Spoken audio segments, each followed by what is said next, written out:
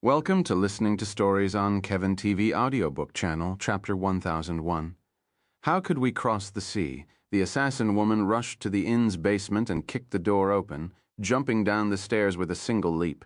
Inside, she found her sister tied up shibari style out and hanging down from the ceiling. "Sister," she rushed in to remove her gag, "he did this to you?"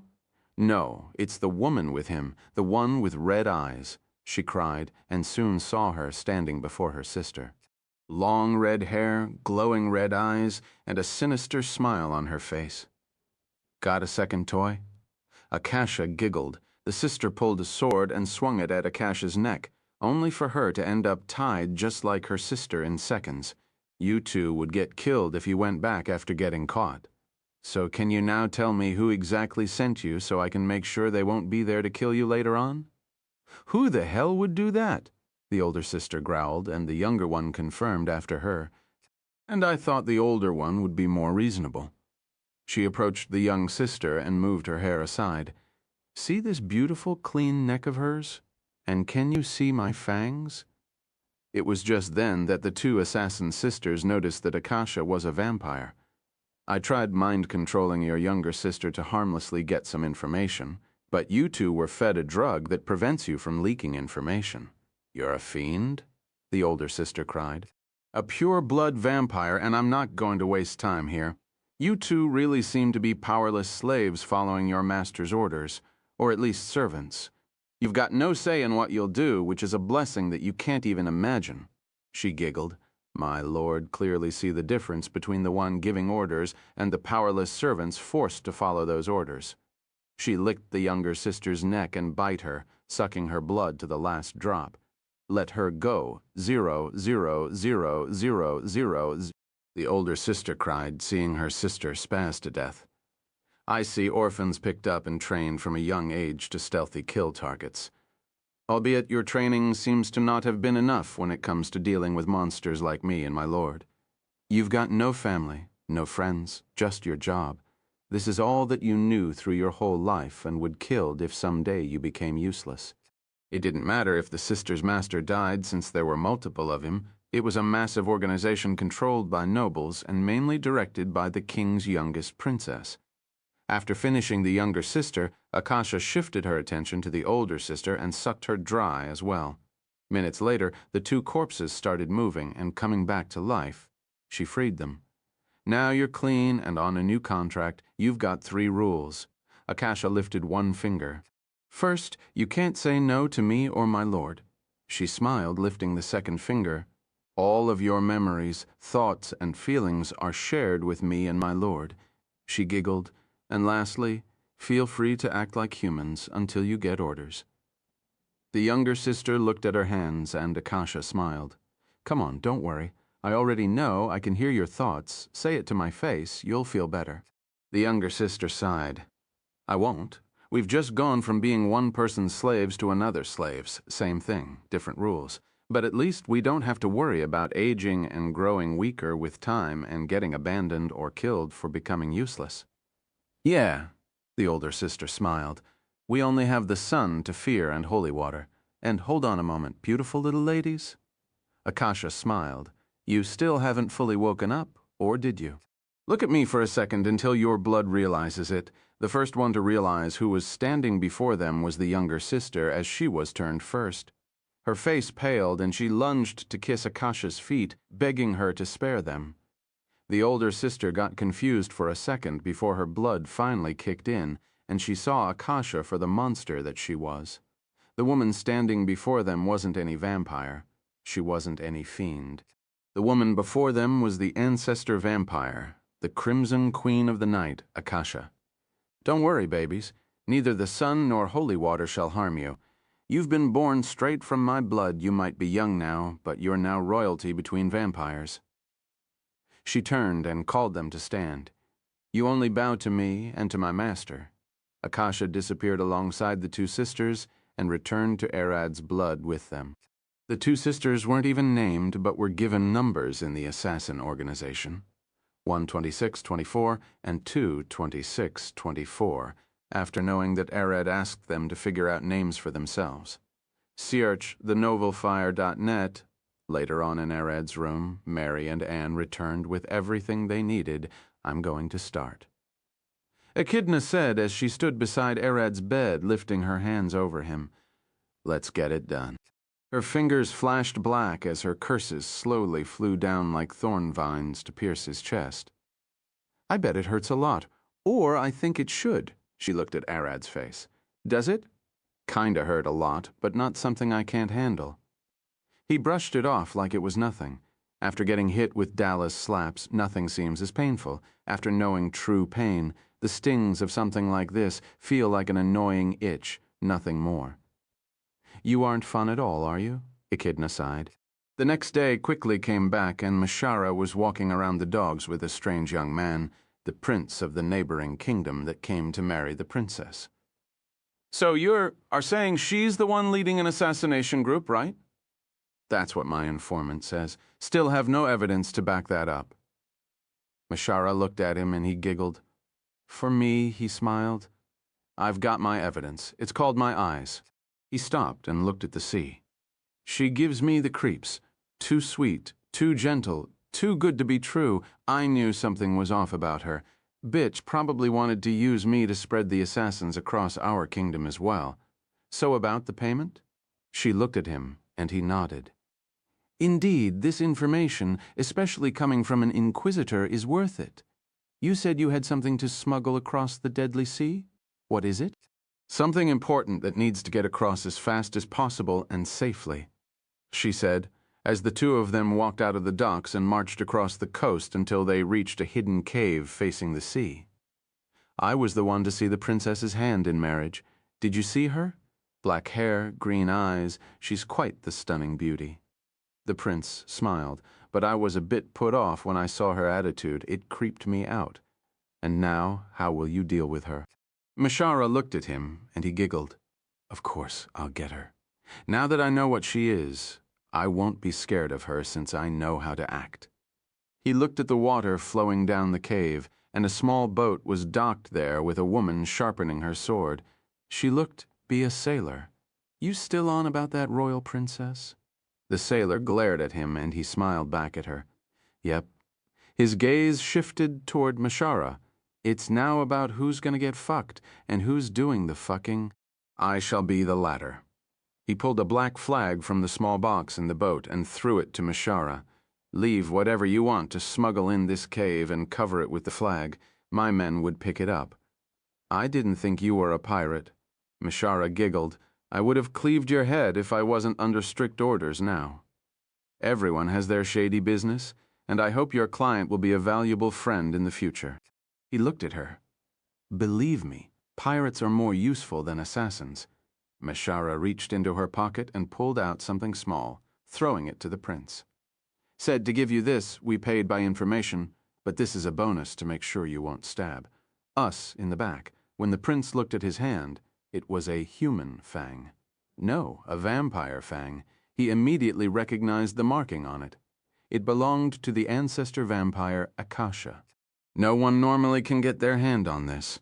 The ancestor vampire would kill them and retrieve it instantly. The fact that the monster isn't here to kill them means she's Mashara's client. Are you fucking serious? He gasped. You're smuggling a coffin. Mashara started walking away. You better not mess this up, or a third person would be doing the fucking Prince Jack. After Mashara left, the prince pulled out a cigarette and started smoking. Shit, Lacey, we got a real one at our hands. You think she is in that coffin? Akasha herself, she mumbled. You bet those fangs don't come out of nowhere. They're worth billions and directly controlled by Akasha.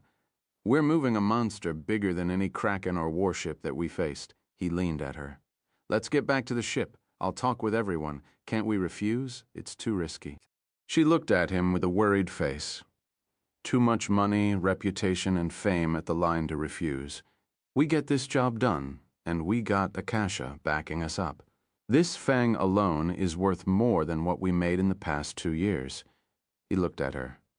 We're getting to the big leagues, Lacey. We're doing it now. He smiled, his hand shaking. Let's go. We got a lot of work to get done. When Echidna did her job and tried to balance Arad's curses, something strange happened. It seems that a normal human body doesn't have what it takes to endure the two curses in the first place. That is why Alcott remained sick for years while Arad, being a dragon, seemed unfazed by them. Alcott's body slowly adapted to the curses through the years of sickness, which gave him the possibility to wield the two curses. But Arad's body now doesn't have the luxury of time, so Echidna had to take a slightly drastic measure. With her curses, his body started going into a rapid metamorphosis to evolve enough to handle the curses. The changes to his human body weren't that big. His body needed to have a vastly superior vascular system with more veins and arteries, thicker and denser bones, larger lungs, more muscles, and an evolved stomach to be able to digest flesh and blood. Echidna used her curses to force Arad's body to evolve by making several binding contracts. For example, as long as he doesn't move for 5 days, that spare energy would grow in his veins. The accumulation of her curses led to Arad being paralyzed, weakened, and fast asleep, and he'll be like that for a whole week as his body evolves. To save time, the girls decided to start heading across the sea with him still asleep. Arad wouldn't want to be indebted to any kingdom right now, so Meshara decided to hire the pirates to smuggle him across the sea while they rowed across the sea with Prince Jack on the royal warship as guests. Since Jack is captain of the pirates, such a thing would be easily arranged. To make sure Arad doesn't get stuck with the prince, Meshara makes sure to use Akasha's reputation to make it seem like neither she nor Jack can control the situation. As she expected, the prince thinks that he, Meshara, and everyone else are nothing more than pawns at Akasha's play table. They either be good pieces and survive, or be bad ones and get eventually killed. When Jack's pirates came to pick up the load, they saw the coffin covered with the black flag deep inside the cave. A black wooden coffin with silver steel reinforcements, a massive golden symbol of Yog on it, and a sentence written with blood and holy water. By orders unknown here rests the primordial abyss. Blood for the Blood Lord. We're really doing it. The pirates carried the coffin with shaking hands and put it on their boat, transporting it all the way back to their main ship. Back in the warship, the girls were sitting inside the ballroom with the other nobles and royal family, enjoying a musical performance. Echidna was sitting beside the window wearing a fancy purple dress, swirling her glass of wine with a large grin on her face. We're really moving up in the world, aren't we? She looked at Meshara. Just don't cause trouble. Meshara sighed. Are you ladies enjoying your time? Jack approached them. I hope you found this place to be at least a bit comfy. It is indeed, Prince Jack. Mary looked at him with a smile. I never expected the inside of a warship to be like this. This warship is made to transport the royal family. If it was made just for war, then it would be like a barrack. His eyes shifted to the side where Anne was sipping her massive glass of juice with a straw. And you, little girl? Enjoying the ride? Never been on a ship before. It feels a bit strange. She looked around. The whole place was swinging with the waves. He looked at Mary. So you took that from her? He asked with a worried face. Couldn't find it. Mary sighed. She's good at hiding them, chapter 1002. Let Yog sort them out. Or that she doesn't have any. Prince Jack patted Anne's head. Little girls like you shouldn't be carrying weapons around. You're way cuter like this.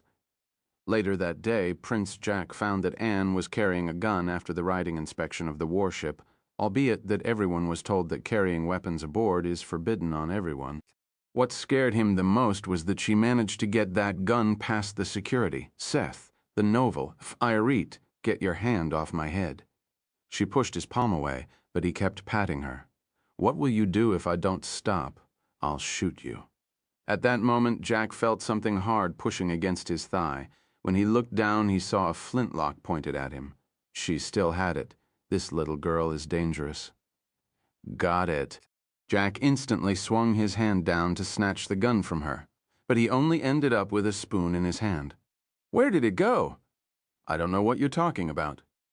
Anne pretended she knew nothing and went back to drinking her juice. Where do you keep it? Jack growled, and she ignored him. Well, he sighed, looking at Mary, keep an eye on her. Things would get more complicated than I can handle if she shoots someone. Things would get more complicated if you harm her. Echidna glared at him. You don't want the honored guest getting mad. Jack was told before that Anne belongs to Akasha, and that is why they are carrying her with them. To him, he couldn't care less what Akasha needed to do with this little girl. All he cared about was getting this mission done without a hitch.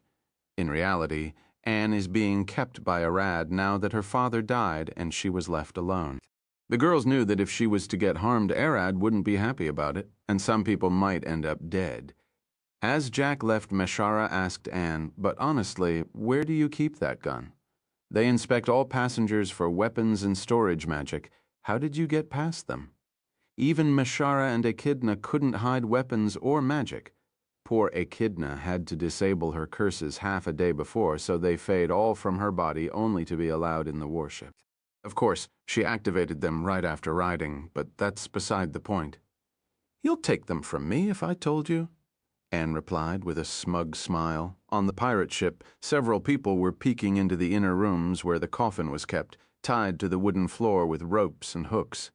I can't even take a nap. Are we really moving her? Yeah, man, the Queen of the Night is asleep inside that coffin. I heard she's as pale as snow and her hair is redder than blood. He giggled, and his friend beside him smacked him in the face. Get that thought out of your head. That's a monster. You'll only be sticking it in a meat grinder. They looked to the side where the other sailors were feeding pigeons. Once we finish this job, we'll get enough money to set us for life. You'll never think of her ever again. One of the pigeons flew to them and landed on the shoulder of one of them, peeking through the hole at the coffin. One of them giggled. See? Even those pigeons are scared of him. He then hushed the pigeon away. You fools, stop feeding them. We'll need that bread, he stood. And you're just baiting them away from land. They'll get tired and fall to the sea before managing to fly back. We already know, one scowled. We're fattening them up. We can scoop them later from the water. He giggled and another one laughed. Or we'll harpoon the fish trying to eat them. As the sailors laughed aboard the ship, one of the pigeons flew to the back of the ship and made its way to the window of the captain's room. As it landed, she could see an old man looking down at a map, mumbling to himself as he tried to figure out the quickest path through the wild tempers of the deadly sea. He has multiple storms, kraken spots, whirlpools, and compassless zones marked with red. Drop it in the sea. A deep voice boomed from the window, and the old man slowly looked back, seeing the pigeon glaring at him. Did you just speak? In the blink of an eye, he lunged forward, thrusting his sword at it. The pigeon caught the blade with its beak, breaking it with ease. Foolish human, the devil you carry upon your ship shouldn't be allowed to exist. The pigeon's voice boomed again. Throw it in the sea, bury it in the depth of the unknown ocean, and it shall not terrorize the world any longer. A brass dragon. Finally, one paid us a visit. Heard your kind like to meddle in the seas a lot. The old man growled. Sorry, but we can't comply. Our hands are tied. We'll get the coffin where it should go. Fight it for all we care afterward. Don't get us mixed in your problems. Foolish human, can't you see it? If the monster gets buried beneath the sea, it won't come after you again. This is the world's golden chance to get rid of her. The pigeon flapped its wings. I can sense it from here, the dark powers of Akasha. She's the one asleep in that coffin. Rid the world of her evil. I'll give you 5 days. It flew away. The old man growled. Should I contact the captain? No, too risky. He's on a warship now. He scratched his head, looking back at the map. That dragon must have seen our course and memorized it. That's how it'll find us 5 days from now. He quickly changed their route. After 1 day, they'll go on a different path, one that is a bit risky, but should allow them to avoid the dragon 5 days from now. 5 days later, the dragon didn't show up. The old man's plan seemed to have worked for the time being, but he knew better not to underestimate a dragon's ability to find people, especially in the open sea. He had the man upon the ship cast several camouflage spells daily and made sure to erase any trail they might leave, whether it was magic or waste thrown into the sea. The warship seems to be about to land, which means they should be able to deliver Arad tomorrow. While most trips across the sea can take years, the pirates and military war generals have both studied the sea for generations and know it like the palm of their hands. Some thunderstorms in the sea keep raging for years and block the path of all ships. The compassless zones can keep a ship sailing in the same place for months before they find out. It's now expected to have at least 1 or 2 disasters like those in each trip, which cause normal trips to take a lot of time. To the military, it's best if only they could effectively sail the sea, so that's why normal ships were never allowed the necessary information to sail the dangerous sea. I even gave you 1 extra day. The pigeon was sitting in the window, glaring back at the old man. You? How did you find us? The old man growled. I never left. I remained on the ship as a barnacle on its bottom. We're above a nice deep crack on the bottom of the sea. Drop her here, and she'll never come back out. The pigeon glared at the old man. This is my last warning, pirates. Never. Why don't you go drop her then? You know she'll kill anyone who approaches the coffin. The old man smiled. I know you brass dragons would kill us pirates without batting an eye. You would have sunk this ship whole if you didn't fear her, do you? So you want me to gamble on it? Will she wake up or not? The pigeon giggled. Unlike you petty thieves, I gave you a nice chance to redeem yourselves. And now I shall prove to you that I'm not as spineless as you fools. The pigeon flew out and reached the sky. The old man jumped out to the deck and screamed, Everyone, get out of the ship! Escape immediately! He yelled at the top of his lungs. The pigeon flew into the sky, its body expanding and its feathers falling off. Massive claws, scales, and lightning crackled from it as it shifted into a massive brass dragon that was almost twice as big as the ship itself. Everyone in the pirate ship paled, and those who were all the way in the warship could spot the dragon emerging, engulfed with roaring thunder. What's that? The king cried, and Jack growled. He knew that was the direction his pirate ship was supposed to be in. The ship should be camouflaged with magic, but he was certain the dragon must be targeting it. Shit, this is bad.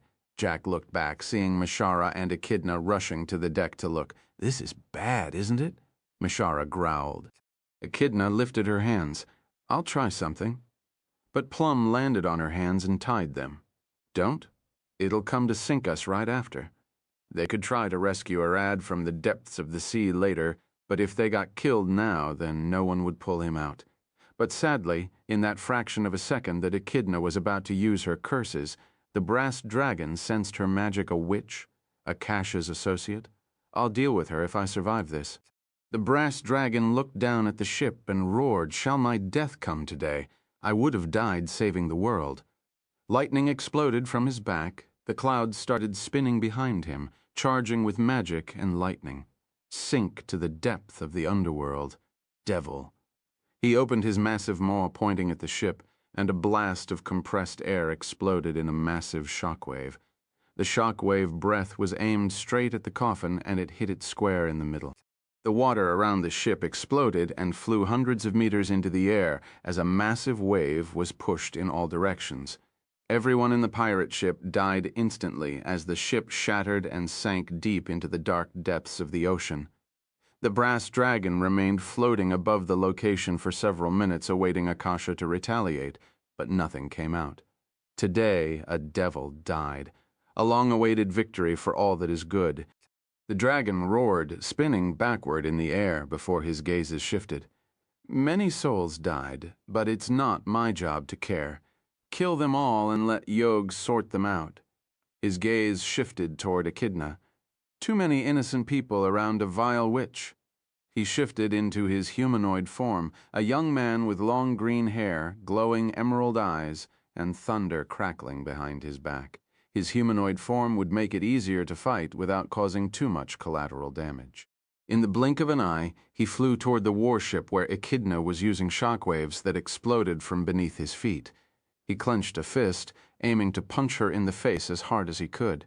One swift hit, and no one besides the witch shall be harmed, as he was just a few meters away from the warship. No one had yet managed to reach him, thanks to his speed. For a moment he thought it would be a quick kill, but at that moment he noticed something strange. A little girl pointed a rifle at him.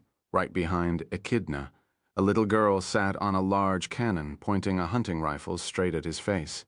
How bang! Anne fired one shot, hitting him straight in the left eye, chapter 133, which is better. The bullet bounced off the nictitating membrane of the dragon's left eye, barely scratching it. Even so, it felt just as painful and annoying as when a mosquito found its way into the eye of a fast-riding human. That flinch and the sting was enough for him to change his target instinctively. With a swift jump, he flew past Echidna, swinging his fist at Anne. "Are you even human?" He couldn't believe that a little human girl managed to snipe his eyes, and with a shitty-looking rifle, no less. At that moment, Meshara jumped in, punching the dragon's wrist with all her might. She pushed the punch away from Anne, but that had cost her her knuckles. Punching the dragon barehanded felt like punching solid steel, no solid brass.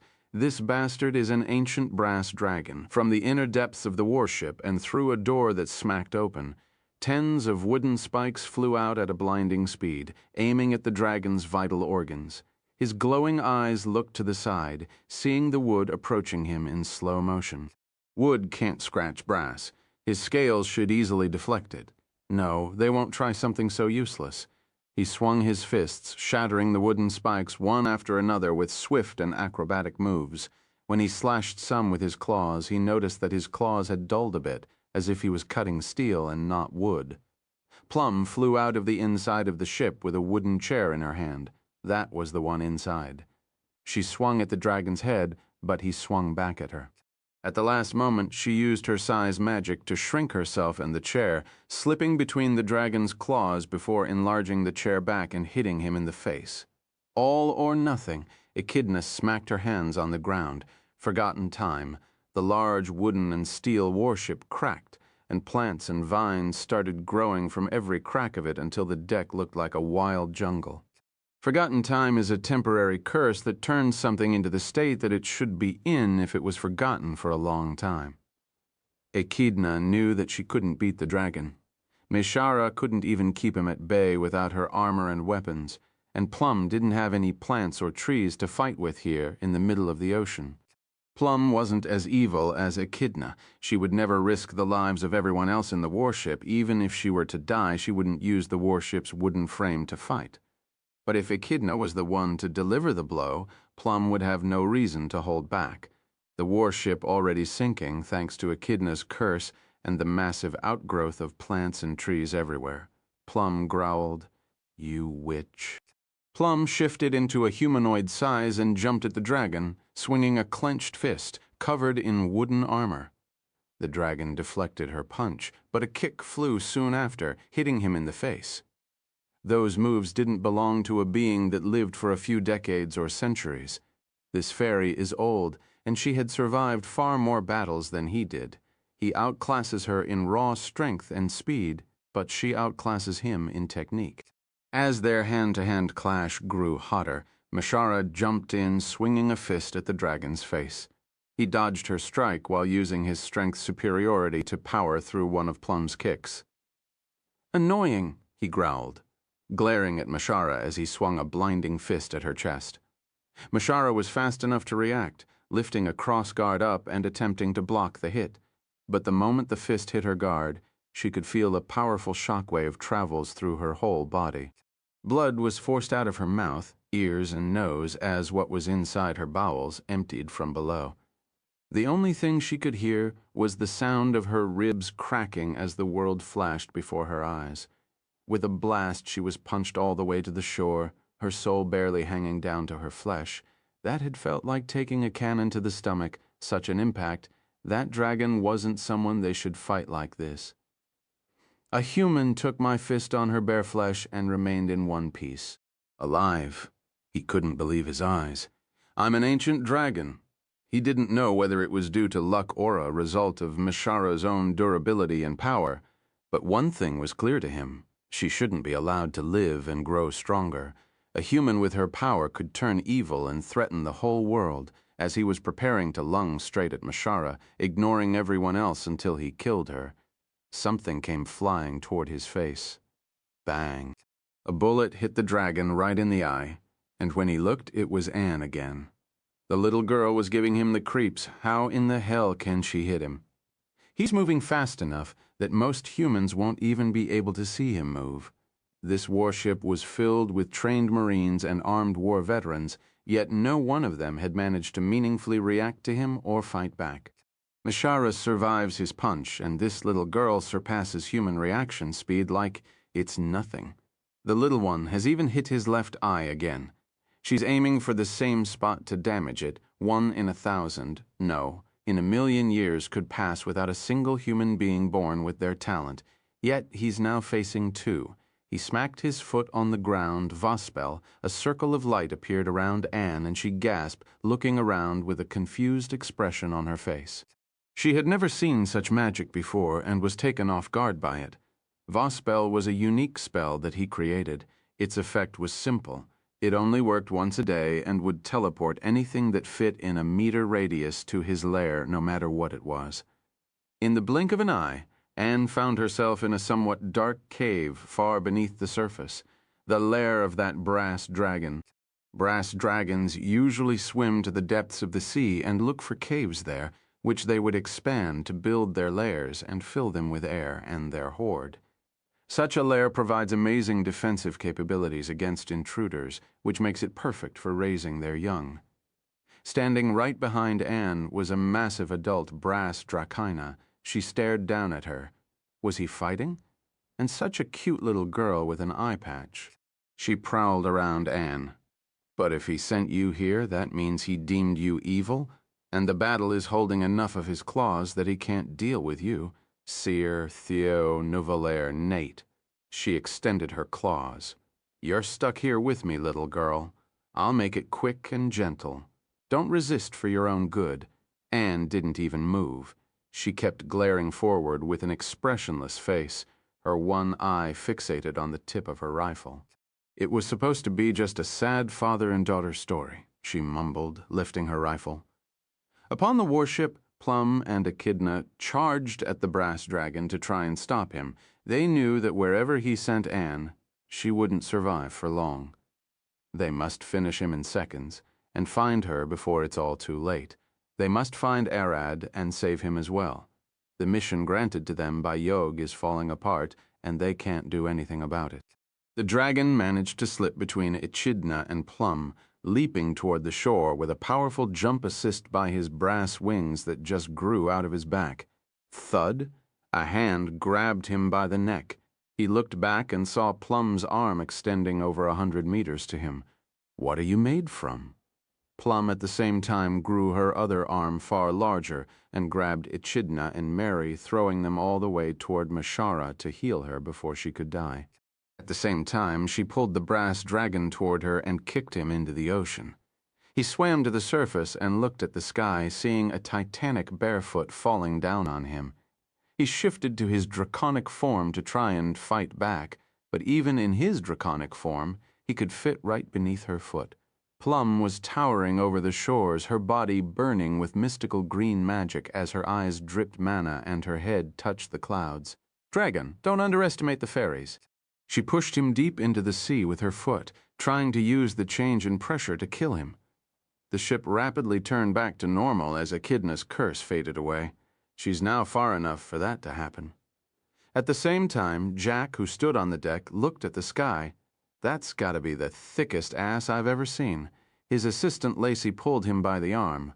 That's an illusion. Mines are bigger. Now come with me to steer the damned ship. Literal mountains, he mumbled, as Lacey dragged him to the captain's quarter where they started steering the ship backward to avoid the ongoing battle. Lacey looked around, and the ship's captain was busy running around trying to get the terrified soldiers back in order.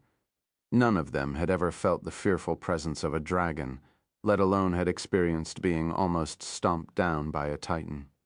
Move! Move! The captain shook 2 of his assistants, the ones responsible for operating the ship's engine. We can only move with the first gear. Go, shift it to the 5th before she steps on us. Is that a bad thing?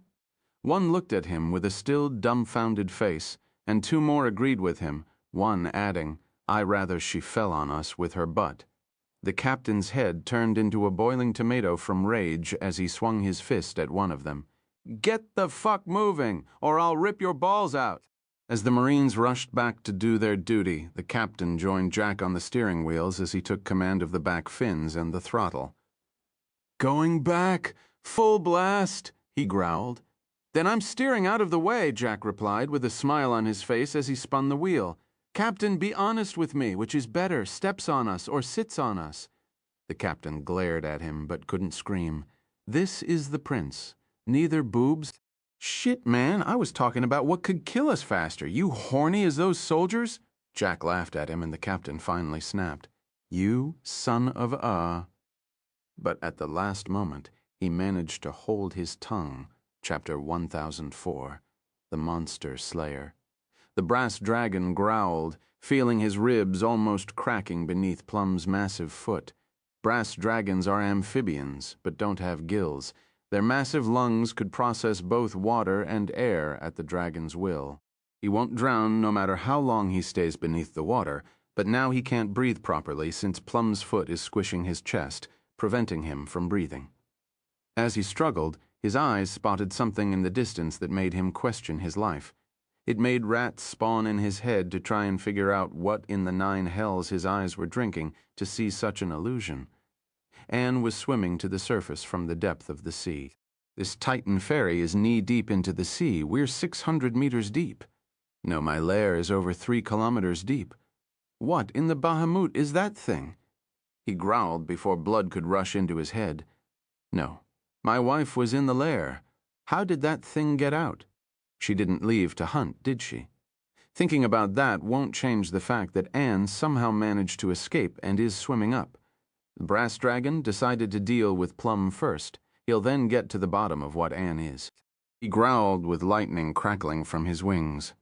The electric discharge shocked Plum's legs so she couldn't keep pushing down on him, evaporating the air around him at the same time to allow him to flap his wings once. With a brilliant flash of light from deep beneath the sapphire sea, a massive explosion burst out, and the brass dragon flew out like a bullet, ramming Plum's stomach with his head as hard as he could. She growled, swinging her fist and punching him to the shore. She coughed a sea of blood as her body shrunk down. For a moment there, the dragon had hoped his electric discharge would have hit Anne and killed her, but she seems to have been just a bit far away. As the dragon coughed blood on the shore, her hand finally landed on the wooden ladder built on the side of the ship. She barely managed to pull her head out of the water, gasping for air as she coughed several mouthfuls of water out of her lungs. See the oval fire. Yet, Anne reached up with her shaking hands, slowly but surely climbing the ladder as fast as she could. This wasn't the first time she stood at death's door, and it won't be the last. She knew it. No one could help or save her. They couldn't even save themselves. So what power did they have over others? Meshara, the blade of justice, had failed to measure up to the dragon's arrogant justice. Echidna's curses are just that, curses, not allies. They give as much as they take, rendering their power meaningless, just like how the existence of a witch that helps and kills people at the same time is meaningless. Mary had the power to heal and save lives, but that power isn't hers. It doesn't even belong to the being she currently prays to. She's as powerless as everyone else, being through across the battle at others' will. Plum, the rampaging wrath of nature, the chaotic power that drives nature forward, even she can't stand the pure and unfiltered violence of the dragons. Those worms were born to dominate all life, to stand at the peak of all natural orders. The lands shift by their presence, so how could nature stand against them? Anne climbed on board the warship and rushed toward the artillery range to mount the largest of its cannons. The captain of the ship spotted her and rushed to stop. "Brat, stop! Get away from that cannon. It's dangerous." He grabbed her by the arm and pulled her back. "Let me go. I'll shoot him in the head. Even if he doesn't die, it'll give Plum and Echidna a chance to finish him off." She cried, but couldn't resist his power. He was far larger and stronger than her. "You don't know anything. You'll just set him on us. He'll come here and kill everyone," he shouted at her. Anne's expression immediately changed. "So this is why none of you did anything while I wasn't here? Cowards." Bang. She popped his head off with a single shot from her flintlock. Jack, who was watching from the command room, saw them. His eyes opened wide. That gun, he saw it. The gun appeared out of nowhere the moment Anne started moving her hand to shoot the commander. It was storage magic, after all. No, we would have detected it. It's something far more complicated, a magic that gives her weapons. Teleport magic, summoning magic. No matter how much Jack thought about it, he wasn't a wizard, so he couldn't guess more than a handful of common spells. He was sure that the experts who inspected everyone knew better than him and would have caught anything he might think of. Even now that he saw it, whatever Anne is doing still remains far above his understanding. Anne grabbed the massive cannon and pulled the levers at its side, activating the mechanism that turned it and aimed at the dragon's head. The moment she got him locked on, she fired the cannon with a scream. The large cannon shell flew at blinding speed, enchanted by the magic the army weaves into all of its shells to fight other ships. Unlike normal guns, those cannons are designed to have extended range, pierce steel, and explode with brilliant fire. Brass won't stop it.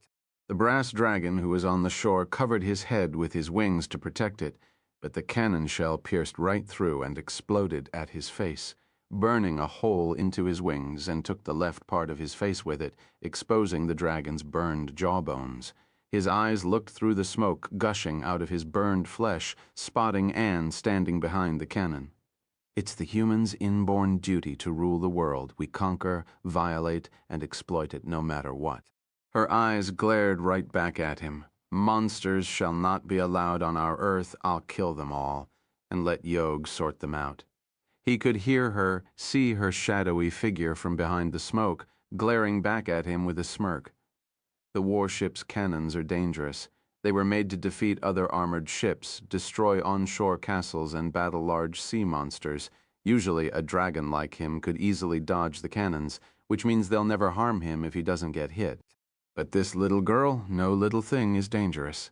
She was already a threat with a mundane rifle, but with a warship, she's an existence that he must eliminate first. Throwing my words back at me? Fine, I too know how to black with backhands. I'll get to my wife after I crush your bones. He firmly believed that his wife must have been out or something. He stood on his hind legs and opened his mouth. Seeing that motion, Anne jumped out of the cannon and ducked on the deck. There's only one thing that'll come out of a dragon's open maw, and that is his breath weapon. Unlike most dragons, brass dragons have two breath weapons. A lightning breath weapon and an air breath weapon that takes the form of an explosive cone of compressed air. They usually use their air breath weapon to fill their lairs, which they did beneath the sea, with air to breathe. They later use the lightning to break water into oxygen, which they use to top up the air in their lair, and hydrogen, which they use to lay traps to kill intruders. Grow 0000000. Clap! The brass dragon suddenly sucked air with a blast, pulling everything from the warship's direction. He could use his air breath in reverse. Anne and everything on the ship's deck, which wasn't nailed down, flew toward the dragon's maw as the shockwave washed over them, blasting them toward him. It wasn't like a vacuum cleaner. It was like when a spaceship's door breaks, everything gets sucked into it in the blink of an eye. You underestimate dragons, you underestimate me, human brat, he thought. Call me a monster all you want. I saw the peerless evil and I killed it. You stood in my way, and I shall kill you as well. Your feelings are worth less than the dirt you walk upon. As Anne was just a few meters away from the dragon's maw, Echidna landed on his head, smacking her palms on his forehead. For a second, he went blind. At that moment, Plum jumped in, enlarging herself just barely enough to force the dragon's maw closed in her hand, and with a single leap, the still-bloodied Mashara jumped over 5 meters into the air from Plum's back and caught Anne, falling with her on the wet sand of the shore. Mary rushed toward Mashara and Anne to heal them, but the situation had just turned from bad to worse. Mashara wasn't fully healed yet, but she still took the fall for Anne, which broke her legs even though they landed on the sand. Anne wasn't fine either. The shock wave and sudden pull of the dragon's breath had left her barely conscious with most of her organs. Scrambled, lightning crackled from the dragon's back, shocking both Plum and Echidna. The two fell to the ground, and he leaped forward, smacking Mary and Mishara away as he stood over Anne, glaring down at her, growling. "So," Anne mumbled. "Here my life ends." She stared at him with a smile, satisfied. Just as he was about to bite her down, he stopped. The sea had turned bright red. A mast slowly peeked up from the still water beneath the sun. Chapter 1005. Born Anew. The dragon froze as the ship he destroyed slowly emerged out of the silent sea. The countless cracks on it pulsed with a burning red magic like a beating heart. The sea turned red and the sun burst into a crimson flare. With his powerful eyesight, the dragon could see him, a large man standing on the bowsprit's tip, looking toward the shore with a passive face and burning red eyes. Ding, dong, ding, dong, ding, dong, ding, dong, a ding, dong, a man stood atop the crow's nest, ringing the ship's bell with a large smile on his face. All the sailors stood on the deck, some of them climbing the nets and mast while chanting. A man? Wasn't Akasha a woman? The dragon looked confused for a second. He was certain that the man standing on the bowsprit was a vampire, as was everyone else on the ship. But something was off about that man. His power as a vampire far outclassed everyone else, and it had a strange hint on it, a wild smell, wet fur, a werewolf. Arad jumped from the bowsprit, gracefully floating toward the water. The moment his foot touched the water, he blasted forward, running on all four. There was no magic. Just the raw power and agility of his lycanthropic blood had allowed him to run on water. The dragon pulled a large crystal from his magic pocket and crushed it in his claw, fully healing all of his wounds and restoring his magic and stamina. He had a whole week to prepare for a potential fight with Akasha. Of course, he's brought some powerful healing items. With now back at full power, the dragon pointed his claw toward Arad and shouted, "Die, evil!" Lightning crackled from his wings and into his claws, pulling water from the sea, breaking it down into oxygen and hydrogen, and then releasing everything toward Arad in a beam of rampaging blue inferno. It was at that moment that the girls realized that the dragon wasn't taking them seriously at all. He was just trying to kill them without wasting any resources or pushing himself too far. He could have blasted them alongside the whole warship if he wanted from the start. But Arad didn't even bother dodging. In fact, he rushed straight through the stream of fire like a stone through a water stream, splashing the flames everywhere. Seeing that Arad was charging at him like that, the dragon stopped his spell and swung his claw forward, aiming to smack Arad back to the ship he came from. No matter how powerful he gets, the weight difference is still going to favor the dragon, and Arad would be blown away. The moment the dragon's claw was about to hit Arad, Arad's body burst into a swarm of bats that flew all around the dragon, spreading into the city right on the shore. The beach was about 150 meters wide of pure golden sand, and after it was the coastal city of Nepalan. The port was around half a kilometer to the right, and it's where the warship was supposed to dock. Running into the populated city? I should have expected such shamelessness from. The dragon roared as he glared back to the city, but he soon went silent as a massive tentacle wrapped around his neck and body. He looked back in surprise, seeing a massive brown vampire kraken dragging him into the depths of the sea. The bastard! He turned a monster into a vampire? The dragon growled as he was getting dragged back. But he didn't just sit and take it. His massive jaw was enough to rip the kraken's soft tentacles apart. It was useless against a kraken with vampire-level regeneration. The tentacles would grow back faster than a hydra's head regeneration. Realizing that cutting the tentacles wouldn't help, the dragon had no other option than wasting his precious mana on a lightning discharge to knock the vampire kraken down. But before he could cast it, a massive maw lunged at him from the sea, biting him from the side. The dragon coughed blood, looking aside to see a massive megalodon dragging him back. And a vampire megalodon was he feeding down there? Inside the largest church in the city, the father was praying beneath Yog's altar with all the nuns and priests praying behind him. With a dragon rampaging at their shore, nothing could save them besides Yog's mercy. All the hunters and soldiers present in the city had refused to go fight the dragon, saying it was a suicide mission and that they should evacuate the city instead. Who can blame them?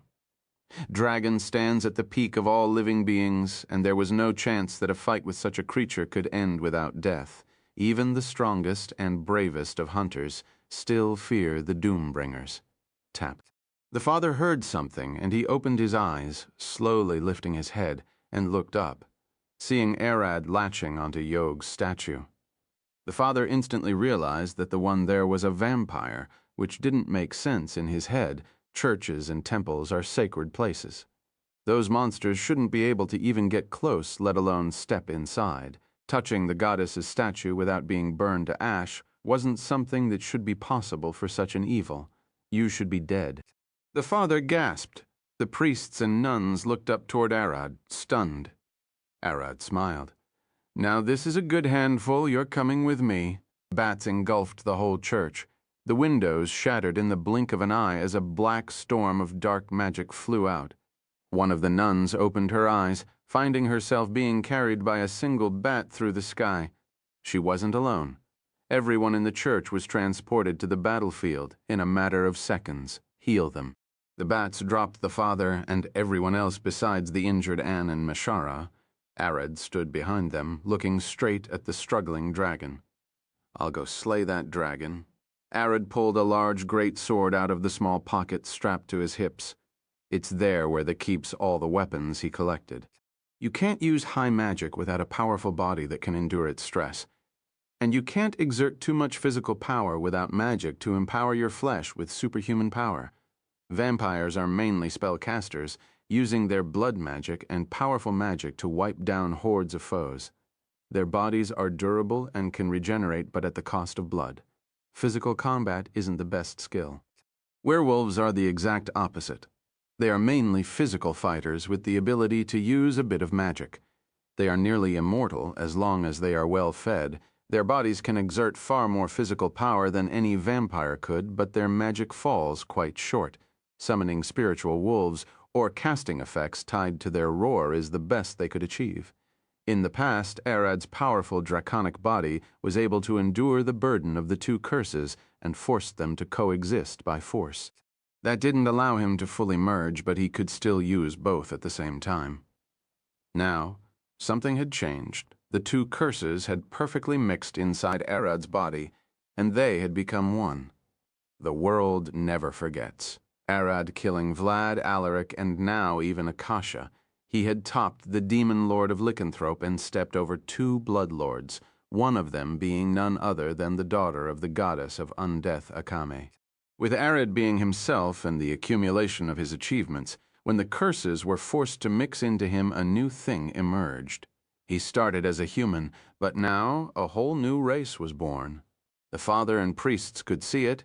Arad had turned into something new, something beyond vampires and werewolves, and that is why he didn't get burned inside the church. They were half wrong. Yog didn't wish to burn him, but even if she didn't do anything, he wouldn't have.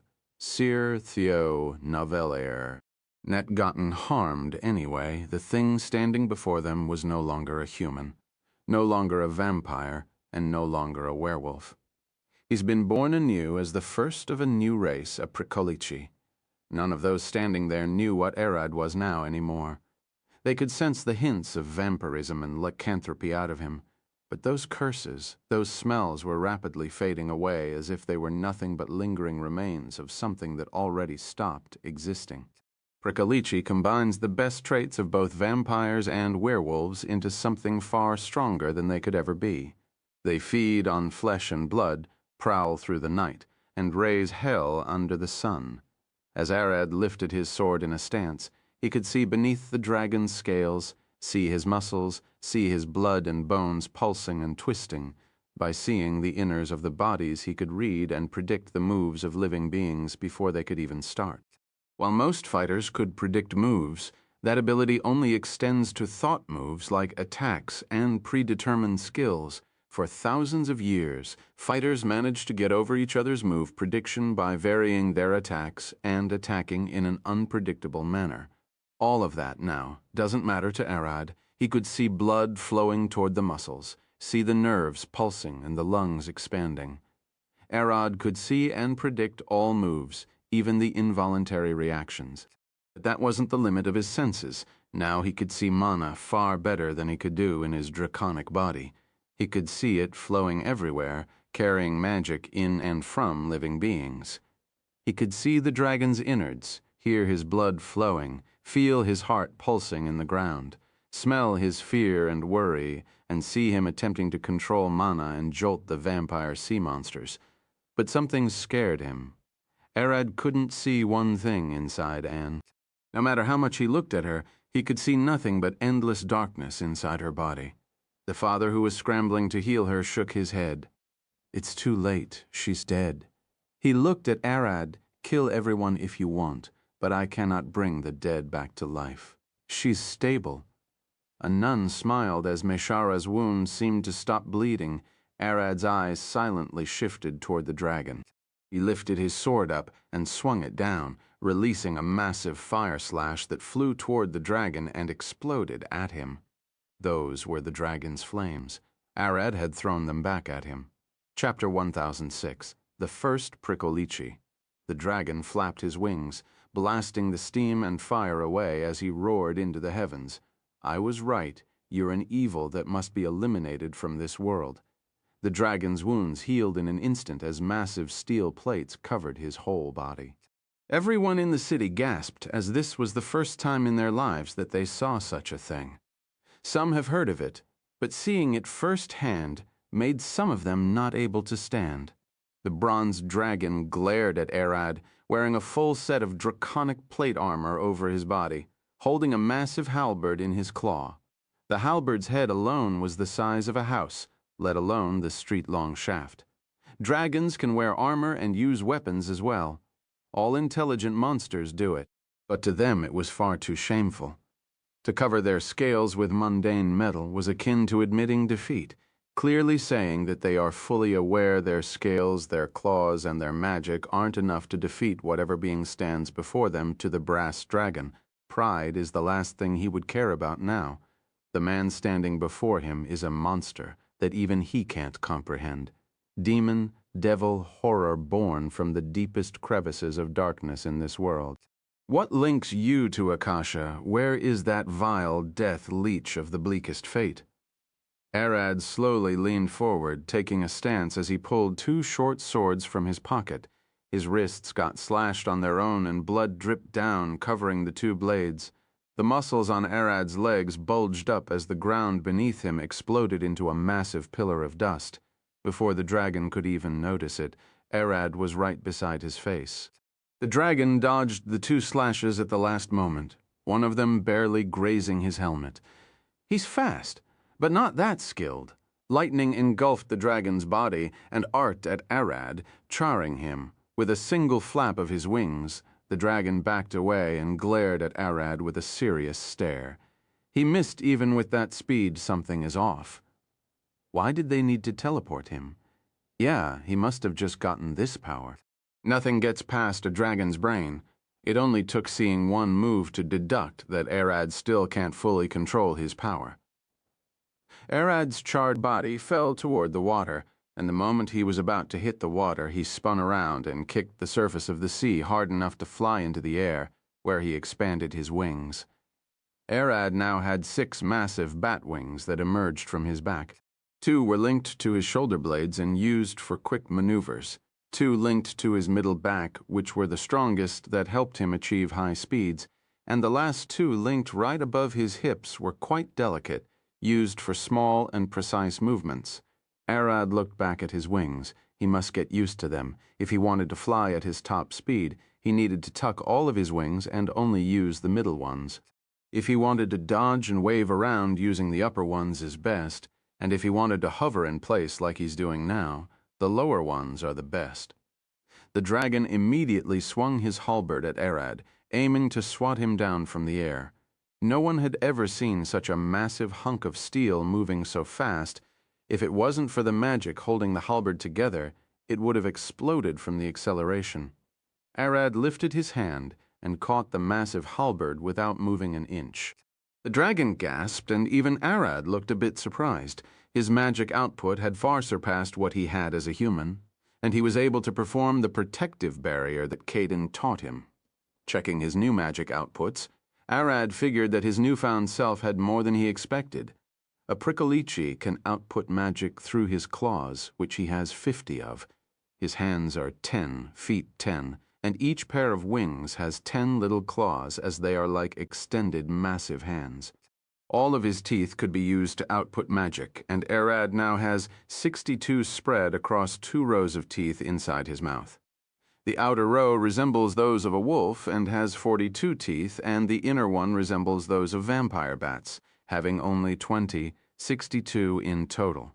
But that wasn't the end of it. His massive wings acted like magnifiers for magic. Anything that he cast gets reflected and amplified by them, especially spells he cast using the claws on his wings.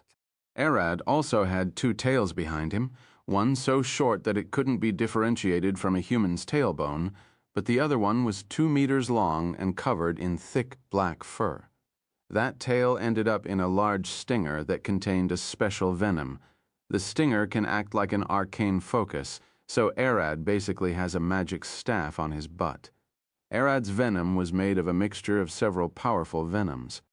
A paralyzing venom that attacks the nerves, a venom that prevents blood from clotting, and a venom that arouses the target, causing their heart rate to shoot up so they bleed to death, and the last one is an anesthetic that dulls the pain. The venom is secreted through Arad's stinger, his saliva, blood, tears, and sweat. He can consciously lace all of his bodily fluids with venom if he wants to, and not just that, he could also control the dosage of each active agent. With enough practice, he could, for example, only use the paralyzing venom. The most scary part about Arad's venom is that his sweat evaporates rapidly and carries it, which means he's a walking deadly gas vent. His claws don't have venom, but his palms can sweat venom. The best way to arm his claws is to lick them before battle, which gets us to his tongue. Arad's tongue had become over 1/2 meter long, 2 feet, and had turned into a deadly weapon. Like big cats, the upper part of his tongue is filled with sharp, tiny blades that are used to clean the flesh off the bones to get the best of his meals. But the tongue is also hollow on the inside and can act like a straw or a needle. With it, he can either inject others with venom directly or suck their blood like a mosquito, while his tongue looks like a normal tongue when not in use. His eyes aren't the same and will never be the same again. Instead of a single black dot pupil, Arad's pupil had taken the shape of a plus sign with several sensors inside that allowed his extreme vision to function. His eyes were blood red and covered with a transparent membrane hard enough to stop bullets. He could use his eyes to cast magic, but that would require him to pull the protective membrane back. Arad's ears were quite different now, as instead of just 2, he had 4. The normal pair on his head and 2 on his sides just beneath the rib cage, which took the form of gill-like cuts. With those 4 ears, Arad could hear far better than any bat, and echolocation is second nature to him. Even where he floats, he could hear some people in the city talking. Lastly, his nose looked like a normal human nose, but the inside extended far deeper into the skull and even down to the throat, giving more space to the sensory organs, which in turn gave Arad a horrifying sense of smell. He could even tell that some parts of the ocean surface beneath him had different salt levels just from the smell. But this wasn't the limit of Arad's senses. All the hair on his body acted like a cat's whiskers, sensing every little movement in the air. It's taking Arad a few moments to fully adjust to his new senses and speed, but he's getting close. He released the halberd and the dragon flew back, glaring at him. "What kind of Search the Novel fire-et monster are you? What did you do to Akasha?" "I ate her." Arad replied, lifting his hands. "Ate her? Do you know? What are you saying?" The dragon couldn't believe his ears. He knew that Yog brought Akasha with her. No way such a being could be defeated in a direct fight, and that is what made him decide to bury her beneath the sea. But Arad couldn't care less about what the dragon thinks. He instantly flapped his middle wings and flew at him. Swinging one of the swords, the dragon tried to block, but Arad tucked his middle wings and flapped the upper ones, dodging the massive halberd as if he were a fly and landing a solid slash on the dragon's elbow. Since the blade was too small, it went in the gave between the armor plates and delivered a direct cut to the veins passing in the part of the arm. Arad could see other creatures' blood flow. To him the dragon looked like a massive flesh, dragon with exposed veins that he could target with ease, and since his sword was covered with venomous blood, the dragon instantly felt a sharp drop in his senses and his wings felt weaker. The larger the creature, the higher dosage that Arad would need to use. Since this was his first time using his venom, he had missed the dosage and didn't give enough. I see I have a limit on concentration, so I can't drop a dragon while using all of the active agents at once. To get a stronger venom, Arad could limit himself to one agent and make it as concentrated as possible. Chapter 107.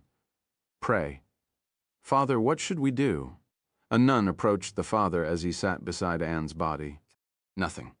It's in Yog's hand now. Poor lass bled into her belly and died in seconds. She was already gone when we arrived. He looked at her, sneak around the back, warn everyone. That demon will kill the dragon first for his bloody revenge and then lump us with him. Can't you use resurrection magic? The nun asked. She knew that evacuating the whole city was impossible. There was no way everyone would be able to run away from Arad. He'd hunt them down in minutes. Not here, we must be in the church, and even so, this whole place is now blood-soaked with death and filth. Her body is already damaged, especially the brain. He shook his head.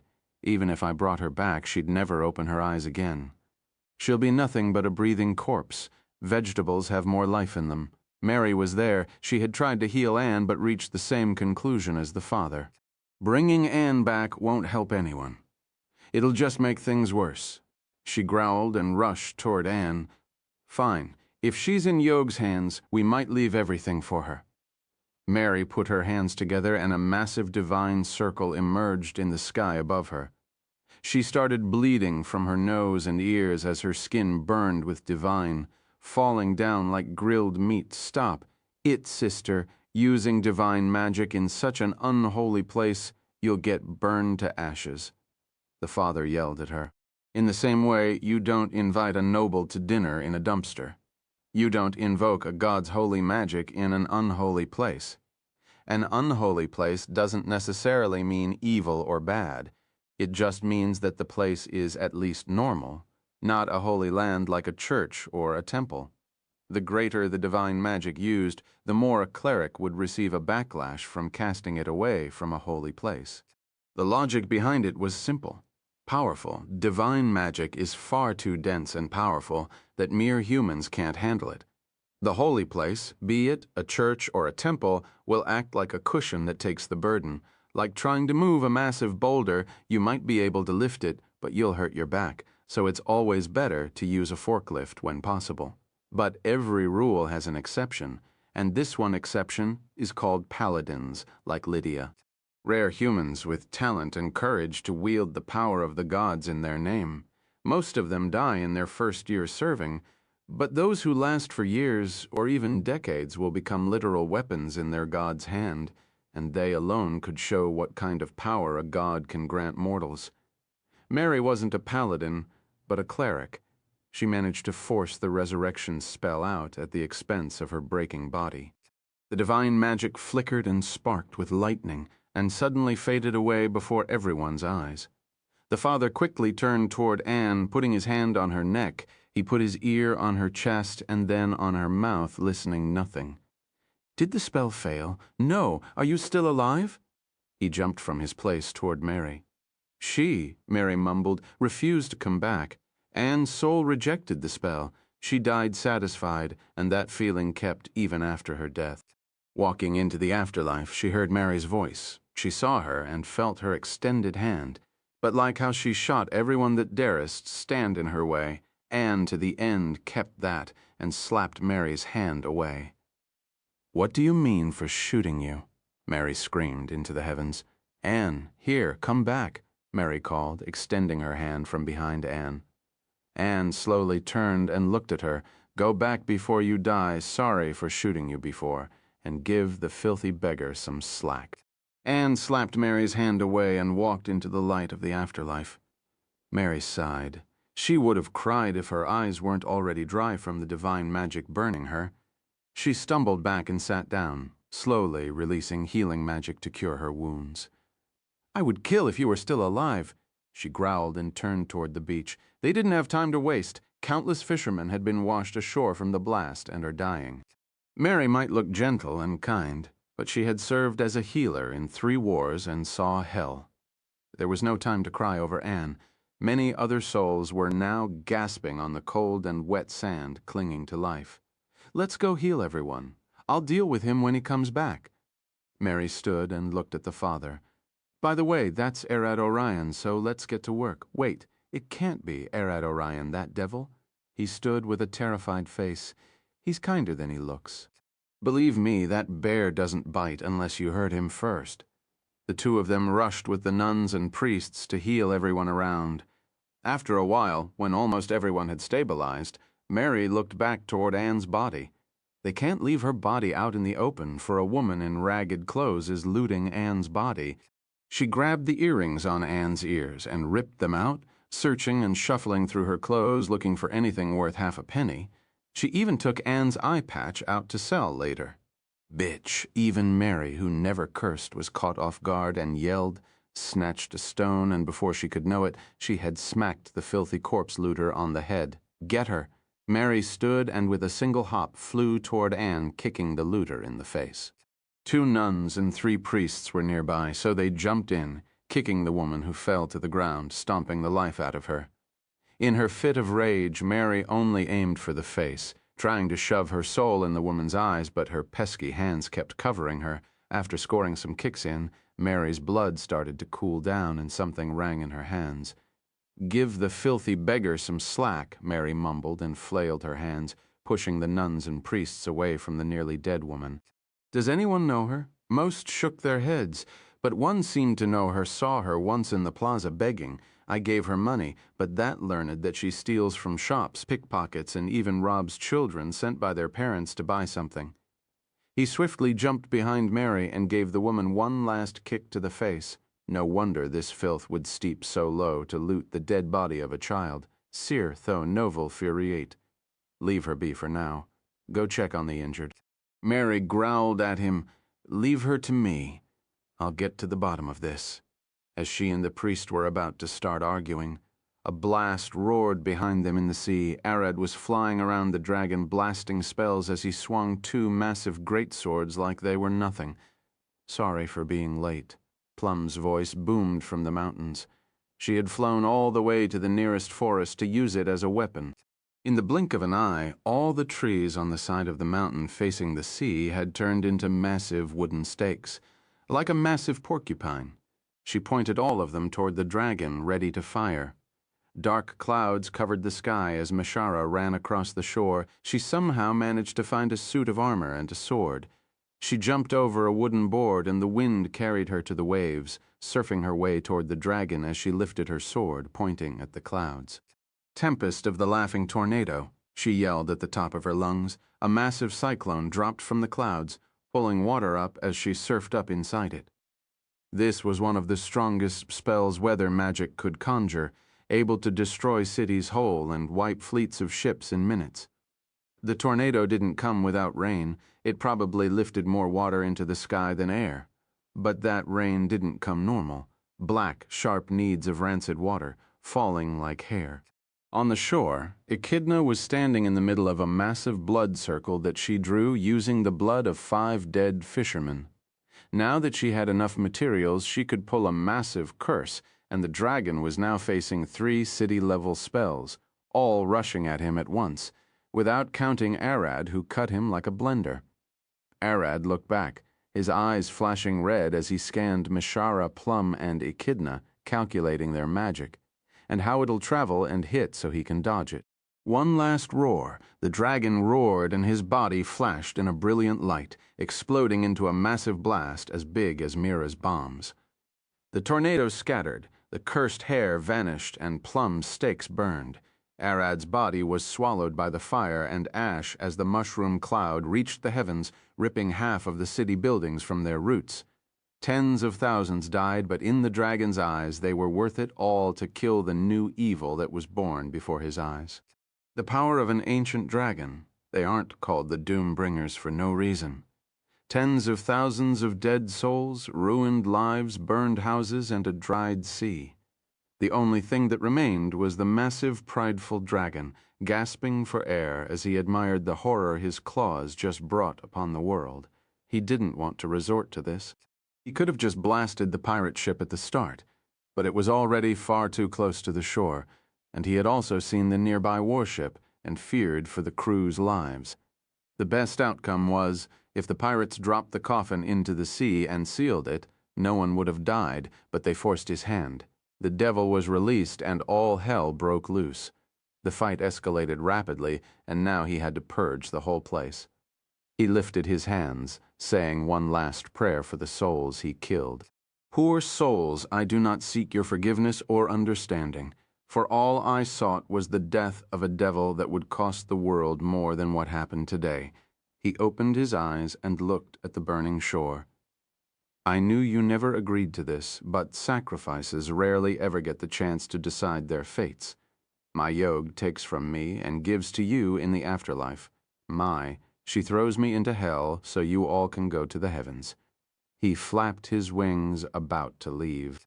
The dragon stopped, his eyes looking closer at the shore. A massive piece of charcoal emerged from beneath the ash. It crumbled down, and Arod appeared standing there with Mary, Echidna, the father, and all the church people behind his back, unharmed. Plum hid behind the mountain so she was safe. That little fairy protected you all with her wood? And even the devil, he growled. All of the sacrifices were in vain. Echidna, who was behind Arad, looked at his massive back with a scared face. No, that's not it. Plum was in the mountain. We were outside her range. She looked around. I was far away. Mashara was in the sea. How did we end up here? Black tar started seeping from Arad's left arm as lightning and a violent gust of wind howled from his right arm. He disappeared and appeared right in front of the dragon's eyes, glaring back at him with bloodshot eyes. Pray. Chapter 1008, The Afterlife and Punishment. The dragon stared back at Arad's burning red eyes and roared. A silver stake emerged right from his mouth, piercing Arad's heart. Without wasting a second, the dragon immediately followed with a full-power lightning breath, putting all his remaining energy to ensure he evaporated Arad's whole body. Ha ha ha ha ha! That silver stake had been prepared for 100 years to slay Akasha. I don't know how you did it, but you have her powers, which also means her weakness. Go back to Yogh and regret your deeds in hell. Gah. His face twisted as he stopped laughing. Arad's body appeared after the lightning cleared. He was standing unharmed with the stake still wedged in his heart. Arad slowly reached up and pulled the stake out, putting it in his pocket to sell later. Silver is expensive. Sorry, but I seem to have two hearts now. He lifted his arms. A cursed black flame roared from his left arm, while divine lightning thundered from his right arm. Arad's body started growing larger and larger until he looked like a titan holding the heavens above the dragon's head, glaring down at him with a smile. Echidna gasped. Those curses Wen know. He painted my nails. Arad was using her curses, and she could tell how he did it. She didn't teach him a thing. But she quickly realized that Arad's skills with curses were already high. His human body was the only thing holding him back. That's my weather magic, Mashara cried, terrified and amazed. It took her 10 years of study and even more battle experience to use that magic well, and Arad had now pulled it out of nowhere. He was watching and learning. Echidna growled. Now that I'm thinking about it, how could he read a book once and learn everything in it? His learning speed is abnormal. Plum, who was in the mountain, had also noticed that Arad was the one who protected everyone earlier with plant magic, and he had now made himself bigger with size magic. She did use it a lot before him, but size magic is supposed to be something that only fairies can cast. Humans replicated it through spells. But those were extremely hard to learn. Is he some kind of ancient deity? Mary looked up, But she could see Arad towering over the clouds, his muscular body glowing with magic as if it was sculpted from marble. Yog had asked her to worship Arad, and now he was looking more and more like a god, a being far above mortals and one that they could only look up to. He looks so beautiful. Arad clenched his fists together, mixing the cursed black flame and the divine lightning into a single black and white crackle of magic. Yog isn't stupid enough to curse hell with me? Arad swung his fists down and crushed the dragon down like a bear crushing a tiny bird, splattering him all over the sea floor. The massive waves exploding back were stopped by a massive wall of trees that Arad forced to grow from the seaweed on the shore. I do not have the right to tell the people of this world how to live their lives, but this was for the murder of the pirates, the fish, the fishermen, the soldiers, the injured, the scared, the destroyed homes and lives. Arad's voice boomed across the sky. Everyone in the kingdom behind him could hear his words. Justice and righteous deeds are arbitrary, even if your actions were justified. You died today for killing my daughter Anne. How am I going to face her father now? Seer the Nouvelier.net, Arad slowly shrunk back to his normal size and landed on the shore before Mary and the others. Time to clean everything up. That dragon caused us enough trouble. The dragon opened his eyes standing alone in a massive marble hallway. He looked down, finding himself in his humanoid form wearing a white robe. The marble hallway was decorated with golden sculptures of great wizards and magicians. Paintings of many of them lined the walls with their names and dates of birth and death marked down to the second. "Where am I?" he mumbled, trying to shift into his draconic form, but he couldn't. At that moment he heard a door open behind him. He had just looked back, and there shouldn't be any door behind him. Who's there? He looked back and saw a steel maid looking at him. "You can't use magic here, and you can't shift either. You won't fit inside. Who are you?" Number 998-5287-289-7654-8523, a steel assistant of Yog. You're dead, and she'll see you soon for your counting. The counting, so I was killed. He looked down with a sad face. I'll probably end up in hell now, is that right? He looked at the maid. I don't know. It's not my job to know. My job is to walk out of that door, tell you that you're dead, and await your counting, and that's over for me. Her eyes turned off and her body disappeared. The counting assistance of Yog 1 is made for each living being. Their entire existence reason is to tell that person that they are dead, after which the assistant gets disabled and recycled into another assistant. Mortal life seems short but appears limitless when compared to the counting assistants. Number 998-5287-289-7654-8523 only lived for those few seconds, the dragon smiled. So this is so no one asks Yog to allow them to live longer and do better. Once your life is over, it's over. Whether you go to heaven or hell, it's already over, and now it's the time you hear of the result of your life, as he mumbled. The door behind where number 998-5287-289-7654-8523 stood appeared, and a voice called, Enter. When he walked into the room, he could see her Yog sitting cross-legged on her large wooden desk, staring at him with an amused face. Sit. She waved her hand and a wooden chair appeared for him. He took a seat. Volnius Faljon Rovanhim, son of Galinia Pleandrona and Rudilian Faljon Rovanhim.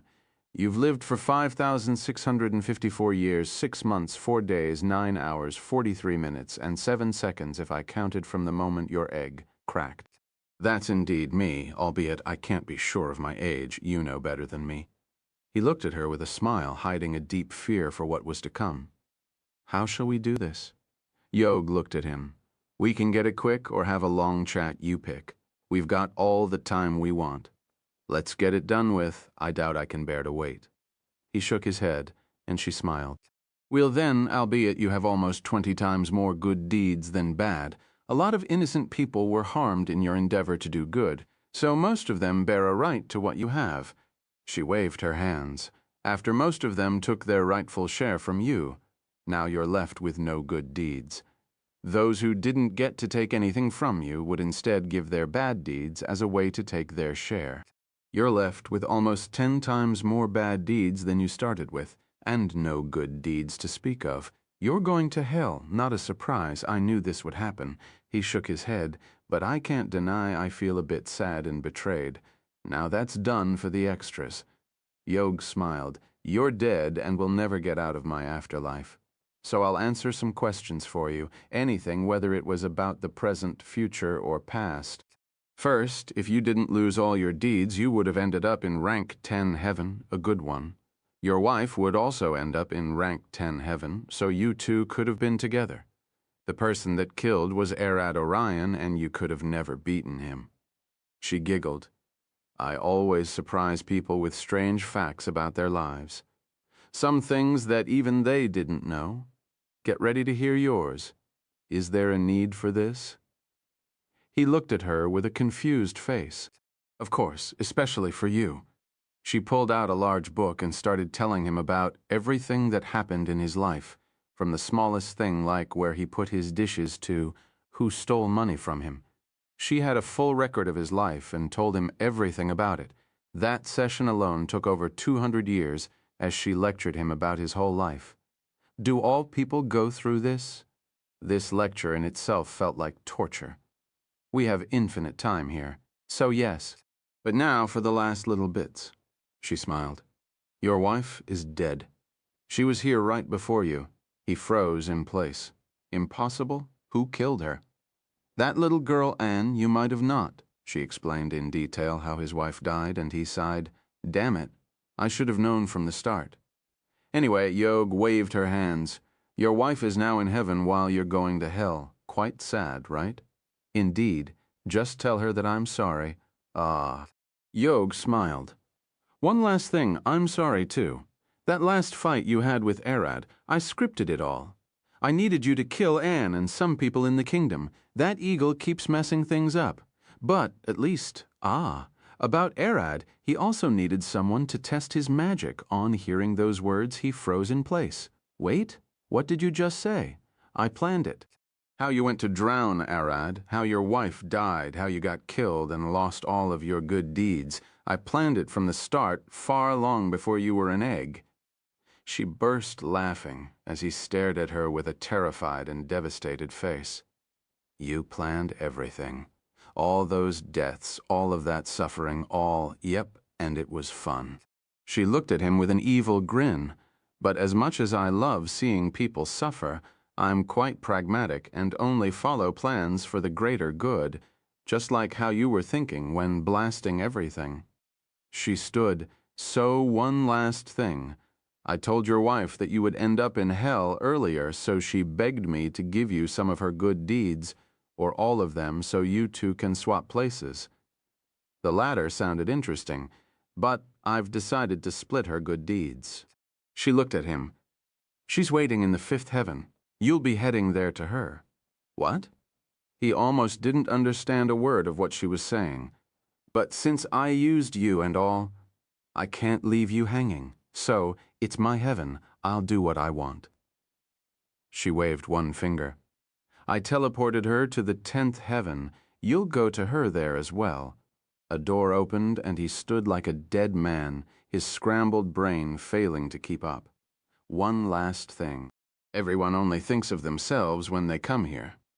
No one wants to go to hell. I've seen people wanting to sacrifice their parents and children, only so they can avoid hell. She smiled. But your wife was ready to throw herself into hell to save you. Go kiss her claws and carry her over your back as he left for his wife. Yog looked down at a massive ledger that appeared before her and crossed his name. He's done. She looked at the floor, seeing a direct feed of everyone cleaning on the beach. Arad had just found out about the beggar who tried to loot Anne's body. Should I help? Nah, let him and her sort it out. Yog ignored them and went back to her work.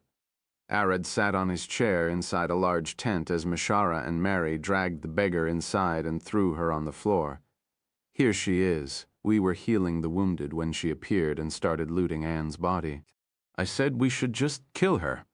Echidna was standing in the corner watching with a smug face. Arad glared at the woman for a second. Mashara and Mary could tell at a glance that the woman had made him angrier than anything they had ever seen. "Why did you try to loot her? She's only a child," Arad growled. "Need things to sell. Can't buy food without money." The little girl looked far away from everyone, so I thought I could loot her and dart away before anyone caught me. "Didn't know they were keeping a close eye on her corpse," the woman replied, and Arad sighed. "Food?" Arad sighed. "I don't buy it. Your eyes look lively enough." He could see blood flowing inside her veins and muscles, no matter how he looked. She didn't seem starved. "Please believe me. I didn't eat anything for over a week." Her pleas fell on a deaf ear. Arad wasn't going to believe just her words. "I'll give you one last chance. I already confirmed you aren't starving, but if you can prove my eyes wrong, I'll spare your life." He knows she's lying. "It'll show on your body if you're starved. Do you mind taking off your robe?" "You want me to strip?" she gasped. "That's how you'll prove you're starving. 1 week is enough to leave a dent in any human of a child." He's sick, but even that alone isn't an excuse for looting the... The woman sighed and took her robe off. She didn't want to die, and most of all wanted to prove that she wasn't lying. That robe was all she got, so she stood naked before him, and that was all it took for Arad to know that he was wrong. Her body was indeed blessed with good muscles, but that's all she got. He could already see her spine from the front, and her hips were concaved enough that he could fill them with water. "Sorry. You can wear your robe again," Arad sighed. His eyes were wrong. No, what he saw was right. His interpretation of it was wrong. Seeing blood flow and muscles wasn't enough. He must focus deeper into the thin blood vessels of the skin and organs to see them in the future. "Did you believe me now?" She looked at him. "What's now?" "I told you, even if you were starving, I can forgive your life, but I can't allow you to go unpunished. That little girl was entrusted to me by her father. I killed the dragon who killed her, and you desecrated her corpse." He lifted his hand. "Pick one, turn around and give me your butt. One slap, and you won't be able to walk straight or sit down for a week, or I'll give you to the local guards to throw you in jail for..." He looked at Mashara.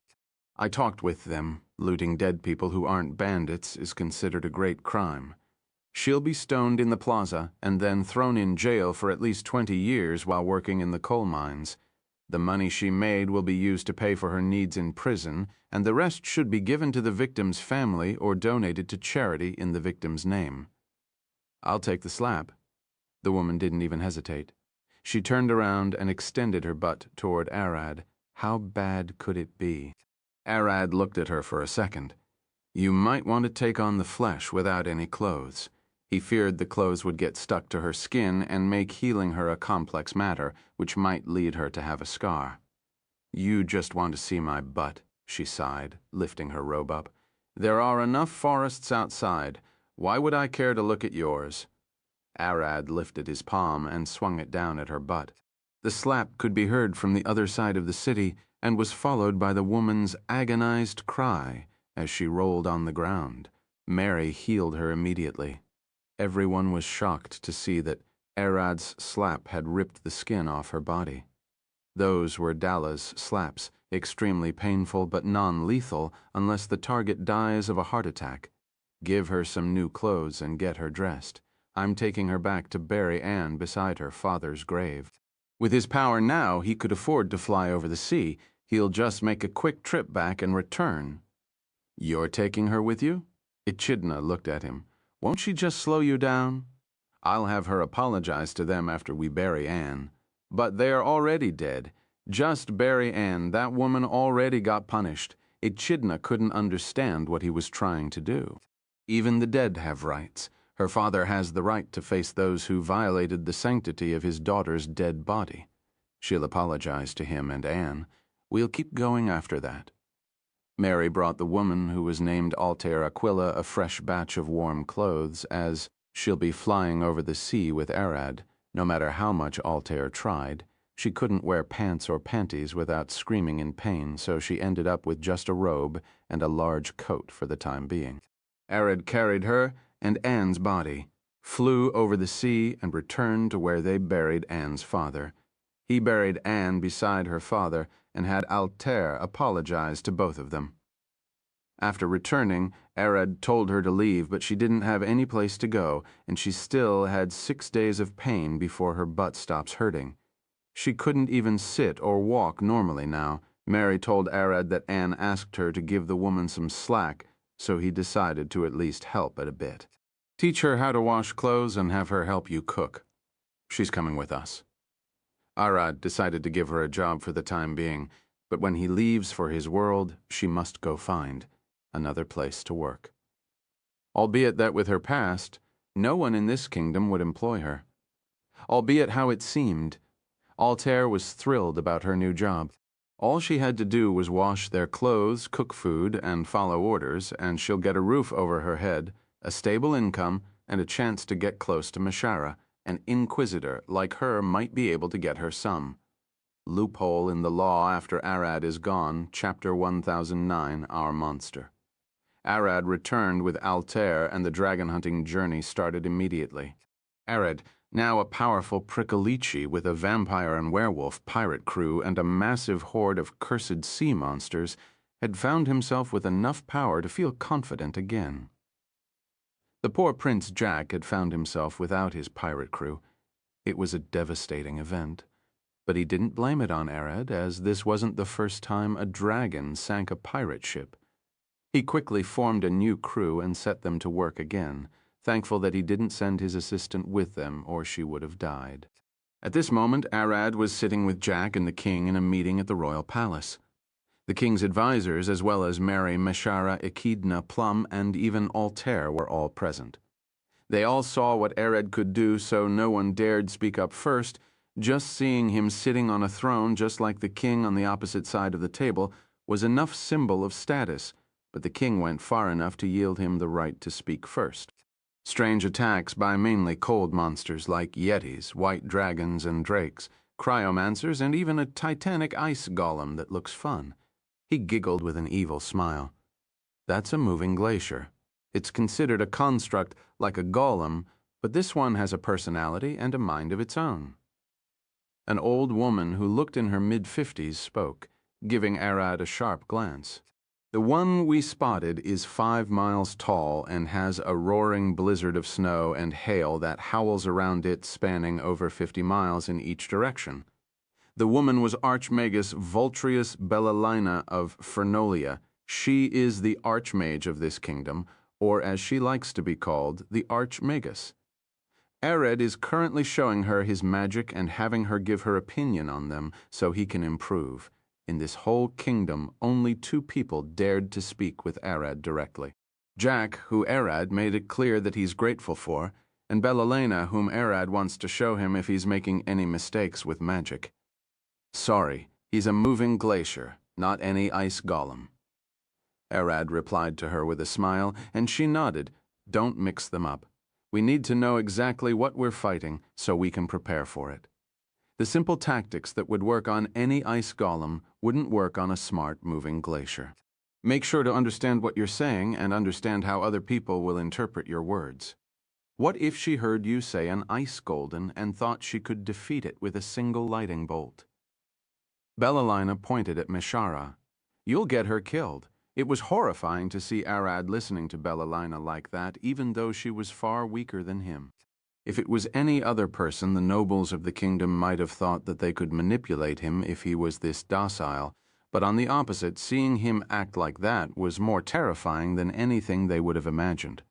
Arad wasn't arrogant, even with how much power he held now. He still tried to do better and wouldn't look down on anyone, while other powerful beings drown in arrogance and stagnate their power and growth.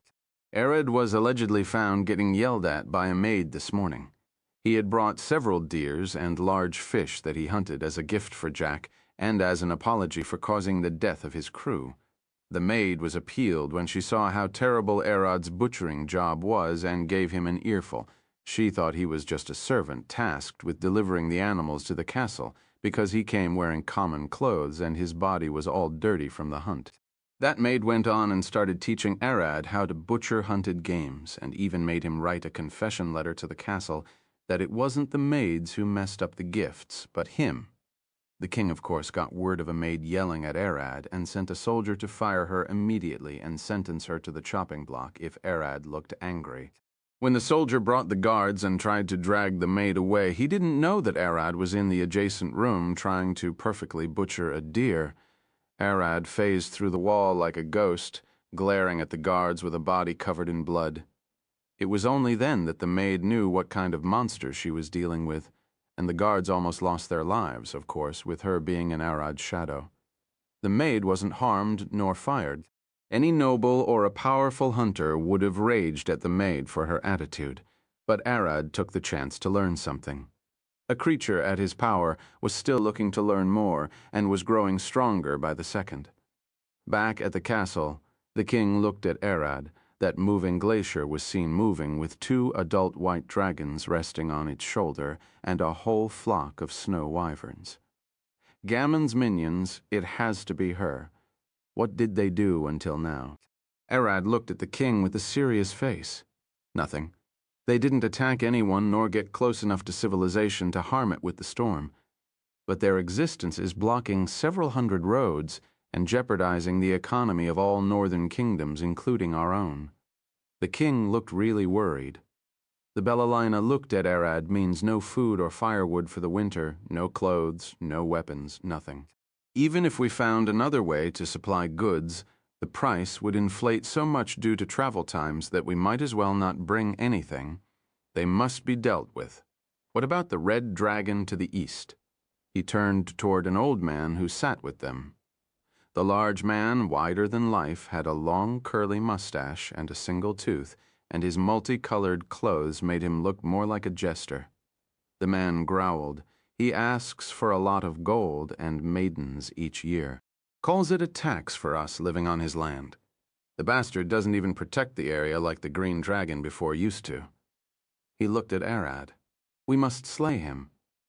I would have said to leave him alone if he killed bandits and powerful monsters in the area to protect it, but now he seems to be acting like a bandit himself. Arad nodded. I'll deal with him. And then there is the black dragon beside that area. The nobles and royals kept listing all the dragons and large monsters that were causing trouble in the kingdom. Arad was a terrifying monster, but he was their monster, and at least for now he seemed to be on their side. All they could do was use the monster to hunt monsters. I'll trace a route for us to use, Mashara said, looking at the army's general. I need a map for the kingdom. That's confidential. We need assurance that it won't leak out to other nations or dragons. We won't give it to you, the general replied with a rustic growl. Then how are we supposed to do that? Mashara growled back at him. If you and the army could deal with those monsters and dragons, you wouldn't be here discussing this with us. You can't do it, and now are trying to make sure we won't do it.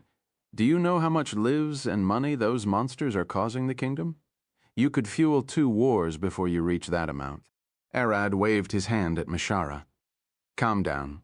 Calm down. Our man here is right. That's their precious map. If it fell into enemies' hands, most of their war tactics would fail. Arad looked at him with a smile. You're afraid of me using that against you. Large-scale bombardment and traps are your only hope of standing a chance against me, right? No, you're wrong, the general replied, slightly worried. I bet you I'm not. You'll need me not to know the possible locations for a surprise attack to work. I read the books, all of them. He looked back at the wall, and a pirate woman walked out like a ghost, her body engulfed in burning red blood magic. She handed Arad a sealed scroll and looked at Jack. Former captain, nice to meet you again. Ah, Lena, I see you've become a vampire. Jack smiled at her, and she nodded, right before I could drown. My Lord Arad here turned me into a vampire so I can keep on living. Wait, the general cried. That scroll? Yes, this is your precious map. Arad smiled. I had her pick it up from your royal treasury. I didn't read it yet. You can see it's still sealed. The guards the general stood. Did she kill them? Calm down. I just walked through the walls like I did just now. Barricades and locked doors can't stop us. Lena glared at him. She's right. Arad threw the map to the general. Take it. As you can see, I can take it whenever I want. I'm choosing not to do it. You monster, the general growled and Arad started giggling. Yes, I'm a monster to you. What I want is an opponent to use and test my magic on, and it would be great if those opponents happen to be your enemies and other monsters threatening the world. Arad looked at the king with a large grin on his face. Why don't you keep doing what you do best? Try to use me and pit me against those monsters. You were thinking about it. Let him fight, and if he happens to get weaker, we'll kill him. No. Yog wouldn't want, the king gasped, but Arad stopped him. No, she said to obey me, not to keep me alive. You're all welcome to try and kill me. She just gave me the option to make that impossible. Are you insane? The Archmagus stared back at Arad. Do you know what you're saying? From the outside, the midnight full moon turned bright red as the people gasped, looking at Seirth and Novelfire knocked the castle with terrified faces. A long, ghostly figure stood on the longest tower, crimson flames bursting from his body like tentacles. The first is a red dragon, so how about I try killing him with fire? It'll be fun. Chapter 1 throws 1. Recruiting. The good people of the city of Talmbron were living their lives normally as they had been for the past few years, coming back from their work in the evening. The sky turned red as a massive blast burst from the mountain range near the city. The shockwave almost ripped the city from its roots, if not for its protective barrier taking the burnt of the damage. The people had fallen to their knees from the impact and looked up at the shattering barrier. The first thing they could hear was the deafening roar of a dragon, followed by a peal of demonic laughter rumbling across the sky. The guards who rushed to the towers and looked with scoops managed to catch a glimpse of the chaos.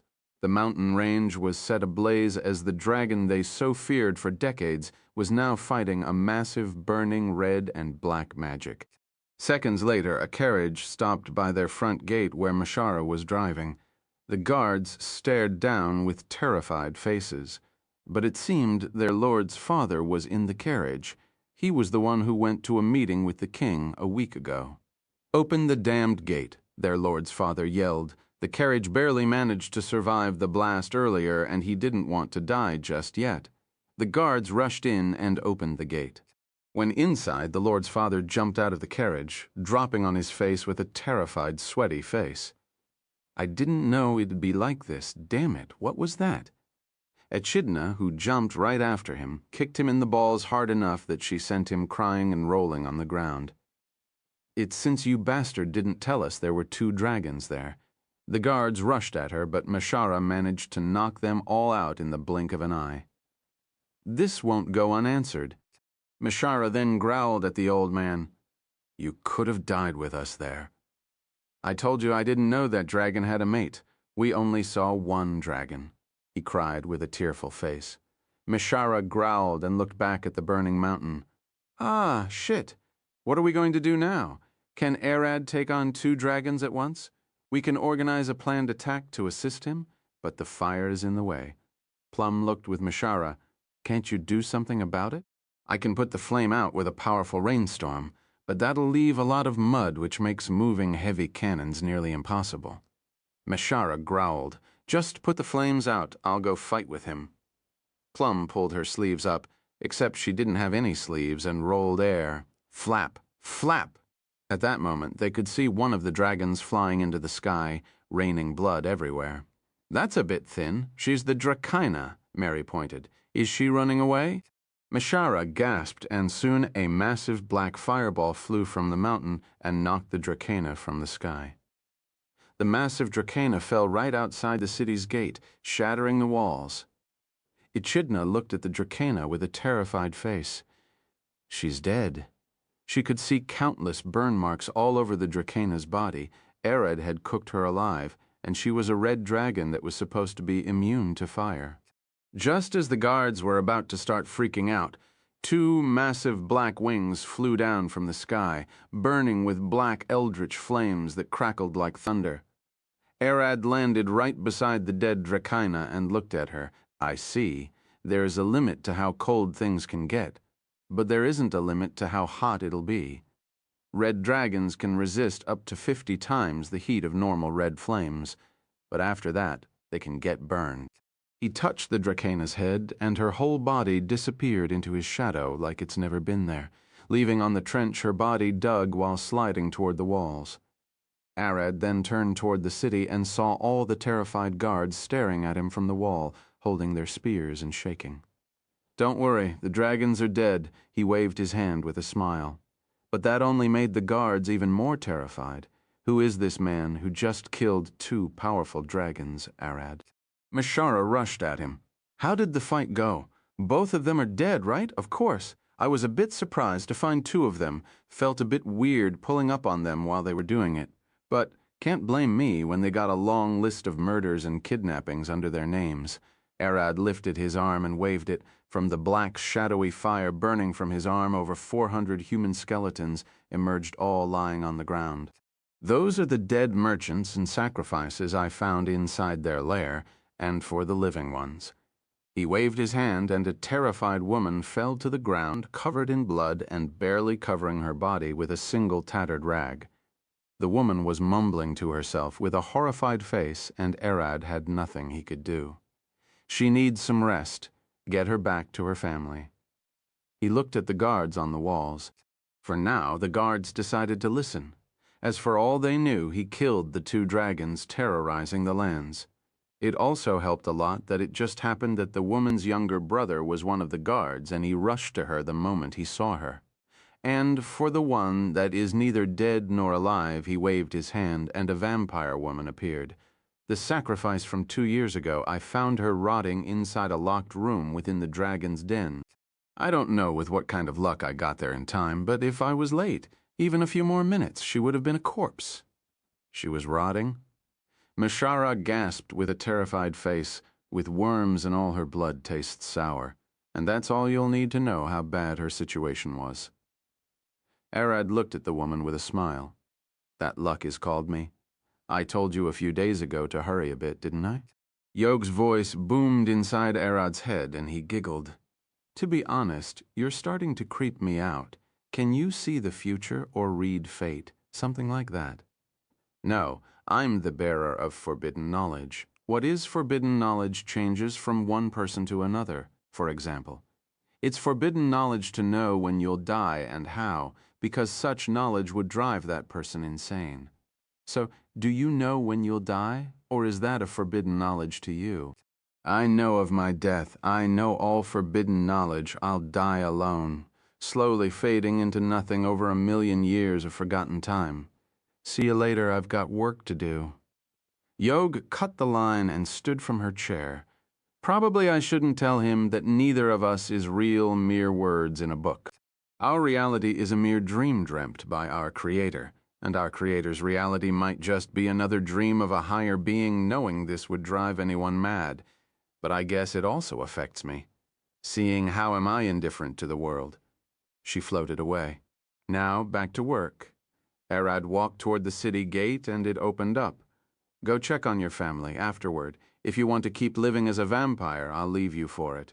If you want to die, I'll just release the curse." The woman was a nun of Yog her whole life until the dragon picked her as a sacrifice. In the time she spent dying in his lair, her one wish was to see her family one last time before she died. Yog then gave her a dream that if she tried to live as much as she could and endured her suffering, she'd get to see her family again. When Arad arrived, she was minutes away from her death to extend her time and give her a chance to see her family. He turned her into a vampire. As Arad watched the woman rush back to her family, he suddenly blinked. "Ah, it's done." He looked back, and his blood shadow elongated like a massive lake. Should have expected that it'll take a bit of time to turn dragons. The 2 red dragons he just killed emerged from the blood and had become vampire dragons under his command. I can create vampires, werewolves, and pricolici, but as long as I don't make pricolici, no one of my creation would have a chance of defeating me. To steal a vampire or a werewolf's power and title, like the Vampire Lord status, the stealer must be first related to the Vampire Lord. For Arad to be able to steal Akasha's power, he had to make her turn him into her vampire spawn first, at which he drank her blood and won. As long as Arad doesn't make a Prickolichi spawn, the vampires and werewolves spawn he makes would never have a chance of stealing his power. Altair approached Arad, looking at the vampire dragons with a shocked face. I can't believe my eyes. If you gathered an army like this, won't defeating Gaimond be easy? Arad looked at her. No. Her whole world united to defeat her, and they failed. What made you think that gathering a small band of monsters would be able to scare her? Were you like this in your world? She asked with a puzzled face. Sears, thenovelfiro.net. Like what? Pulling things like that in a few days, you've turned into an unknown monster and are now gathering an army of vampire and werewolf dragons and monsters alike. Arad thought about everything he had done before and shook his head. Probably, but I'm sure more people are better than me. He looked at her. And since you asked about me, there is something that has bothered me for a while now. I know I can't cook, but I at least make sure your clothes are cleaned well, she gasped. Arad looked at her for a while. It's probably a problem with me, not you. He looked away. Hey, what is it? She called him, but he only waved his hand. Forget I said anything.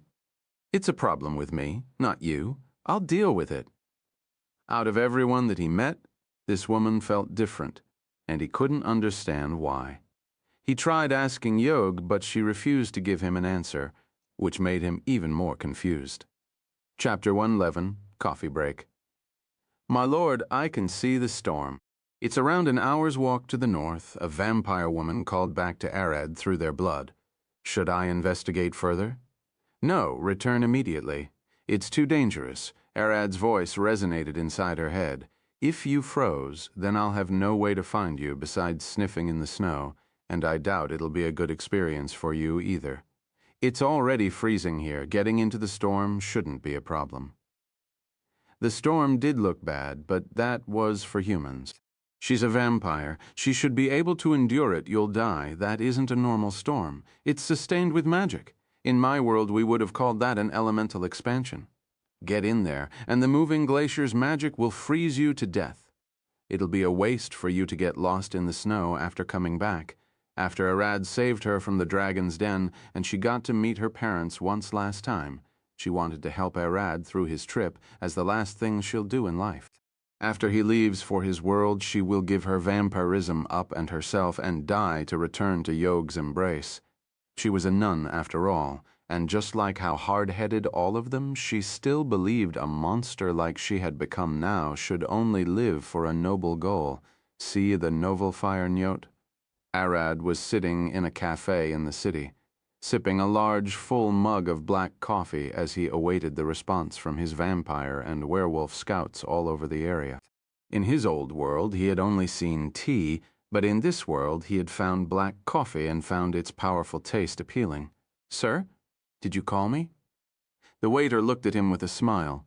He had never seen a man so large before. Bring me another full mug. No sugar, and make it as strong as you can. Black, bitter, strong coffee had found its place on Arad's menu, and he plans on finding a way to get it back home. Altair walked into the cafe and found Arad sitting alone in the corner. You're back here? You came in the morning, didn't you? You're his wife? The cafe's owner called from behind the counter. He drank 3 large mugs of coffee this morning. Now he's drinking his second. 4 large mugs in a day is too much. I fear he might hurt himself. Altair looked at Arad for a second. He isn't a human for coffee to hurt him, right? After remembering all the chaos and carnage this man caused, she couldn't image him getting hurt by drinking too much. She sat with him. He can handle it. She sighed, and the owner looked even more worried. She looked back and saw what everyone ordered. They all only had small cups akin to drink shots, while Arad was the only one with a massive mug before him. But how much does this? She looked at the waiter, and he looked worried. That's the mug we usually serve beer or milk in, not coffee. It holds about 30 shots. Wait, so he drank 120 people's worth in a day. She snatched the mug from Arad and looked at it. He still had a bit in the bottom, but not much. You need to stop. She growled at him and looked again at the cup. What's good about this anyway? She took a sip and immediately spat it out. Bitter! How the hell do you drink this? Arad took his mug from her. I like it. That's it. Now, why did you come to get me? The others are at the Lord's house, and the people there are asking about your whereabouts. Hearing Altair's words, everyone in the cafe gasped and stared at Arad with a shocked face. If the people at the Lord's house are asking for him, those arrogant nobles, who could he be? If he was a normal commoner, they would have sent the knights to drag him. And if he was a noble, he probably wouldn't be sitting in a no-name cafe in the streets.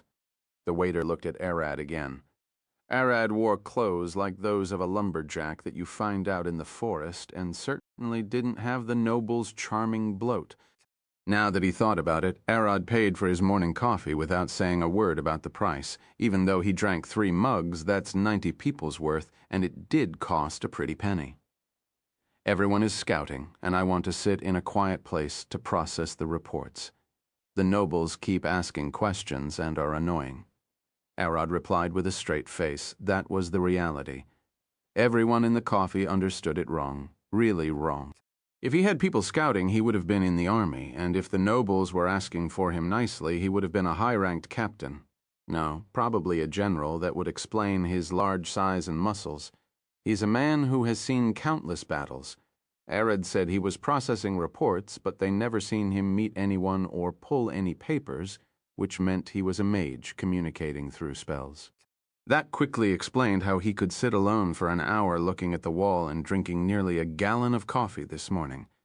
Arad finished his mug and stood. Let's go. Altair stood, but the waiter looked at them. They are already preparing the second mug. Should I cancel the order? Arad looked at him for a second and sat back down. No, since they started, I'll drink it. No, you won't. She growled at him, but he just waved his hand for her to sit back down. Relax, it's not like the nobles need me for anything important, at least nothing more important than the current mission. Excuse me, but can I ask? The waiter looked at Arad. Are you a knight? Didn't wait for me to answer, but no, I'm not a knight, but I do a similar job, just more dangerous. They knew it if he wasn't a knight, but did something more dangerous. He'd certainly be a high commander or a general. Arad had already started to plan an attack on the moving glacier. He'll use the 2 red dragons he got to break through the blizzard and force a direct fight. The report he's getting now mentions 2 adult white dragons and a flock of over 50 ice wyverns that accompany the moving glacier, which means he'll need to look for more monsters for his army. He needed monsters to face the wyverns, and his werewolf team had already spotted some promising candidates. A cult of pyromancers to the east, they've caused the locals enough trouble for rumors to start spreading. Confirming those rumors wasn't that hard for a pack of 10 werewolves, so he had set them to work. He's now waiting for the werewolves to report back about whether they managed to turn the cultists into werewolves or not. In the meantime, some vampires have spotted a pack of griffins that were feeding on the horses of travelers and merchants in the past few years.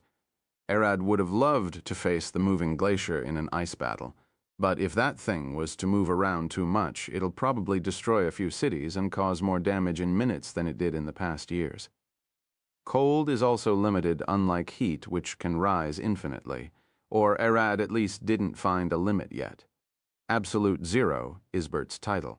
The closer cold magic got to that point, the difficulty and cost of magic rose exponentially with diminishing returns.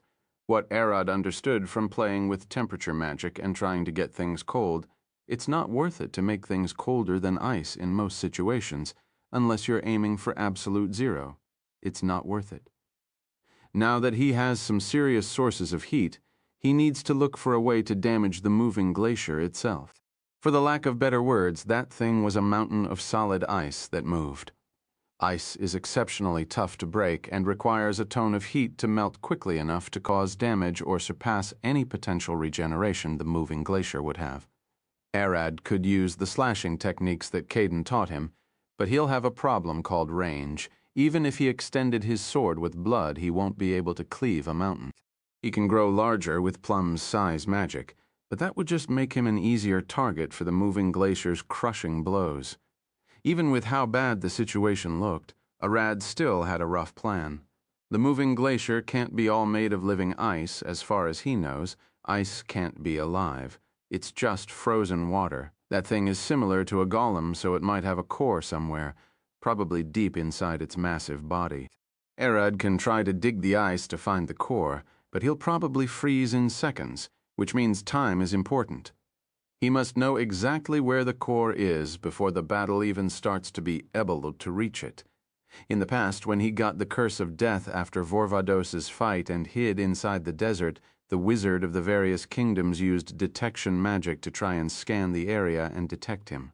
Arad knows that he must learn that magic now to scan the moving glacier and find its core, knowing that Yog must have planned this to make him learn that magic made him quite frustrated. But she indeed knows to get him to learn the most boring of spells. After finishing his coffee, Arad stood. "Let's go, finally. I bet those nobles are going.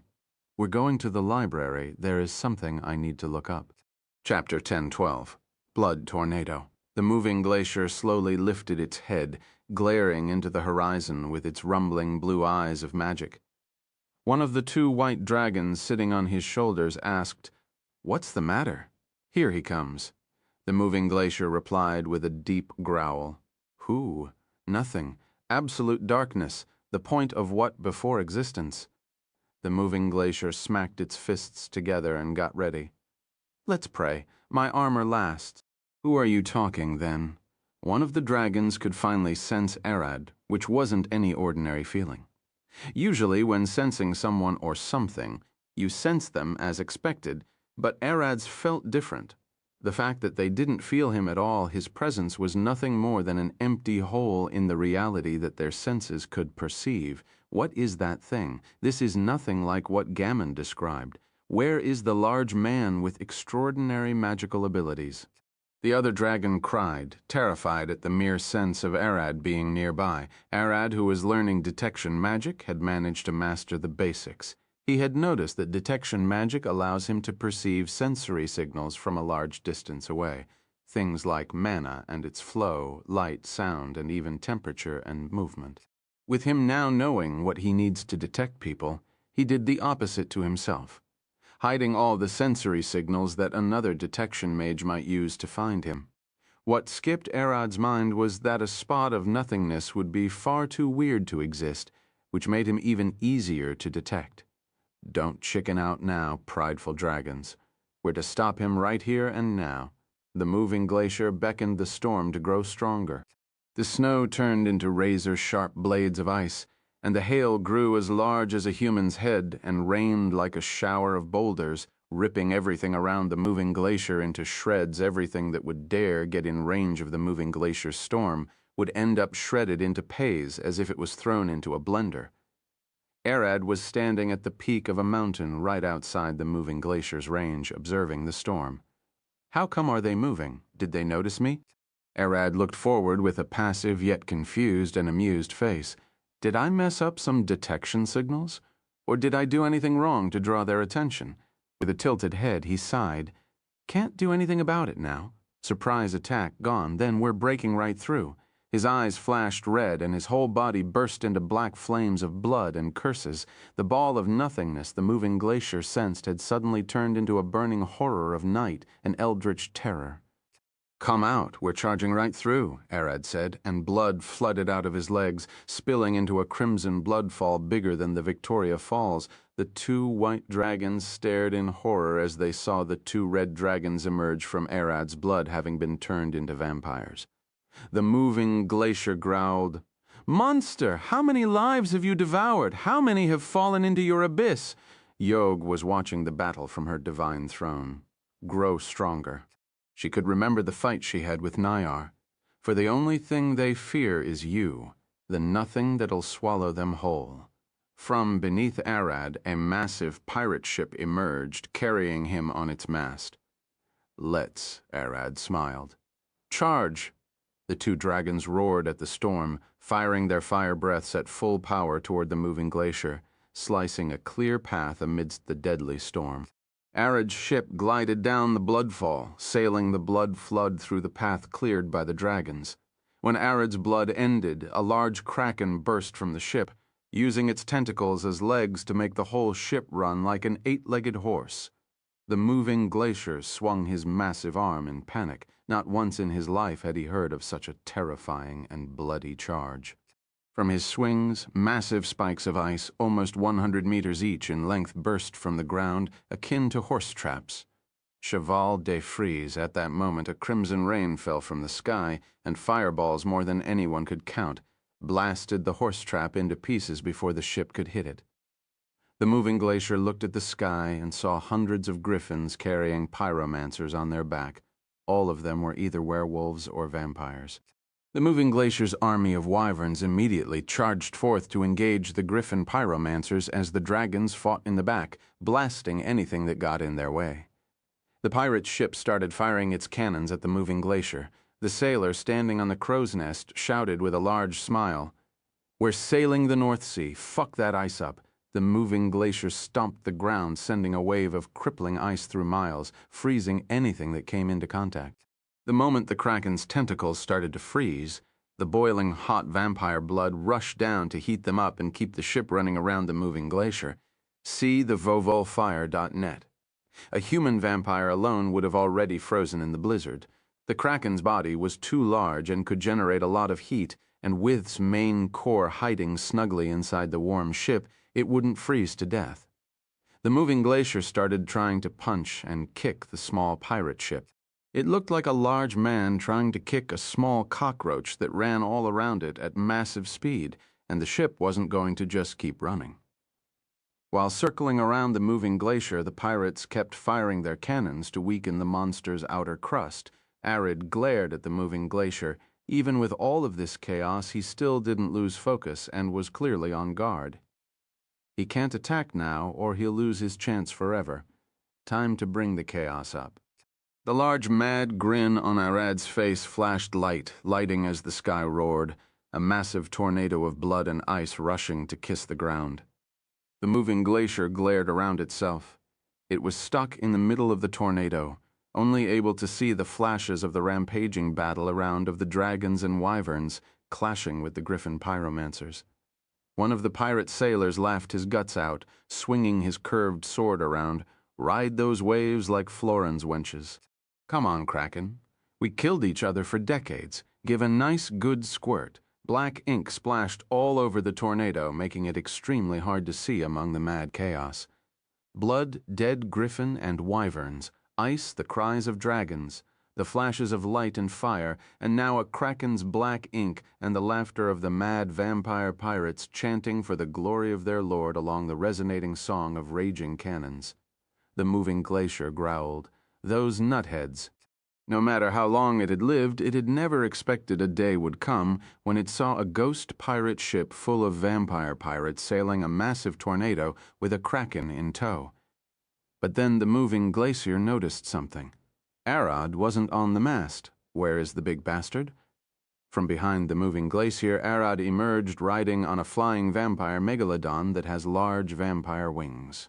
He directed the beast with massive chair reins that wrapped inside the megalodon's mouth and around Arad's neck, so he would have his hands free to use. Arad pointed Anne's rifle at the moving glacier with an evil grin on his face. "I won't lose to a little girl. No, she's older than me. Unlike her, I know how to penetrate things. Thanks, Caden." "You take me for a fool?" The massive moving glacier spun around at a speed that nothing at its size should be able to move at. The mere wind from its swing was enough to disturb the raging tornado as it tried to punch Arad before he could fire his shot. Arad's smile only grew larger. Plan around the plan that I planned. Always keep a trump card hidden. Now that the moving glacier was facing Arad with its fist flying at full force, it could never half its movements. It was now that Arad's trump card showed itself. This whole blood and ink tornado wasn't meant to distract the moving glacier, but to limit its sight and senses and keep the horror coming hidden to the last moment, for it's a slow and fat creature that can't move that well on land. The tornado burst as a massive, blobfish-like titanic creature with endless rows of teeth. It was big enough to fit the whole moving glacier in its mouth and charged forth, "Blow 0,000,000,000 P, biting the moving glacier and binding it. The battle in the sea had disturbed this massive monster's slumber. The kraken and megalodon were just trying to escape its wrathful hunger. Bloop? You were still alive? The moving glacier gasped with a shocked voice. No, it was more surprised to sense the lycanthropy curse pulsing from its massive body. Arad had turned it into a werewolf. No, a bloop wolf. It's over, bang. Arad giggled as he fired his shot, penetrating the moving glacier's ice armor and piercing its core that slumbered several kilometers deep into its massive body. The moving glacier's armor crumbled as its body started falling apart, and Arad got a short thought message from Bloop. Shit! A sharp blue light flew out of the moving glacier and ripped the Bloop into pieces before blasting the pirate ship and hitting Arad before anyone could realize it. Arad only realized that his head got sliced off when he saw his own body getting ripped to pieces with the megalodon, this oppressive, terrifying feeling. Even Arad wanted to cry and run away. All of his senses screamed that fighting this thing was a massive mistake. The same hopeless terror he felt in the past when he woke up surrounded by countless great worms, the 1-foot-tall, smug little thing glaring at him with a sadistic and amused smile, resembled her too much. She was just like Zephyr, a naked cutting board of a body, slightly bluish skin, long ears dropping down, sharp serrated teeth, a sadistic grin with a massive blush, long sharp blue nails and toenails, and spiky hair that was dropped all the way to her hips. Those terrifying blue eyes glared at Arad, as if he were nothing more than a plaything between her fingers. A spirit queen? Arad's mind gasped in utter terror. You dare set my old pets against me? Gammond and Yog weren't lying when they promised me an amusing toy. I introduce you to Undine. She's this world's water spirit queen. Run for your life. Chapter 1013. The Queen's Toy. Click. Undine flicked her fingers and a massive explosion of ice burst above her head. Massive spikes of ice the size of trees flew in all directions, piercing everything that moved. Arad's dragons, griffins, her wyverns, and the still alive white dragon. In the blink of an eye, she killed everyone besides herself and Arad, who quickly regenerated. Arad couldn't even clearly see her face, only her 2 glowing eyes and glowing sharp teeth decorating her evil grin like an opal crown. His head flew back to his body with a large bloodstream. He healed in a second and turned around, swinging his arm, flinging a whip of blood, and slashing her across the torso.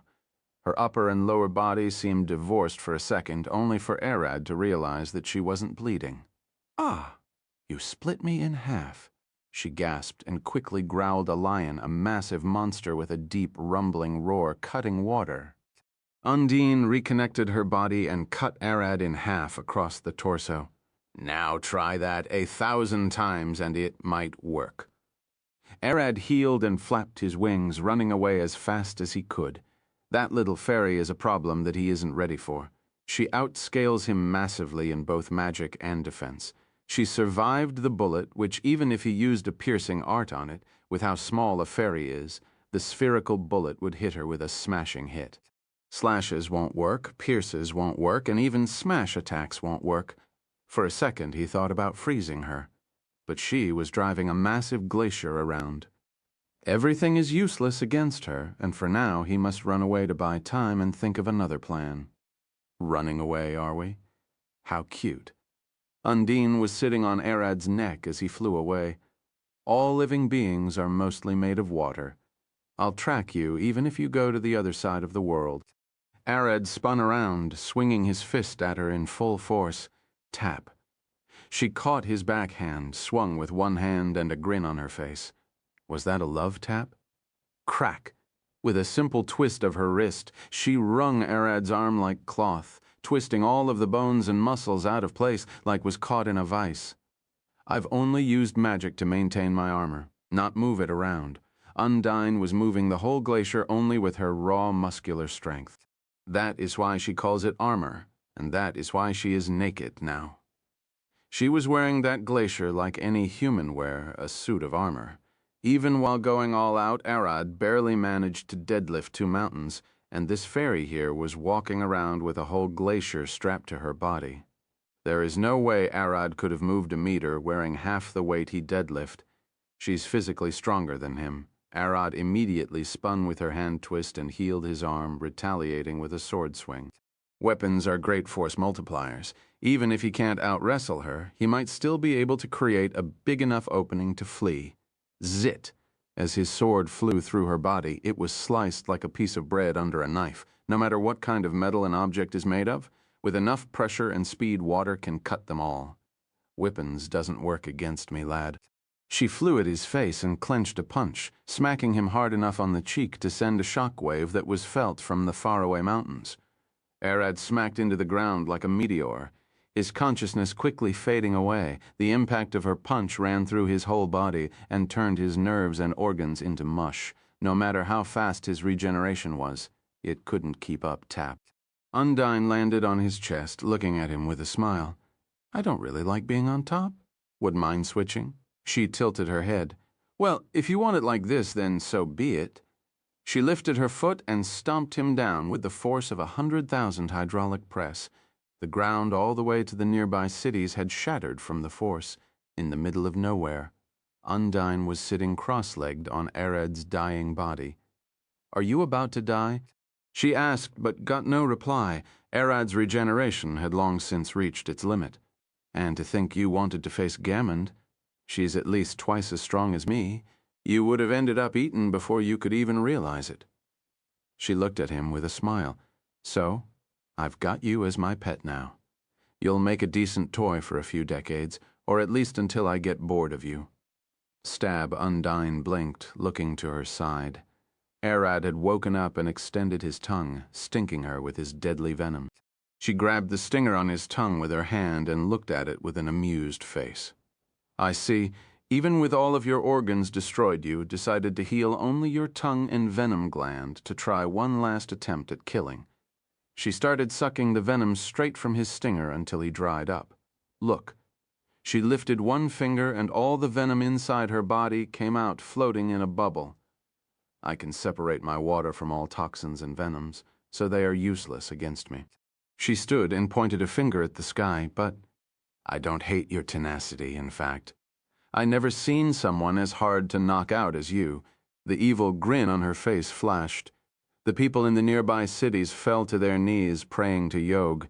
Some shat themselves and some even died on the spot from terror. Fuck. Mashara gasped with a terrified face, and Mary passed out. Oh, hell no. Echidna shook her head with a terrified giggle. Plum immediately punched the ground. Call, call. Do you hear me? Earth Palace. The Water Queen is about to kill everybody. Altair looked at the sky with a passive face, and I just started a massive ice meteor as big as the moon was floating in the sky above where Arad was supposed to be fighting the moving glacier. Undine looked at Arad. This is less than 1% of the whole world's water. Sorry for not being able to go all out. I don't want the other queens to come complaining. She swung her finger down and the ice meteor crashed right on Arad. The ground around the area almost exploded into pieces, but only the grace of the Earth Spirit Queen protected the nearby cities. After the impact, Undine landed on the ground. She looked at the ground with a grin. I see, so you won't even bother to show up and say hi, Earth Queen. Suit yourself. She then looked to where Arad was. The only thing there was a pile of smashed blood and bones. Are you serious? She smiled. You're still alive. What does it take to kill you? I can't have him killed. Yog was standing right behind her. Didn't you go a bit too far? You said that he is fun, so I got a bit overexcited. Undine looked at her with a smug grin. Gammon should have sensed this. You can have him now. I'll come pick him up when you get bored of him, but make no longer than 1,000 years. Yog sighed. This is the end of his training here. Wait a moment. Our dear goddess Undine stared at her and Yog smiled. Why are you being sarcastic? You can mock me to my face, you know that? Why are there traces of a wind queen that I don't know off on his soul? One of his wives has the Wind Queen of their world contracted to her. I'm sure she left that mark as a warning for the other queens in that world. His wife is stronger than him? No, she's far weaker. Queen Zephyr is willingly serving her for fun, and she seems to be fond of Arad as well. A nymph was even born from their magic. Really, this man? No dragon is that good, and his wife as well. She waved her hand and started healing Arad with her water. All living beings are made mostly of water. Undine can use that water to destroy their bodies or reconstruct them. If that's all you need to know, then I'll be going. Yolk waved her hand. Have fun with him. I'll go send Gammond back home. You know, it'll probably be more fun. Undine sat on Arad's chest. Don't you think? Yog looked back at her. If you want to do it, then do it. I'll find another water queen after you. Leave. You don't even need to find one. Go get the second strongest one after me. She looked at her with a smile. This way Gammond also has a chance. So be it then. I thought you would disagree more. Undine looked at her with a confused face. What about all of this talk about order and keeping the balance here? You're excited about getting a bit of rough handling. I can see it clearly. Yog looked at her with a grin. Take one to no one, Undine giggled. Yog giggled. Brat, I should be the one teaching you how to be a masochist freak. Leave me alone, you perverted knowledge monster. Undine carried Arad and flew away with him. While in the air, she started sniffing around. I smell 3 women, a hybrid fairy, and a thing on him. It only took Undine seconds to reach Arad's in-room, and she flew with him through the window, immediately coming face to face with everyone there. Kneel, Plum cried, using her wood to force everyone else to smash their faces to the ground. You fairy, Echidna growled at her. What are you doing? Mashara tried to reach for her sword. Let me heal Arad. Mary tried to stand, but she couldn't overpower Plum's wood. Altair remained silent, only looking toward Arad and Undine with her eyes. Plum immediately used all of her power to make sure none of those behind her dared make a single move before the Water Queen. She rushed and knelt before Undine. Our queen, I can explain this. Undine stepped on her head. You explain something to me. Spitting on my face is a lesser insult.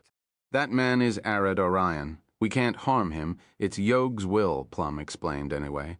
Are implying that I should follow that freak's whims? How about I start by skinning you filthy hybrid? That should make Yogs happy. Undine glared at Plum for a second and then smiled, bursting into laughter. I like you. You've got guts. It's indeed fun around here. Undine threw Arad on the bed, bent down, grabbing Plum's hand and helping her to stand. You can release them? I'm not here to harm anyone. In fact, you knew I already didn't intend on harming anyone here, did you? Undine sat on the bed, and Plum looked at her. Hybrids like me usually go insane and start causing chaos. You would have killed me before. You got a mile close. Plum was a hybrid between water and an earth fairy, which is why she could use plant magic as if it were second nature to her. And Undine looked at her. That isn't a sufficient reason to trust that I won't kill you and everyone here. I've no doubt that you defeated Arad, but it seems you went to the trouble of healing him. You also stepped on my head, and from what I know, all the queens are quite particular about what touches their skin. So Echidna looked at Undine, and Plum gave her a sharp glare. Calm down, let her be. Undine patted Plum's head. I'm in quite a good mood now. How are you doing, witch? You're the water spirit queen? What is a spirit royalty doing here? That moving glacier was me wearing an ice armor. Arad broke it, so I gave him a spanking, and I came here since I think life here would be more fun. She sat on Arad's chest as Mary tried to heal him. He was injured, but nothing that could threaten his life. Undine seemed to have fixed him enough to stabilize him. Wait, you don't mean? Plum gasped, and Undine replied with a smile. I'll be living with Arad from now on. I bet he'll refuse and try to kick me away, so I made myself at home and forced a contract on him. She pulled a long paper out of nowhere and showed it to Plum. The deeper Plum read into the contract, the more baffled she got. Are you serious? I mean, I can't understand this. How is this supposed to work, Seer? Though novellerant, it means exactly what you read. But this basically makes you his helpless slave. That's the point. Life isn't fun when I can do whatever I want. It feels like cheating, Undine smiled. And I found that he has a wife who has a wind spirit queen under a similar contract, albeit not as extreme as mine. I like to do things a bit harder than her, it seems. For some reason, Undine looked proud of herself. Arad opened his eyes and looked down, seeing Undine sitting on his chest. Ah, you're finally awake. Chapter OVO 114, The Plan for Gammond. Arad's eyes opened wide as he saw Undine sitting on his chest. She shifted her seat and started kicking his chin with her foot. Why aren't you saying anything? Don't tell me the brain damage got you. She looked at him for a second and then gasped with a surprised face. Yeah, I almost forgot. She looked at him with a smile. I didn't want you to go on a rampage right after waking up, so I locked your body with my water. She waved her hand and pulled the written contract. I had you sign this, and now I'm your slave. I've seen that you had some remnant magic of Wind Spirit Queen on your soul, so I wanted a part in the fun as well. She then flicked the contract away and leaned on Arad's nose with her hands, staring directly at his eyes. Even with my help, I doubt we'll be able to defeat Gammond. She then flicked her fingers and he could move again. Using her water control allows her to directly control the water inside a target's body and use them like dolls. Arad sat up and she sat on his thigh. Are you angry that I beat you? Don't worry, you can beat me now. Undine is the only one here who directly saw Gammond, and she seems to have a pretty good idea about her power. Her existence might be crucial for the final battle. Arad also had no direct grudge toward Undine. His loss was his own mistake for charging like that without an even bigger plan. He had never expected that someone of Undine caliber was inside the moving glacier. What's more, Undine is now enslaved. She can't do anything to defend herself, even if she wants to. All of her power and future are bound to his hands. She will only be free again once he dies. Echidna stared at them for a second. Arad, does this mean you now have the full power of the Water Spirit Queen at your hands? He does, Undine replied with a smile. With a flick of his fingers, he could lift all the water of the seas and drown the whole world. She then looked at Plum. It'd be better if you saw him as the Water Spirit King now. Arad sighed. This doesn't make any sense. Undine, who was sitting on his thigh, suddenly gasped, looking at her hands with a worried and terrified face. You, she jolted to glare at him. You broke the contract. Are you a fool? Sayarch, the novel f.ir.net. I am not interested in defeating someone who can't fight, and neither do I care about using a power that isn't my own. You're free and can leave. Undine stared at him for a second. This man, no, this dragon, no one in the world would throw my power away. Millions of people died seeking to be granted a fraction of my power, yet, when he got it all, he gave it back to me. She started giggling. I see, so this is why that spirit queen stays close to you. She smiled, Arad Orion with a contract or without it. I'll stay here and work under you. Feel free to use me however you like. You're still talking about that? He shook his head. What's up with you? First, let's start with you drinking me. That should make things easier to understand. Her eyes flashed blue and her body turned into water. She flew at Arad's mouth and forced herself through, mixing into his body. Arad gasped, rolling back on the bed as he tried to cough her out, but failed. When looked forward, his eyes had turned blue and were flashing with water magic. I'm inside your bloodstream now. You freely use my power like this, and I can always get out. She crawled out of his mouth a second later.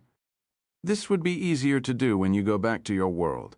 Wait, Arad growled at her. You aren't coming back with me. No, I'm coming. I've already asked Yog to appoint another water spirit queen after my departure. Don't worry, I'll still own all of my power, and you'll be able to use it as you wish. Do what you want, Arad stood. I'll go find something to eat. He quickly left.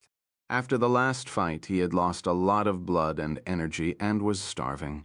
He's extremely powerful and durable, but in his current condition even he might pass back out if he doesn't find something to eat quickly, now that he's gone to deal with the rest. Undine looked at Plum. Can you go and find me some nice clothes? I can't stay naked like this. As you wish. Plum flew out as fast as she could, and Mishara looked at Undine. You don't have any clothes? I was wearing the moving glacier for a few thousands of years before Arad came and ripped me out of it. I'd rather not go look for my old clothes, as no matter how well made they were, they are probably just a pile of fossilized junk now. Echidna smiled. Do you know where they are? I'll take them if you don't want to. She knew that no matter how much time had passed, those clothes had soaked in Undine's magic and had probably turned into powerful ancient artifacts, or at least catalysts that she could use for magic. I left them in the bottom of the frozen northern sea. It's there where I made the moving glacier armor. Undine scratched her head, trying to remember the exact location. Yeah, at the Hollow Ravine, but I doubt that place still exists or retains that name.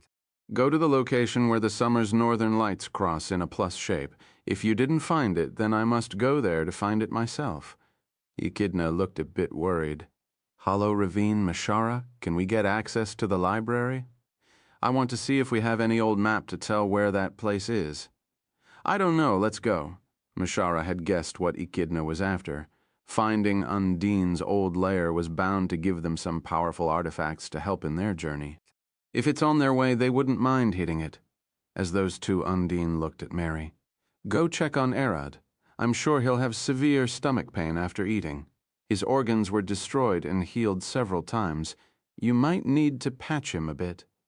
Mary nodded and immediately rushed after Arad. He's bound to be eating downstairs. Undine looked up and lifted her hand. Now we're alone. With a single flick, the whole room was covered with a thin water barrier. How old are you? Why are you chasing him around? She glared at Altair with an evil smile, her eyes burning blue, the same way they were before she fought Arad. What are you talking about? Altair looked at her with a confused face. She had no idea what this little fairy was talking about. I'm 27 years old. Huh? For a moment, Undine looked annoyed. She swung her foot and Altair got blasted to the wall, coughing blood. No one would ever hear you cry in here. Speak. How old are you? In cycles, Altair had passed out and stopped breathing. For a moment, it looked like Undine's hit killed her. Undine sighed. Listen, kid, you're too young to be messing around like this. You're far too sloppy, if I can tell. You're after Arad, aren't you? Altair opened her eyes. Fine. This is my 5th cycle. Basically a kid. Get out and come back when you're a bit older. Undine pointed with her finger at the window. Next time I see you around, I'll lock you up until you grow a brain. At that moment, Yog appeared above the bed and fell on Undine, stepping on her. Gah! Undine cried. Get your foot off me! Yog stared at her with a smile. If you bully a kid, then your place is beneath my foot. She's trying her best. Leave her be. So you're the one filling her head with all this crap. Undine pushed Yog's foot away and grew to the size of a human woman. You don't listen to this short idiot here. She doesn't care about anything. You're still too young for this. The world still has more to offer. But Altair looked down. You never run into someone like that. Try anything funny with Arad, and he will kick you away in a heartbeat. You'll never get another chance afterward. Undine was making a point. All this time, Altair and Yog never thought about what Arad would think. Yog grabbed Undine by the neck and forced her back to her small fairy form. You sit down. She threw her on the bed and looked at Altair. I am the goddess of this world. Go do whatever you like. I'll do whatever I can to help you.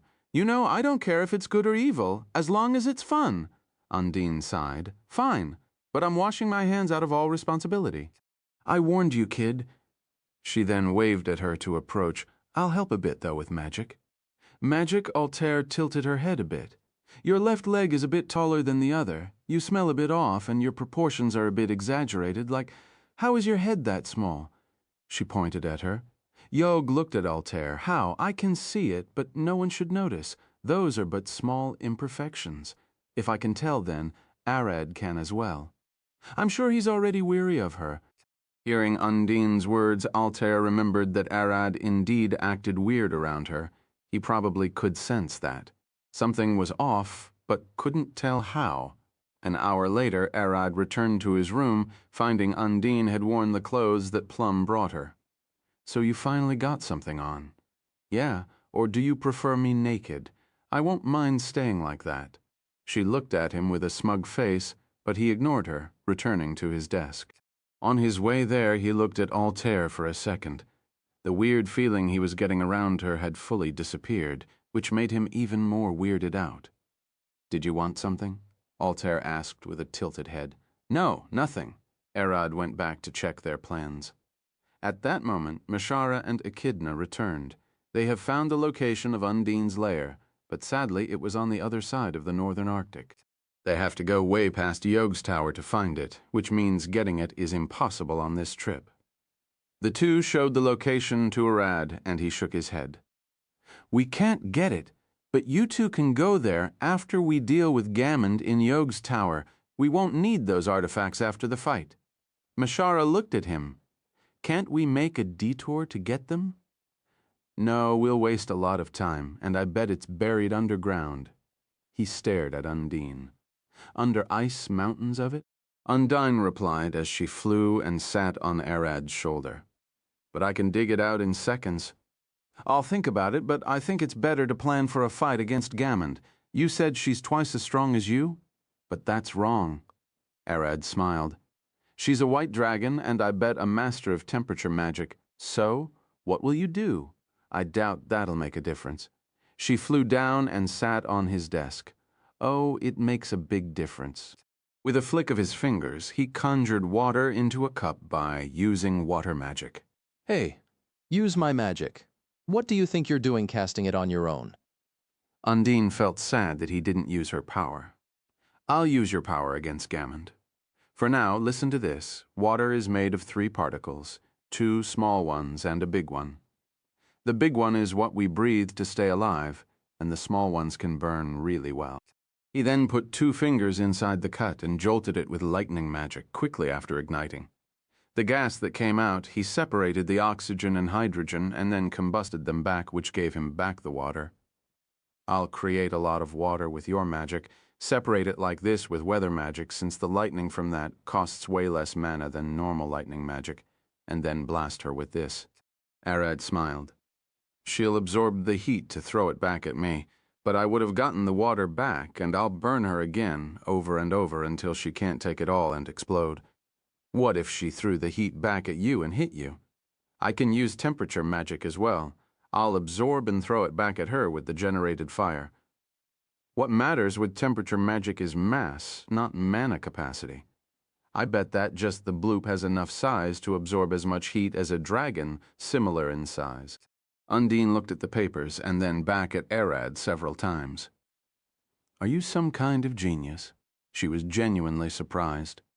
No, I got beaten by enough geniuses to learn this one called Isbert knocked me with a heat reflection, and I almost died. So I'm using that plan against Gammond, Arad replied, and she was even more shocked to hear Isbert's name. And what about this? How did you find this about water? She pointed at the cup. I'm a void dragon. I found that out when trying to understand how void magic works. Undine didn't know whether to be terrified or amazed. This means I can generate some powerful fire magic. I can create thunderclouds as they are just water vapor. Hold up. If I did this, I could turn the whole ocean into a sea of fire if I wanted. I'd rather you don't.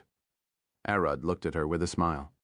Do you know that you just showed me how to make enough fire to probably rival the fire spirit queen, and I'm the water queen? Her brain almost halted working.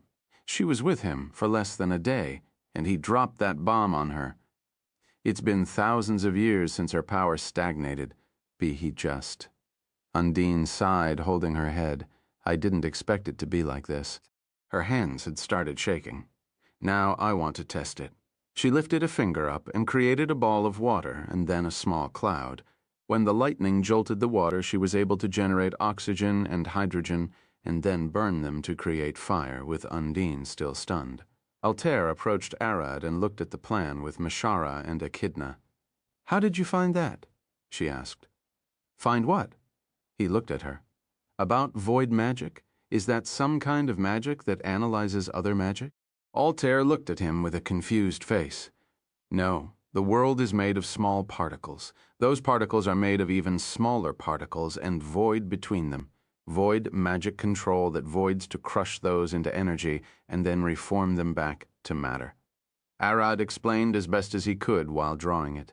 Void magic simply controls the space between an atom's nucleus and electrons.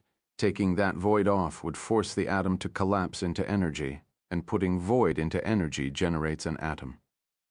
With the power of the void, Arad slowly became aware of the existence of atoms and their properties, which he uses to enchant magic as much as possible. "Is that how it works? What a strange magic." Undine slowly turned her face toward Arad and Altair. "You were right." She approached Arad. "What you showed me just now is priceless." "No, it's probably something that you shouldn't have shown me. I don't even think I can repay you for it." Let's just do our best to defeat Gammond. Chapter 115, Setting the Final Stage. "I can smell him from here." Gammond smiled. "And that fairy seems to have taken a seat at his side. She's smarter than I thought." 4 creatures were present before Gammond's throne. She had gotten them for the sole reason of getting rid of Arad's companions. She wanted to face Arad alone. No one else was allowed to interrupt their precious time, one of the 4. A fair halfling angel with 4 white wings looked at Gammond with her eyes closed. That fairy is the Water Spirit Queen. She was Lynn, one of Yog's angels, and the one Gammond got to face Echidna. "I know that. I just thought she'd get bored once Arad lost to her. Seeing him lose dropped my hopes a bit, but I know that his true power is far larger than what he has in this world. You make sure to put that witch Echidna in her place." Lynn bowed. "You can count on me. My divine goddess Yog has entrusted me with helping you, and I intend to deliver a performance worthy of her name." "Huh."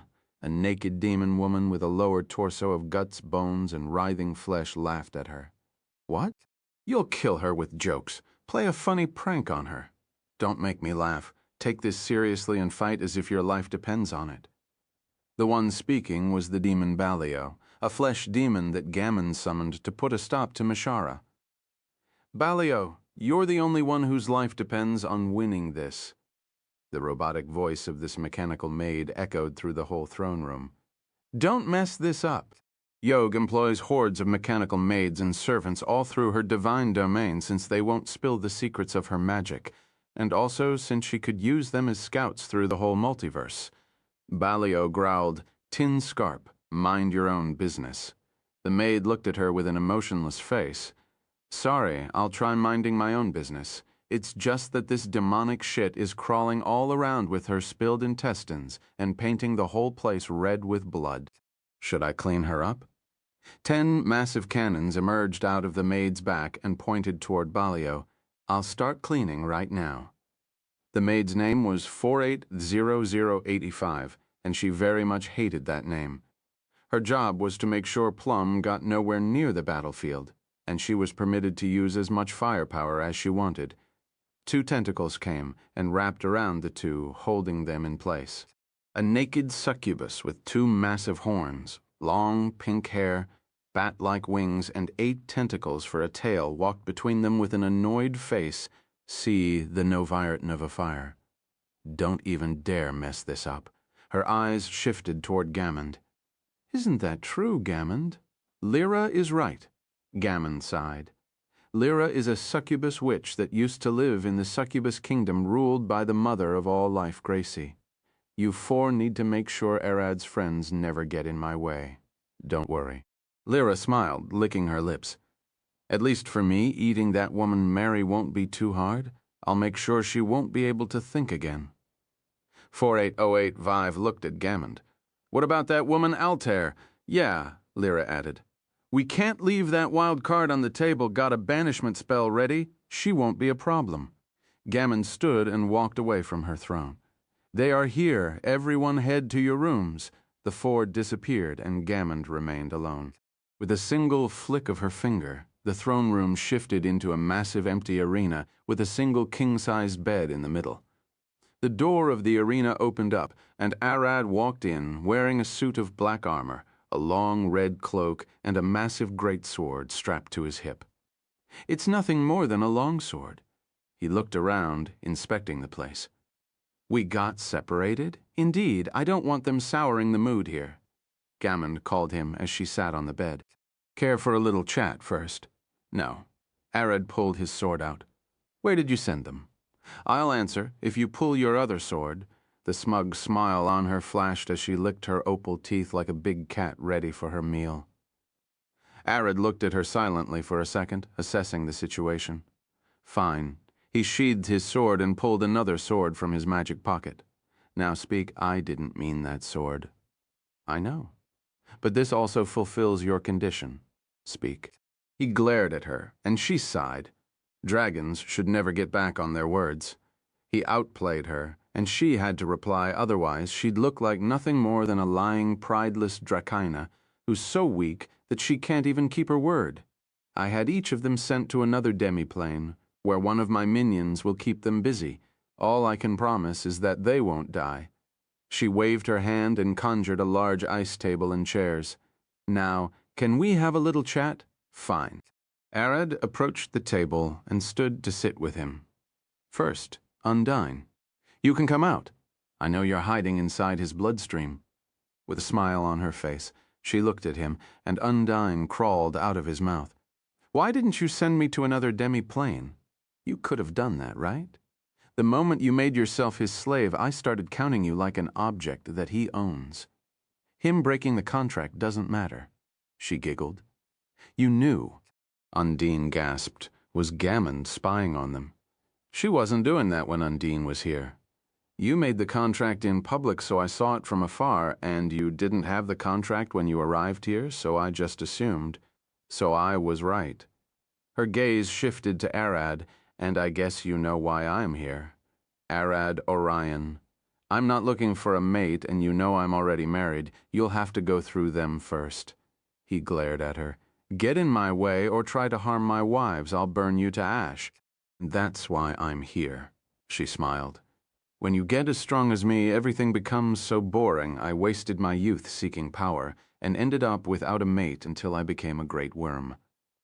Neither your world nor death managed to take your life away. Arad looked at her.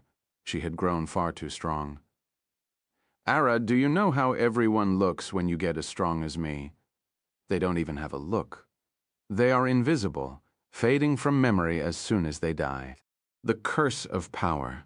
Doma had once spoken of it. Even he, a dragon with near-perfect memory, can't remember the faces of all those he killed. He didn't even look at some of them to begin with. With dragons valuing strength and violence above else in their relationships, it becomes extremely hard to find company the stronger a dragon gets. Gammond had mentioned she has a daughter called Gammond. Her previous husband must have lost to her quite badly, but considering how powerful Gammond is, he must have been one of the strongest dragons out there. I see.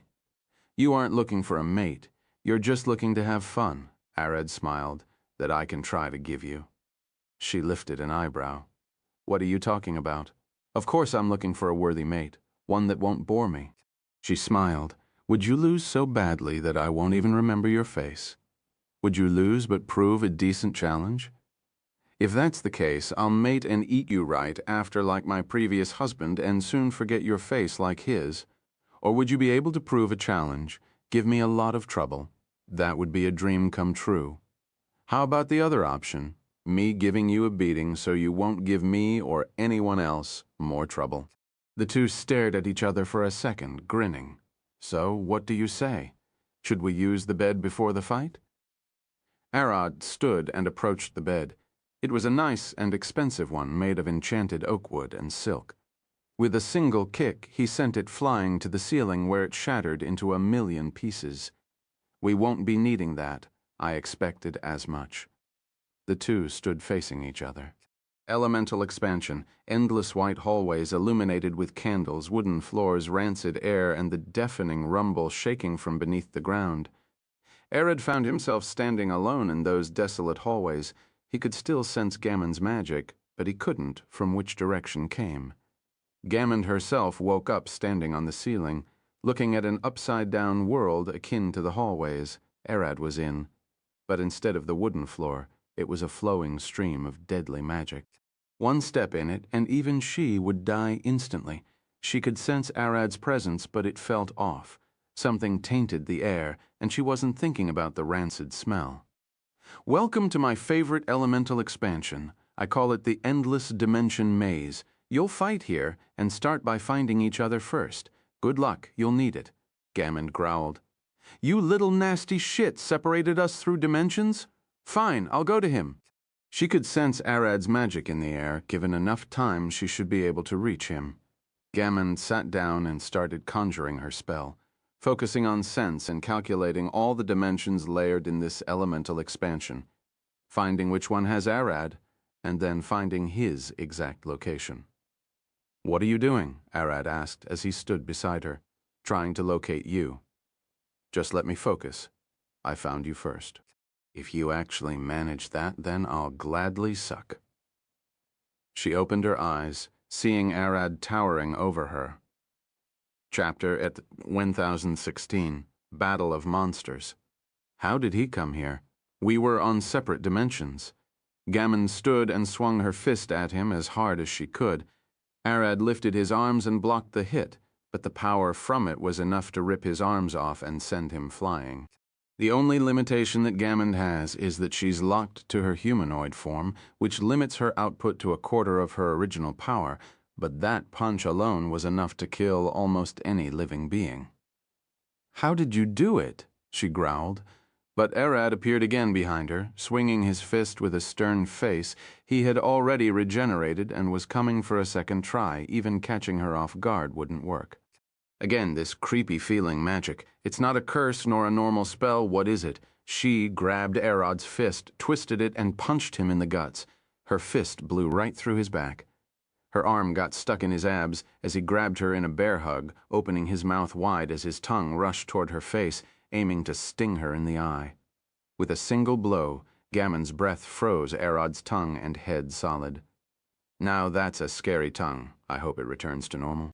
Even with his head frozen, this attack was nothing more than a distraction as his tail slowly snuck between his legs to stab her in the thighs. There should be a large vein there that would be a good target for his tail stinger. Gammon noticed his attack and quickly lifted her legs out of the way of the sting, immediately freezing Arad's lower half. With her legs tucked to her stomach, she threw a double kick forward at Arad's stomach, ripping herself out of his bear hug alongside his arms and sending him rolling on the ground. Now this is interesting. How are you teleporting around? What are all those stingers? The venom in them looks painful. She licked her lips. I might really let you stick it in me, not the stingers. Arad regenerated and stood like nothing happened. I see, so that's how you move. I'd assume that speed isn't your best. Same for you, she giggled. I didn't hit your balls with my spear, so I'm sure you can move at least twice as fast as this. Size doesn't matter. I can always find a fairy to make it bigger. We have Undine here anyway, but speed matters a lot. Don't pull me into this. Undine growled at her, speaking from inside Arad, and technique as well. Arad took a stance, the one that belonged to Dalla. With a single leap, he closed the distance and swung his palm at Gammon's face. Crack! Gammon swung her fist up and punched Arad's wrist away before he could hit her face. With a smile on her face, she giggled and grabbed his elbow, twisting his arm, and coming in with a low kick.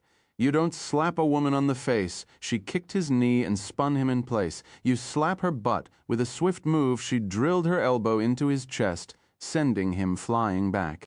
But in that instant, Arad appeared behind her back, swinging a slap at her butt. It was that strange magic again. It's neither teleportation nor speed. Earlier he used it to cross the dimension of this maze, which didn't make sense. Gammon didn't expect such an attack, so she was too late to defend. Arad's palm slapped her butt so hard that it disintegrated a part of her dress and underwear, causing them to fall apart alongside her damaged skin. Arad got ready with a second swing. He couldn't miss the opening created by the pain. It was then that he realized Gammond ate the slap and is now coming with a kick straight at his face. Gammond's kick ripped Arad's lower jaw off and sent him flying. As he smacked into the furthest wall from her, she giggled, rubbing her bleeding butt. "Now that hurts. It's been a while since I felt like tearing up a bit." Her butt got covered in ice. The bleeding stopped and her wounds quickly healed. "Now you've got me excited. No one has made me feel pain since I transcended the twilight." She ripped what remained of her clothes off and approached Arad. "You're not getting away from me now." Arad stood, all of his wounds healed as he started to float. Gammond could feel it. He wasn't going down yet. For a moment she thought that kick would be enough to rack his brain and deal enough damage to knock him out, but he seemed unperturbed. The area around them suddenly changed. They were falling from the sky toward a world of spikes. Yog's maze is ever-changing and would make them swing through multiple dimensions and demiplanes. This place allows them to go all out but also makes the fight harder for both sides. When the two are dimensions swapped, Arad proves that he can easily return while Gammond would take a while, which should give him an edge. On the other hand, the two might get locked in a tight space, which gives Gammond the advantage and forces Arad to try and survive until the next swap, where he would have a chance to rest and recover. As they were falling, the next dimension swap happened and Gammond growled. Now Arad would recover a bit. But at least she knows that when she sensed that strange magic again, and Arad appeared standing before her, glaring down at her with two burning red eyes. Glaring down at Arad's legs with burning blue eyes, her brain raced through all the different spells and curses she had faced. This magic Arad is using, she had faced it before, but where the two started swinging at each other. Each hit that landed broke bones and ripped limbs off, but Gammond started forming compacted ice around her body to block Arad's attacks. Even while using the attacking techniques Caden taught him, it was extremely hard to damage her, or even defend against her attacks. Arad started using a sword covered with his blood to extend his range, and Gammond started throwing blades of thin ice at him, slashing him into pieces. Arad tried to block or defend against her attacks, but even the defensive barriers he learned from Cadence fell short of how sharp her ice blades were. The best his barrier could be, to prevent him from being cleaved in two or minced by her endless ice slashes. As the two flew through Yog's maze, everything in their path got slashed into pieces. Gammond clearly outclassed Arad in all aspects. She was stronger, faster, and had stronger magic. The only thing between her and Arad's head is her own mind. She's thinking about something, and Arad knows what's on her mind. Gammond was trying to figure out what magic is Arad using to teleport all around. It's not void magic. She would have quickly noticed that. It's something else, strange and complex, something that almost doesn't make sense out of this world. Eldritch magic, the abomination's magic. Her eyes opened wide, seeing the large smile filling Arad's face. Vorvados's space magic. She cried, but that was already late. Elemental expansion, abominable blood when Arad faced Vorvados before he had to learn his space magic to be able to chase him to the outer world. Since that time, Arad could use that eldritch magic, but since it cost a lot of mana and was extremely inefficient, he only used it when he needed it, and that to leave the bounds of the world. But now, with how efficient he got with magic, Undine's literal sea of mana, and the fact that his body now can only output enough for him to hop through dimensions while remaining in the same place or teleporting a short distance, it didn't use that much mana. Gammond got swallowed into a ball of blood, finding herself standing inside Arad's expansion surrounded by over 100 vampire and werewolf dragons, and Arad stood there before her. It only took Gammond a fraction of a second to notice the expansion's power. While it offers a direct link to Arad's blood which allows him to summon all of his minions inside, it also constantly switches dimensions, which means, unless Gammond can keep up with that, most of her attacks would miss. Normal creatures shouldn't be able to use Abomination's magic. How did you do that? She started approaching him with a large smile on her face. No, I don't care. This is nice. Beautiful. No. This is the best. You're the best. Gammond found herself in a massive fight inside Erad's expansion, facing him and all the dragons, and for some reason some really massive sea creatures. The moment she tried to attack a dragon, the dimension would shift, and Erad would thrust his sword in her back. She tries to hit him but ends up burned by a dragon's fire breath. She tried to blast the whole place with ice, but 20 ancient red dragons working together seamlessly, since they were all controlled by Erad, was enough to match her ice and prevent her from killing all of them at once. This brat? No, this dragon. He's far better than I expected. No, he's even more. Like how I'm weakened now, he's too. He lacks all of his draconic power. She was never pushed this far since she was but a little Dracaina struggling to survive in her old world, while carefully avoiding all of Arad's attacks, trying to figure out when the dimensions swap.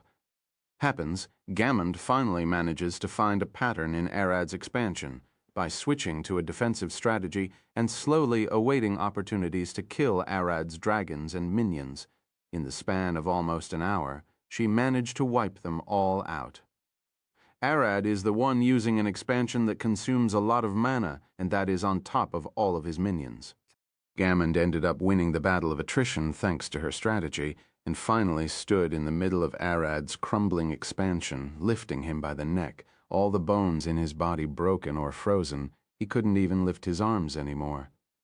You were better than I ever expected. No, you were astounding. I bet no other dragon matches you out there. She licked her lips. Killing you is such a waste. I'll enjoy you thoroughly and then give you to my daughter if I ever get bored with you. And don't worry about your wives. I'll keep them close and respect them even. I can now see why they all closed to stand beside you. Arad mumbled. What's now? Ah, sorry, but I won't go speak with your wives first. I can't wait. We'll do it now, and I'll talk to them later. Apologize, even if it's needed. She was quickly getting in the mood. Her dream of 1,000 years had finally come true. It was now in her hand. I'll consider you if you knelt down and submitted. Arad looked at her with his only surviving eye. Is that what you want to play? Of course, my love. I'll do it when we get to the bed. I'll pretend to be your slave or anything. Let's experience everything together from the worst to the best. But Gammond could tell, Arad's dying body, his almost non-existent magic, he had lost everything. But his eyes weren't lying. His words didn't sound like a joke to her. Arad's domain shattered, and it was then that Gammond started sweating. Chapter 101. Arad's expansion shattered, a sea of water splashed down. Arad wasn't trying to win by using his expansion. That was nothing more than a distraction. He was the bait, giving Undine enough time to build up water outside the expansion so Gammond wouldn't interrupt her. Undine wasn't just creating water, she was putting her life and name on the line, going far over her limit, and exhausting herself to the bones to make sure she fills the entire maze of possible. She would be a world power capable of destroying the world by flooding it whole, and this is what she did here.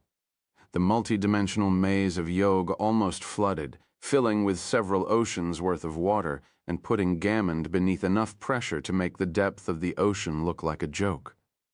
Gammond covered her body in ice to withstand the crushing pressure while Arad's body was crushed into a tiny lump of flesh.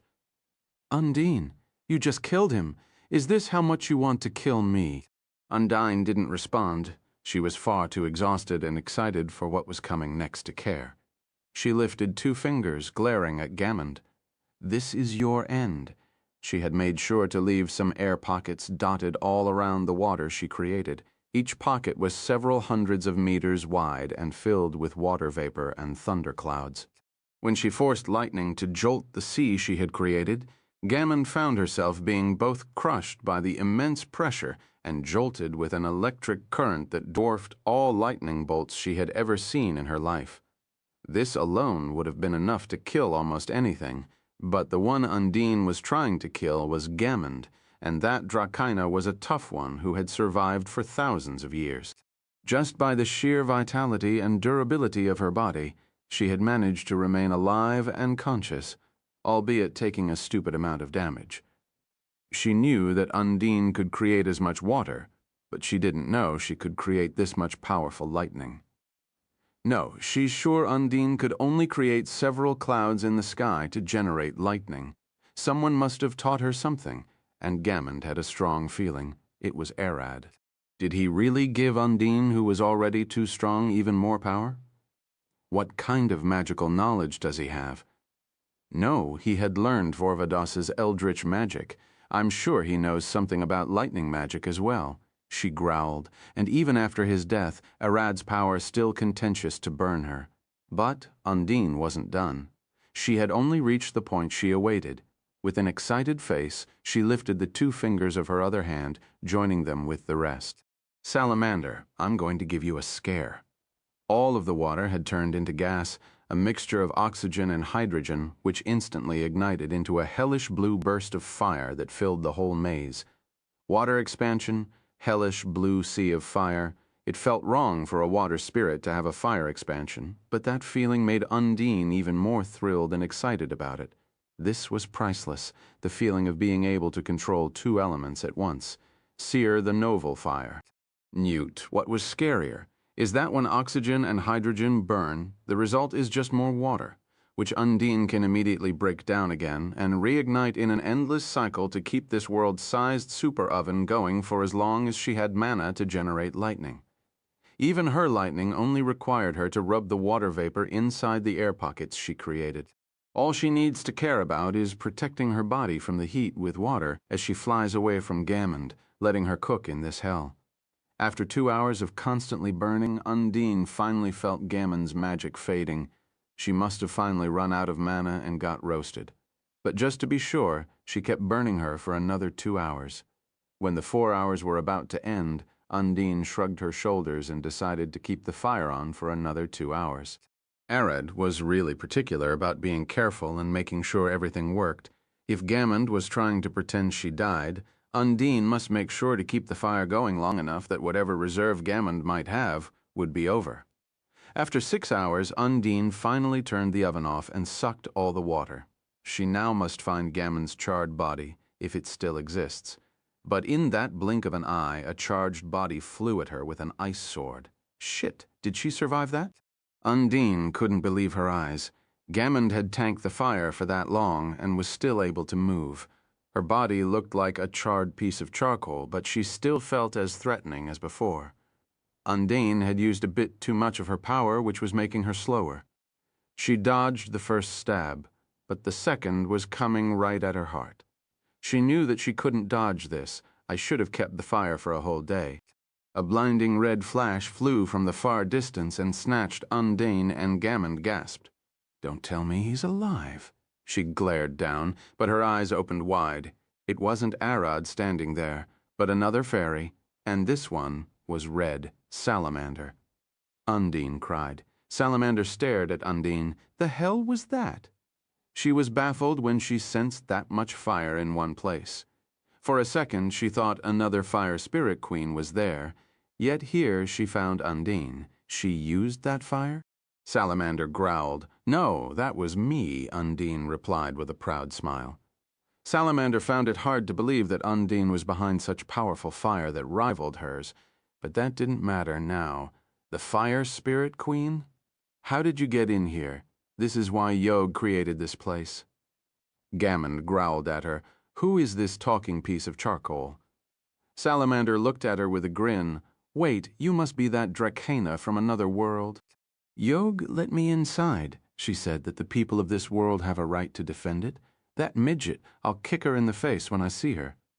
Gammond growled. For now, she has to kill those 2, or at least knock them out so she can return to Isbert's world. Things like this happen. The battle got too extreme, and Arad died. What a shape. He was indeed the man she was looking for. I probably won't find anyone better than him ever again. She lifted her ice sword. Time, too.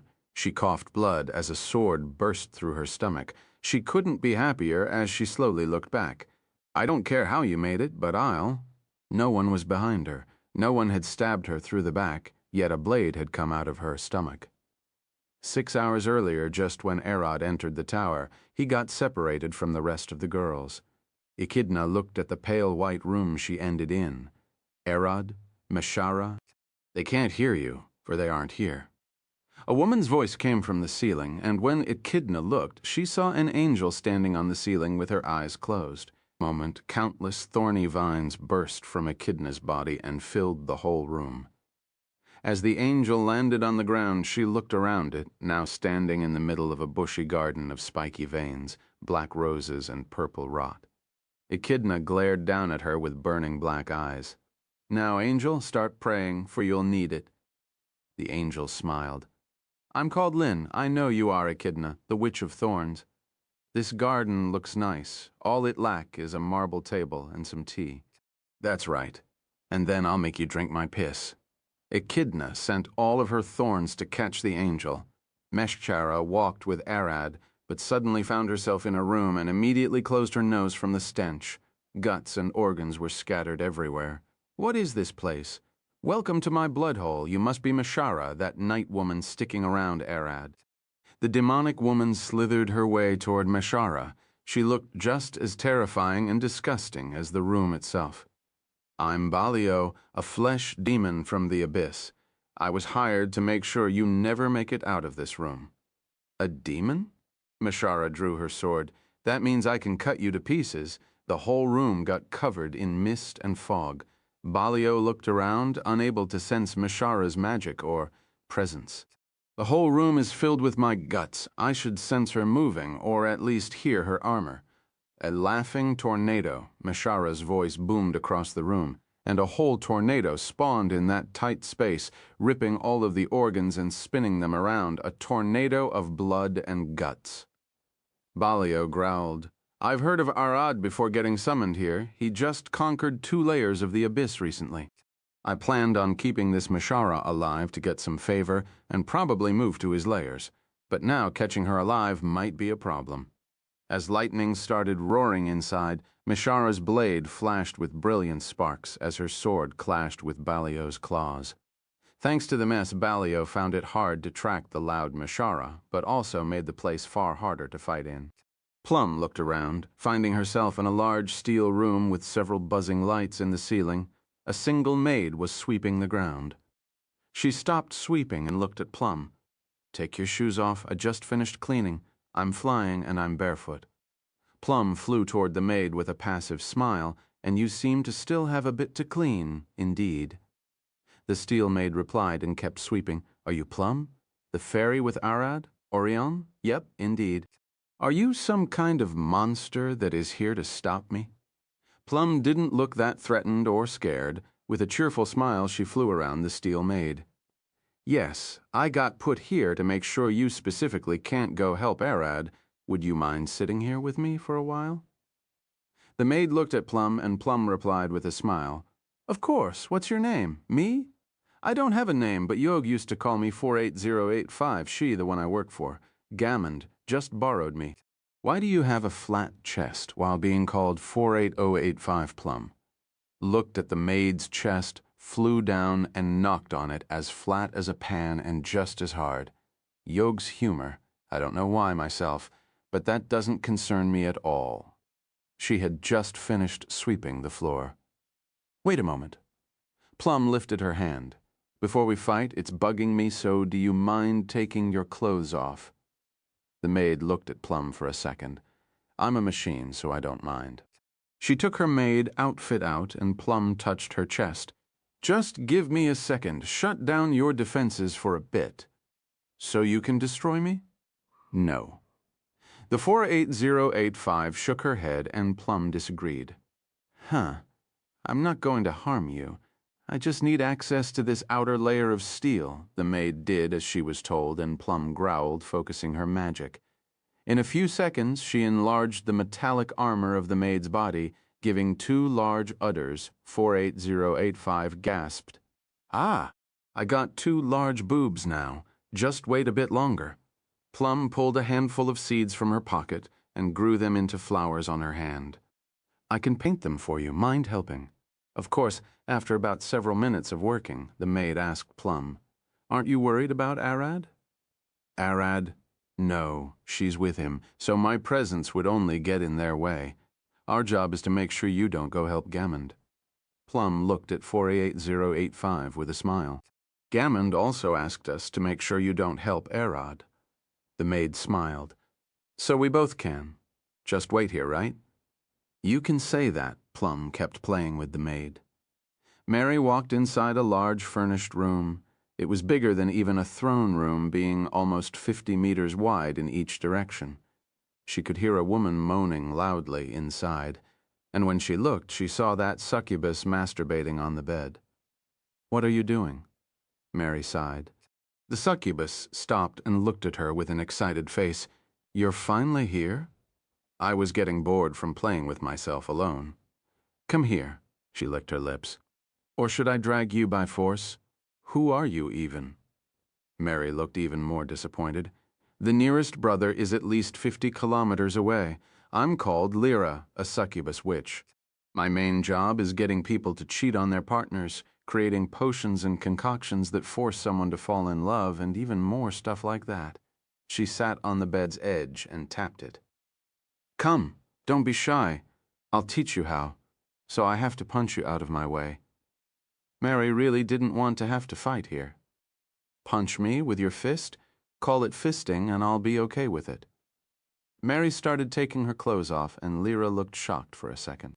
I didn't expect you to agree, but I won't say no to a woman like you. In fact, I'm thrilled to have you. Mary looked at her with one eye as she stripped. What are you talking about?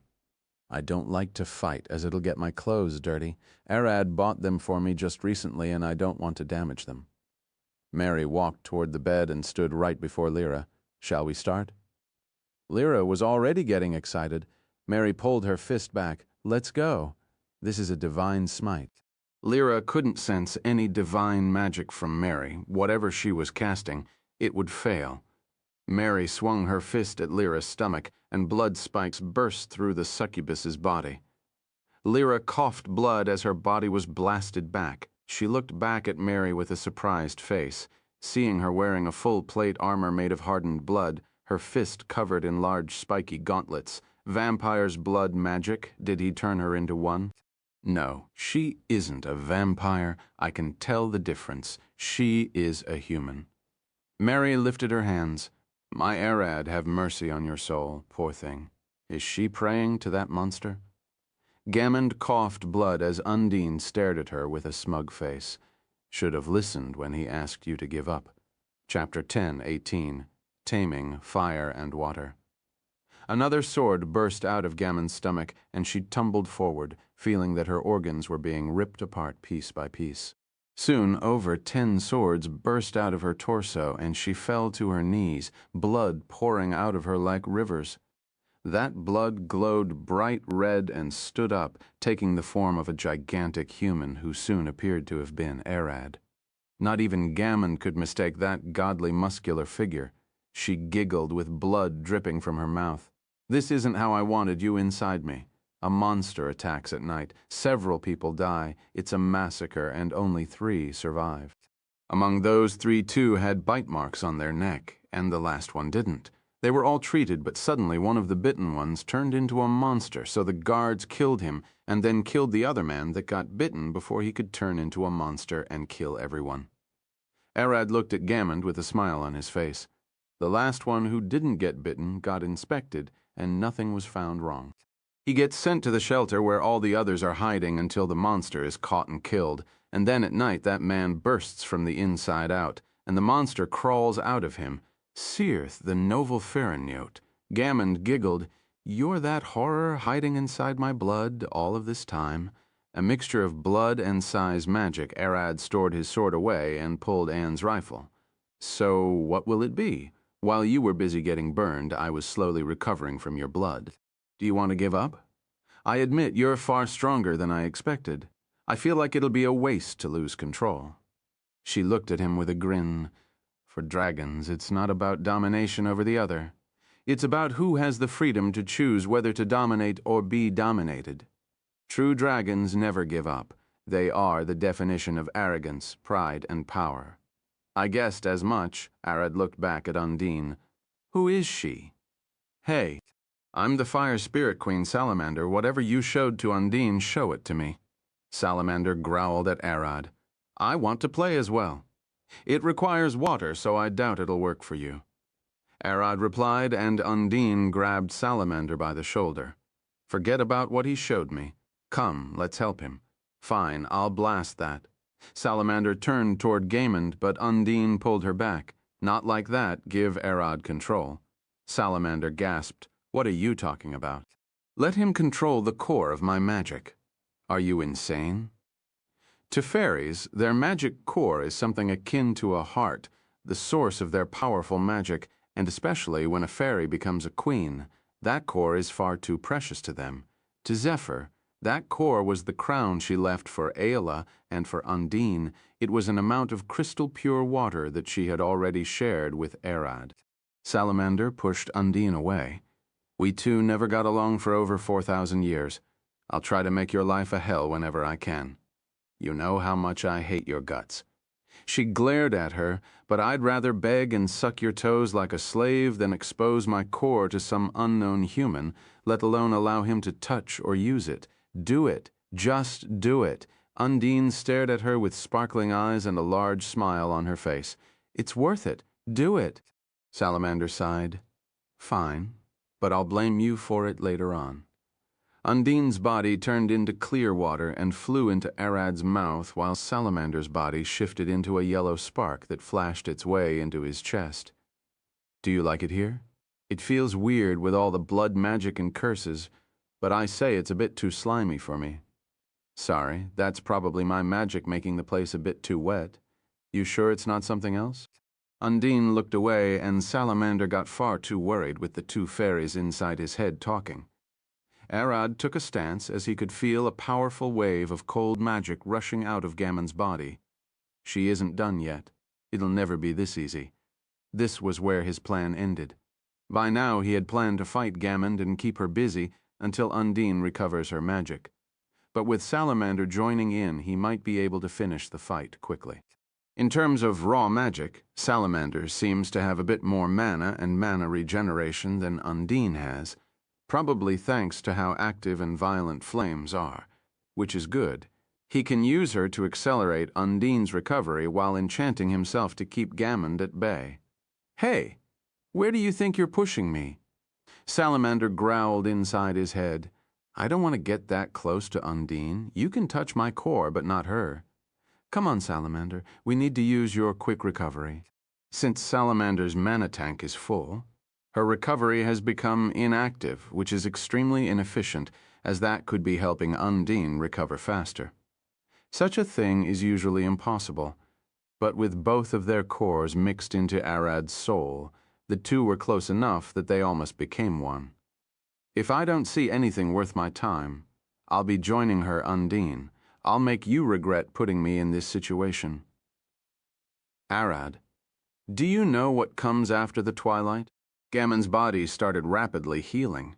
He could have attacked her, but this wasn't a battle about winning or losing. It's about proving a point.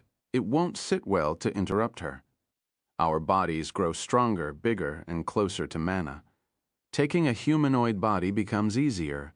Our lifespan extends massively, and we learn something that none other than dragons who surpass the twilight can dream of. She glared at him with burning blue eyes. How to endure death and fight to the last drop of blood we have. A dragon that surpasses the twilight won't perish even when killed. Their consciousness will remain strong, moving their dead body to fight until their bodies completely falls apart and fail to hold its shape. In short, killing a dragon that surpassed twilight would only make a dragon zombie that still retains its consciousness and can return to life with enough healing. That is how Gammon survived the onslaught of Undine's oven, by using her magic to make sure that even if she died, her body wouldn't get fully cooked and turn to ash. I know I was inside you. You won't die even if I kill you, which complicates things a lot for me. He sighed, and by that time Gammon had fully healed. Even her skin had returned to its usual pale and glossy finish created by the tiny draconic scales on her body. You allowed me to recover? How nice of you. She smiled, licking her lips. It's only fair, I've got Salamander here as well. His sword started burning red as the sky above them filled with thunderclouds. To think you'll still keep fighting after knowing that I can't be killed. She giggled. You never fail to excite me up. A burst of fire exploded beneath Arad's feet, powerful enough to send him flying toward Gammond and destroy a several-meter-wide ring around him. A quick burst of fire magic like an explosion to save mana. It's powerful, yet cheap. The only problem is that it requires a great mastery over magic. This was the first thing Salamander saw that amazed her. She had never faced someone where she needed to worry about her mana running out, so she never thought of conserving it like this. In the middle of a typhoon of lightning, boiling rain, and roaring thunder, Arad's booming explosions filled the air as he flew all over the place, clashing with Gammond. Neither of them would die from a mortal wound, so going for the heart was no worse than a flesh wound. To both of them, Salamander could hear Undine growling a bit. It was probably because Arad was still using her water, with her being still drained from earlier. She decided to focus on observing how Arad fought instead of worrying about a spirit queen. Water can hold more heat, so he's using my fire to boil Undine water and then use that boiling water to fight Gammon's ice and cold. That's a more efficient approach. And he isn't just using my fire. He's also using the lightning from his weather magic to assist in heating the water. The more Salamander saw Arad fight, the more interested in him she got. Each of his moves was pre-calculated and mainly focused on efficiency. After fighting for a while, Gammon finally started pulling some big moves. In a fraction of a second, her fingers flashed brightly. Arad knew that he must block this attack, otherwise he'd regret it. With a brilliant boom, the cold Dracaena unleashed a massive blast of fire at Arad, rocking Yog's whole maze. She had already stored enough heat through temperature magic and fired it back at Arad. Only a fool gets stung from the same hole twice, and me since I've missed some. Arad was still standing in place. His left arm burned to a crisp, but the rest of his body survived as massive sheets of ice protected him. "What was that?" Salamander cried, both surprised, annoyed, and slightly worried. The only reason Arad's arm ended up burned is because she pulled her powers from him at the last moment. If she hadn't chickened out, he would have survived the blast without a scratch. "You're a fire spirit with a massive heat capacity. So I took all of the heat of Gammon's attack and shoved it inside you.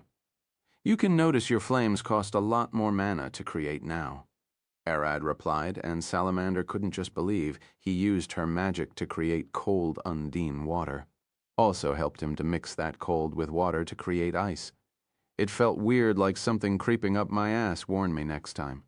She cried, but Arad giggled. "Sorry, I can't promise that when every fraction of a second counts." Undine quickly jumped in. "Salamander, I've told you to relax. Don't resist anything. Let him use you however he wants. You've just learned that you can freeze things, didn't you? But it just surprised me, Alyssum, to tell you whenever he was boiling my water with your fire. Do you know how that felt? I could feel your magic going as deep as it could go up my core.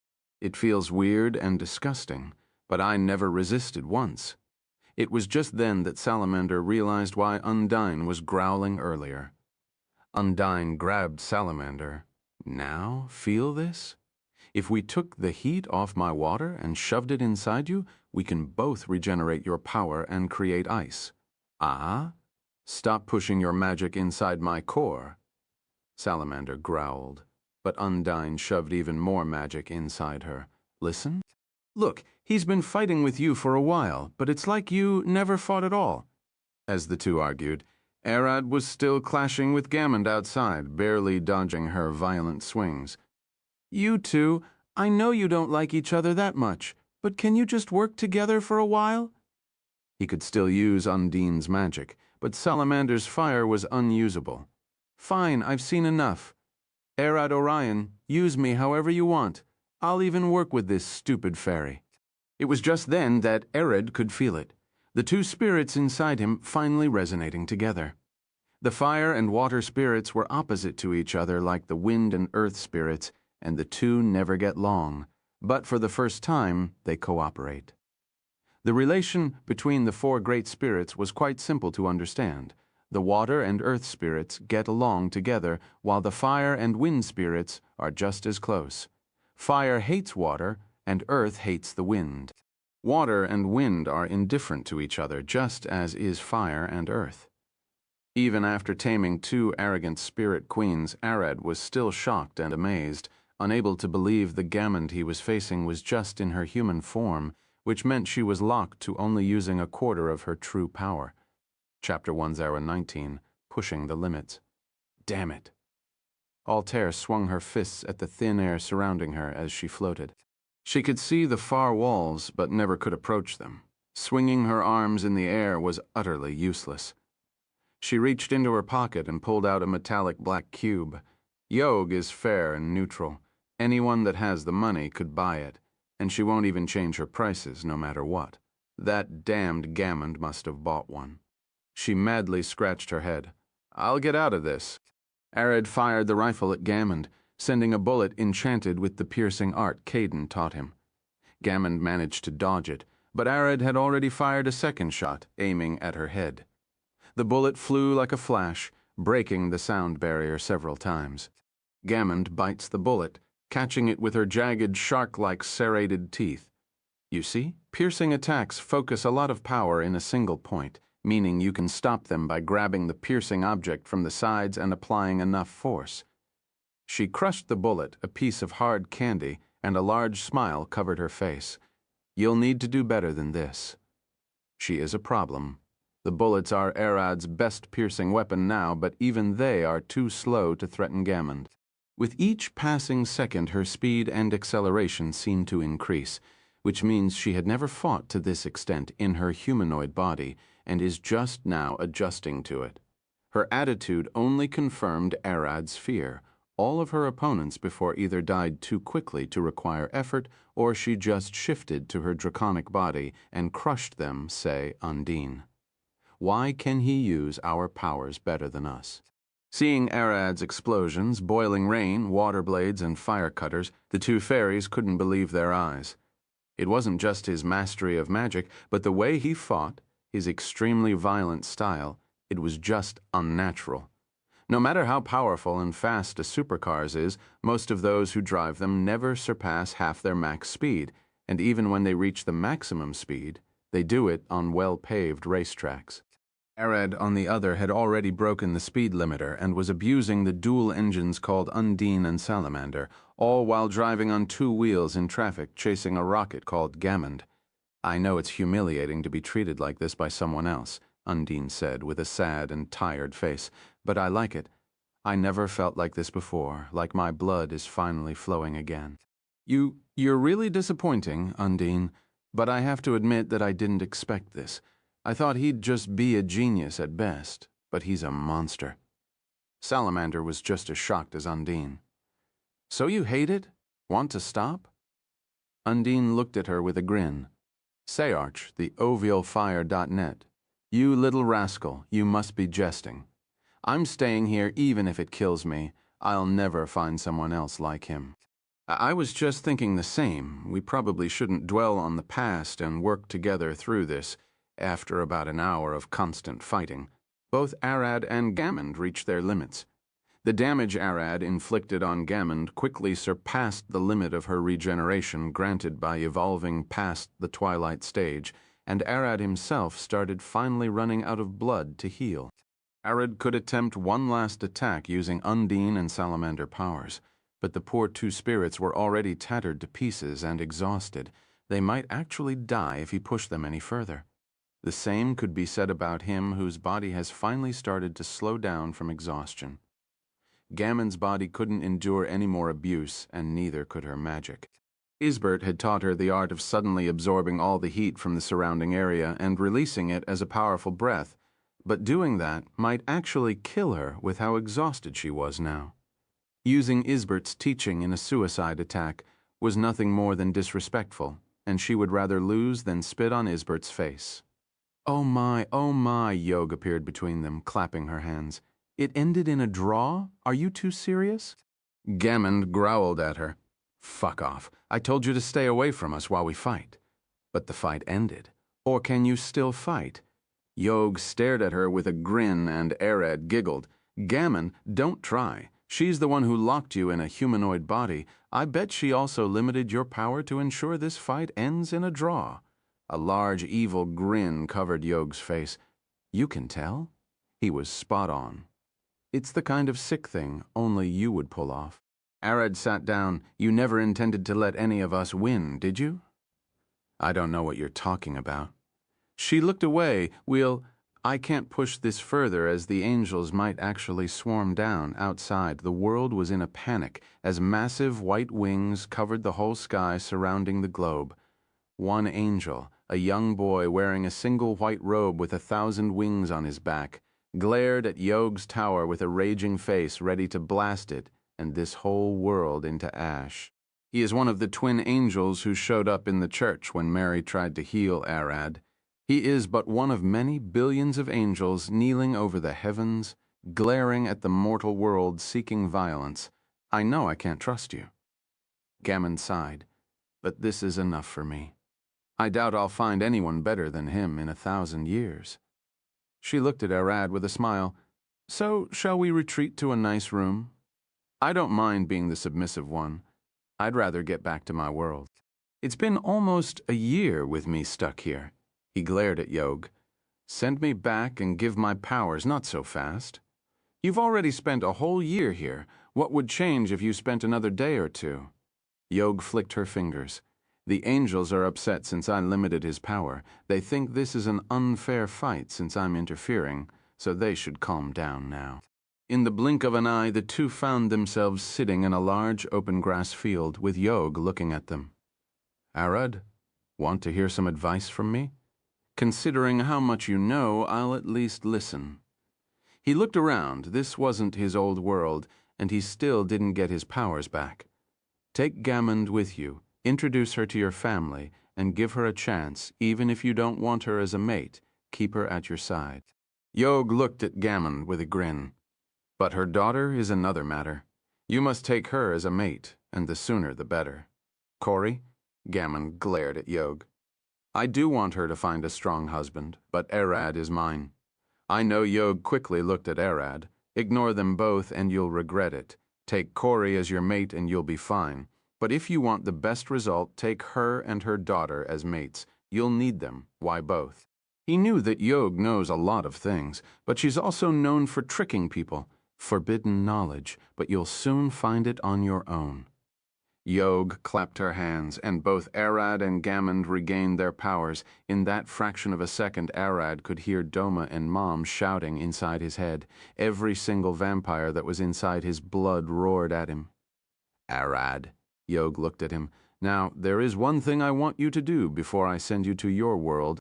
She pointed at Gammond. Give her a beating. I regained my power. Do you really think he can defeat me now? Gammond smiled. I wish he would be able to. A mouth opened on Arad's neck. So you're Gammon that midget spoke about. Hello. Yog waved her hand. She was still there. Yeah, and I guess you're Doma, the queen of curses. Gammon smiled. Nice to meet you. I've heard that you and your daughter served Isbert as her maids. Your whole job was to do her nails, nothing more and nothing less. Would you mind doing my nails too, both you and your daughter? I don't mind, and I doubt Corey would mind. It's our job. Even more if you could give me an incentive. Gammond smiled. Doma used Gemini and Virgo to take form and walk toward Gammond. An incentive, you say? Shouldn't you be the one giving me an incentive? Gammond giggled. I understand you're telling me to know my place. So what if I said that I'll do your nails? You're a witch, right? I bet they need the attention of a master to keep your powers at their peak. Arad. Doma looked back at Arad. I like her. She can come with us. I want to say you can take her as a mate, but we'll need the others to speak first. So Gammond looked at Doma with a large smile. You're accepting me in? It's just one voice. You've still got many more to convince. They won't be as easy as me. Doma faded into mist, mixing back into Arad's body. Arad sighed. Fine. I'll see what I can do. He looked at his fist, all of his muscles flexing. Now that his powers had returned, he could sense them mixing with everything he learned in this world. Gammon smiled. Come at me. Show me how good of a dragon you are. But at that moment, a fist landed on her face, sending one of her teeth flying away with a splash of blood. Gamond rolled on the ground with a large grin, but she soon went silent. Arad didn't move an inch. He wasn't the one who hit her. A woman stood between her and Arad. It was Altair, glaring at her with burning eyes. I knew you'd be a problem. Gamond growled. Altair silently lifted her hand, and the rifle Arad had flew to her palm. Wait, this feeling? Arad gasped, and Altair pointed the rifle at Gamond, firing a bullet. Gamond jumped aside, trying to dodge, but the bullet kept chasing her until she took her eye out. Before Gamond could recoil back from the wound, Altair was already behind her back, swinging her arm. Gamond jumped back with 5 wounds on her chest, but those healed in seconds, as did her eye. Altair's eyes burned purple as her body shifted into an obsidian-black Dracaina. Arad couldn't mistake it. She was a young void Dracaina. Your attacks tickle a bit. Gamond suddenly disappeared from Altair's vision and appeared behind her, still in her humanoid form, but the power she could pull now was ungodly. Altair had underestimated her opponent and overestimated herself.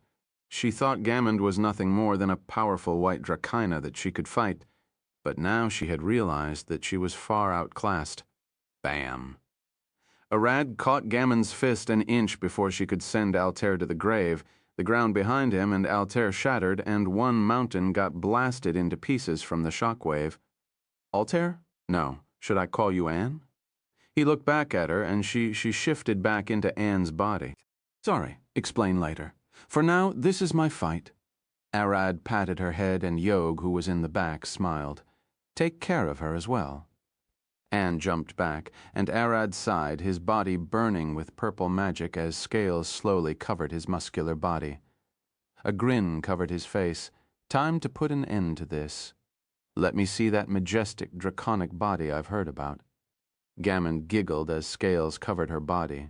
Chapter 1020. The world's destroyer, Arad's body expanded into a marvelous draconic figure sculptured out of polished obsidian. Tall and huge, the rippling void magic crackling from him made Anne gasp. So much energy in one place. Throughout her whole life, she had never seen another void dragon or Dracaina. That led her to seek Yog's tower in the hope of finding someone of her kin, which ended up with her receiving the cube from Yog, who said it would help her meet a void dragon. Yog flicked her fingers, and everyone showed up behind her. Arad's friends and those that Gamond brought to stop them. They all were teleported right behind Yog, and their fights were stopped. While Mishara and Echidna's fight seemed to have been still burning, Plum and 48085 didn't even start, and Mary had won her battle long ago, but was unable to find her way into Yog's expansion. With a second flick, Yog protected everyone inside a massive crystal barrier and floated a bit away. Arad, Gamond, feel free to go all out. I'll protect everyone, and I don't even care if you destroy this world. The only life here is plants, after all, as one of the strongest gods. Yog didn't have a single world that she ruled. In fact, she was one of the first gods to make worlds for herself, and now has tens of them. While the majority are nothing but wastelands for testing her magic, the past world where Arad trained was where she decided to experiment with starting civilizations. Arad? Mary gasped as she looked at Arad with a shocked face. That black dragon is Arad. His body looked like a massive glittering gem in her eyes, a priceless piece of art. You must be joking. Echidna couldn't believe her eyes. The amount of energy rushing out of Arad's body was mind-bogglingly beyond anything she had ever felt in her life. This had made her once again believe that choosing to serve him was the right call. That black dragon is Arad? How could such a monster exist? Mishara could only stare with an open mouth. She was quite used to using her magic to dominate a large area to be able to cast weather magic, and now could sense that Arad's power far outclassed any natural disaster she had ever seen in her life. Over S-class monster, no, he's far beyond that. Plum, on the other hand, didn't seem fazed at all. She just giggled. As expected, no wonder the queen stuck to him. But wait for a moment. Her face twisted into a dumbfounded, stunned face. What is Salamander doing here? Plum cried, her voice cracking in shock. Another spirit queen was making herself comfortable inside Arad. It should have been me. Not her. So this is a void dragon. Anne stared at Yog, and just now the girls could recognize her. Wait, weren't you dead? They couldn't believe she was still alive. 48085 approached Yog and bowed. My job here is done. Shall I return to the mansion? You can stay and watch. Not every time you get to watch two powers clash like this. A massive draconic figure started showing up, dwarfing Arad and the mountains behind the horizon. Gammon's true draconic body stood several miles tall, a legendary being that had never been seen before. Once upon a time, in a world long dead, buried under 1,000 miles of ice, a legendary being of untold eons slumbers. Praise the Queen, praise the pale storm. The last few people who survived after she froze the world worshipped her like a goddess, but even they soon fell to the cold and perished. Yog lifted one hand. Long live the Queen, long live the ice. How could it be? Anne gasped, sensing the infinite magic rippling from Gammond. There was something about it that even she couldn't understand. It was far too harsh, rugged, and jagged like shards of ice, cold and indifferent to the world. Gammond smiled, staring down at Arad from above the clouds. You're smaller than my claws. How disappointing. I heard void dragons get quite big. I might have to be content with the humanoid form. The succubus Lyra, who was watching, heard Gammond and lifted an eyebrow. She understood what she meant. Size doesn't matter. It is about how you use it. Arad roared into the sky, and everyone looked at him, his figure failing to even be worth comparing to Gammond's imposing size. The only one who did not think like that was Yog, who watched with a grin on her face. Size doesn't matter, Arad growled as his body flashed with magic. Lyra giggled, so we think the same. This devious dragon, the scales on Arad's back, started glowing white as smoke rushed out of his wings. Everyone could feel that something was off, and the first to notice was Echidna. Hold up, is this a curse? She saw the plants in the far distance withering and dying. People call it a curse, but it's purely natural. Yog turned toward Anne with a grin.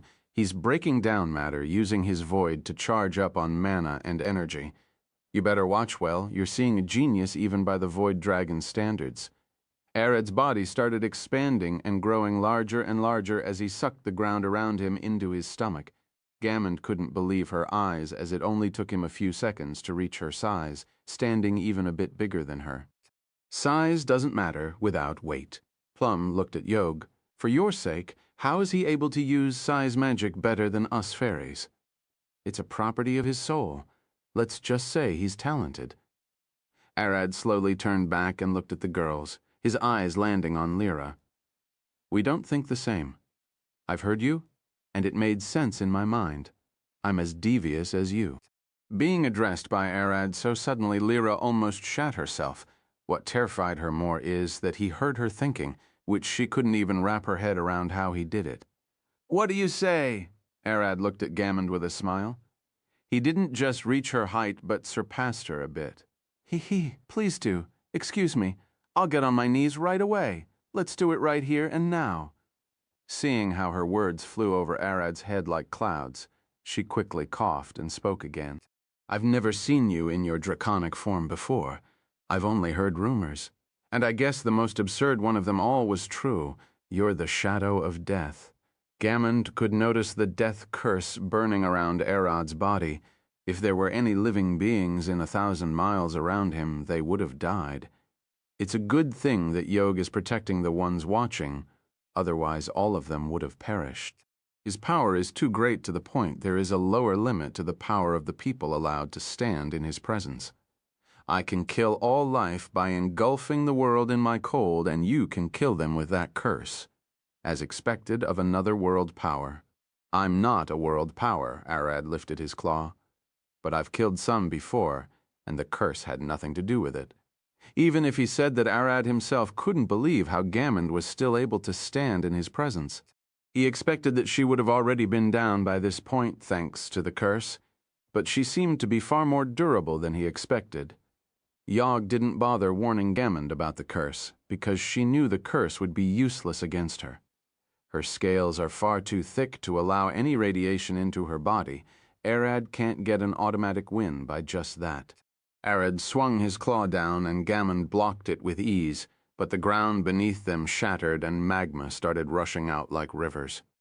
The mere impact of Arad's hit was enough to crack the crust of the plant, sending a deep rumble across the whole globe. Two legendary dragons had started swinging on each other, and the world shall hear of it after just a few smacks. Gammond finally lifted her two claws and put them together. Sorry, but this is it. You're coming home with me. Elemental expansion, Ice Age. In a fraction of a second, the whole world froze. Snow filled the surface, and the seas turned into solid ice. The girls sitting inside Yog's barrier cried, unable to believe what their eyes were seeing. The coldest it got in your world is minus 60°C.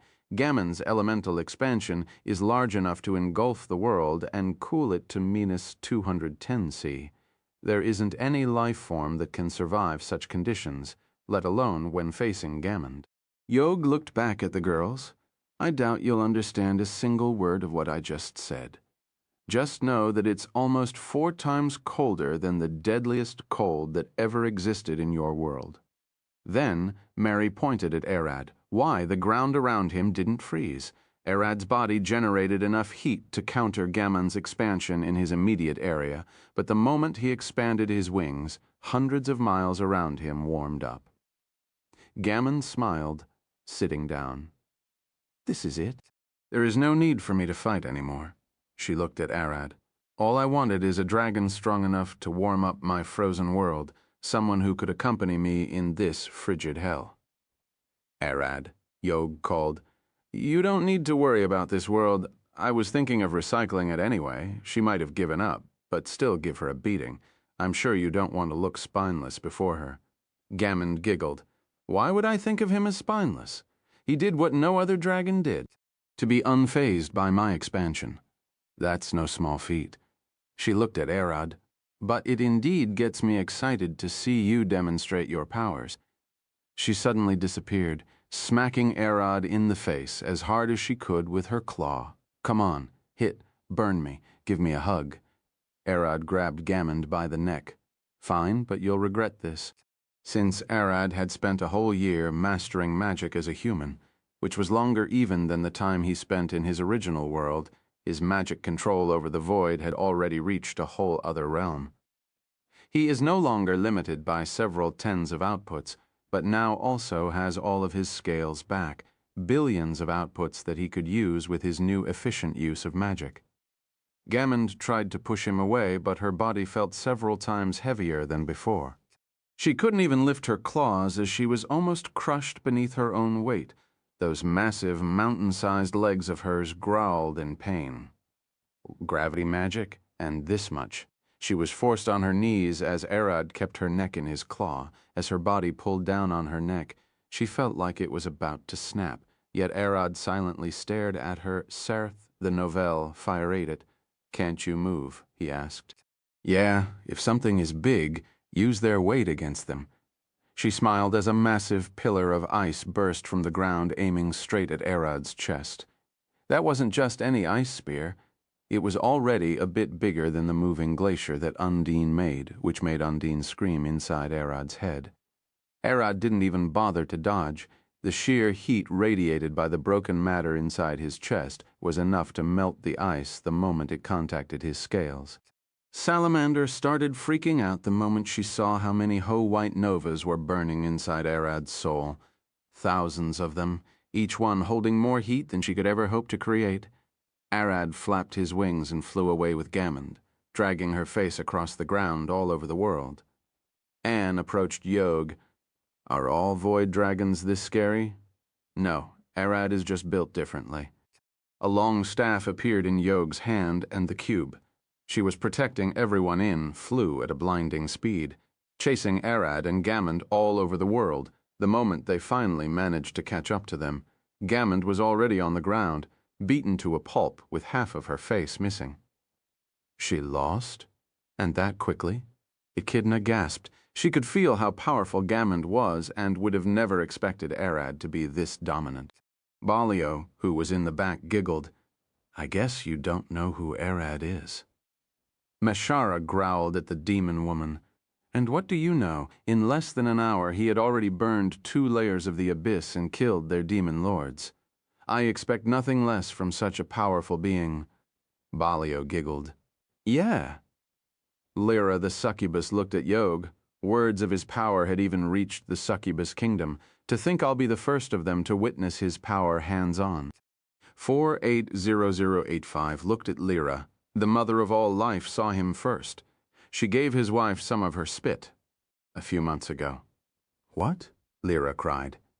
Enough. How many times I've told you to never speak of the gods' matters. Yog looked at her, and 480085 stopped talking. She was referring to Arad and Ayela's first night at that time, and with the help of Roberta, Ayela got her hand on a bottle of fake Gracie's spit. The reason it worked so well at the time was that Gracie had exchanged it with the real deal. What's that? Mary pointed as she saw Arad open his jaws and a pillar of light started piercing the ground. He is flexing his power like a peacock, showing his wings and dancing. Yog smiled. Look, this is the difference between a world power with the ability to kill all life from the face of their world and a world power capable of destroying their world. A violent gust of black ash burst out of Arad's jaw, followed by a sea of burning crimson flames that melted the surrounding mountain ranges into magma. The fire quickly condensed into a thin beam of pure blue flames and plasma, drilling a hole straight into the world's core. The whole world started shaking and cracking. Great ravines and cracks exploded with fire as the seas drained into the inner layers of the world, and the surface turned into a burning hell. Everyone watched in horror from Yog's box as the whole world crumbled into chaos, with Arad being the only thing staying in one piece, holding Gaimond by her wings. He used his breath to drill to the world's core and then used gravity magic on it, reversing the gravity of the whole world, which caused it to explode. Yog flicked her fingers, and everyone appeared back inside her tower, standing before her throne where she sat.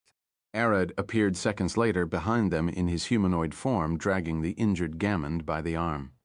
To think she survived that. Arad looked at Gaimond. She would have suffocated quickly enough afterward. Yog waved her hand. But she's indeed tough to survive the world getting destroyed. I'll send her to Hati to recover. I'm sure she'll be up in.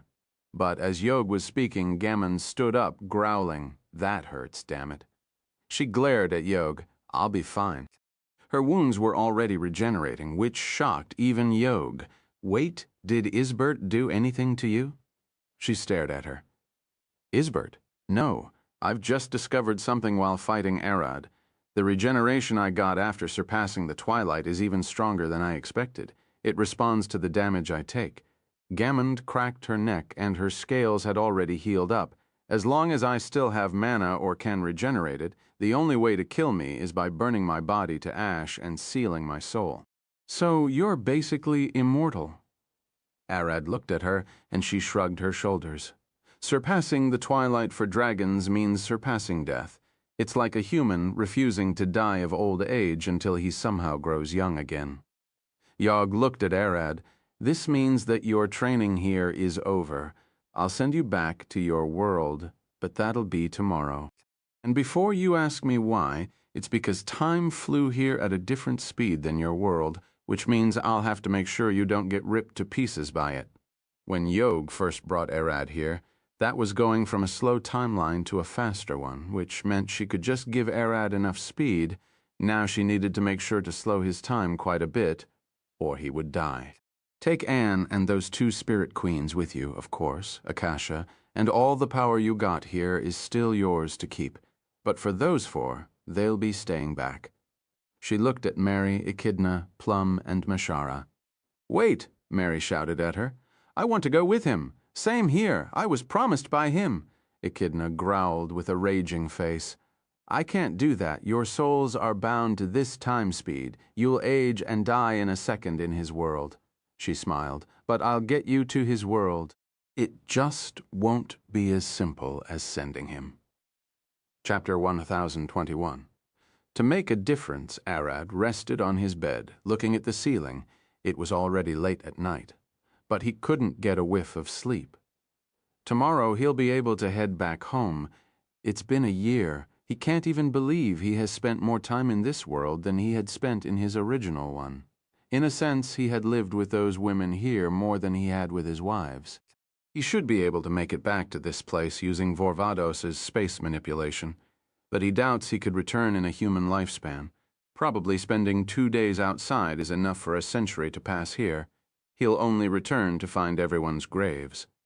Yog had informed him that he'd be able to meet everyone again after a day in his original world, but Arad couldn't understand how. By that time, they all should be dead, unless they can otherwise survive. But as Yog mentioned, there's nothing that can be done about it. They'll age rapidly and die if he took them with him. He stood, spending time here asleep seems like a waste, and he has some people he'd rather spend time with. Now, approaching the window, it's far away, but I should be able to cover the distance. He smiled. With a single cast of Vorvados's spatial magic, Arad found himself standing upon a ruined coastal city. Looking behind him was a massive castle in the far distance from which he could sense someone he knew. Zon, Arad, landed inside the castle and looked around. He's sure he felt him nearby. As Arad expected, he was right around the corner, arguing with a blonde woman. Prince Jack. The moment Jack heard Arad's voice, he gasped, looking back. "Sir, Arad?" Arad approached him. "Did I come at a bad time?" He could see that Jack was talking with the princess, the one he was supposed to marry. "No, you're a lifesaver." Jack rushed toward Arad. "Let's go somewhere else." "Sorry, princess? This seems to be an urgent matter if Sir Arad came all the way here at this hour." Cirth, the noble Firenet. Arad grabbed Jack by the head and looked at the princess. "I can hear thoughts. She isn't angry, but disappointed. What did this rascal do?" "Not like you're any better, are you?" His eyes quickly shifted toward the princess. "I caught him with another woman just now."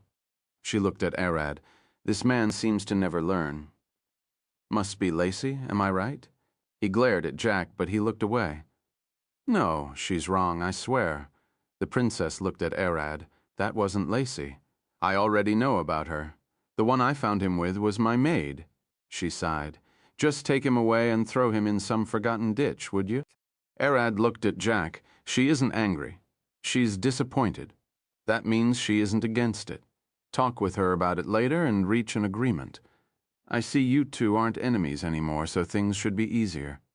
Arad extended his wings and started floating away with Jack. "Princess, take this time to cool your head down, talk with Lacey and that maid. I'm sure you'll reach an understanding.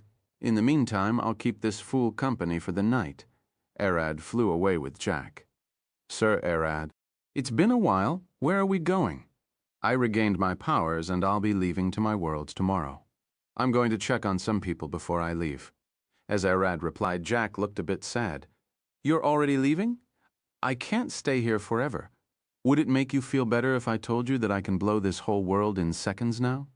Arad shifted into his draconic form and threw Jack on his back. "It makes me even sadder, and I just got a powerful ally that no one dare offend. This world should be better with me gone. I'm sure you can manage on your own.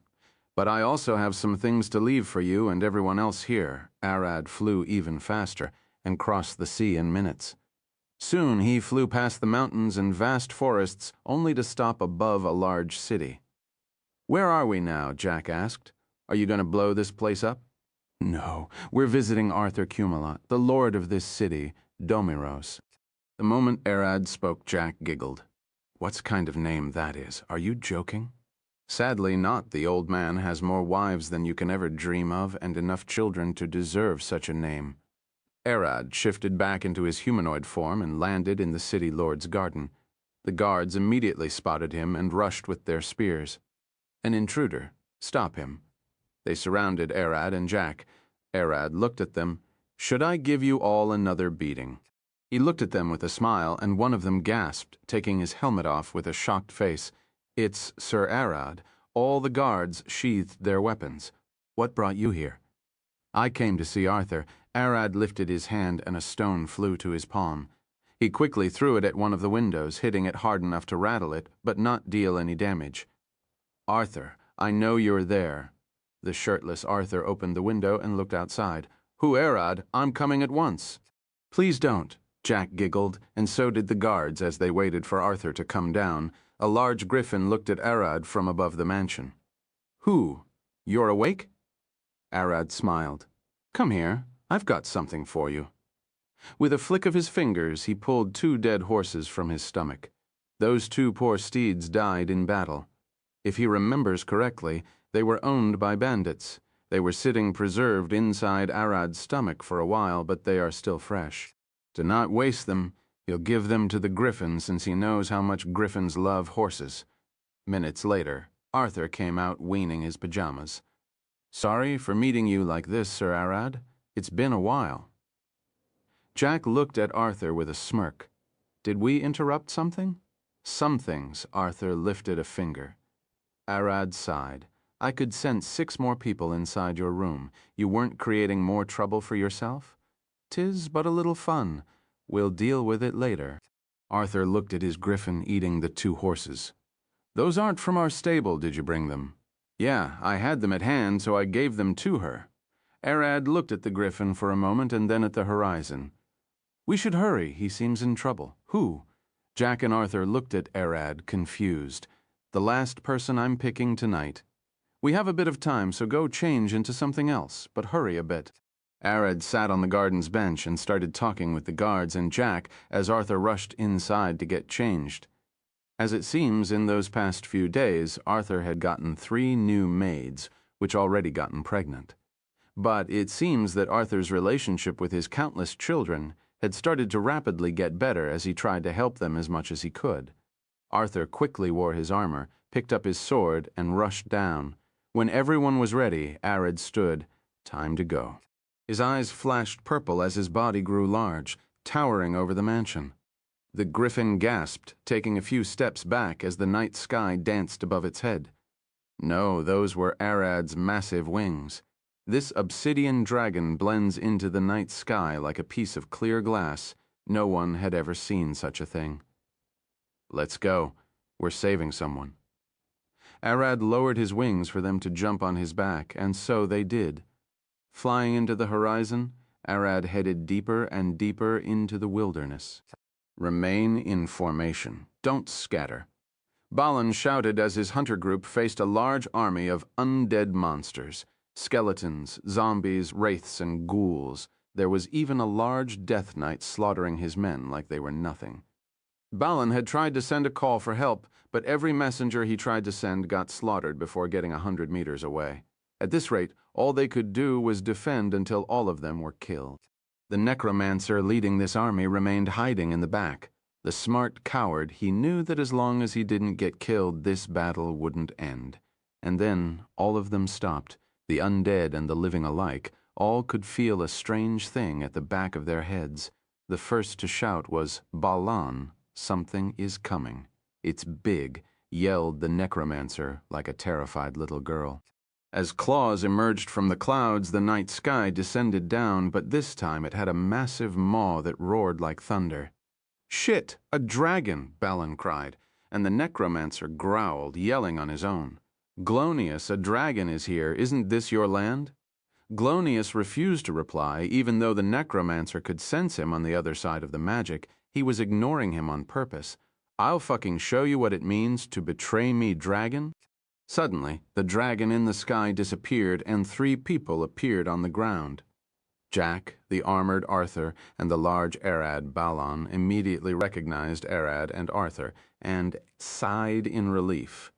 The necromancer laughed. "Was that some kind of illusion to scare me away? Too bad I don't give a fuck. Kill them." Chapter here 118. Chapter 100th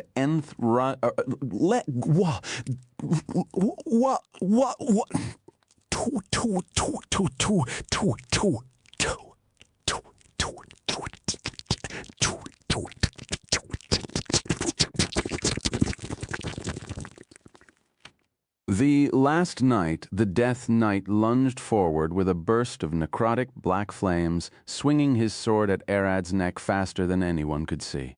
Arad lifted his forearm and blocked the Death Knight's strike without moving a single step. shocking everyone. The sheer impact of the hit produced a large enough blast that it sent half of Balin's men flying. None could believe their eyes, but they weren't the only ones surprised. Even Arid himself lifted an eyebrow. Drip. A thin stream of red blood trailed down his elbow, dripping on the ground and boiling like acid.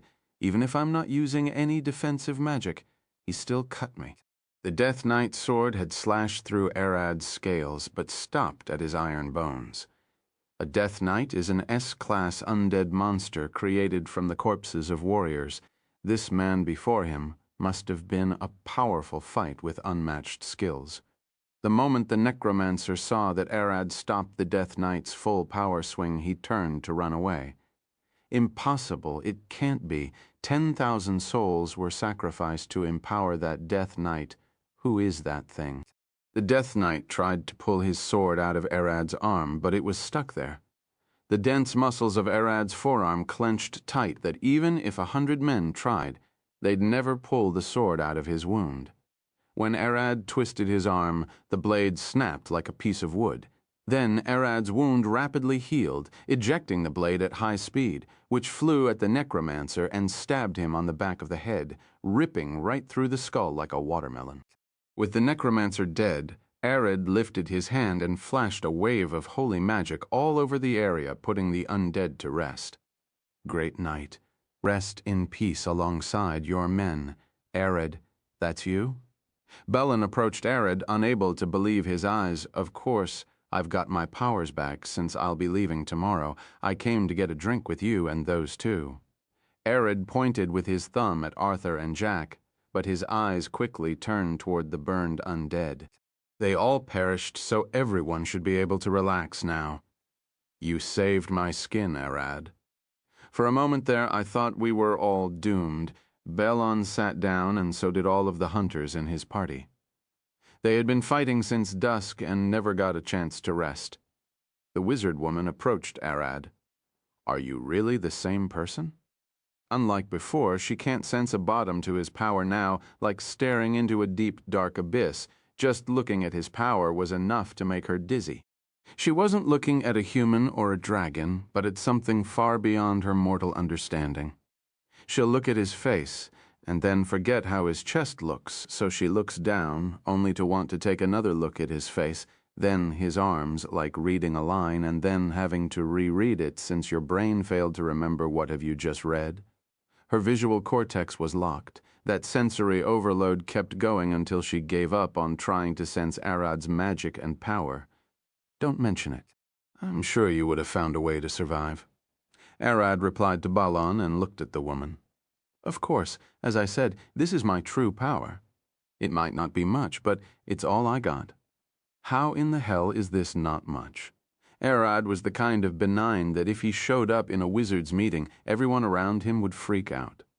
Arad shifted back to his draconic form.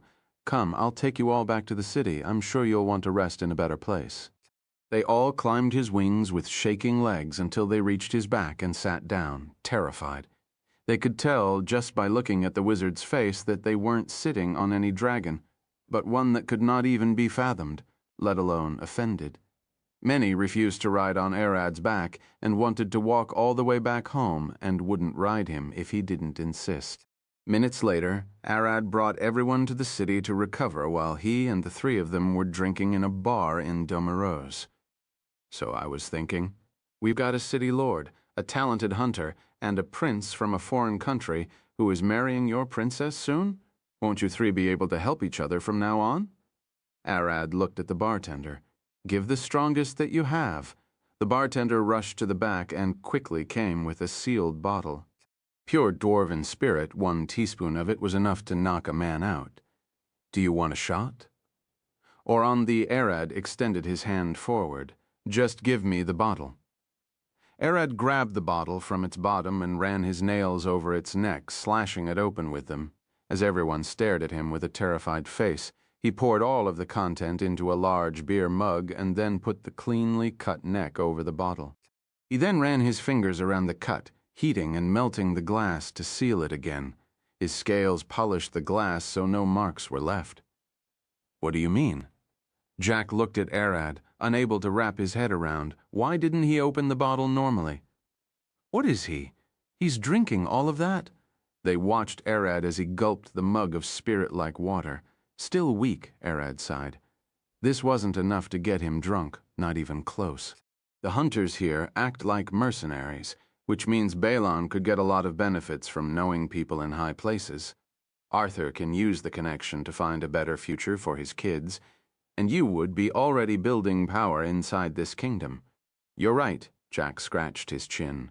I've heard that Domiros has one of the best silver mines around, but the area is packed with powerful monsters.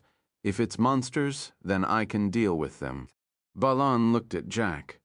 But I must get weapons. Doesn't your kingdom have some great blacksmiths? Won't importing them be hard? Arthur looked at his drink. Don't worry. I can make it happen. I'm sure of it. Jack giggled. He could easily get the weapons out of his kingdom, and the princess should be able to let them into this kingdom. She might need a bit of convincing, but it shouldn't be hard. Then count on me to pay for them. Arthur smiled. But I've got one son that wanted to one day sail a ship. Then how about he starts with a small ship? I've got an old one that's still in decent shape. It could even carry the weapons back. Jack smiled. With those weapons, clearing the monsters from the area shouldn't be hard. Balon agreed. After a full hour of drinking, the three finally made a plan for them to work together to make the best of their relationship. It was just then that Arad left with Jack to return him to his castle. Now he's sure those three would get along in the coming decades. When Arad dropped Jack, he saw that the princess, Lacey, and two maids were waiting for him, and quickly dragged him by the ear inside. Seer, the Novielth-ire.net. Arad returned to his room where he found Gammond waiting on his bed. Where did you go to meet another woman? You can tell, can't you? Arad sighed as he flew through the window. I smell 3 men on you and a lot of alcohol. There is also the scent of a death knight. She smiled. It's a long story. Arad sat on the bed and pointed at the door. You can leave, can't you? Come on. Can't we at least cuddle a bit? She took her nightgown off and threw it away, remaining in her underwear. Her pale skin reflected the moonlight like a piece of smooth marble. The faint, cold aura around her body only helped her skin shine further. I told you to leave. Or I'll get Doma to drag you out. Gammon stood and giggled, taking her bra off and throwing it away. Squeezing her chest, she smiled. Doma told me you like those a lot, especially when they've got milk. Yours are as dry as old bread, so go. He pointed at the door. She reached down with her hands and took her panties off. We can solve that, can't we? You have to just get me pregnant. She started opening herself up a bit, shaking her hips before Arad's face. I know you want it. Doma, get her out of here. Arad sighed, and Doma emerged from his back, looking at Doma. Don't you have quite the curves? They don't seem to be enough to entice him. Can't you help me a bit? Gammond approached Doma with a sad face. Doma giggled. First, get on your knees. Gammond did just that, and Doma looked at Arad. So how about it? Would you try what I told you? No, don't even start, Arad. How many times I've told you? She alone might be a problem, but as long as I talk with the others, it'll be fine. She looked at Gammond with a smile. Look how obedient she is. If you call obedient her not leave when I told her to leave, yeah, obedient. He looked at Gammond. So, will you be obedient and leave now so you can get some later, or stay here and lose everything? She stood with a sad face and sighed. Fine, I won't push it too much. I won't want to anger the king of destruction. Who are you calling a king of destruction? Arad sighed, leaning back on his arms. Gammon giggled. Said the dragon who could destroy this entire world with a single breath, every living being in this world, every animal, every bug, and every monster. They're all beneath your claws, Arad sighed. You're right. And it'll be the same when we return. But doesn't that mean, that's right, you aren't the only one with this kind of destructive power? All of the other world-destroying powers are staying low since there is no point in blowing up worlds. It's a loss to everyone. She smiled. So, would you mind if I slept here? I'll use the couch over there. Arad laid on his bed and waved a finer, sucking the couch into his stomach. Which couch are you talking about? Gammond looked at him with a sad face. Then I'll sleep on the cold, hard floor. We're on the second floor. The wooden flooring isn't cold, and it's even covered with a soft rug. You're a white Dracaina, so the cold won't even bother you in the first place. Arad sighed and conjured a bed. You can sleep here, but don't make any stupid move. You don't want to mess up your chances after getting this far. As Arad closed his eyes to sleep, he could feel two people standing on his chest, but those seemed far too small to be Gammond. He opened one eye and looked, seeing Undine and Salamander standing over his chest. Arad, got a minute? Undine asked. I got the whole night. What's did you two want? While they were still hiding inside his body, they seemed to have built a small living hut inside his vast stomach, the whole night. Undine started taking her clothes off, so I'll help myself before she could fully strip. Arad sucked her into his stomach and locked her inside. He then looked at Salamander. You're the one who wanted to talk, right? Well, I wanted to apologize. I might have underestimated your power a lot and been a bit troublesome. Is it really okay for me to go with you? She looked a bit worried and scared, but Arad smiled. What trouble are you talking about? You've been a great help. I should be the one thanking you. But even so, I still have a favor to ask of you. You need a favor from me? She gasped. There is this woman called Amber that I know. She was a human with a fire elemental bloodline. Ouch. That must have burned someone. I heard many stories of burned sausages. In fact, most of the time people approached her. It was when they tried to get on with fire-type creatures like red dragons, fire elementals, or fire spirits, only to be burned in the act. Well, things happened, and she ended up in the body of a fire spirit. But she needs someone to teach her how to use that power effectively. Then leave it to me. I'll make sure she'll master all of her powers as a fire spirit. Salamander puffed her chest. But I'll need to see her first, of course. I'll be counting on you. Leave it to me. Salamander disappeared into a puff of smoke and fire. Arad closed his eyes. The fastest way to make tomorrow come is to fall asleep. Chapter 1023, Dying Wish. A massive white dragon loomed over the frozen sea, slowly approaching the ice. She slowly landed and looked around. This is the place. The Dracaina was Cori, Gammond's daughter, and Isdis was on her back with 10 pallets of empty heat crystals. As Cori shifted back to her humanoid form, the pallets neatly fell aligned on the snow, and Isdis jumped down, shivering. It's already this cold. She still wore her heavily padded armor. Cori looked at her. Don't worry, I'll bring you back if you fail. This is where you'll be filling those crystals. It's easy to fill them with a heat source, but it'll be extremely hard here where everything is far too cold. I can tell. How am I supposed to get this much heat? Her bones were already freezing. She could only feel depression when she looked at the massive pallets. You can do it. Cori extended her hand toward Isdis. Now, I'll be taking all of your clothes with me. Please take them off. This goofy, passive face Isdis was certain that Cori either didn't feel how cold it was here or that she was just that stupid. Isdis stared at her for a second. Are you sure isn't this place already a bit colder than expected? She could barely feel her toes. Cori shook her head. It's in fact a bit warmer than Her Majesty expected. With a flick of her finger, Cori conjured a massive pallet filled with ice cubes. I'll be taking your underwear as well, and you'll have to eat from those frozen cubes, Seer, the Novel Fire. Note, looking at Cori's face, Isdis wanted to punch her. She is getting the distinct feel that Cori is enjoying this. She finds it amusing to torture her like this. But in reality, Cori was just that dense and followed the orders as written. You aren't just trying to kill me. Isdis couldn't figure out how this might be possible, but all she could do now was try. After fully stripping down and handing all of her clothes to Cori, she had already started shaking like a newborn goat. Her lips already turned blue, and her whole body started stinging and slowing down. Cori reached into her pocket and pulled out an apple-sized black sphere. This is a fire crystal. It can't be used to fill the heat crystals, but it'll instantly warm you up if you decide to give up. Why give this to me? Izdis took the sphere and looked at it for a second. You look a lot like Her Majesty, and seeing you naked and shivering like this is funny. Corey smiled and Izdis glared at her. I guess I can take that in exchange for this. Thank you, I guess.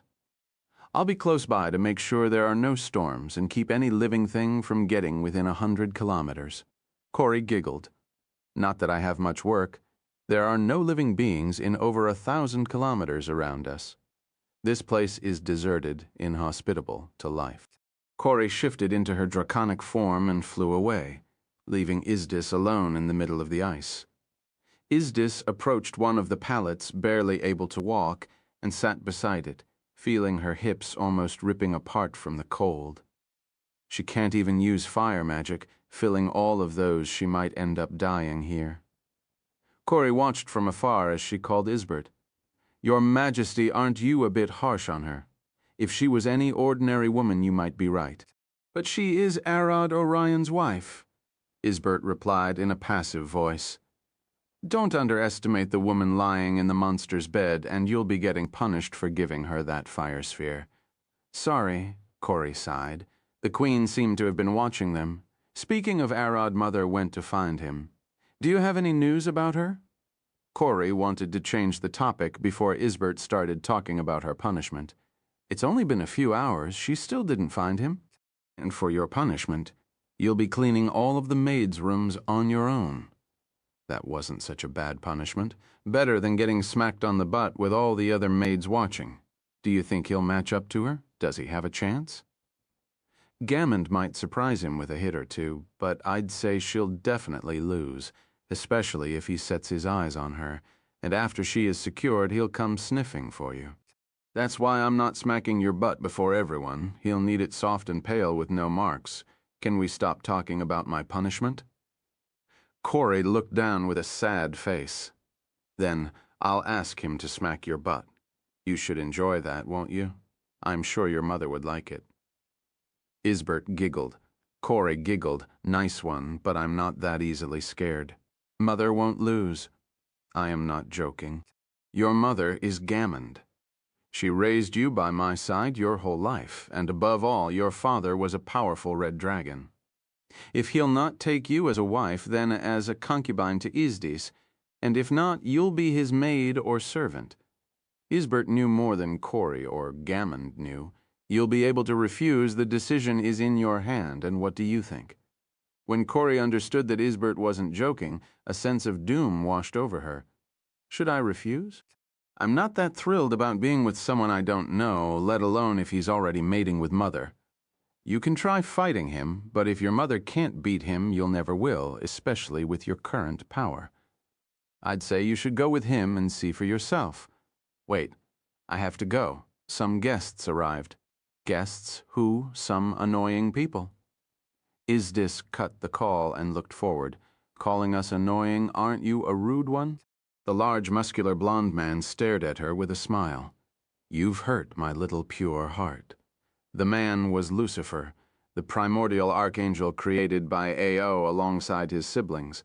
He was the youngest, coming right after Askarath, the first dragon, Yggdrasil, the world tree, and Adam, the father of humanity. Can't blame her, can we? The man beside him was even larger, standing at almost 8 feet tall with oak-colored skin and a thin beard decorating his sculpted jawline. This is the 9th time we bring bad news to her. Lucifer sighed. Older brother, she's your daughter-in-law. I doubt she should address you like that.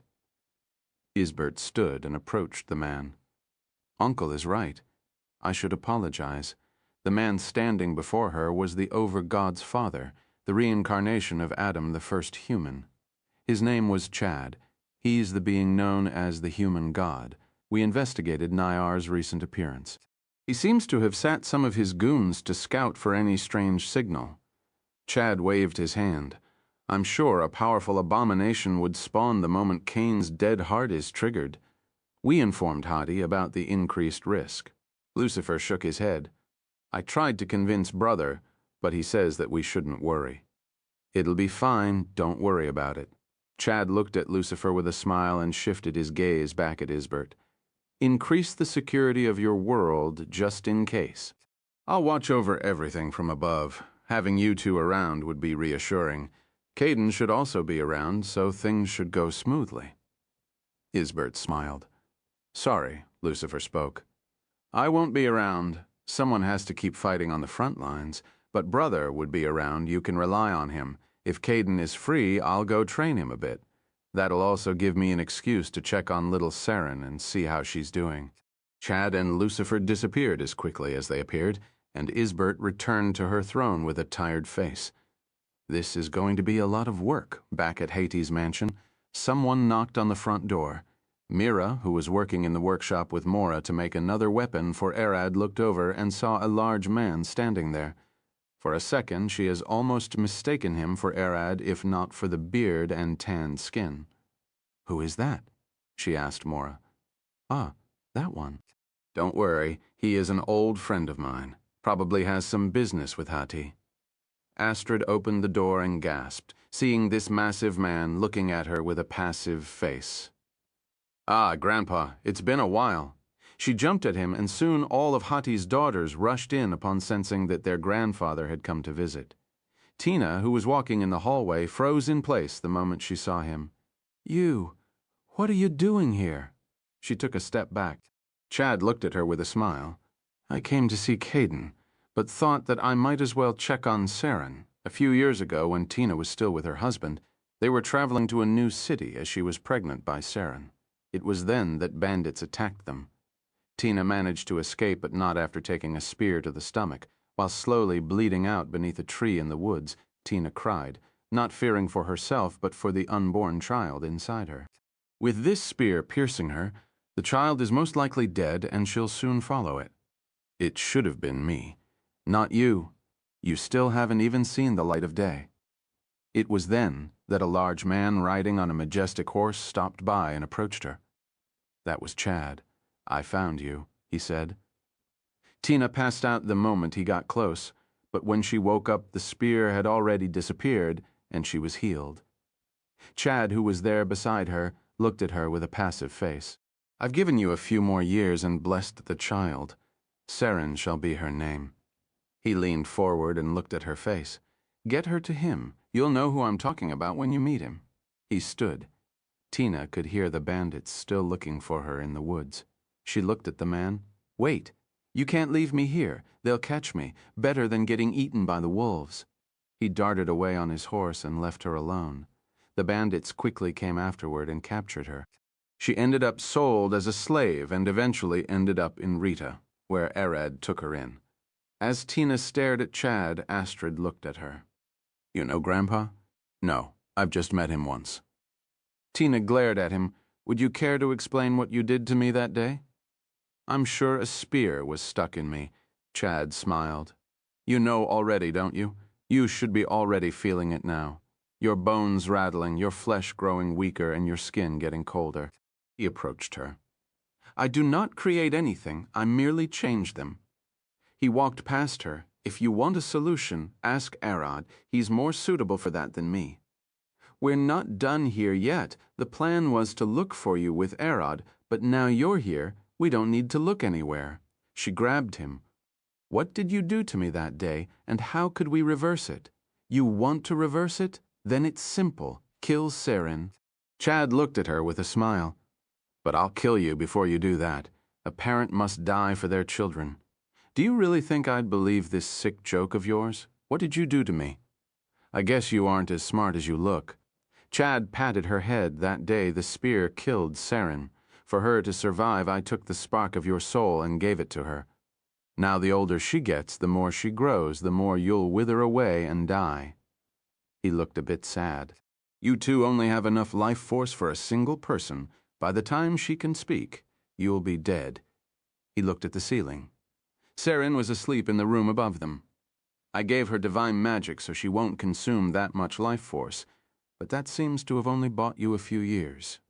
He walked inside to look for Hattie. It was your wish to die for your child to survive, and I made that true. Chapter 024, Twisting Fate. Chad didn't need to see Saren to know she was doing well. Just him being nearby was enough for his divine senses to give him more information about her than seeing her could. She was growing well and far stronger than most children thanks to how much she played with Arad and the divine magic coursing through her body. Chad walked into the back rooms and found Hati, who was waiting for him in her room. "Did the kids let you go?" She was expecting her daughters to hold their grandpa for a while longer. "They know I might be busy. How have you been?" He approached her. She wasn't just his son's wife, but also the daughter of his old friend Fenrir. "The same. You know what it's like to be eternal. What brought you to me today?" She could guess that if he came personally, it had to be something dangerous. "Caden is inside your training world. Care to send me there?" Chad looked at her with his flickering, honey-colored eyes. He could have just walked there. But last time he did end up blowing her world apart, and she got really mad. But first, is that all you can do to help Tina? You're the man who punched the stop time to move it. I'm sure you can do something. When she turned toward him, a whistle could be heard in the air as all the tiny bells spread around the house rang. The eternal house had started once again, moving. "See? Your mere presence is disturbing eternity." Do you know why a mother might die giving birth, besides the birth complications? It's since the child's soul split up from hers, and if her soul isn't strong enough, she might end up dead. He found a chair and sat on it. Sometimes the mother dies, sometimes the child dies. It all depends on at which point the splitting process failed. I'm eternal, so I can't know. My soul never changes nor splits up, or at least it doesn't change. She sat to listen. "But you should know, given that Evelyn was born from your rib. I saw that girl outside. I believe she is Mira. The child inside her is far too powerful. In that splitting process, it'll probably pull Mira's soul and consume it whole. That's why Arad must take her to Gracie. Gracie is the mother of all life and death. If it has anything to do with those two, she'll know. So you're saying Gracie can help? Now that seemed a bit too easy. But if it was that simple, Chad would have taken Tina to Gracie long ago. No, the situation isn't the same. In Mira's case, the child would consume her soul. In Tina's case, Saren died and I used Tina's soul to recreate Saren's perishing soul. One happened naturally, and I forced the second one to happen." He looked at Hati with a stern face. "Then what do you think is the solution?" "There is none." The more she talks with him, the grimmer Tina's situation seems. It's as if fate itself had turned against her. Chad giggled. "You're still too young. Either Tina or Saren must recreate their soul and reincarnate. Any god should be able to help them do that with ease. But sadly, I'm not a god." He looked at her with a smile. "I'm just a human, but I am who stands above them all." "Then Arad should just find a god to help them, right? Can't his wives Mira or Eris do it?" This was the first idea that came into Hattie's mind, and she spoke immediately. "No. They're not full gods, and besides, Mira doesn't have enough energy to save herself, let alone others. Overall, I don't think Arad would be willing to entrust Tina and Saren to a god to reincarnate one of them." Chad stood. "I've already planted the seeds, and he must make sure to see everything through. Saren has enough divine energy. He should be able to figure the rest." Looking directly into his glowing eyes, Hati was certain that Chad had left something for Arad to use, something that seemed to be inside Saren, divine magic. "So that's what you were planning all along." The moment it clicked inside her head, it all became clear. "I do not plan. I only set people on their right path, and twist fate when it refuses to comply." Chad believed in one thing, and that is that people must fend for themselves. Especially humans. He'll give them the tools to hunt, but never give them free food. Fate fears the determined and hard workers. Humans are persistent hunters. They never give up. And that is how they can tame the world and bend destiny to their will. Get up, move, and make a difference. This is what Chad believed and wanted all humans to live by. Hati opened a door for Chad to enter the training ground, and the moment he left, she rushed back to her room. She sat on her bed and pulled a clear crystal from one of the drawers, then drew her eternal sword out of her palm. If Chad had done something outrageous to save Tina and Saren, she must know of it and tell the Over-God. Since the sword that is in her hand is a shard of eternity, it's already severed out of fate itself. By mixing that power with a scrying orb, Hati could peek at fate and destiny, but only its past. If the timeline is a table, then fate is several lines drawn on it. They twist and turn but always extend forward infinitely as long as time exists. The moment she looked at the fate lines at the time when Tina was attacked, Hattie's eyes opened wide as she gasped. They were all twisted and tied together as if someone ripped them apart and then tied them back together. She was supposed to die that day alongside Saren. The spear had pierced her liver. Father-in-law didn't just heal her and bring Saren back. He twisted fate so they wouldn't die. She couldn't even wrap her head around, how is it possible to grab the threads of fate and violate them like that? Hattie stood and rushed across the hallways to find Tina. AO created Adam in his image. Their powers are similar, but Adam is far weaker than his creator. Arad should be able to find a way, but not through Chad.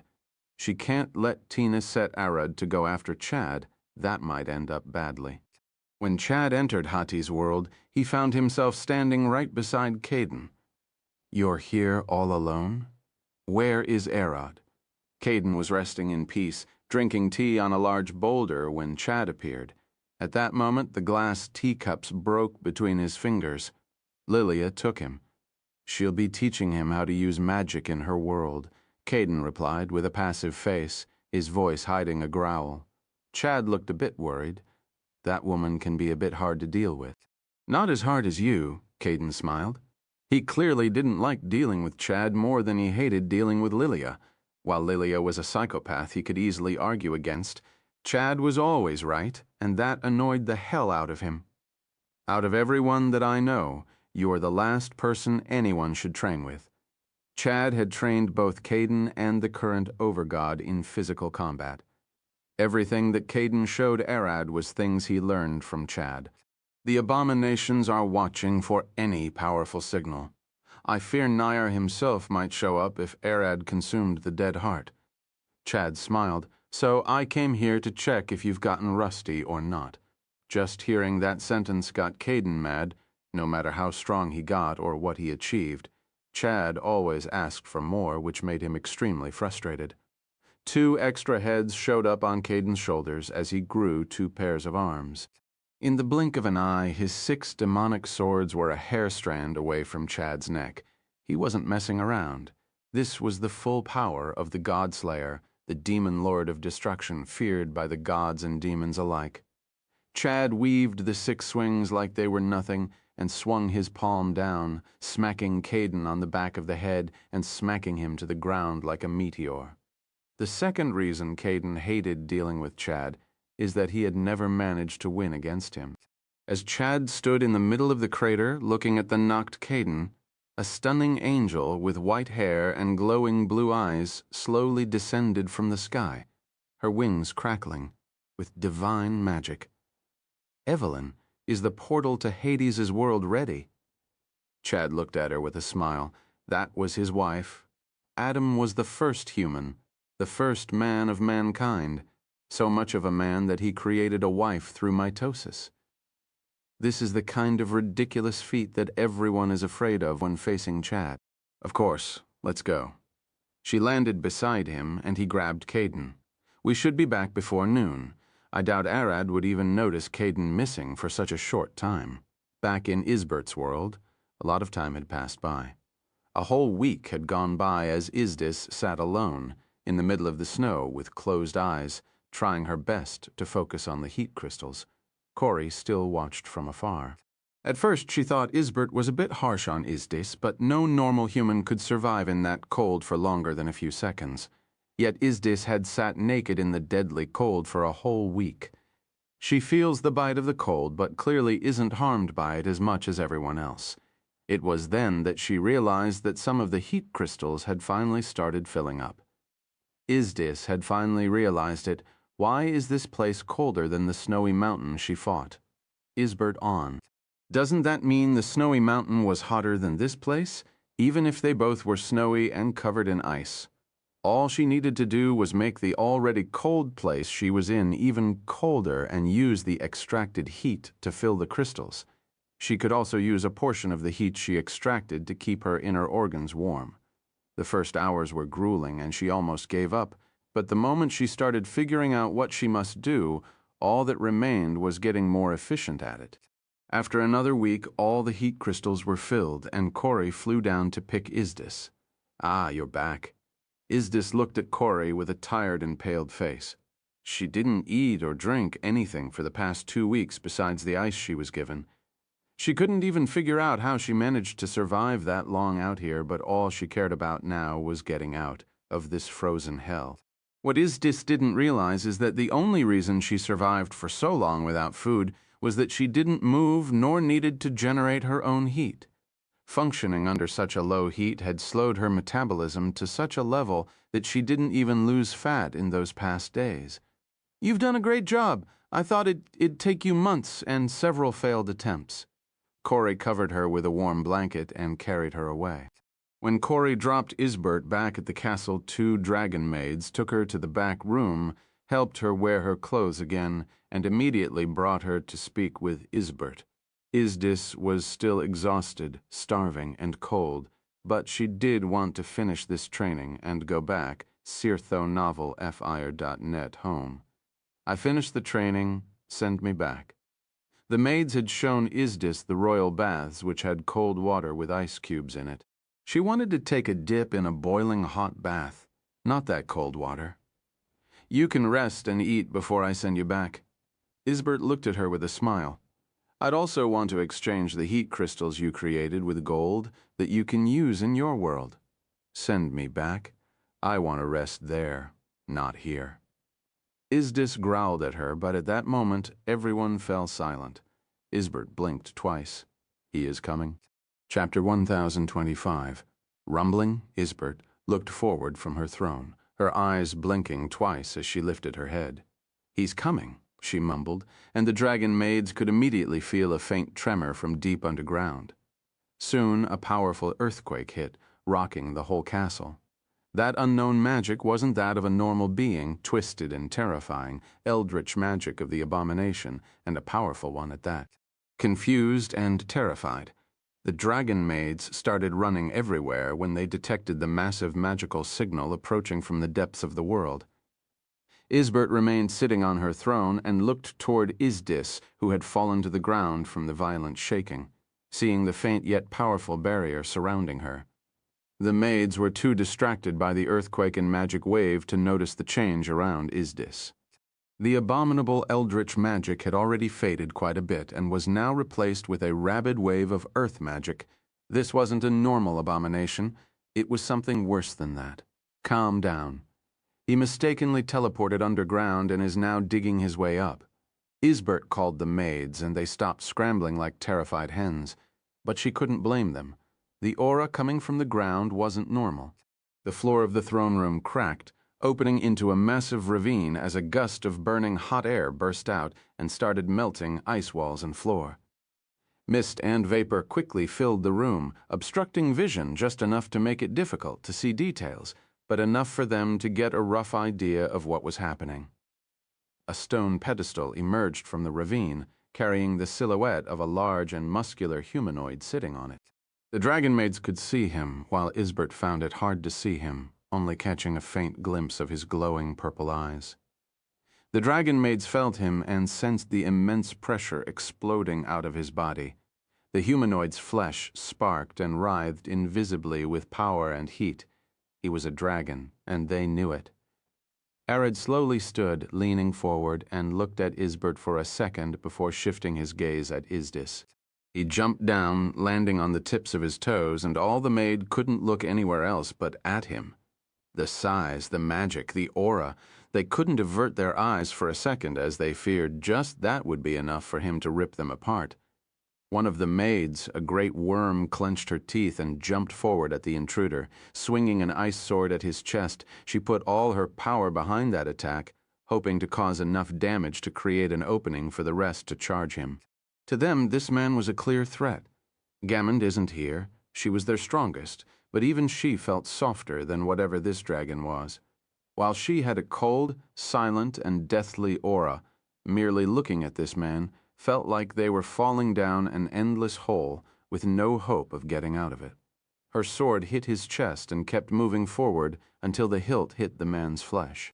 She smiled, thrilled that her attack had worked, but at the same time, she pissed and shat herself. Her consciousness mind still didn't catch up on what her unconscious instinct felt. It was as if her body was screaming in terror. Why did you attack such a monster? Fucking run. Her body had noticed before she did that. Her sword didn't pierce the man's flesh. It melted upon contacting his skin. Her ice was far too cold for normal fire to melt, but it was nowhere near what Gammond could use. He turned toward her, and she fell to her knees, staring at the melted sword in her hand with a terrified face. You?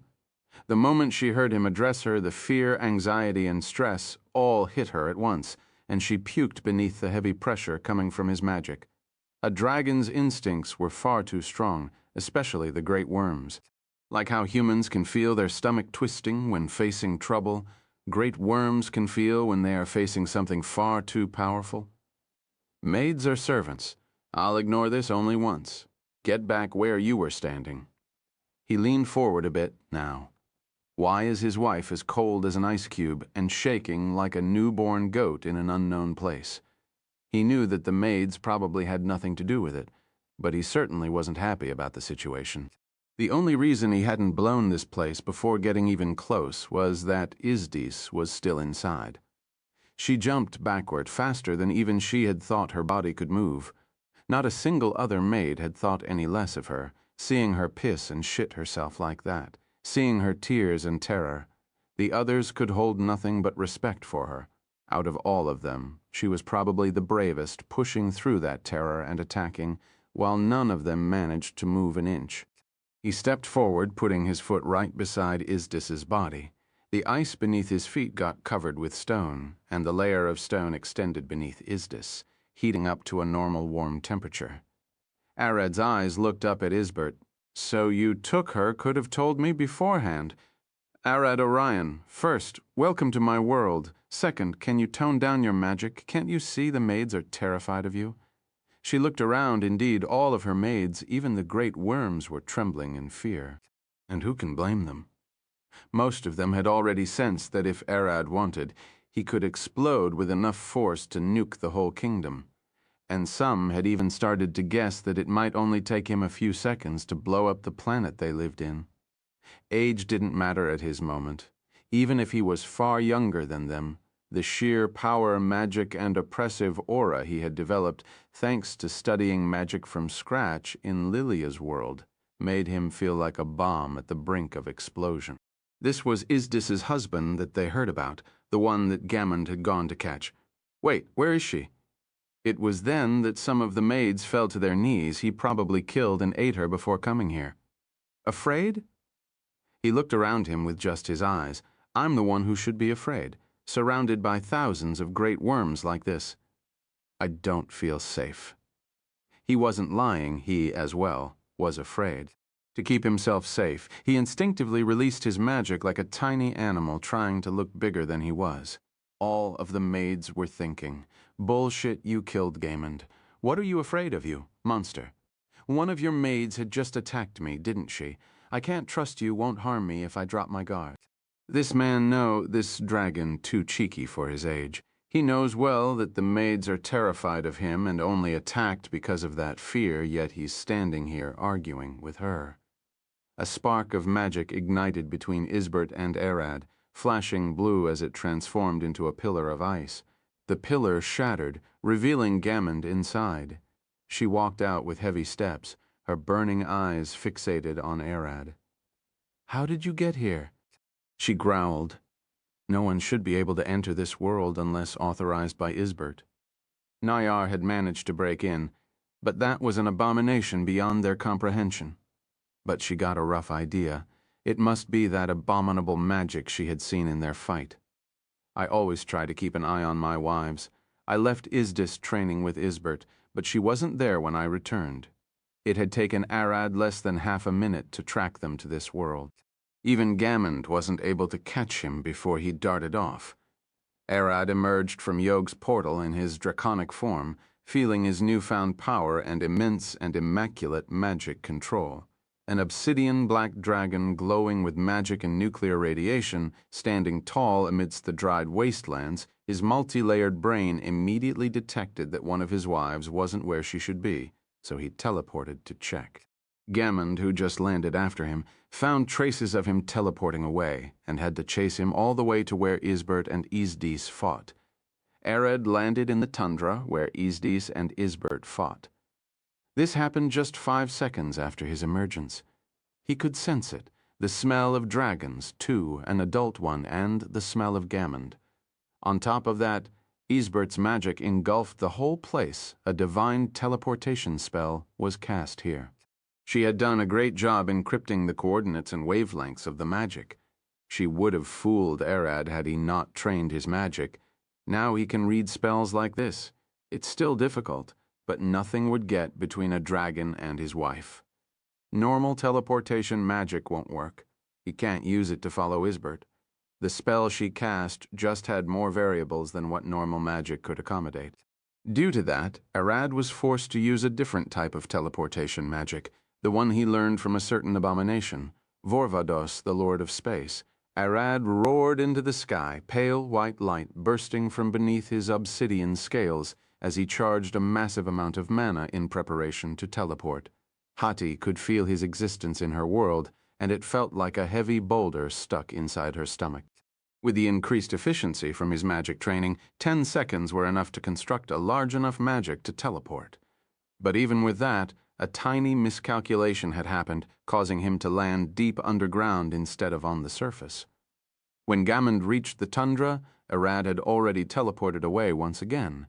She couldn't believe how fast he was moving. She couldn't even keep up with him. And what's more, she could sense that Isbert was here and had used teleportation magic, and she could also sense that Arad had cast something. "Don't tell me followed her, that..." She growled and teleported after him. When Arad emerged underground, he quickly realized Isdis was right above him. To avoid harming her, he didn't dig straight up in his draconic form, but instead cleared a path with earth and gravity magic, trying to cause as little tremor as possible. He could have teleported again, but it seemed that Isbert was blocking all direct teleportation to her castle. She probably guessed that if she allowed him, he'd snatch Isdis and blow her castle to pieces. As he got close to the surface, he could feel the temperature sharply dropping, and so he started generating heat to slowly warm Isdis on the surface and avoid any sudden spikes in temperature. He knew that drastic shifts in temperature could crack steel, and his wife should be treated delicately. This also included protecting her with a barrier, which he cast the moment she got in range. Isdis barely managed to stand. She had finished her training, but the exhaustion still plagued her. Mind, Arad, it's fine. The moment she stood, her vision blackened for a second as her blood pressure dropped. She stumbled, and he caught her in his arms. From her pocket, a heat crystal dropped out and rolled on the ground like a coin. Arad bent forward and reached down, lifting the glowing red crystal between his index and thumb, looking at it with a passive face. Stored heat in a shell of crystalline ice reinforced with magic and barriers, he immediately saw through it. At the same time, the maids rushed to stand behind Gammond and get ready to fight with her spearheading a charge. They might be able to fend him off. Cling. A second red crystal fell beside him out of nowhere, and soon even more started appearing. A waterfall of heat crystals started emerging around Arad, splashing around with a wave of wealth. He was creating them to the maids. This was like seeing someone appear out of nowhere and then start spawning tons of money, since inflation doesn't exist in this world due to their currency being a consumable item. Arad was a money printer with no consequence. By the right of his power, he's as rich in this world as Isbert, if not more.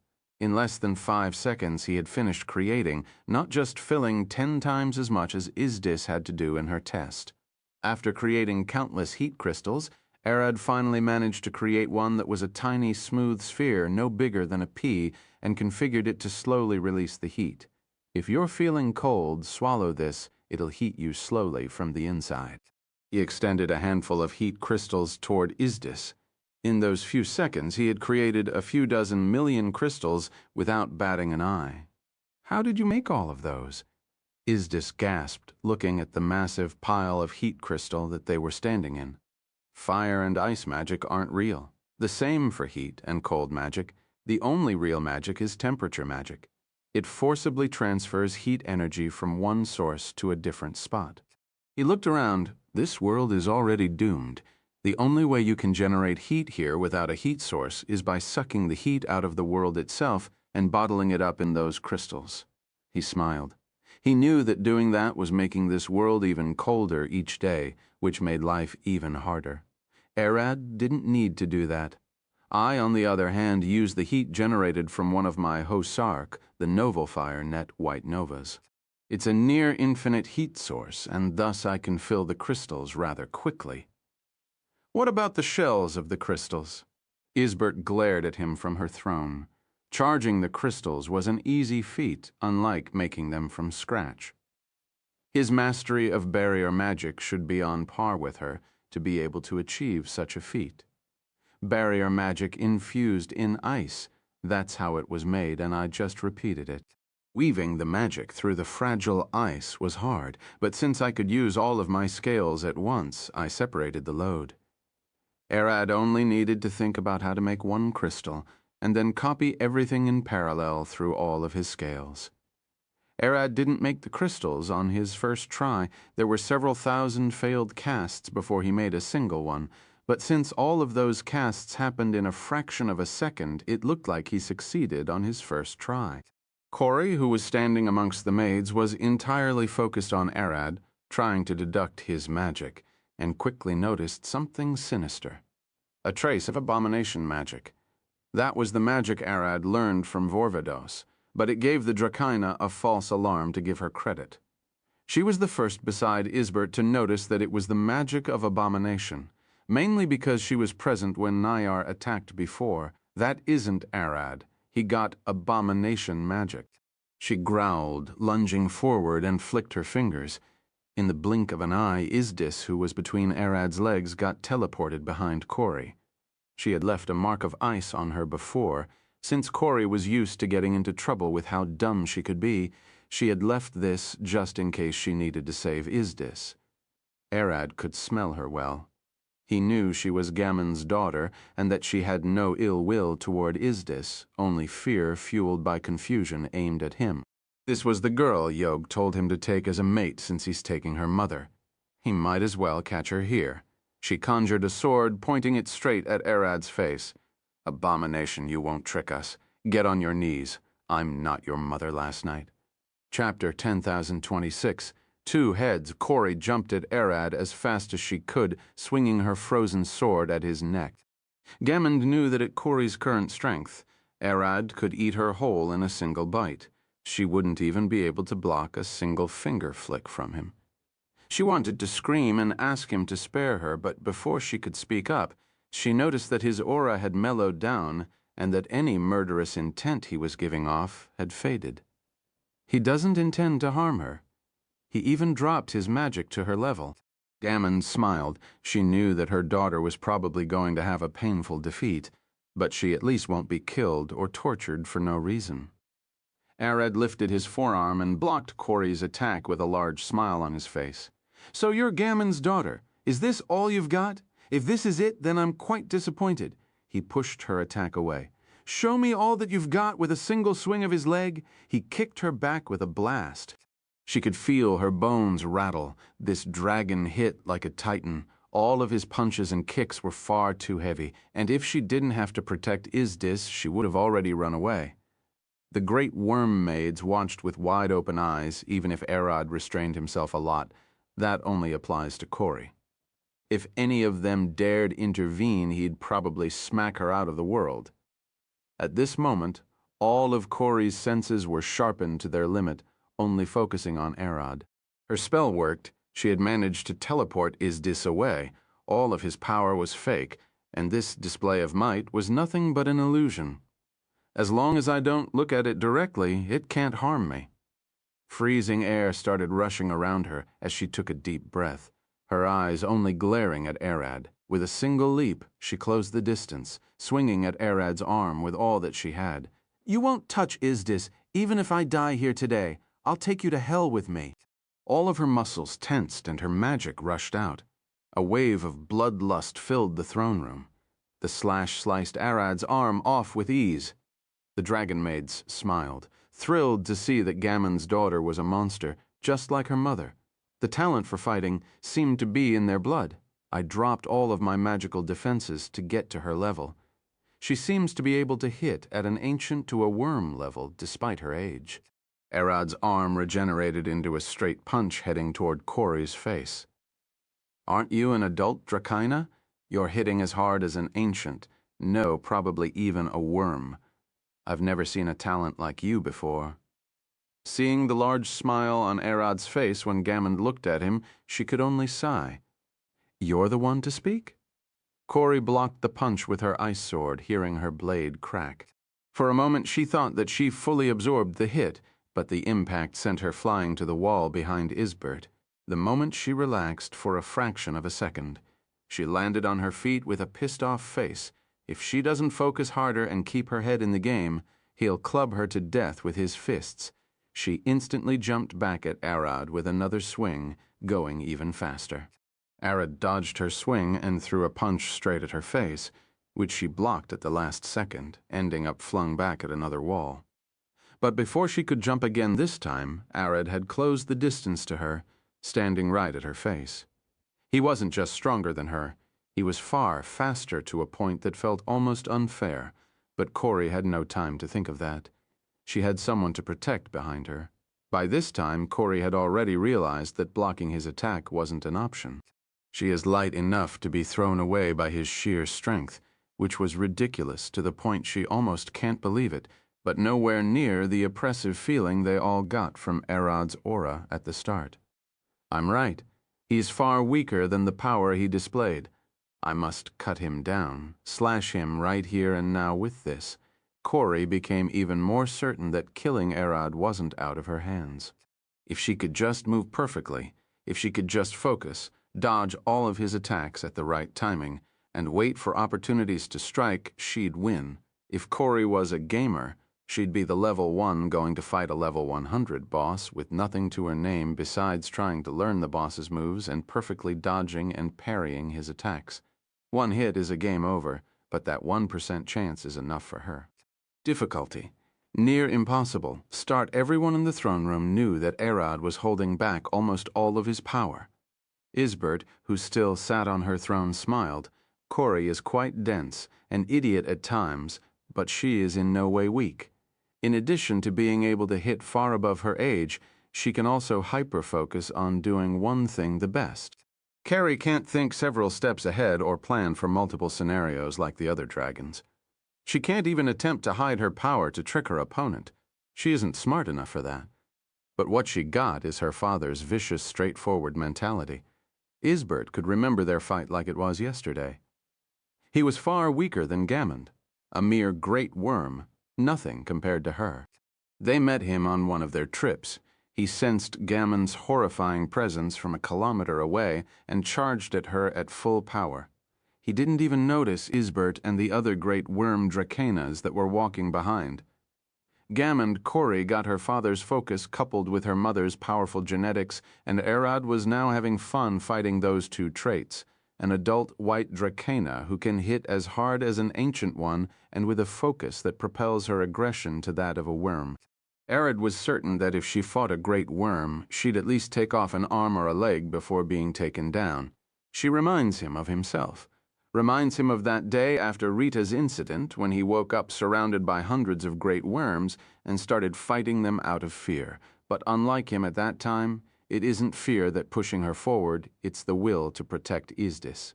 He had faced too many women trying to kill his wives to get him, but Corey was the first one trying to kill him to save one of his wives. Good. She is just too good, but she smells weird. Arad switched from defense to offense. Unlike everyone here, he could smell something stronger burning inside her. In the blink of an eye, Arad lunged at Corey and punched her in the stomach, hard enough that she heard several of her ribs crack and her body was sent flying back with a shockwave, smacking into the wall. "Come on, you won't beat me like this." Arad looked at Corey, who just spat a mouthful of blood with a smile. "This isn't all you've got? Or is it?" The way she was stunned, the way her arms and legs twitched when he punched her, this wasn't how a dragon's body should react. A dragon's body is extremely durable and resistant to damage, even if he were to pierce her stomach with his fist. She shouldn't flinch when focusing so much on battle like she is now. Arad didn't know that Corey was known for being a bit dense or stupid at times. If he had known that, it might have given him a clue, but all he had to go with now was his gut feeling. He's Alcott's son, and gut feeling is their specialty. Corey immediately jumped back at him, swinging at his neck. Arad deflected her slash with his fist and swung again at her stomach, dropping her to her knees. Corey could feel her whole body going numb, screaming in pain as her vision blurred. "I didn't hit any vital organ, so why is your body reacting as if I did hit something important?" Arad's eyes flashed purple. "If you'll excuse me, I'll take a look at your insides." With his prickle-leechy eyes, he could see her blood flowing, her muscles twitching and her organs pulsing. Arad's eyes opened wide as he looked shocked. "What's that?" It was there, right above Corey's stomach, a massive mass of gray matter and nerves, a lot of them coiled up like intestines. That was a slumbering second brain. Dragons have one brain. They aren't hydras. He has two hearts, but that is because he is a prickle-leechy. Corey picked up her sword and swung at Arad's neck, slashing his throat. Even she didn't seem to know of what was inside her, nor care about it. All she could think about now was taking Arad's head off. Arad giggled. "Now that is interesting. I've never seen a Dracaina like you." He instantly healed his throat and swung a fist at her, which she deflected, only for Arad's second punch to hit her in the stomach again, crushing that second brain. The moment she recoiled back, Arad punched her in the face with enough force to send her skipping on the ground, bouncing from the walls like a pinball. "Arad, that's enough." Gammon shouted, but Isbert blocked her path before she could intervene. "Stop. You know this better than me. He isn't trying to kill her. You can smell it too, don't you?" Gammon growled sulfur and pumice. "What does that matter if he ends up crippling her?" Gammon grabbed Isbert by the neck. "Don't get in my way when my daughter is in danger." Before Isbert and Gammon could start fighting, a red flash exploded and Arad's head flew in the air before them. Alongside her ice sword, Corey was swinging a burning blue sword of fire with countless red scales decorating her whole body. Everyone in the throne room could feel it. The change in Corey's magic, this sharp shift in her aura, it was heavy, as if a second dragon appeared out of nowhere. Isbert smiled. Her father's blood still flows through her veins. Dragons can't get a sorcerer's draconic bloodline since their original blood dominates. Corey is a white dragon and should not be able to do this. But here she is, drowning in a red draconic rage while dual-wielding the powers of both chromatic colors. Gammond was still angry that he went overboard on her daughter, but since he had helped her awaken a power that most dragons can't even dream to have, she would let it slide this time. Now that he seems to have achieved his goal, he should slow down a bit so Corey won't get hurt. Crack! As Arad's head re-attacked to his body, Corey charged at him in a mad rage, swinging at his chest with both swords. He dodged the swinging and punched her again in the stomach, and this time his hit was even harder. Gammon's face burned red with rage. He's still going. She was about to explode and lung. Ser the novel ear net at Arad. Her daughter had long reached her limits and surpassed them. What was he trying to achieve by torturing her like this? At that moment, Corey swung her swords, trying to stab his heart and cleave his head off at the same time. But instead, Arad threw both of his fists forward, hitting her with a punch to the head and another to the stomach, rocking both of her brains at the same time with even more force. With a splash of blood, Corey flew to the wall, destroyed it, and was flung all the way outside the castle and the city. Gammond lunged at Arad, swinging her claw at him, but before she could hit him, he teleported after Corey with a void step. Outside, Arad kicked Corey in the chest and sent her flying to the frozen wastelands outside the city, where she hit the ground hard enough to create a massive crater and kick a massive cloud of snow. Arad had seen it inside the throne room.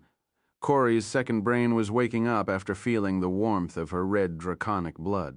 Whatever that thing was, having it unleashed inside the city was far too dangerous for him to risk everyone getting harmed. Gammond flew toward Arad, ready to rip him apart, but the moment she got close to him, she could feel it. A strange draconic power exploding from where Corey was. An ear-piercing roar shook the city as a massive white dragon head emerged from the snow, followed by a red dragon head. All of the snow around Corey melted and froze again into solid ice as she flapped her wings. Gammond stared in terror as Arad grinned. A two-headed Dracaina, wasn't Tiamat the only one supposed to have more than one head? He looked at Gammond. Is there something wrong with your womb? You gave birth to her after surpassing the twilight, right? You dare ask me that? She grabbed him by the neck. Did you know about this? I've seen that she had a second brain inside her stomach, and I was trying to wake that thing up. Arad looked at Corey, who was now charging 2 breaths, a fire and a cold one. Since humans grow wings and tails when pushing their draconic blood to the limit, I expected her to grow an extra pair of wings or a tail, but I didn't think it'd be a whole second head. Arad shifted into his draconic form. I'll have to stop her now. Wait here for a second. As the 2 breaths reached him, he sucked them into his stomach with ease as he descended right on Corey's back, pinning both of her heads to the ground. Good girl, now it's time to sleep. Blood magic. By cutting circulation to both her brains, for a few seconds he knocked her out. Gammond stared at Arad sitting on Corey. So what does this all mean? I don't know, but she should know what powers lay dormant inside her. Arad looked at Corey. She'll wake up soon. She won't be knocked out for long. Gammond sighed. Fine. But if you're going to do, then take her behind the mountains. Not here before the whole city. Arad giggled. Who do you think I am? He lifted Corey on his shoulder. I'm not doing anything, or do you want my wives to kill me? Chapter 27. The 2 Dracainas in Hati's house. Ha ha ha ha. Corey screamed as she woke up. Her memories blurred, and the last thing she could remember was getting punched in the stomach by Arad. As she looked around the room terrified, sweat started rushing down her face. She could feel the red, draconic blood flowing through her veins alongside her white blood. Her body had changed, and she could hear it inside her head. A second string of thoughts beneath her will. While most people hear a single voice inside their heads while thinking, she is now hearing 2 and can think of 2 things at once. Where am I? What's this blood? She blinked. No, I sense Mother nearby. It's that dragon. He did this to me. Calm down. You're okay now. Gammond was sitting beside the bed on a wooden chair watching her. Mother? She's here. Did she kill that dragon? I hope she did. Corey smiled. But wait, I lost. Did he? Probably I can't wait to see how the wormlings would look. Better start looking for a nest soon. Mother. Corey looked at the wooden walls and warm blankets she was beneath. This isn't the castle, is it? Don't tell me the castle got destroyed by him. Who cares about the castle? He didn't breed before everyone, did he? We're in the mortal world, Hades' eternal house. Gammond sighed. You should have been fine, but I brought you with me here just in case. She looked at the door. Hattie treated your wounds. Arad almost left you dead. Mother was worried to the point of bringing me here. How badly did I get beaten? No, I attacked first. I'm glad that I at least got his wormlings. Corey blinked twice. Wait, don't tell me. With how strong Mother is, I bet she ate him. You old hag. Don't tell me you stopped him from breeding me and kept him to yourself. Don't steal what's mine. He didn't do anything. Just dragged you back here. Gammond sighed. I've been trying to get him for a while, but he's as dead as a stone. But you must have sensed how powerful he is. now that she said that he seemed stronger than Mother at first. Wait, that spineless didn't breed me? Wasn't I even considering? At least he didn't pick Mother. I know, with such power, none of us are worthy of him. If he defeated you, what would make me even worth consideration? What a waste. I wasn't even worth a single load, that isn't it? Gammond said with a passive face. He doesn't really care if you're weak or strong. He didn't care about me since he was already married. Married? Wait, he's Isdis's husband. I wonder if she'll let me borrow him for a single time. I must convince her. Corey held her head. She had already started hurting.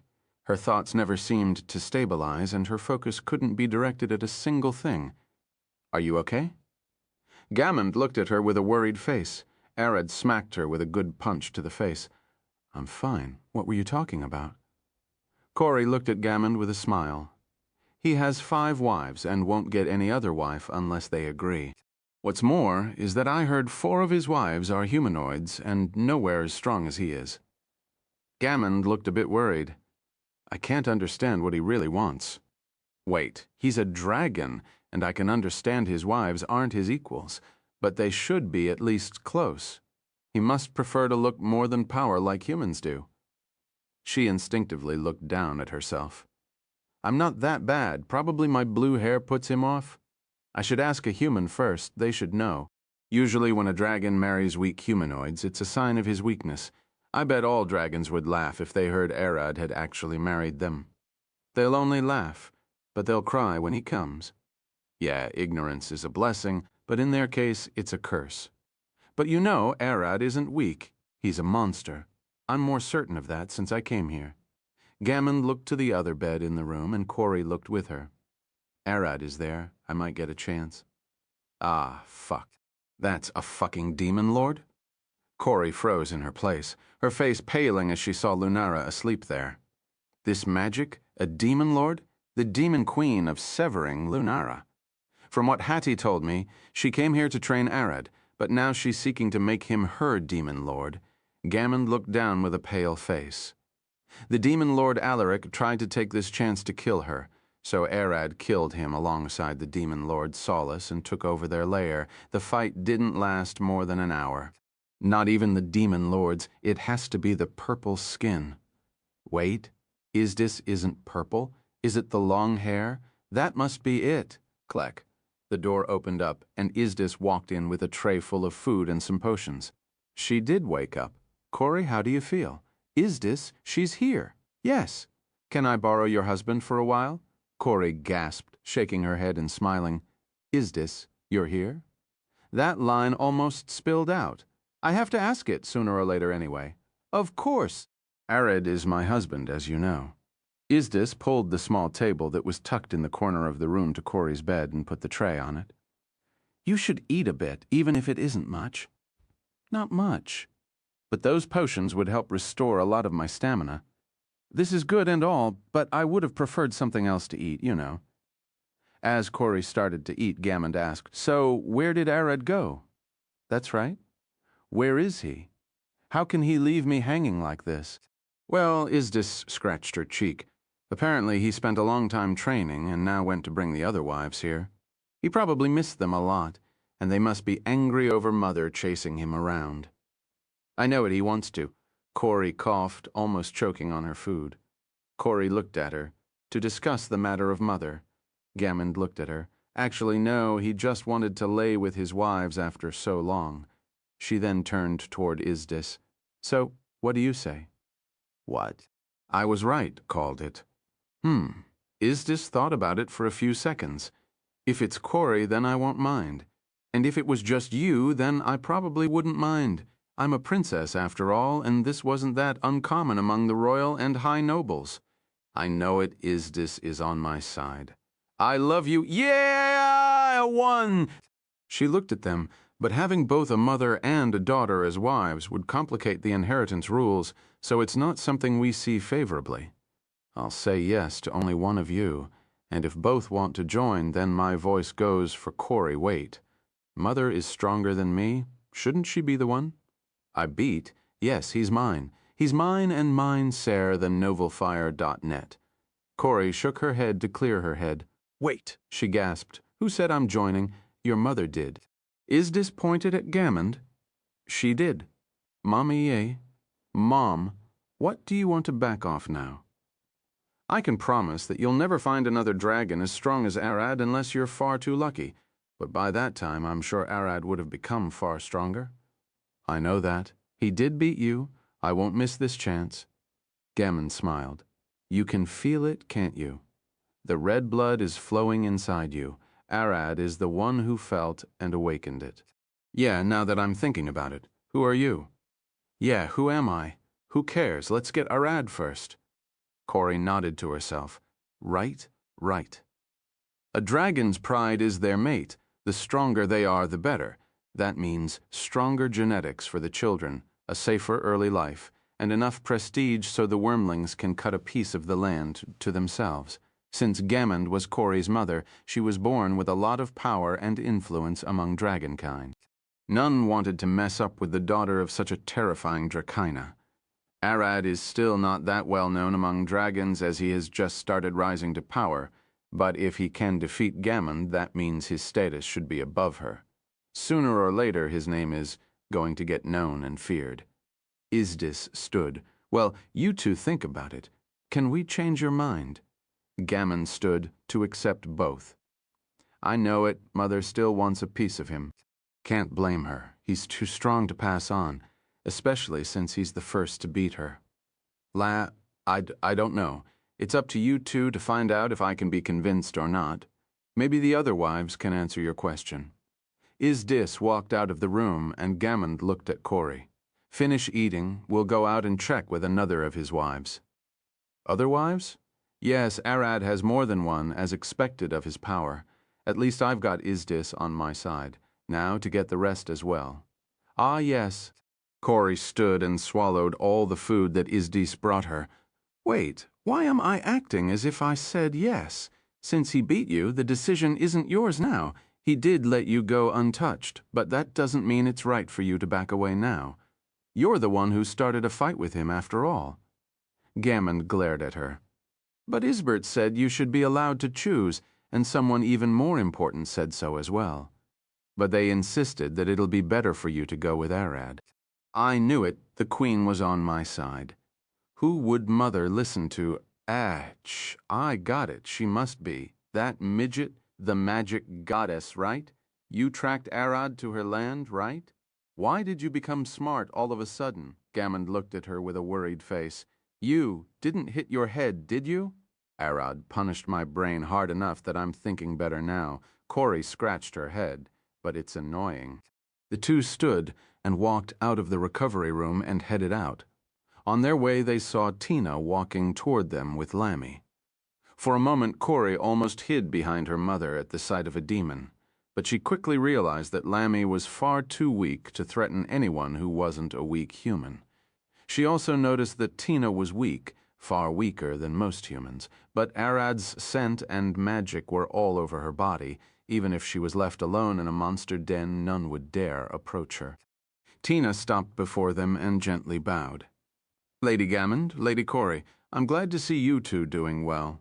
Lammy, who was with her, also bowed a bit. Corey, this is Arad's head maid, Tina. The Lamia is Lammy, a relatively new maid in training. Please treat them well. Both Gammond and Corey were maids in Isbert's castle, and their skills far outclass any maid in this world. Or at least that is what they think. Gammond had gotten used to the other maids in the castle being weaker and less competent than her, so she wouldn't get easily annoyed or offended. But Corey was known to be quite the hot pot. A new maid and a demon as well? Didn't Isdis say Arad destroyed 2 layers of the abyss? Did he pick her at that time? First the demon queen Lunara, and now Lammy. Does he have a thing for demons? Nice to meet you. Corey looked at Tina for a second. I ask a question? If it's about the master, feel free. Isdis already briefed me on the situation, but keep in mind that my word doesn't bear weight in his mind. Tina replied with a smile, but she was lying. Her word weighs a lot, especially for Arad. She is only second to Ayala, and if she was the one to suggest making any of them a wife, everyone would seriously consider the matter. Is one of Arad's wives a demon? Corey asked with a worried face. Tina looked confused for a second. You could say so. Lady Merida is a demonized human. I heard she is equal in power to a demon lord, so he has a demon wife. I know it. He has something for demons. Tina looked at Gammond. If you're looking for Lady Mira, you'll find her in the workshop. Make sure to not disturb her too much. She is the second wife Arad got, so you'd better not anger her. Thank you. I'll keep that in mind. The two walked away. Corey, keep one thing in mind. Arad is very protective of everyone here. If any of them were to be harmed, we'd have a very bad day. Gammond looked at Corey with a worried face. I know. That's why I'm keeping my magic low. She nodded. It's not low enough. There is still a small cold breeze around you. Get any of them sick, and Arad might eat you for dinner. If even the maids got his scent on them, this wasn't like any other dragon's lair, where if there were humanoids, they would be slaves. This is Arad's home, and he'll kill anyone who dares harm it. After a short while, the two reached the workshop, but they immediately stopped. Both of them froze in place, sweating buckets as they heard Mira's hammer hitting the red-hot iron. To them, the workshop itself seemed to be twisting, shrouded in black mist, crackling with strange magic. Mira put her hammer and looked toward them. You're the guests. She slowly put her hammer down and turned toward them, the whole magic in the area twisting with her. They could only see her golden, glowing eyes moving in the black mist. The moment she took a step toward them, the two felt as if the world itself cracked, and with each step the black mist grew stronger to the point that Corey hid behind her mother, shivering like a newborn goat. What the two could sense wasn't Mira's power. It wasn't even Mora's magic who was playing. With fire inside the workshop, it was something else, something that their powerful draconic senses picked up. This woman was the red line that shouldn't be crossed. Terror itself creeps beneath her feet. Yeah? I hope we didn't bother you at an unwanted time. Gammond put on a smile. This is Arad's pregnant wife. If she were to be harmed, Arad would snap and rip everything to shreds. What the two were sensing was Arad's warning. Any dragon would have sensed it if they got close enough to Mira, even if Gammond didn't know how powerful Arad was. She would choose to back away and leave the moment she sensed such a sharp and horrifying death threat. Gammond knew that Arad could destroy a whole planet and burn a world to the ground. This world's death lies beneath Mira's feet. As long as she's alive and well, walking around without harm, everyone is safe. But if she were to fall, ill or dead, and Arad would stop hearing the thumbs of her feet on the ground, then this ground better not exist anyway. And she, Mira peeked behind Gammond and Corey gasped, hiding behind her mother's side. What's that magic? It's Arad's magic, right? Don't touch the dragon's pregnant wife, got it? My daughter, Corey. She's a bit shy, please excuse her. It'll usually take her some time to warm up to new people. Mira looked at her for a second. Really? She reached into her pocket. Arad was here earlier and said that you two might get scared if you come to me, so I should use this. She pulled out a small bottle of perfume. Mira poured a few drops into her hands, rubbed them together, and patted her clothes. Almost immediately, the deathly aura around her faded into a threatening scent, akin to that on Tina and the others. Sorry, I seem to have forgotten to use it.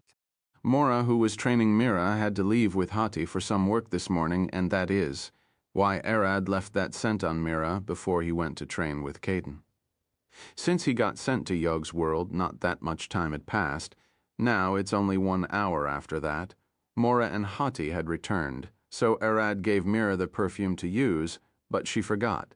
Mira walked back into the workshop. I was practicing hammer swings on a piece of junk iron, so you didn't interrupt anything important. She was a carpenter after all, not a blacksmith. She pulled a few chairs and sat on one. So should we chat or get down to business? She glared at them. You look a bit. Gammon sat on one of the chairs. Angry. Can you guess why? Chapter 10:28. Can't hide from me now. Can you guess why? Mira glared at them, dangling her hammer. 2 women, a mother and a daughter no less, come here seeking my husband. It shouldn't be hard to guess. The hammer stopped, crackling with divine magic. Gammon smiled. And you aren't that good at deceiving others? Even if you nailed the expressions and voice, you'll never nail the smell. You're annoyed but not angry. In fact, I can sense that you're happy about something. It wasn't easy to trick a dragon's mind. One would at least need years of experience and training to get past their senses, let alone someone as sharp as Gammon. Mary sighed. Who am I to think I can deceive 2 powerful dragons? She looked at them with a sharp glare. I'm indeed annoyed since you 2 came out of nowhere. To me, there are far more women that I expected him to bring. Like what? Gammon could smell that Mira might not be as hard to convince as she initially thought.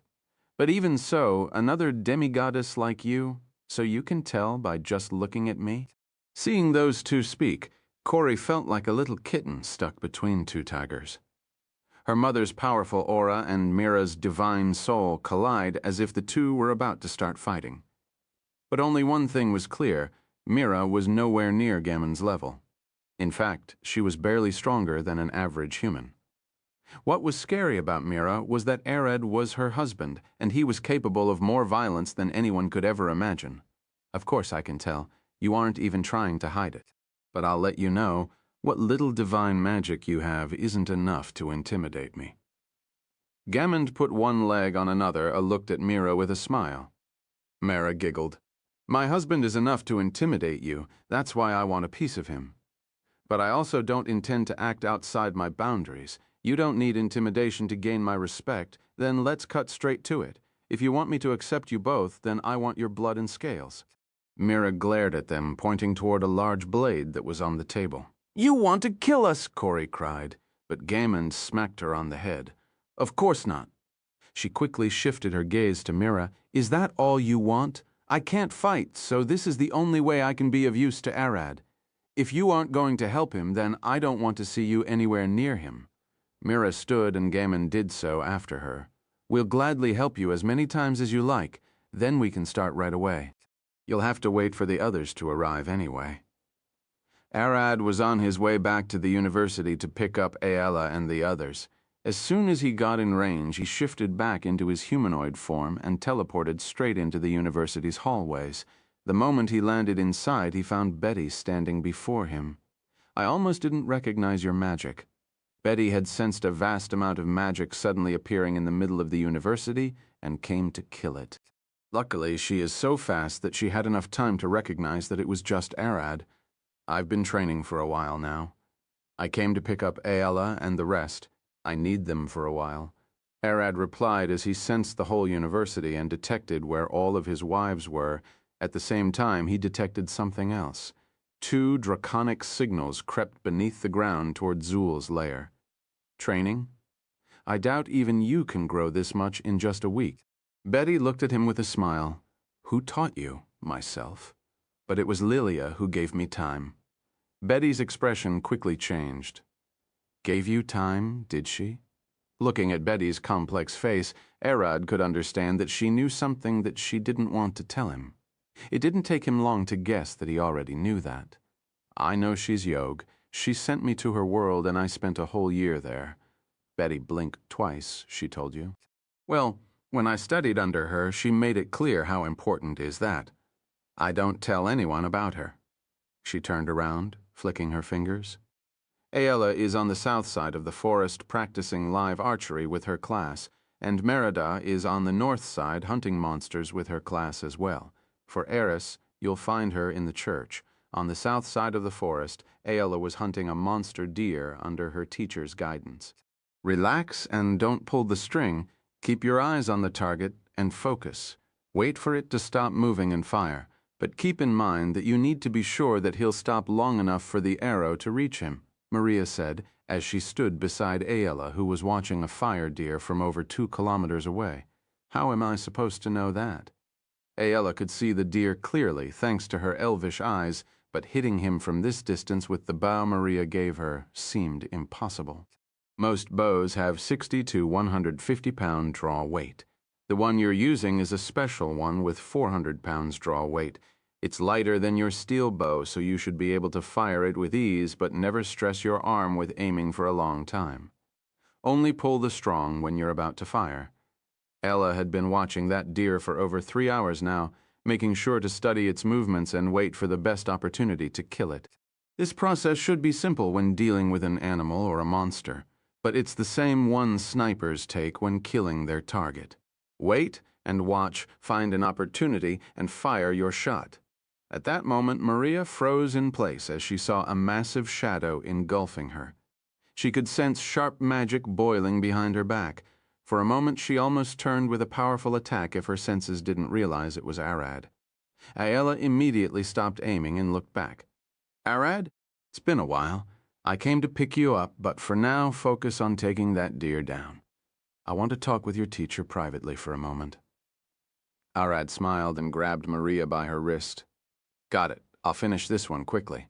As Ayala returned to her aim, Arad teleported away with Maria. Ganta approached Ayala and whispered to her, You sure about this? Letting your husband go alone with her? She's not known for being a wench, but with her beauty, he might end up cheating on you. You don't know Aaron like me. He doesn't have a reason to cheat, Ella replied with a smile, and Ganta sighed. You trust him a bit too much, but I won't argue with you. Ella giggled. Ever since he saved us from the mother spider, you've been asking me if I can do something between you two, even though you knew he's my husband. Shouldn't I be more worried about him cheating on me with you than her see the novel afire? Net. Fair enough. But I at least approached the wife to ask. She sat beside her. I hope you'll consider my request. Arad landed with Maria in the middle of the forest. She looked at his hand grabbing her wrist and started sweating buckets.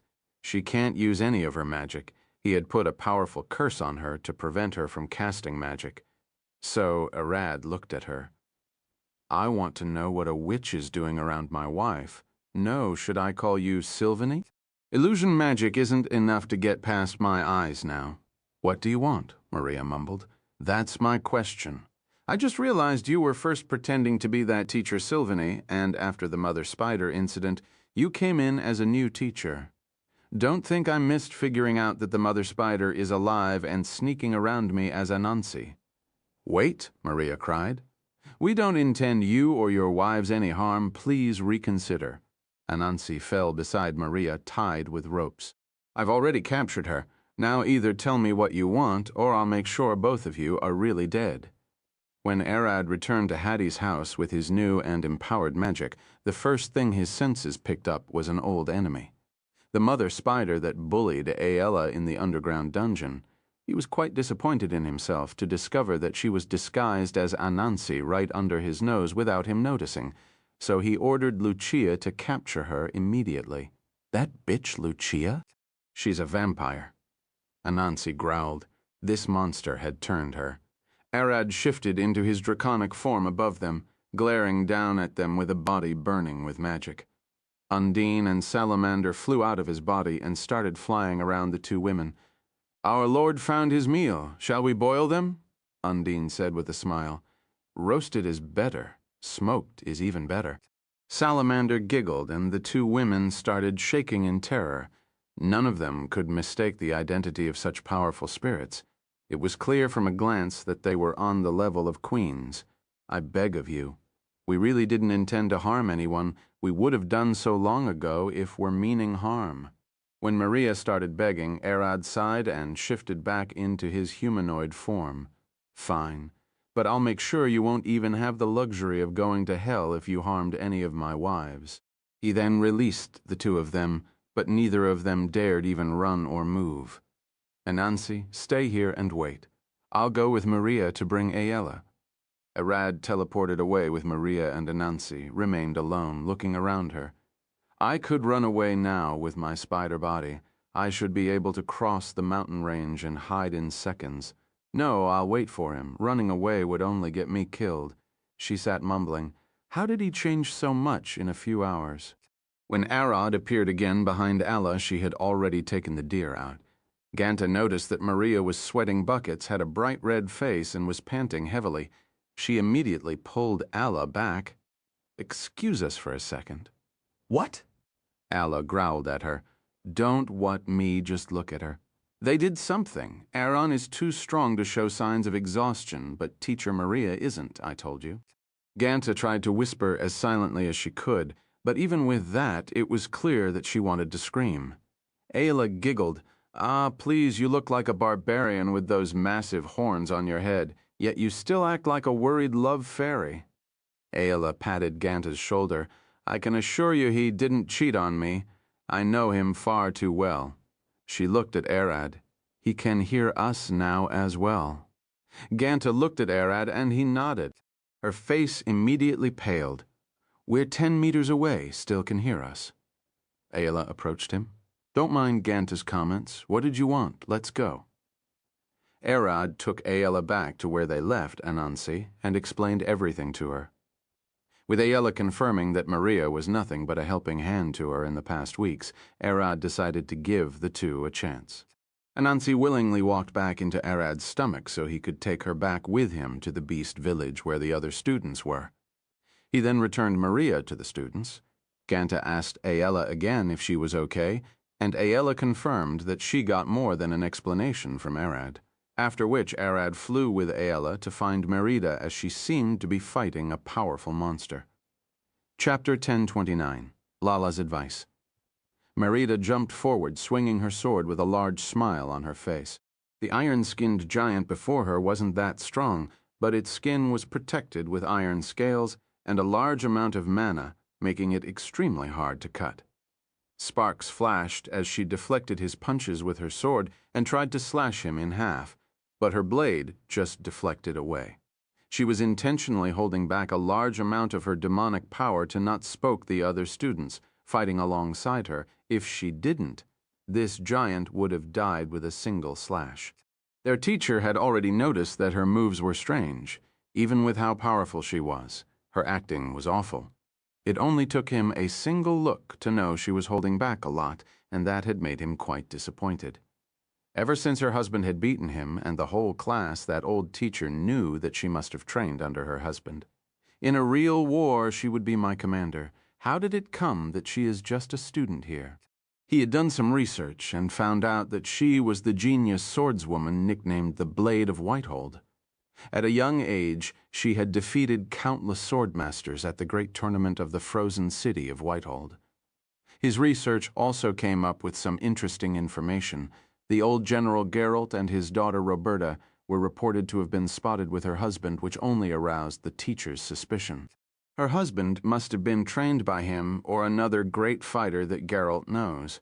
As the teacher watched their fight, Arad suddenly appeared out of nowhere, standing right behind Merida. "Powerful monsters, aren't they?" Arad said with a smile, and Merida immediately gasped and looked back at him. "You're back!" She jumped at him. At that moment, the teacher screamed his lungs out, "Don't look away." What the teacher didn't know is that Merida can look away. She can afford to be careless because she's now in her husband's arms after all. While hugging Merida in one arm, Arad blocked the giant's fist with his other arm without budging an inch. The ground beneath his feet cracked with a boom as the other students were flung back from the shockwave. Merida didn't seem to care, rubbing her face on Arad's chest with an excited smile. Arad is now holding back all of his power to a level that the other students could believe, which means the giant had no way of knowing he was a dragon. Arad looked at the giant with a smile. "If you want to live, go away." When Arad blocked the giant's fist, the giant's knuckles had caved in from the impact. That alone told the giant that he had no way of standing up to Arad. The moment Arad gave him the option, he ran away as fast as he could. Arad looked at Merida's teacher. "I'm taking her away for a day or two. I hope you don't mind." He threw him a letter written by Betty. The teacher looked at the letter. Betty was basically saying that he should let them go and not ask any questions. The teacher sighed. "Fine, if the headmaster says so." "You're also coming?" Merida looked at Ayla with a smile, and Ayla nodded. "Come here," she whispered in her ear, and Merida got extremely excited. Really? It's been a while. She jumped in Arad's arms as Ella sat on his shoulder, and with a single leap, he disappeared into the trees with them. The students looked at their teacher. We know she is his wife. But what with all of this? Can they come and go as they please? Remember how the princess hired him to guard her a week ago, and with his power to stop that giant's fist with ease, he is a student here. But that doesn't mean he isn't some powerful adventurer or general of another kingdom. The headmaster herself is helping him, so he at least has the same influence as the king, believe it or not. Headmaster Betty is a headstrong brat and never listens to anyone. The teacher sighed.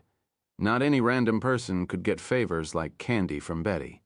She doesn't even look at most people who come seeking her. There is a reason why she was known as a cold, arrogant, and annoying little brat, which further proved that Arad isn't normal. But at that moment, a hand tapped the teacher's back. Your pay is cut in half, and you have to teach extra hours. He froze, looking back. Betty was there. And before I forget, call me a brat again, and I'll shave your head like an egg. Little boy Edward, she immediately teleported away with his pants, leaving him in his underwear among the students. At the university's church, the holy class students were praying beneath Amaterasu's statue when they heard the door behind them open up. Their teacher, the nun Lala, opened one eye and looked back, spotting Arad taking a step inside, the barrier she set around the whole place twisting around his body like it was nothing. Her eyes flashed pink, and she could feel something twitch inside her stomach. He's bigger, stronger, has denser magic, is wealthier and kinder. She licked her lips. Iris, Lydia, come with me, the rest keep praying. She turned around and took a step toward Arad when her heels hit the ground with a clank. A strange spark of magic locked the whole church and forced the shadows to dance. Lydia and Eris looked around, noticing that all the other students had gotten frozen in place. The whole church had started to look bland, colorless, and dried out. This was Lala's shadow magic that she received as a blessing from the mother of all life and death, Gracie. For a succubus, you're quite proficient with divine magic till the point you can invoke a god's power. Arad stood facing Lala, who was no taller than his stomach, glaring down at her with his muscles bulging up. What was that barrier for? She tried to affect his mind with it. Normally this would cause him to immediately attack. But since this was Lala, Eris, and Lydia's teacher and the woman who worked hard to find a cure for Zool, he was willing to listen. In fact, it'll take far more than to offend him from her. What else do you think it was? I tried to put you under my seduction spell. How can I pass on such a sweet ball of mana and power? She giggled, sucking on her fingers. Her hips were already shivering, and he could even smell it. Something was off about her today. My wife is behind you. My wives are behind me. Did you think you could seduce me just like this? Aella and Merida were standing right behind Arad, unaffected by the shadow magic. Lala had used 2 spells until now. The first was the barrier she tried to seduce Arad with, and the second was this shadow magic she used to allow them to speak freely.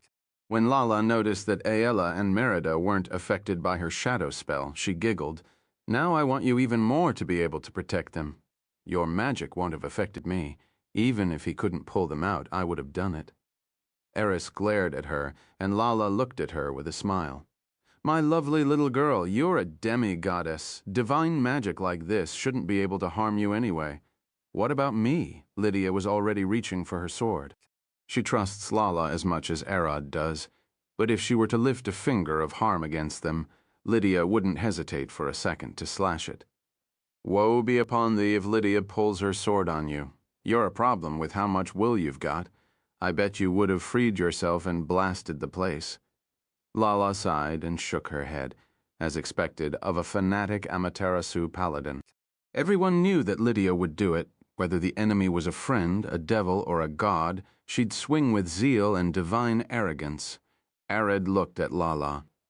I never understood how could you be a priestess of 2 goddesses at once, while being a succubus.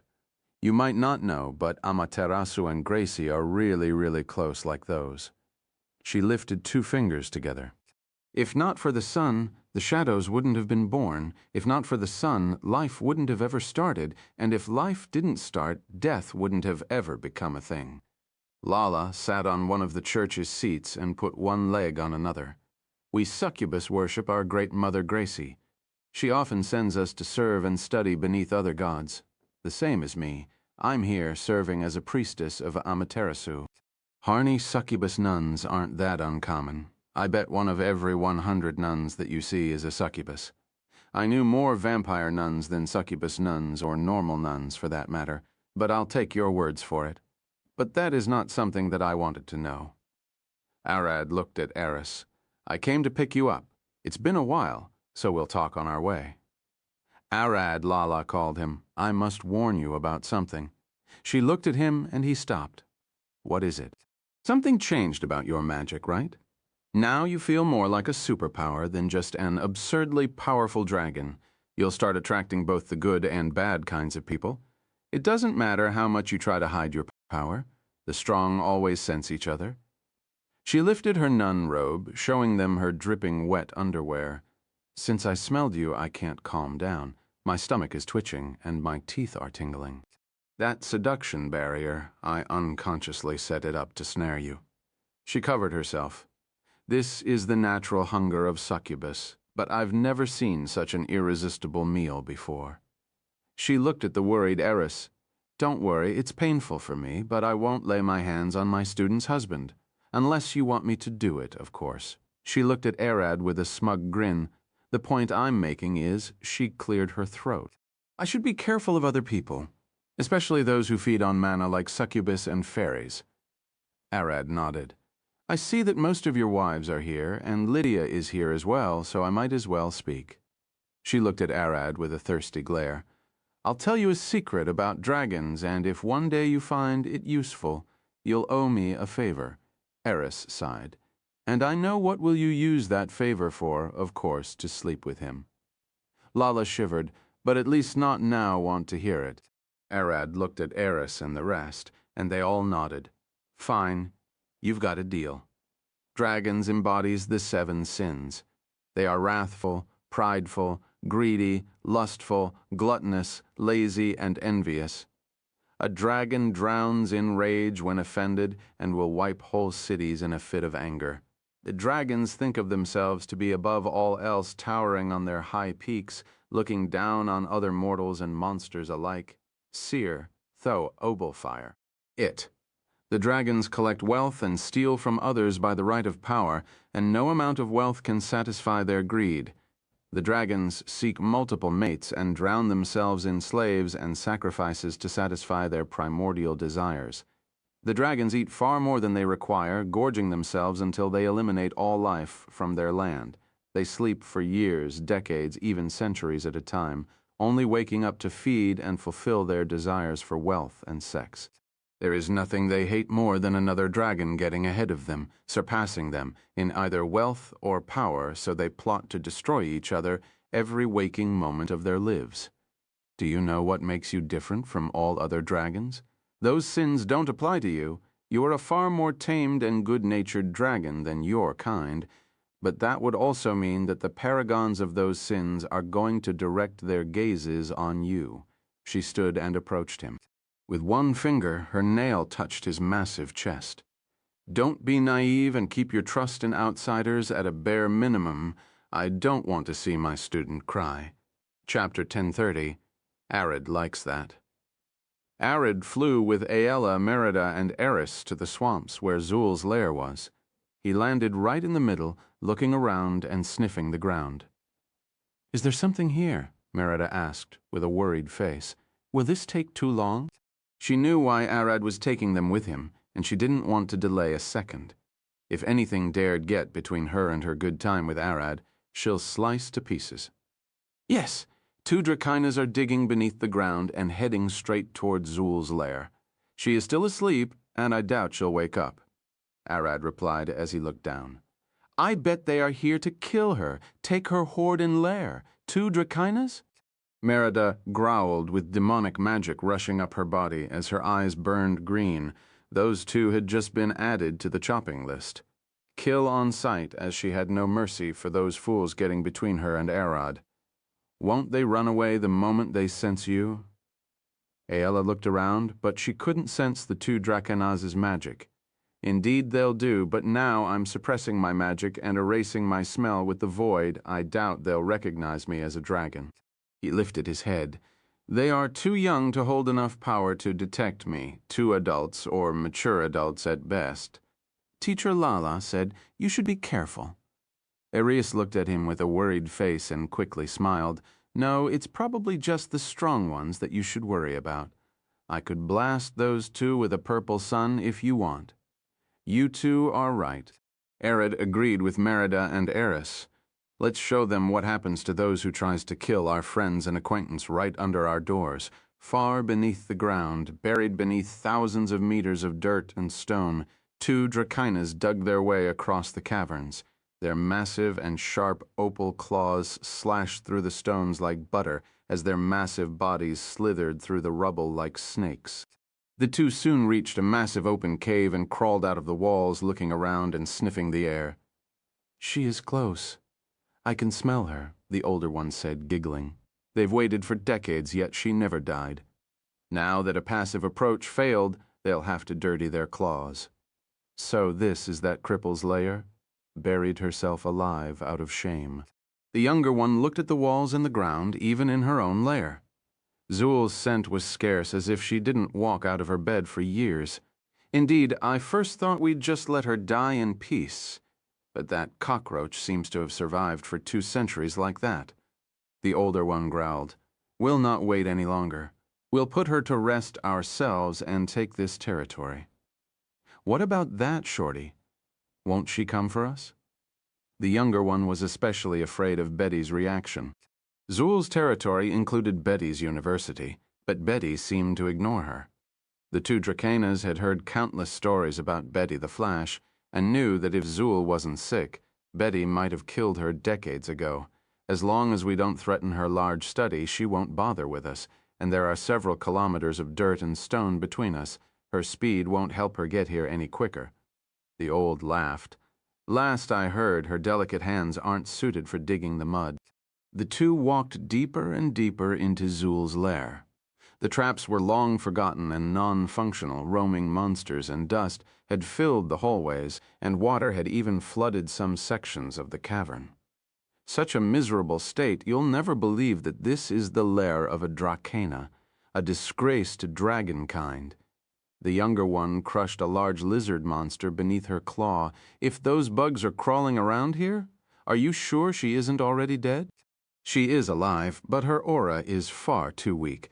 I bet she is hibernating to conserve energy, only delaying the inevitable. No dragon can survive with their fundamentum like that." The 2 soon reached her. "Old Zulfernar, you creaky old lizard." The old Drakina smiled. "You've held on to this land for far too long and left it to rot. Such a shame.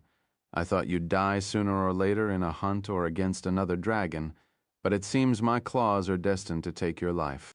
She swung her claw down but 1 inch before she could slash Zul's chest open. She stopped. Something isn't right. The old one screamed, dramatically recoiling back. "What?" The younger Drakena looked at her. "I'll finish her off if you don't. It's shameful to kill the weak, but it isn't shameful to put them out of their misery. That's not it. Even if she was half dead and her brain was damaged, she should have at least flinched at the threat. Something is odd."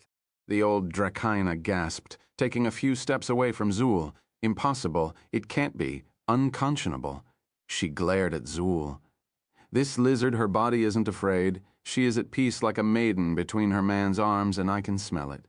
The scent of a dragon on her." The ceiling above them exploded, and a massive pile of rubble and stone collapsed over Zul, burying her whole. "Don't tell me that dragon was hiding nearby," the younger black Drakina shouted, glaring at the dust cloud. "No, this smell is weird," the older one cried, lifting her arms to protect her head as a burning fist, the size of a house, flew from the dust.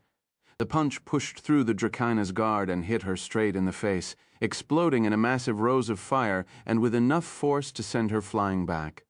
The younger Dracaina cried, jumping back and charging a breath, D. Even if she was just an adult black Dracaina, her breath still consisted of thousands of liters of bone-melting acid, a massive splash enough to drown several elephants in seconds from the cloud of dust. A massive creature lunged out with a terrifying roar and burning red eyes. The unholy child of a mantis shrimp and a T-Rex, armored with countless spiked black exoskeleton plates akin to those of a king crab, and each of them dripped with green and black goop, reeking of sulfur. The creature rushed straight through the Dracaina's breath like it was nothing, and grabbed her by the neck, throwing a powerful headbutt that exploded in a massive burst of fire and sent the Dracaina rolling away. "What are you?" The older Dracaina charged as fast as she could, swinging her claw at the creature's neck only for her attack to slide aside due to how hard the creature's exoskeleton was and how slippery it was with all of the goop. Serwark, the Novelier. The creature grabbed the two Dracainas by the tails and dragged them away deeper into the cavern, shaking the whole cave with explosions as it dug through the stone with sheer firepower. With the whole cave shaking, the stones burying Zool crumbled away and were pushed aside by a set of massive black tentacles.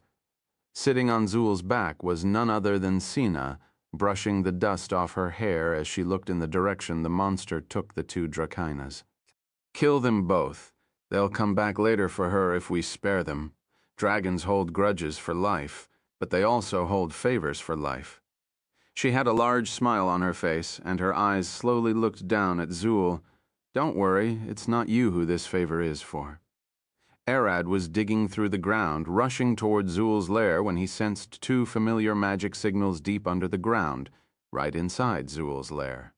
One was that of Senna, and the second one looked a bit weird. It had grown several times stronger since the last time he saw her. Is this an earthquake? It hasn't stopped for a whole minute. Aella and the rest were holding for dear life on Arad's back. I didn't expect her to grow this strong. I can smell the fire from here. Arad had a large grin on his face. Seeing the excited grin on his face, the wives felt a bit jealous. A deep sense of loss crept up to their heads. "Who?" he said. Who is this woman who's Arad now so impressed with her power?" "Celica. She is beating the two Dracainas who tried to attack Zool, and she is winning by a lot. She had really grown a lot." "Our acid doesn't work on her," the younger Dracaina roared as she barely dodged an explosive punch. "No, the more we hit her with acid, the more explosions she's generating." The older Dracaina jumped back, and Celica chased her, puking and splashing her dark green goo everywhere. After just a few seconds, the whole cavern they were fighting in was slithered whole with Celica's goop. Even the two Dracaina were painted from head to claws. The last time Celica got kidnapped by Jordan's men, she fought to the death and developed her immortal reacting core of the bacteria around her heart. Now that Senna had managed to give her a whole monster form, she had turned into more than just a unique monster. Celica's sweat, saliva, blood, and all of her bodily fluids are now based on sulfuric acid mixed with potassium permanganate, which resulted in the highly unstable and reactive green goop. That goop combusts upon contact with anything organic, which is why now the whole cavern they were fighting inside had burst into hellish flames. The acid breath weapon of black dragons was a blast of highly concentrated sulfuric acid, which only allowed Celica to create more green goop. As the two black Dracainas burned, Celica charged at them and swung her fists, socking the older one in the stomach with a massive explosion that shattered a few ribs. The green goop Celica's body generated was called manganese heptoxide, but that wasn't the only thing her body could generate. At will, she can also secrete either ethanol or acetone, which each generates a different reaction with the green goop. If Celica wanted her explosions to be more direct and have piercing power to penetrate armor, she'd mix ethanol with the green goop in her punches, but if she wanted a massive explosion, she'd mix acetone for a powerful blast. The two Dracainas found themselves helpless, unable to withstand the heat and explosive power Celica was generating, and since they were beneath the ground, they couldn't fly away from her. After 2 minutes, she had pummeled the two of them to death, crushing their bodies into a burned paste of charred flesh and shattered bones. When Arad emerged inside Zul's lair and landed beside her, he saw Senna sitting on her. "Arad, it's been a while," Senna said with a smile, looking at him. "It's been longer for me than you." He returned the smile, shifting back into his humanoid form as the girls landed beside Senna. The fight ended. Those two are dead. Arad looked back with a smile as Celica seemed to be approaching before showing up. She stopped for a few seconds in the shadows, shifting into her humanoid form, and then remained hidden for almost 2 minutes before coming to light, approaching them. "Arad, you've come back?" With a single explosion from beneath her feet, she propelled herself all the way to Zul's back and landed beside Arad. "I just came to pick my wives," and the Arai sensed those two coming to Zul's lair. He looked at Zul and then shifted his gaze at Celica. "You've grown nicely." Sina looked at Arad with a smug smile. "She can't control her transformation or the storage bag." "Well, so she is always naked when she transforms back. She had to wear her clothes." "Earlier lady." Celica shouted at her with a red face. "You didn't need to tell me that."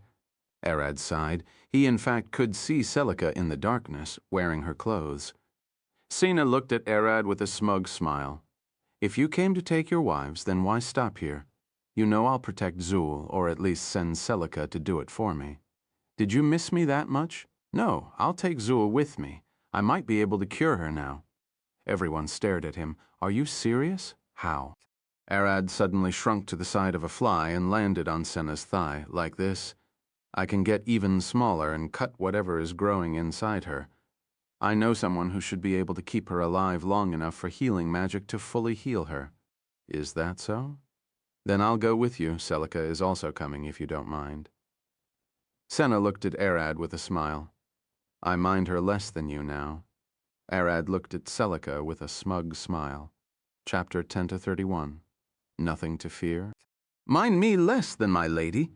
Celica growled at him, but quickly stopped. "You mean we're both a bother? You fool!" Betty appeared, standing on Arad's head. "Arad rarely shows affection to anyone besides his wives, but you managed to get it. He watched you grow from a helpless woman foolishly sitting on his territory and emitting her magic under Senna's orders to now that you become an actual powerful being capable of dispatching two powerful Dracanas at once." Betty's eyes shifted toward Arad's wives. "You better be careful with her around and keep him on a tight leash." Arad reached and tried to grab Betty's legs, but she quickly disappeared and appeared beside Ayala. "Careful, he might actually cheat on you this time." Betty giggled as she stared at the bright red Celica. Ayala grabbed Betty by the ear and lifted her up. "Keep those thoughts to yourself. She can draw a 400-pound, 180 kilograms bow, but it was hard to carry Betty, who weighs only around 18 kilograms pounds. "Oh, Wah, my ear, you'll rip it apart," Betty cried. Her whole body was suspended from her ear. "Hell, did you miss me?" Lala appeared behind Arad's back, hugging him around the waist. Sea Arch, the novelier. Note one missed. A dagger emerged from Arad's back and stabbed her in the stomach.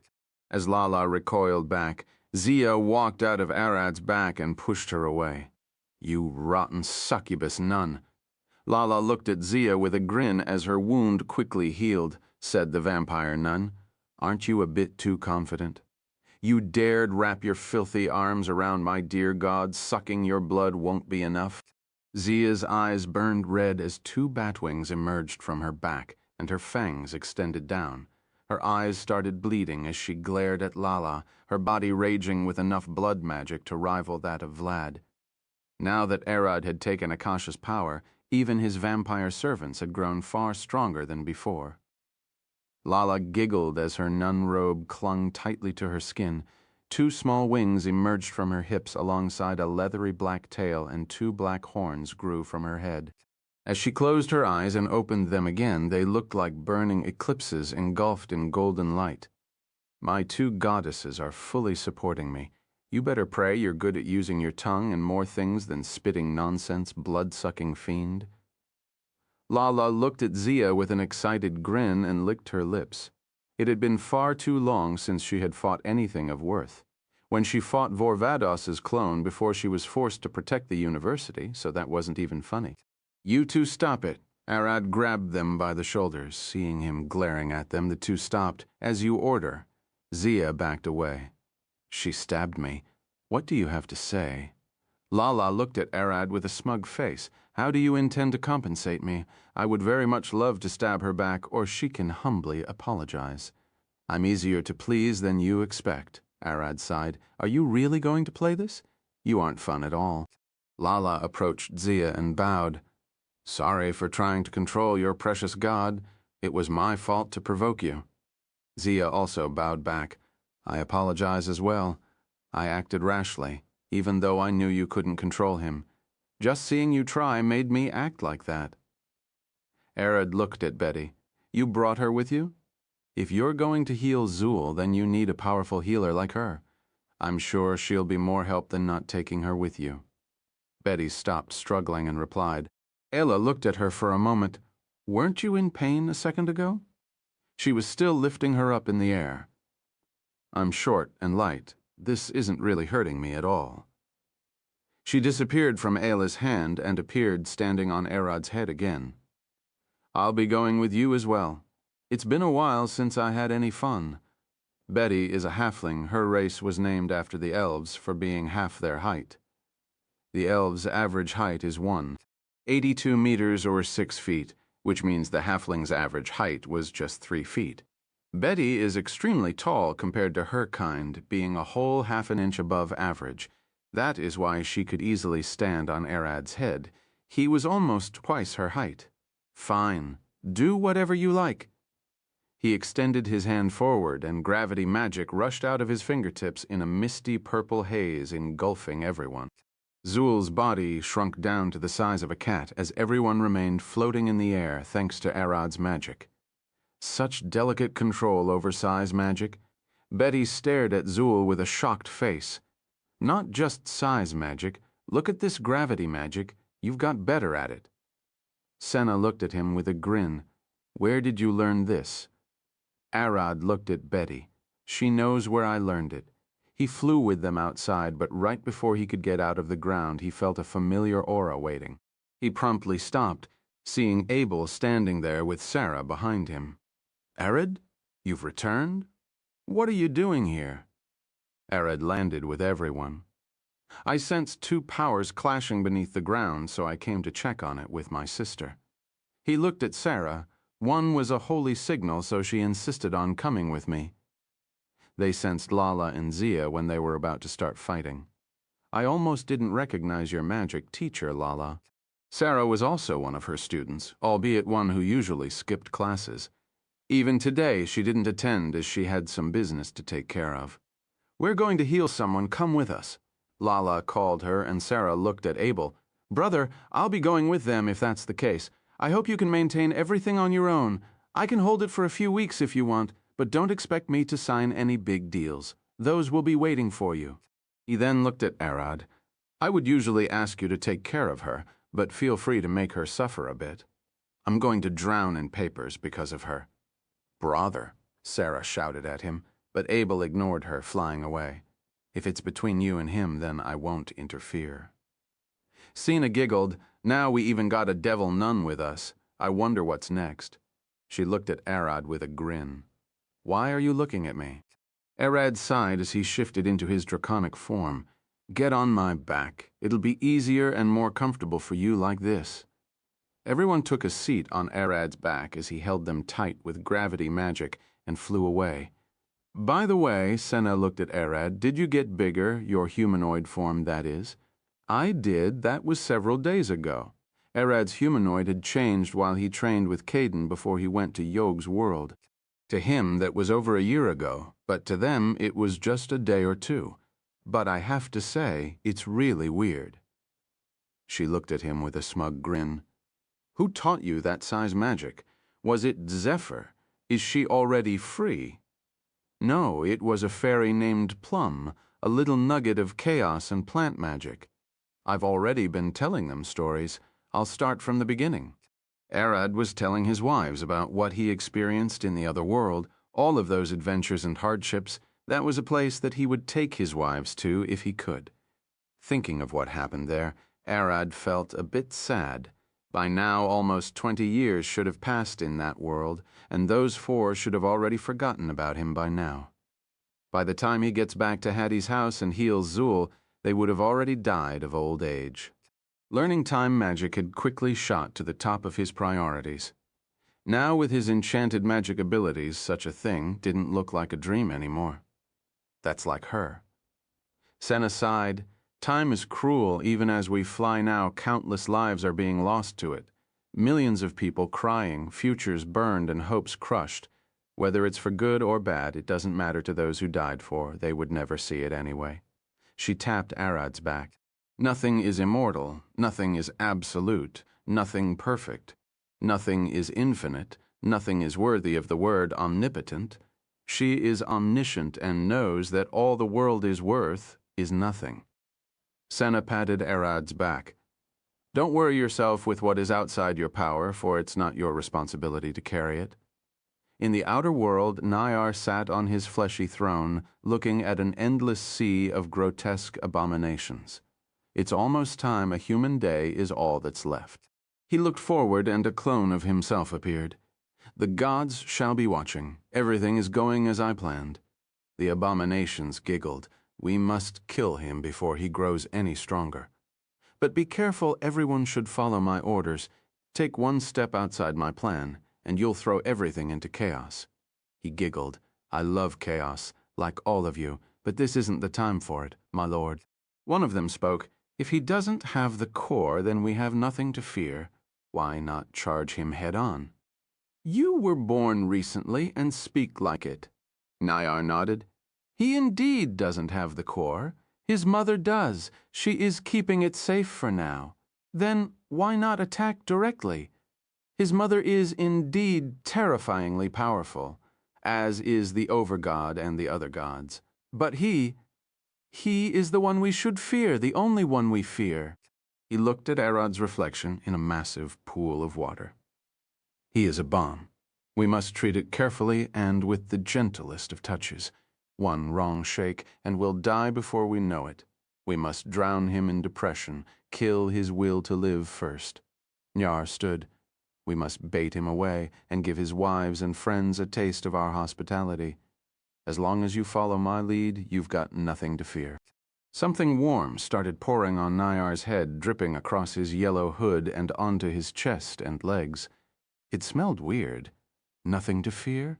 A voice came from above, and when he looked up, the overgod Cain was pissing on him. You did hit my wife, didn't you? Only I can hit them. And now it's time for another genocide. He glared at Nayar with a raging face and burning blue eyes. Nayar indeed did hit Yog in their earlier fight, and Cain had come for payback with interest. I agree, Yog said, with a large smile on her face as she appeared standing on Cain's head. You didn't think you'd escape from my gaze, did you? Ever since their fight with his clone that appeared in Isbert's world, Yog had been hard at work trying to locate Nayar's base in the outer world, and now she did. Chapter 1032. To Arad, this is forbidden knowledge. Cain floated down. Landing beside Yog, his old wrinkled skin started shrinking and clinging tight to his muscles. His eyes crackled with blue mana as his beard disappeared from his face. In seconds he turned from a 90-year-old man to a young youth in his early 20s. This was only a temporary change and won't last long, but for a while at least he could display his full power, with short white hair, mystical blue eyes, eldritch magic, and his long white robe. The abominations knew him well. This was the White Mage of Furburg, the one bastard who nearly crushed them several thousand years ago. We're many, and there are just 2 of you. Nayar glared at Cain and growled in a deep, gargling voice. Yog giggled, a large, evil smile spreading across her face. Even if it was just me alone, are you sure you aren't looking a bit too confident? Countless black gates opened behind Cain as the gods started showing up one after another, ready to draw blood.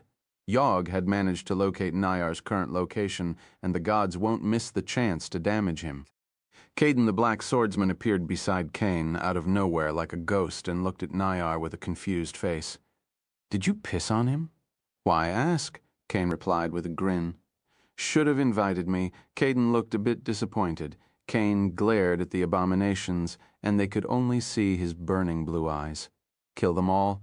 Leave none alive. This isn't your world. You're in my domain now." Nyar started walking toward Cain, and the two stood there staring at each other. "I would have already killed you long ago if killing you wouldn't cause the universe to collapse. All the abomination wanted was the universe, and they couldn't take it if Cain died. Cain is the over-god of the world. If he dies, the entire universe dies with him. The abominations had coveted the universe for themselves for millions of years, and his reign is their only chance of getting it. When Ao was alive, they didn't dare come out of hiding to face him. He could have easily wiped them all out if they dared set foot inside his world. Now that Ao had died, and Cain took his place as the overgod, they started getting bolder, daring to start plotting to invade the universe. Compared to Ao, Cain was far too weak and nowhere as omnipotent. If they could capture him and cleanse the universe of the gods, they would have a new home for themselves, but this bastard seems to always slip out of their hands. Their goals were simple: prevent Ao from resurrecting and capture Cain to make sure he stays alive so the universe won't collapse. Don't listen to those filthy mutts. Caden stabbed Nyar in the face. They only barked. The fight immediately started. Caden and Cain took on the task of damaging Nyar as much as they possibly could to make sure he didn't ever come back.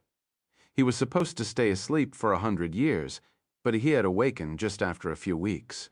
Something was odd. It didn't take Cain's omniscient eyes long to find out why. The abominations had bred a lot in the past weeks and sacrificed all of the newborns to rejuvenate their lord. They even went for extra and gave him enough power to create a clone. Nyar's main power is his dominion over the abominations. He possesses all of their power and lives as if they were a part of his body. What he did now wasn't that different from a human body breaking down its muscles and fats to supplement its lack of energy and nutrients. While Cain and Caden handled Nyar himself, the gods charged at the endless hordes of abominations.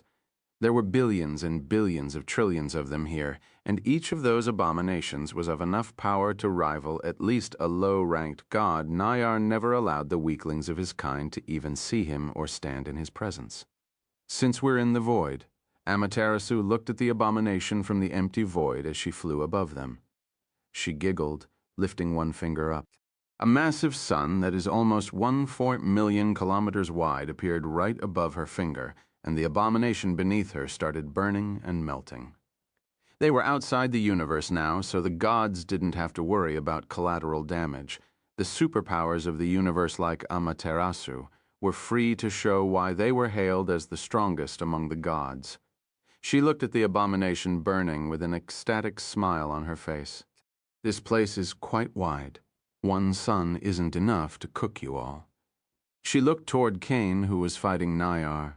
"How far can I go?" "All out," he shouted back. "I don't want to. It's quite hard the work for my delicate fingers." She complained with a sad face, as her godly and pristine look implied. Amaterasu was a galactic beauty of extreme delicacy. Her lean figure, sharp red nails, the fine silk yukata that is decorated with bright red rubies she wears, silky black hair, long eyelashes, and pale soft skin weren't suited for hard work. She always floats around with gravity. Magic, her toes only touch the ground when she kneels to Cain. Her personal army of 1,000,000 pure maiden angels serves all of her needs.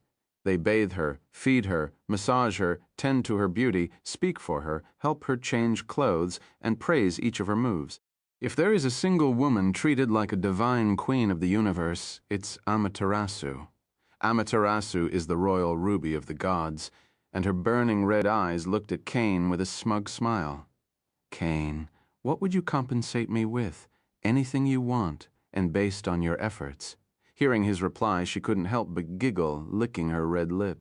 With her sweet giggle, the abominations felt nothing but terror. They knew the kind of monster that was above them, the horror hidden behind this seemingly perfect woman.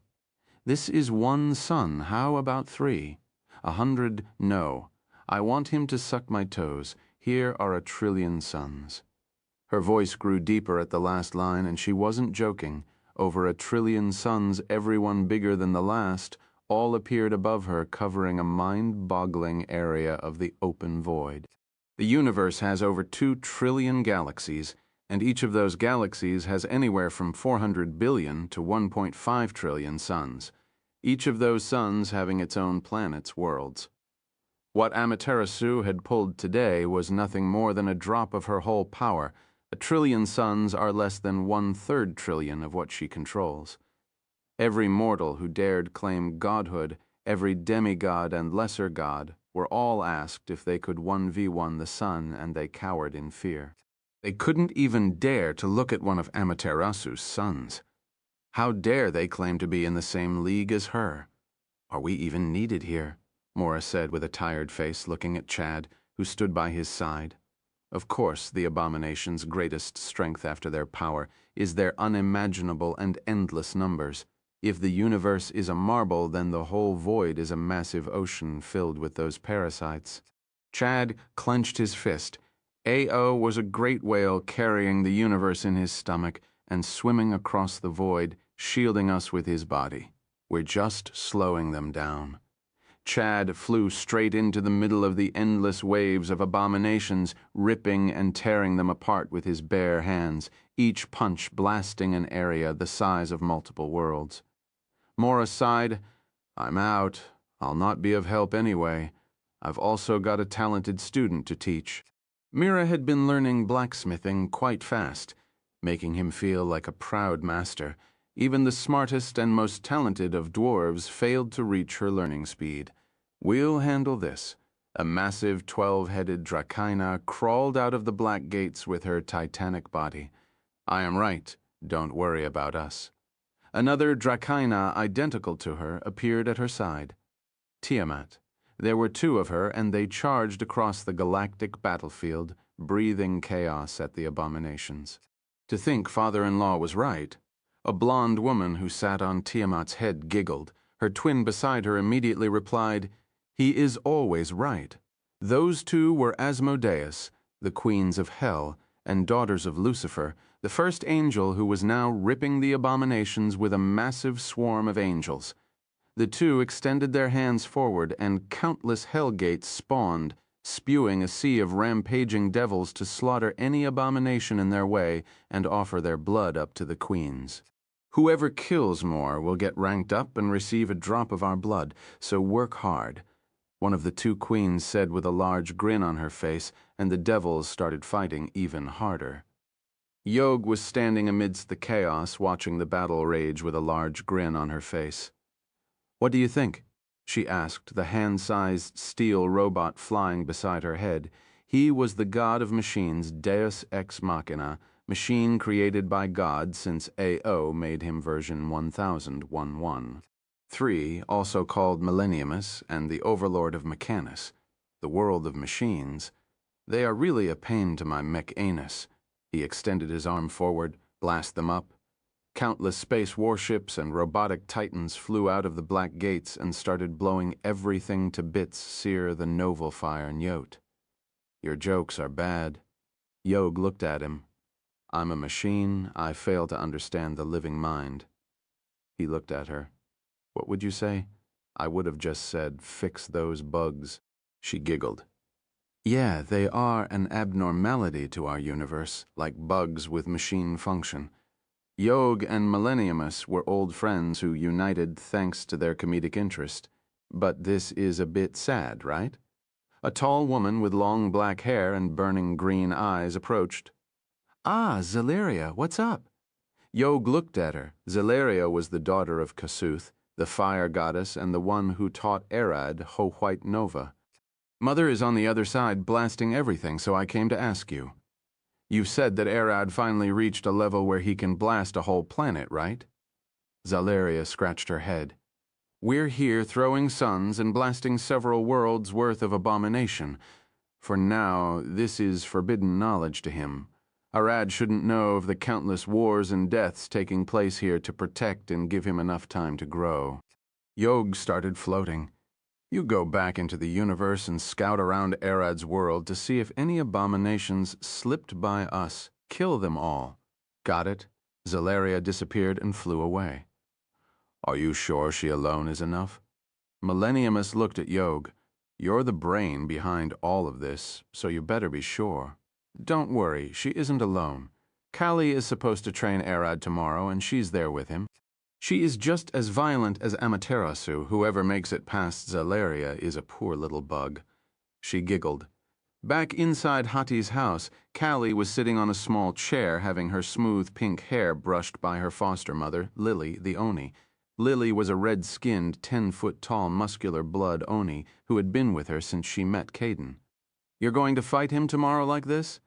Lily looked at Kali with a worried face. No way. Kali shook her head with a cute smile. This little girl's body isn't made for fighting. It's just a symbol of my status as a goddess of orphans. I'll go in my true body. Just be careful, Caden said, that they expect some abominations to attack. Lily sighed. Let them try. She shifted back to her blue-skinned, six-armed true body of the goddess of destruction. Knock! Knock! Lady Lily, Lady Kali. Arad had returned. Would you like to go see him? Kali shifted back to her little girl form. Mommy, let's go. Chapter 1033, Healing Zul Eye. As Arad landed in Hati's backyard and put everyone on the ground, he could see Kali rushing toward him from the house. Arad, you're back. She jumped and latched to his chest like a little cat. Arad had seen Kali's true form back in the abyss when he went to Lammy's house and fully knew the extent of her power. Seeing her act like this made him quite scared. This pink-haired little girl is a ruthless demon goddess of destruction playing house. I'm back. Where's your father? He pulled her off and put her down. Only her mother and Caden can order her around. She is Lunara's goddess and has enough demonic power that Arad isn't sure he'll survive a minute against her, even with his current power. Dad is out at work. He'll be back soon. Kali looked at him with a smile, and then her sparkling eyes shifted back to those who came with him. You brought guests? I'll have Mother make them something. She rushed back to the house, calling to Lily as loudly as she could. As Kali rushed back into the house, running like an airplane, Hati walked out and went past her. What an energetic girl. Hati was sure she had the backyard locked behind an eternal barrier that only allowed herself or people touching Arad to pass. She couldn't figure out how Kali got through an eternal barrier. After just a few seconds, Hati could see it, a hole in the shape of Kali's silhouette on her barrier. She had just walked in and causally ripped eternity to pieces, destroying any part of the barrier that came into contact with her, as expected of the goddess of destruction. Her eyes quickly shifted back to Arad to get her mind out of how much work it would be to fix the barrier. So that black Dracaina looks sick. You want to heal her? Arad smiled. You catch on quick. Did you feel her? It was clear to Hati's eyes that Zul was nearing her death. Her fundamentum is a hair strand away from complete failure. If that organ stopped pumping mana into a dragon's body, they'll die. It's like a human's heart failing to beat. Of course. Hati looked at Arad with a smile and waved her fan toward him. I've set a barrier around her. Her condition won't get worse, but it can be better. An eternity that only exists in one direction, but not the other. Thank you. Do you have a quiet place where I can put her down? Arad looked at Zul and noticed the barrier. It was indeed something far beyond his understanding of barrier magic and must cost a fortune to have cast. Go into my training world and I'll have a place arranged. She looked back at him, her eyes stopping at Zul. But I don't have any healing magic that can fix that. Do you have a method in mind? If he doesn't have any option, she might ask him to wait a few days for her to call Tiamat to help. Her eyes quickly shifted to the side and saw Senna standing there. I do. But it'll take some preparation first. He looked back. Lala, Sarah, Eris, Senna, you four are coming with me. Arad. Hati pointed at Senna. If you can't heal Zul, ask her to help you. She probably can heal her. What? I can't. Senna gasped and Hati turned around. "If you begged her enough, I'm sure she'll help you." Hattie knew who Senna was and was fully aware of her full power. Just like her mother, she should be able to help. "Arad." Before they could walk into the gate, a voice called, and when Arad looked, it was Altair. She seemed to have been sent here by Yog just minutes after him. "You're here." "I was sent right after Gammond, but I seem to have lagged a bit behind. Gammond is over there with Mira." She pointed back. "I know, she followed me when I went to pick up my wife Isdis." He then turned toward his wives, Ayla, Merida. "Talk with her a bit inside while we heal Zool. It shouldn't take me too long." Sina looked at Altair with a smug smile. "How interesting. You're a void Dracaina, aren't you? Anything to get herself away from the conversation about her being able to fully heal Zool?" Arid doesn't know that she is the daughter of Tiamat and the Overgod, and had trained in life magic under Gracie, the mother of all life and death. If she wanted to, she could heal Zool in the blink of an eye, but that would be interfering too much in Arad's growth. Sina's father was quite lax, so he won't get mad about her breaking a few things or laws, but her mother was very strict and would whop her ass the moment she knows. Everyone gasped beside Arid, and even Altair looked surprised. "You can tell? Just who are you?" She was actively hiding her aura, so no one should have been able to notice her. Even Arad might have mistaken her for a human if he didn't already know who she was. "Just call me Senna. We'll talk after Arad finishes what he came here for." She looked at him. "Let's go." This should have drawn their attention away and made what Hati said seem like a joke. If Arad asked how she knew Altair was a void dragon, she could just point to a flow in his own transformation and say she just noticed something similar. Arad nodded and walked through Hattie's gate to her training world. Just when they passed through the gate, they found themselves sitting in the middle of a massive open arena surrounded by walls and rooms. This looked more like a garden surrounded by massive dorms. "This place looks decent enough." Arad smiled as he felt the density of mana around. Hattie must have guessed he'd need to make some potions first, and chose this place. He jumped to the middle of the arena where he put Zool and returned her to her true size. She was still fast asleep, but that shouldn't last for long. If Arad wanted, he could wake her up from this hibernation, but it's better not to. Arad quickly backed away and waved his hand, conjuring a massive barrier around the whole place. From his shadow, over 5,000 vampire nuns walked out and lined up under Zia's leadership, kneeling to him. "Zia, go back to Hati and borrow her biggest pot." Zia immediately rushed out as fast as she could. To heal Zool's injury, Arad had a plan. He'll first refine a potion to help her endure the operation. She had been sick for centuries, and her body didn't have enough energy or stamina. A dragon's fundamentum is the source of their great magic, so it's a very robust and difficult organ to heal, which would also prove nearly impossible for the girls to heal unless he helps them with a potion. Potion making is both complex and simple. The base of all potions is the solvent, magic water, which is used to soak and extract magical properties from ingredients. The magic water added a base value to the potion. An ingredient would add an effect, and a catalyst would be a multiplier. Notice, like this, 100 fire x 2.5, the 100 is the base value of the magic water. The fire is what element the ingredients add, and the x 2.5 multiplier is thanks to the catalyst used for brewing. Zia carried a massive cauldron the size of a small house with the help of 50 nuns and put it in front of Arad. "Why do you need this thing?" "For magic water." Arad replied with a smile as he shifted to his draconic body and extended his claw over the empty cauldron. "I can't believe Hati actually had such a thing. I was almost joking before." He had earlier asked Zia to go ask Hati to give him her biggest pot, but she then sent this behemoth of a unit. "Come out," he said, and Undine flew out of his hand. That was painful. "Do you know you can't fit all of that inside my small body?" She glared at him. "Shoving all of that inside me. You have no shame?" "You're the one who asked me to do it," Arad sighed. "Just pour it inside. I'm sure it's soaked enough inside you."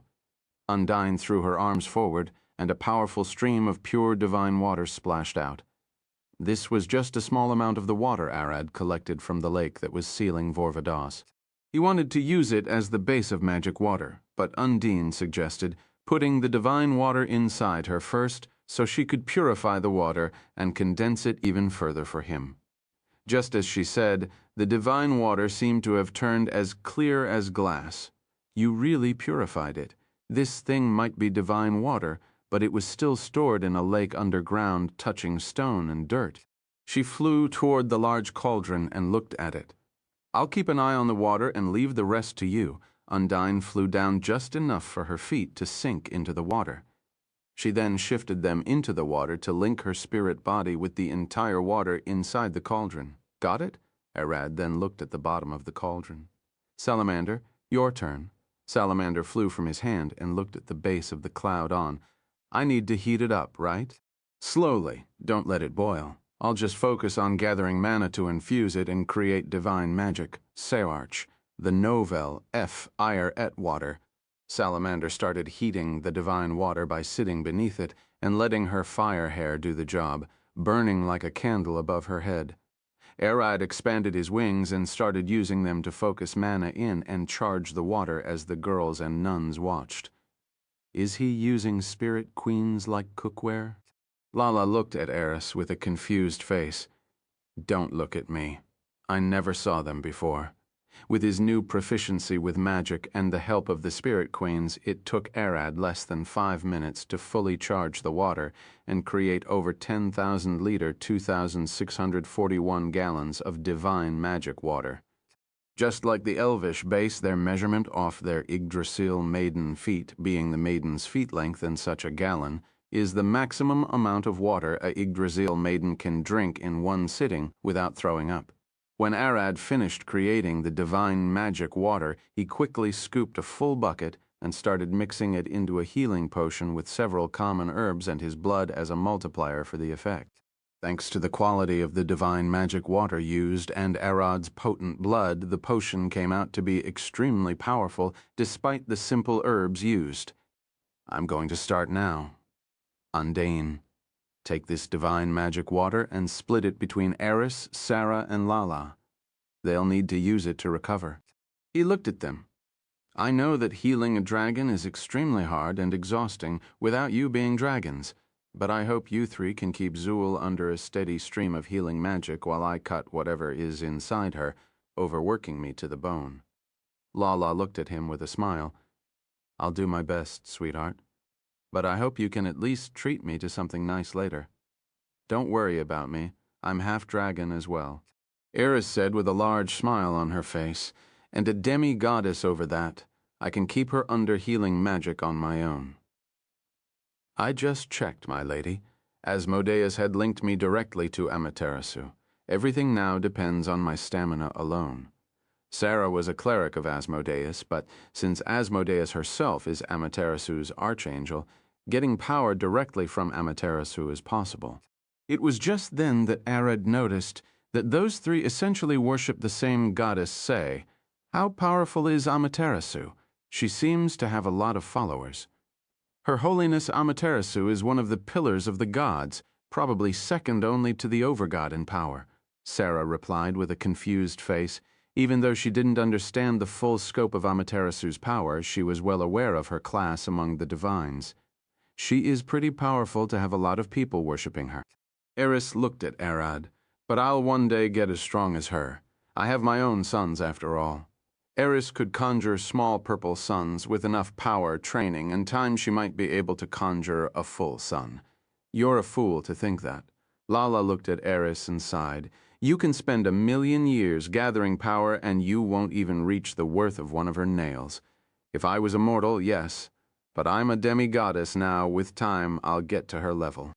It's not like the portfolio of murder is a small one. Eris noticed that Lala was serious. She must have known something about Amaterasu that all of them didn't. What is murder to the literal sun? She sighed. I'm a succubus and I work directly under Gracie, the mother of all life and death. I was, in fact, born in her kingdom of lust and shadows. She looked at Arad. In my time there, I once saw Amaterasu come visit Her Highness Gracie. And what was she like? How strong? I did ask Her Holiness, Gracie. and she told me to ask Amaterasu herself, so I did just that. Amaterasu looked at Arad with a scared face. She simply pointed to the sun and asked me to snuff it out. She pointed at the sun. Arad, that's one sun, there is another one outside and many others, in different worlds. Can you snuff them all at once? Arad sighed. I understand her power far outclasses the other gods. He looked at the cauldron. Let's focus on healing Zul. I'll start immediately. Chapter 1034, Healing Zul. Arad shifted back into his humanoid form and approached Zul. This was it, the time to start the operation. Using his Pricolici eyes, he could clearly see Zul's veins beneath her scales, her muscles contracting as she breathed, and the large, writhing mass consuming her fundamentum. Dragons' bodies are really amazing. Even if she only has 1/10 of her fundamentum, she is still able to stay alive. The more Arad looked at the inside of her body, the more he admired the ingenuity of the draconic body. Humans have essentially 3 vital organs, the brain, heart, and lungs. Dragons have their fundamentum added to that list, which acted more like a heart for mana instead of blood. Arad had never heard of a human surviving with just 1/10 of their heart intact. I'm going to start. Arad conjured a sharp blade made with his void as he shrunk down to the size of a fly and flew toward Zul's chest. Lifting one of her scales up, he slashed his way inside her as the nuns started healing her to make sure she didn't bleed to death. As Arad expected, Zul didn't even wake up to him invading her body. With how small he is and how large she is, she won't even feel him. But Zul's insides weren't so simple to traverse. All of Zul's organs were floating in a stupidly powerful acid, an extremely concentrated sulfuric acid powerful enough to melt steel in seconds. If this was poured on a human, they would probably melt into a liquid. But Arad wasn't a human, and such an acid could barely irritate his skin and eyes. He looked forward and could see Zul's massive heart beating like a drum. That thing was the size of a cow, not something that he had ever expected to see.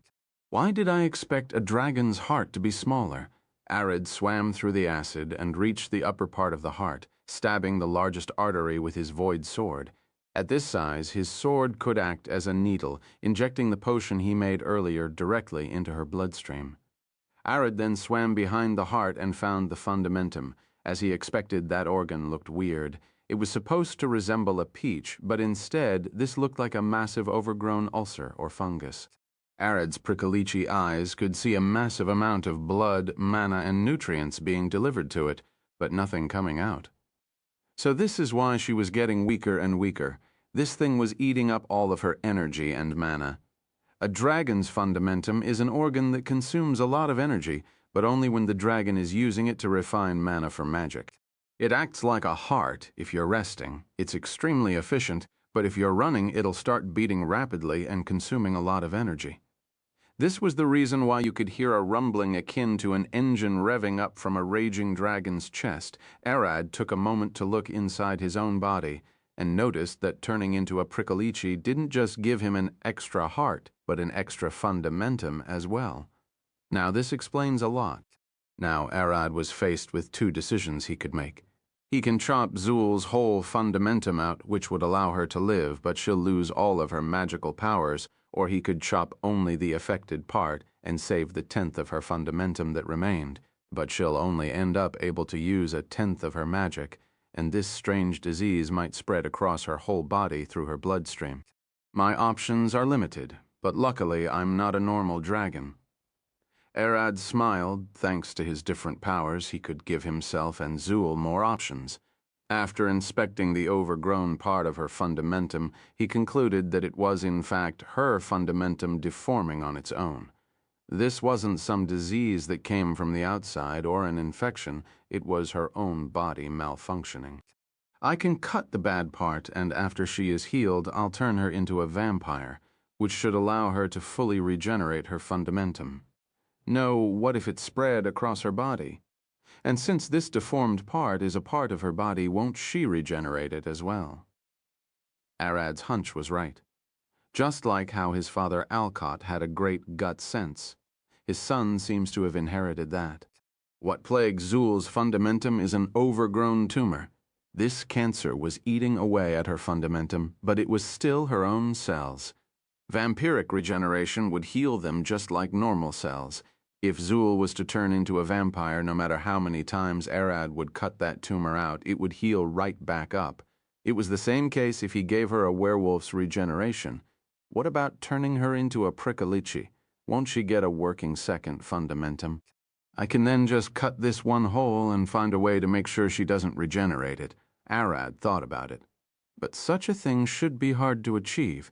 He doesn't know if Zul would even be able to control the powers of a prickalichi, let alone resist the urge of healing a missing organ and being in constant pain. Think Arad stood there thinking for minutes until an idea flashed inside his head, absurd, reckless, stupid, but possible. He lifted his hands, elemental expansion.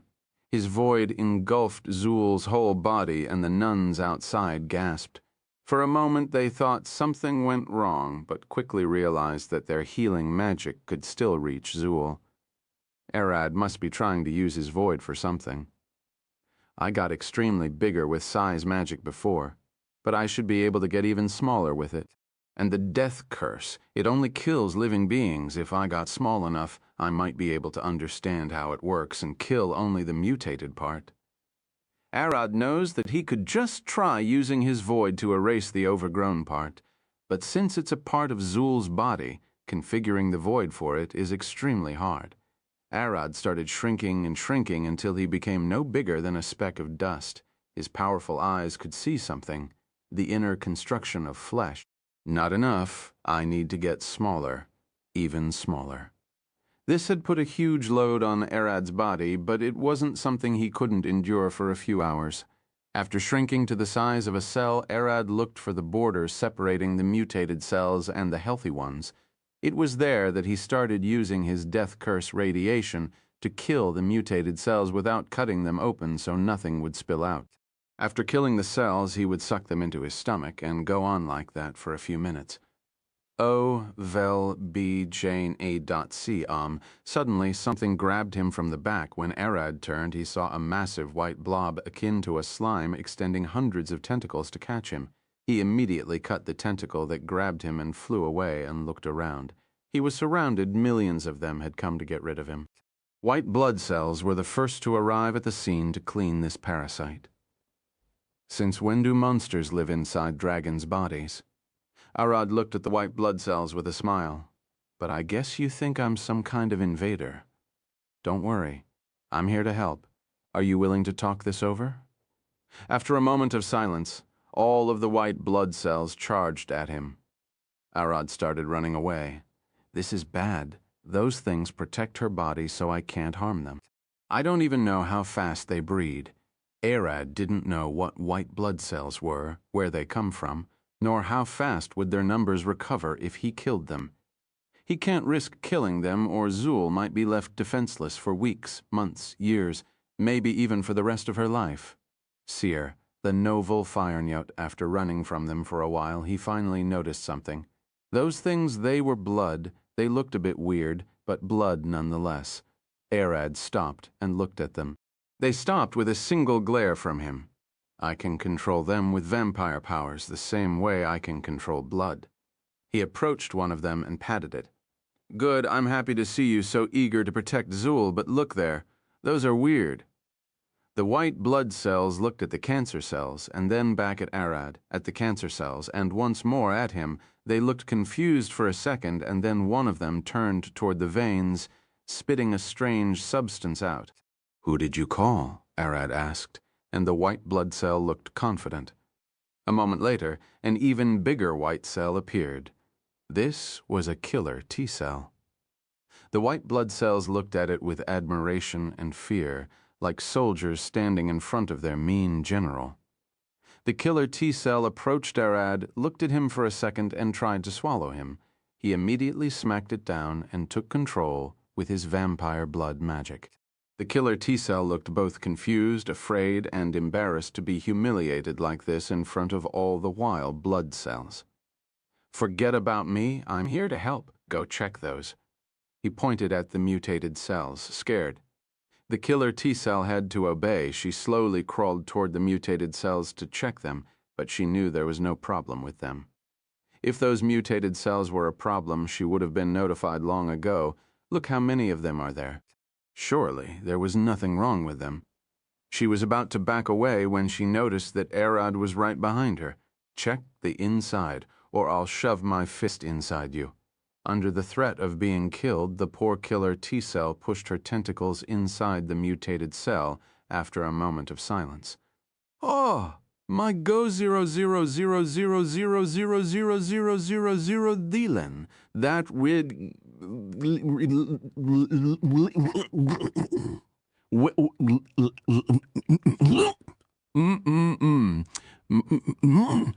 My go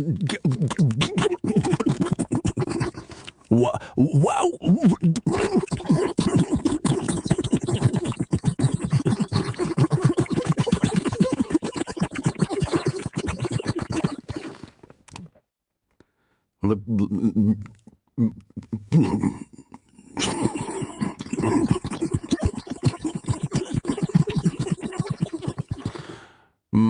My go 000? Million, billion, thee? Arad could hear a scream inside his head. For a moment he thought the cell spoke, but it was just his blood magic, interpreting the killer T-cell's panic attack upon realizing what that mutated cell was. She couldn't believe it.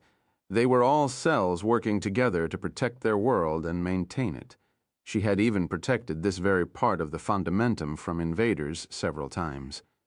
Didn't we swear to keep this place safe together? You provide it with magic and I protect you all. The killer T-cell growled in pain and sadness, sparks and chemicals slowly seeping from her. Back? You damn traitors, she cried, as the signal flashed through Zul's whole body and the entire immune system came ready for war. Chapter 1035. For this eternal land, as the whole immune system panicked and rushed toward the fundamentum Arad was forced to rush and stop them before they could start causing damage. Calm down a bit and listen. He yelled at them, and everyone looked at him, confused. Akasha, who was inside Arad's head, spoke. This level of blood control is far above what any vampire can dream of. We can use them to help us clean up. Everyone. Line up and separate into identical groups. Arad looked at the army of blood cells. Who of you can close wounds? The platelets flew out and he smiled. Good. You focus on closing the veins if we had to cut one. The rest of you. I'll do the killing and you'll clean after me. Don't attack anything. Now, all to work. Arad started killing the mutated cells one after another as he tried to make a clean cut right at the edge where the good cells started. The white blood cells and the killer T-cells started cleaning after Arad, swallowing all of the dead mutated cells that he killed. After a whole hour of work, Arad had finally managed to cleanly cut the mutated cells from Zul's fundamentum and absorbed it into his stomach. All the veins are locked. Nothing is leaking out. But I'm sure this is a big wound. He looked at the blood cells with a smile. Go back to the veins. I'll let this heal back up.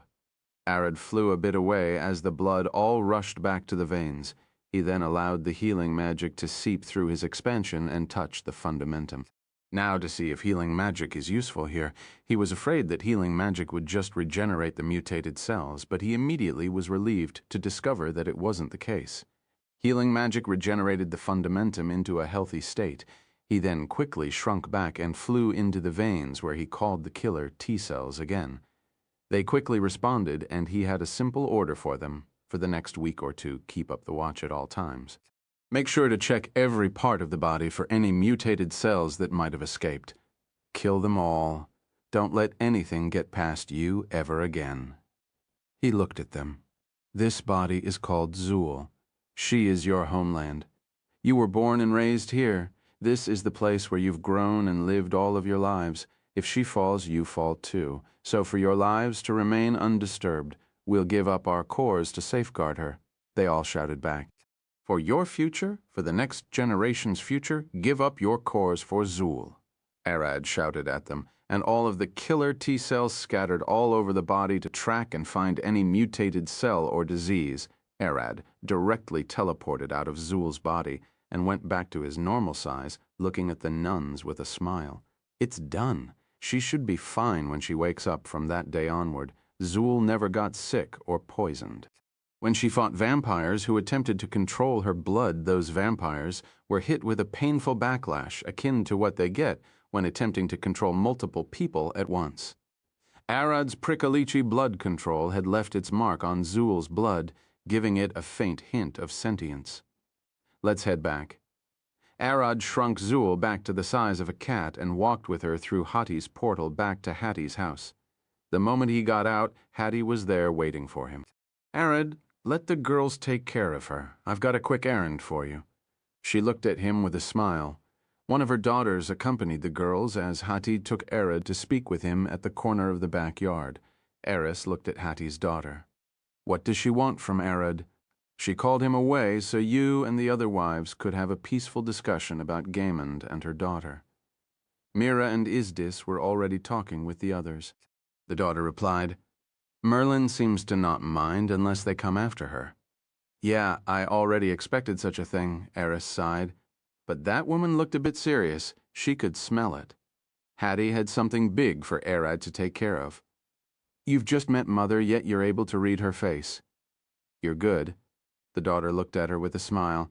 I myself don't know much, but I bet it's related to Mother's aura getting weaker. Is she sick? No, it's just that your husband fought one powerful demon queen and the two ended up blowing up a whole continent there. Mother spent a lot of energy to fix their mess, and she seems to not have yet fully recovered. The daughter looked at Eris. You might want to discuss that demon woman as well, back at the corner of the backyard. Hattie pointed at the mountains in the distance. A few guests are coming from that direction. I would have loved to send Caden, but he is busy now. Guests? Arad lifted an eyebrow. What kind of guests? Rude and opportunistic ones? I'll leave, dealing with them for you, however you see fit. She turned and walked away. Arad looked at the mountain for a second with a worried face. Guests? This might be a pain. He teleported into the air and flew to the mountains. At the mountain peak, Arad could see a small wooden shed surrounded by a wooden fence and several goats grazing around it. The little house was probably just big enough to fit 2 rooms. A short, old goat man sat alone on a table in the garden, waiting as an old woman. His wife walked out of the house with a small jug and a few loaves of bread. The two seemed to be living in peace. Nothing seemed to bother them on this beautiful sunny day. When Arad looked behind the mountain, he could see a massive army approaching, over 20,000 soldiers marching toward the mountains. An invading force? Arad flew down and landed in front of the house's wooden fence. You two must leave. I'll send you away. He jumped over the fence, and the old couple looked at him. Are you lost, young one? The old man looked at him with a smile. At his age, he could barely see anything outside the fence. Oh my God, you're huge, the old woman gasped, approaching Arad. Do you want some milk? The bread is fresh. I've just baked it this morning. No, I don't need to eat. This place isn't safe. I'll get you down to the city. Arad shook his head, and the old woman stared back at him, confused as she didn't hear him well. The milk is safe. I boiled it. Goat milk is good for your bones. She grabbed him by the hand and dragged him toward the table. I'll get a chair. The old man barely stood and tapped his aching back as he walked toward the house to pick a chair for Arad. You're big. You must eat a lot. She sat Arad on the table and poured him a large mug of milk. Dear, get another cup, she shouted, and started coughing from exerting her throat. What? Arad could hear the old man call back from inside the house, but the old lady didn't seem to hear him. Arad stood and patted the old woman on the head. Rest well, Grandma. I'll be back soon. As he walked toward the gate, she looked at him. The toilet is inside the house. Arad walked to the edge of the mountain and stared down at the approaching army, his eyes burning purple. The whole army stopped as their mage cried, Everyone stop, something isn't right. He rushed to the front lines and cast a scrying spell, immediately picking Arad's image. I know it, someone is watching us. He showed the image to the army's leading general. This man is huge, but what is a human doing here? The beast lands are behind the mountain. I don't know, but my scrying magic picked him up as a danger. The wizard looked scared. S-class danger. The general looked shocked for a moment. S-class, are you sure? This army belonged to the southern United Kingdoms of Gremens, a massive empire that was created after 6 kingdoms united together under a single emperor. Seer, Tho, Novell, Fireet. For centuries, the United Kingdoms of Gremens envied the beast land's untapped wealth. Those massive lands were rich in both vegetation and minerals, yet the simple beast people never exploited such resources. Hattie had received several invitations to join the empire, requests for her to allow them to mine in her land, and even trade deals, but she refused all of them. The beast lands is an eternal, blessed land. Its people never starve nor suffer. They wake up in the morning and walk across the lands, hunt their food, and bring it back home. If one wanted to live out of the forest's bounty without the need for money, they could. The beast lands are an open sanctuary for primal life without any economy or complicated laws. Hundreds of separated clans and tribes lived in harmony, trading with each other and paying respect to each other, all under the watchful eye of their eternal queen. Get out of the way. You're outside, and we mean you no harm. The general used a sound-amplifying orb to call Arad. Based on what the wizard said, Arad was an S-class threat. They'd suffer damages if they fought him. The general would rather convince Arad to get out of their way or buy him up with money than immediately start a fight. You're an adventurer, aren't you? I have a lucrative contract for you. Care to discuss it? For money, you dare trample on this land's peace. Arad's voice clapped like thunder, sending a shock across the soldiers' minds. He's that loud? Almost all of them thought. Arad jumped from the mountain and fell down on a massive hill at its base, staring at the army, blotting the horizon. Scram, for there is no place for you in this eternal land. Arad then jumped down to face the general. The two stood almost 100 meters apart, and the general lifted his halberd and sighed. Arrogant fool. But the moment Arad took a single step, the general's horse panicked, threw him off, and ran away in terror. Chapter 1036. Absolute Domination. Arad started walking toward the confused general, and the whole army froze in place. The general couldn't believe what had happened. All war horses are trained for war since birth. Those powerful horses would never run, even if they were to die with their rider. His war horse was a special one as well, one of the strongest and bravest, yet it ran away in terror. Just then, the horsemen's battalions went into chaos as all of their horses threw them off and ran away. The army's hounds bit their leashes off and bolted out, abandoning their masters in a heartbeat. The army wasn't composed of just the United Kingdom's army. They also had several mercenary bands, one of which had a druid. That old man had a large drake tamed, which he was riding, and he could hear its thoughts. Old man Frine, we better get out of here. The drake growled into the druid's head. What? He is just one man. The druid glared at his drake in a shocked face. If he isn't showing his true self, then I don't dare speak of it. Offending him any more than we already did is a suicide. The drake turned around and bolted away with his master on his back. All of the mercenary bands saw the druid run away, and one of their leaders growled, "Don't stick your dick in crazy. Don't stick your nose in the unknown." He turned around and waved his arms. We're getting the fuck away. Not worth the risk. All of the mercenary bands followed his example and fled the battlefield. Those men didn't harbor any loyalty to the United Kingdoms, but instead moved based on risk and reward. You bastards, why are you running? One of the army's commanders yelled at them. The mercenary leader who spoke first stopped and looked at him. For a horseless fucker, you talk a lot of shit. I don't know about your little ponies, but drakes fight till they fucking die. Ain't never seen a drake fuck off like that. You dare insult an imperial commander. The commander's face burned red from rage. Noville Bean, sorry, chief. I'm not interested in getting fucked today. My ass is worth more than what you paid. But if you want something up your ass, all power to you. Godspeed. The mercenary leader bolted away with his band. As the mercenary leader retreated with his men, his vice-captain approached. "Are you sure this is right? They'll come for us after the war. If they lived," he looked back at Arad. "Monsters are running away from him. He can't be a human." The mercenary captain smiled. "There are only two things as scary who look human: dragons and demigods. Are you saying that, Foo-Crack?" The leader smacked his vice-captain before he could finish speaking. "Don't even dare curse while speaking about him. He can hear us from here. As long as we retreat, I'm certain he'll let us off. Sears the Novelire net." The leader waved his arm. "Everyone retreat as fast as you can. Don't even dare look back. If he wanted to kill, he would have blasted us from above. He isn't here for blood, just to stop us from advancing." Arad stood before the general and pointed to the side. "Everyone who stayed, put all of your weapons there. Take off your armor and put them there." He quickly pointed to another place. "And if you have money or anything else, put them there. You reel." The general's face turned red as his body started moving on its own. He threw his halberd and started taking his armor off. All of the army did the same, stripping down to their underwear. This wasn't done by their will, but under Arad's blood control.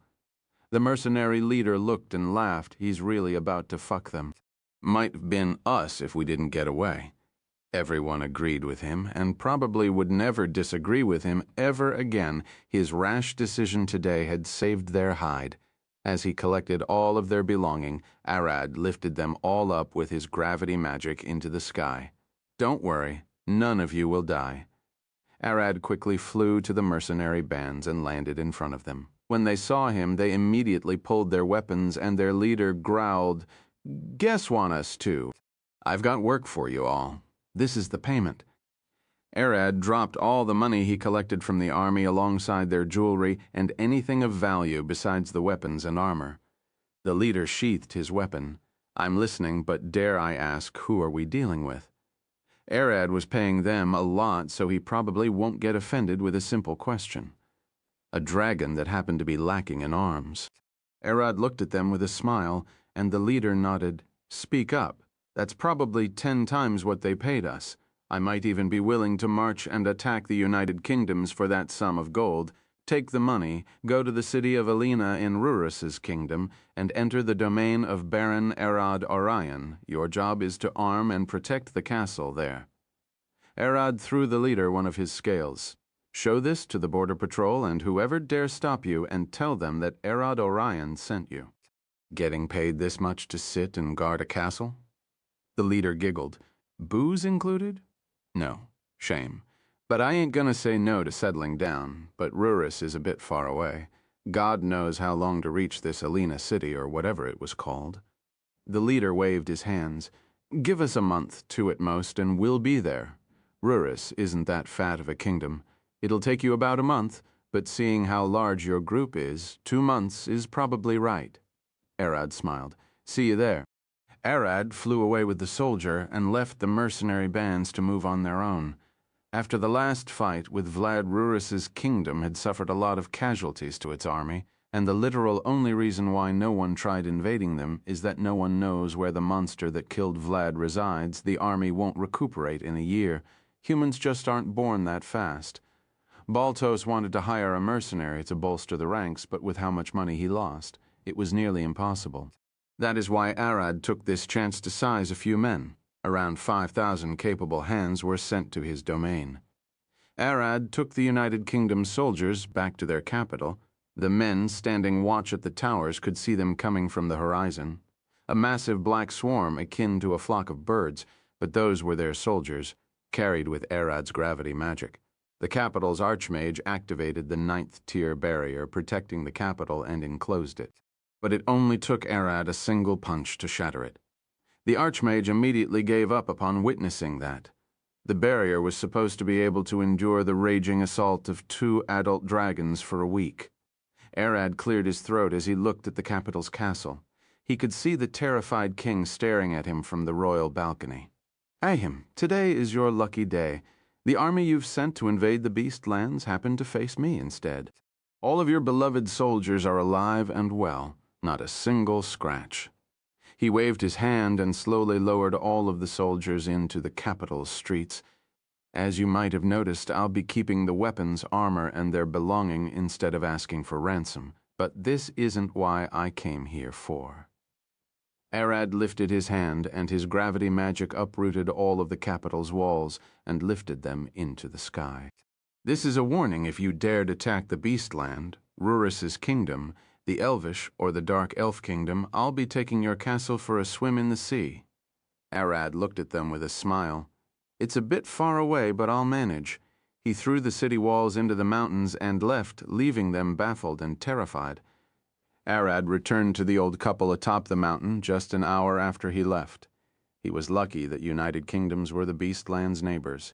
They had sensed Hati getting slightly weaker and wanted to take this chance and attack, especially with her house being literally just over the mountain. After checking on the old couple, Arad returned to Hati's house and found her sitting in the garden waiting for him. I took care of them. They shouldn't be able to attack any time soon. You're a lifesaver. I don't know what I would have done if you weren't here. She looked at him with a smile. If I wasn't here, you wouldn't have gotten weak, and they wouldn't have attacked in the first place. And even now, you could have let them enter the crack between the mountains. As Arad was speaking, Hati's twin sister Skull appeared from her back with a smile on her face. I could have just clapped the mountains on them. You're right. I suggested we do just that, but she didn't agree.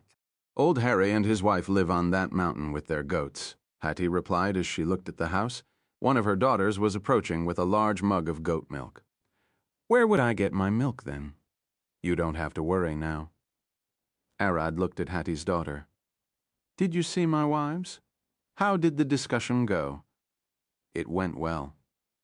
Hati's daughter looked at him with a smile. I heard that as long as they are willing to wait in line, the girls don't mind. She looked a bit worried, but what? Arad could smell it. Something had gone wrong. Eris, Aella, and Merida, those three are now trying to kill Gaemond. Skoll opened a gate to the training world, and Arad rushed in to stop them. Chapter 1037. Can't prove anything a while before Arad returned. So let me think this through, Eris growled, staring at Gaemond. You heard Arad is strong, wanted to fuck him, but won't do it until you see if he is really strong or not. So you went and interrupted his training, fought him, and ended up getting your ass handed back to you? Pretty much it. I didn't expect him to be that strong, Gaemond replied with a large smile. You six seem to have gotten a real good one. You went and butted into his training? And you come here to ask us to let you in before everyone else who is waiting? Aella glared at her. I won't call that a peaceful approach. I'm a dragon. Gaemond had her smile still on her face. Aella, she is right. To dragons, a punch to the face is nothing more than a bold pickup line. Eris sighed, annoyed but not entirely against it. She is to a half-dragon and somewhat understands how dragons feel. It doesn't matter. Aella stood with her eyes burning green. You don't act and apologize later, expecting us to forgive and even agree with you joining in. If you had come to us first, I wouldn't have had a problem with you. But since you attacked him first, I've got no way of knowing how you'll act in the future. She sounds like me. Kill first and think later, Merida said as she was sitting on her chair in reverse, leaning on its back support. I know the difference between someone seeking shelter and acting rashly and who is unhinged. Aella looked back at Merida. If she only sees Arad's strength, then she'll jump in the arms of the first enemy we face that could beat Arad. Oh, Merida looked at Aella. So that's how it is. Ah, she growled. Got it. So we kill those two? She pulled her sword, demonic magic crackling from her back. Eris looked at Aella and then at Gaemond, only now understanding why Hati asked them to discuss the matter inside a room in her training world and why she sent Arad away. If Arad is facing someone weaker than him and he doesn't need help, Gaemond is standing happy behind him, but the moment he faces someone stronger and needs help, she'll jump into the enemy's arms and turn on him. Mother won't turn on him, Corey growled, and Merida swung her sword, stopping it an inch away from her neck. "Oh, excluded yourself? So you'll turn on him, searthenovelfire.net. I didn't mean." Corey growled, but Merida hushed her. "We're both stupid. Close it up." "We should shut up and let the smart ones talk." Gammon smiled. "So, how do you want me to prove anything to you?" Ayla glared at her. "That is the point. You can't." "Mother," Corey growled, "do you need to prove anything to them? It's clear she isn't willing to even listen to you." She stood, and her magic started rushing out. "We can just settle this in the traditional way." Eris looked at Corey with a smile. "I don't know if you're an idiot or a fool. Which one are you?" "She is both," Gammond replied. "An idiot making things harder for me, and a fool thinking that just beating you 3 would solve the problem." She glared at Corey. "Take that back. Otherwise, Arad might end up shoving his foot up your throat." Corey glared at Ayla with a raging red face, gulped down and growled, "Sorry, pretend I didn't say anything." The situation didn't look good for Gammond and her daughter. The longer this conversation lasted, the more aggressive it got.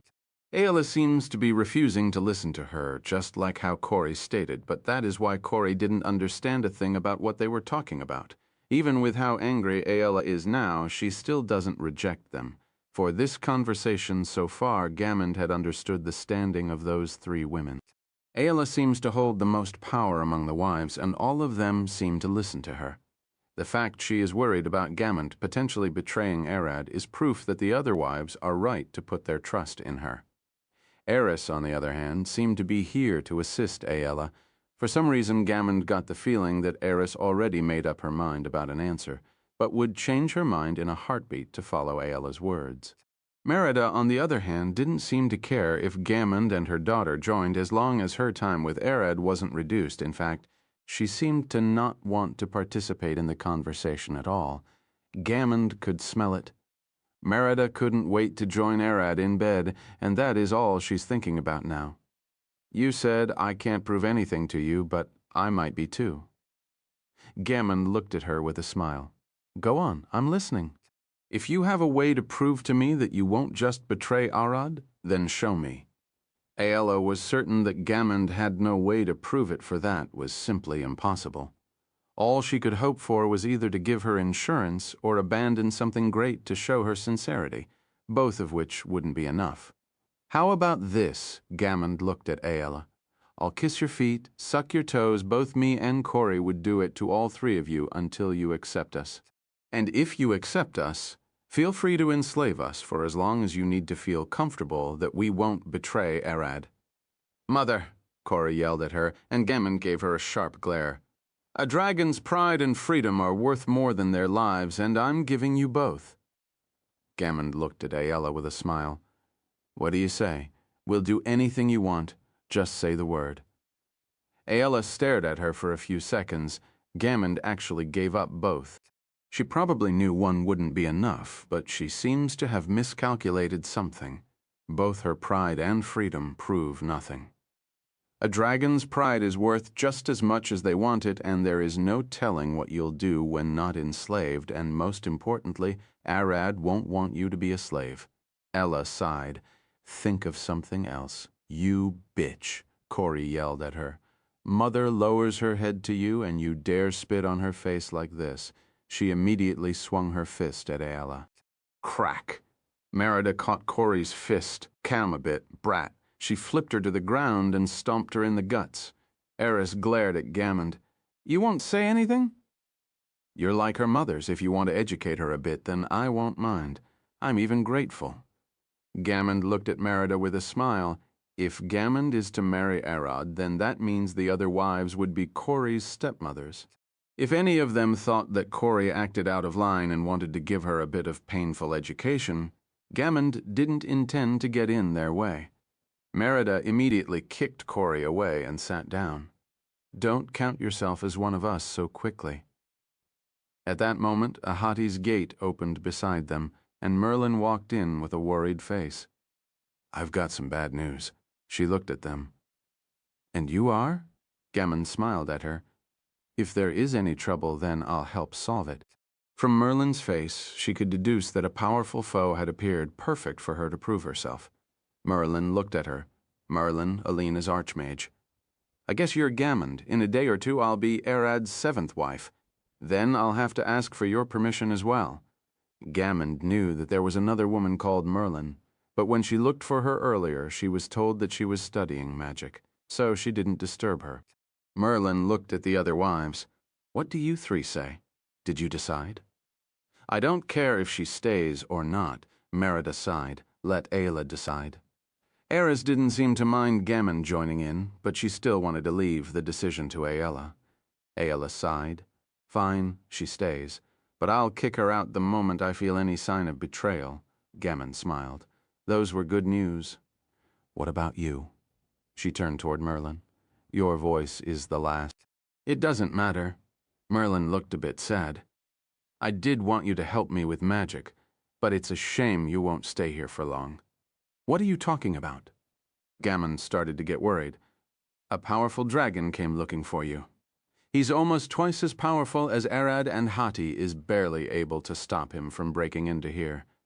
Merlin looked at Gammond, and with those two words, a portal appeared behind her, crackling with teleportation magic. Something massive and heavy was now breaking into Hati's training ground. He walked inside, standing tall and wearing a pale white monk robe. His glittering blue eyes stared at Gammond as a smile covered his face. Aren't you a good one? His flowing white hair sparked with magic as time and space themselves ripped apart around his body. Gojo was there in all of his glory, bitch. Twice as strong my ass, he's almost 4 times stronger. Chapter 1038. Unstable. When Gammond faced Arad, she could sense that his overall power was almost twice as her. She was the strongest, surpassing everyone by a landslide until he showed up. Arad was almost twice as strong as her in his true draconic form, and that was clear from his magic. This zesty dragon standing before her now, paler than a white dragon, and with enough mana to the strongest of wizards a heart attack. 4 times Arad's power, no, probably even more. Space and time themselves seemed to warp and twist around his body. Who are you? Gammond growled, her eyes shifting between Gojo and Arad's wives. I must nab them and get the hell out of here. No, can I even outrun this monster? She immediately washed that thought to the back of her head with how much space magic was crackling from him. Such a thought was nothing more than a dream. Cess, the novel, fire. Nyo. Sweetheart, don't even think of running away. I can hear your thoughts, and I've already locked this whole demi-plane. Gojo waved his hand, and Gammond quickly confirmed that his words weren't a mere boast. He already ripped this training world from Hati's grasp and dominated it, locking all travels in and out. The only way to get out of this world is to outskill Gojo in mastery over space magic. Gammond smiled. Then all I need to do is keep you busy until help comes. All she could hope for was to wait for Arad to come and bring powerful people to fend off this monster. Sorry, but that won't work. Gojo picked a small stone and threw it away, showing Gammond that the stone stopped midair. The place whole is locked in time magic. Not a single fraction of a second had passed outside. He looked at her with a smile. 1,000,000 years here is 1/10 of a second outside. Gojo glared at Gammond for a few seconds before bursting into laughter. Sorry? Sorry. Let's keep it at this. No need to go any further or he'll really skin me alive. True. Merlin smiled and looked at Gammond. You can calm down. He isn't a threat to anyone. Gammond could feel the time and space lock on the training world lift up. He is Gojo, Arad's older brother, to test Ayla's theory about you betraying Arad. We just had to bring a stronger dragon. Gojo looked at Ayla. She was only thinking of how to get your 4 with her daughter out of this place. Ayla sighed. So this proves it. She turned toward Gammond. You can relax. Did you plan this? Gammond glared at her. No, I asked her for help. Ayla pointed at Merlin. You're one crafty witch, Gammond growled. Gojo waved his hand. If that's all, then I'll take my leave. Give Arad's my regards when he comes back. A portal opened up, and he walked toward it, stopping right before passing through. One last thing. Even with my space magic, I can't dominate this space without Hattie's consent. Don't piss off that sly fox. Gojo left as quickly as he came, and Merlin looked at Gammond with a disappointed face. How sad I wanted to see how strong you actually are. I could see it in your face. Gammond growled at her. You were waiting for us to fight. That was Arad's brother. Corey could finally breathe, and those were the first words that came out of her mouth. Merida giggled. Girl, you frozen in place, that wouldn't do in a real fight. She looked at her with a smug face. I don't think we two are going to get along that well. Corey growled at Merida. Both Merida and Corey weren't that good at communicating, so they kept their words to a minimum. Even now that the tensions seemed to be fading, blood scent still clouds the air. Aella had accepted Gammond and Corey, making the general result a yes. But it'll only take a simple rude comment to start a fight, probably not to the death, but at least spark a catfight. Corey glared at Merida and then at Aella, the two voices inside her head arguing. Mira and Izdis were nice. What's up with those three, a half-dead, demonized human, a weak, abandoned spirit master, and a half-dragon, not even a true one? Wait. They've been testing Mother, they're ignoring me. She had just realized that while the three took her mother seriously, and that fourth woman even brought a powerful dragon to test her, all of them seemed to have ignored Corey's existence, leaving her out of the test. That could only mean one of two things. I guess I'm too good for them to reject. No, they're belittling me, taking me for a pushover. Corey's two brains started arguing inside her head. She felt like being left out of a conversation. Everyone was chatting and talking, but never gave her time to speak or listen to her. Her stupid white dragon brain told her they actually cared about her and that it was fine, but her aggressive red dragon brain screamed that they didn't think of her more than the howling wind. Among everyone, Merida was the most sensitive one. She rarely speaks and always keeps her eyes out for others' behavior. She noticed that Corey sat down, noticed her hand tapping on her thighs, and that her heart rate started rising up. Merida noticed Corey's rapidly changing behavior. She started to look around at everyone and her mother, her eyes quickly stealing glances at the place where the portal was to make sure Gojo had left. She was extending her claws out and then retracting them, fiddling with a little shard of ice as she seemed deep in thought. There were now two minds fighting for control inside Corey. If she was only a white Dracaina, she wouldn't have noticed everyone, ignoring her, and would have been sitting and behaving well, and if she was a pure red dragon, she would have already snapped out at them. Gammond didn't notice Corey's rapidly changing behavior, as it wasn't more than a day since Corey got her second brain. Aella didn't notice, Eris and Merlin were oblivious, and the only one who smelled the coming burst was Merida. Merida slowly reached to her sword, keeping an eye on Corey's arms and legs. Corey was your name, right? Corey stopped thinking and looked back at her. Yes. Why do you ask? Nothing. You just looked to be tired, so I asked. Care to talk? Talk about what? The two stared at each other in silence for a few seconds, neither of them knowing to keep the conversation going. Merida only called Corey since she was yelled at several times for attacking first and thinking later, so she wanted to try breaking the fight before it could even start. Corey, on the other hand, had gotten even more confused, not knowing if Merida was genuinely trying to talk to her or just mocking her. Are you two okay? Aella looked at Merida and Corey, finally shifting some attention toward them. She's mocking me. That's all, Corey growled. She looked as if she was about to snap, so I called her nothing more. Merida looked at Gammond. Is she usually like this? Not since Arad blew her guts out. Gammond sighed. She's probably just frustrated. He did nothing after defeating her. Each dragon has their own inherited personality based on their heritage. White dragons barely talk much, are usually dumber than other dragons, hold grudges for life, and most likely live off frozen food. Gammond was just too old to be dumb, but that didn't mean she wouldn't occasionally make a dumb comment. Corey's situation was even worse.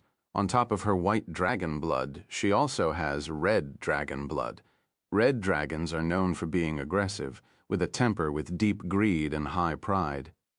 Those two brains inside her kept colliding, making it hard for her to think straight, always wavering between the two. As if she has a split personality, but they are actually two brains clashing inside her body. There was a reason Tiamat kills every dragon that is born with more than one head. They'll eventually go insane and turn into agents of terror and chaos. Yog didn't push Corey just to help him. She wouldn't put the girl in such a situation for no reason. Corey's powers would have shown up sooner or later, and at that time Tiamat would have flown down to claim her life. If Corey was to give herself and her power to Arad, Tiamat wouldn't come down to kill her. Yog knew that, and she planned accordingly. Corey's blood started rushing through her veins, the two brains in her body fighting for control.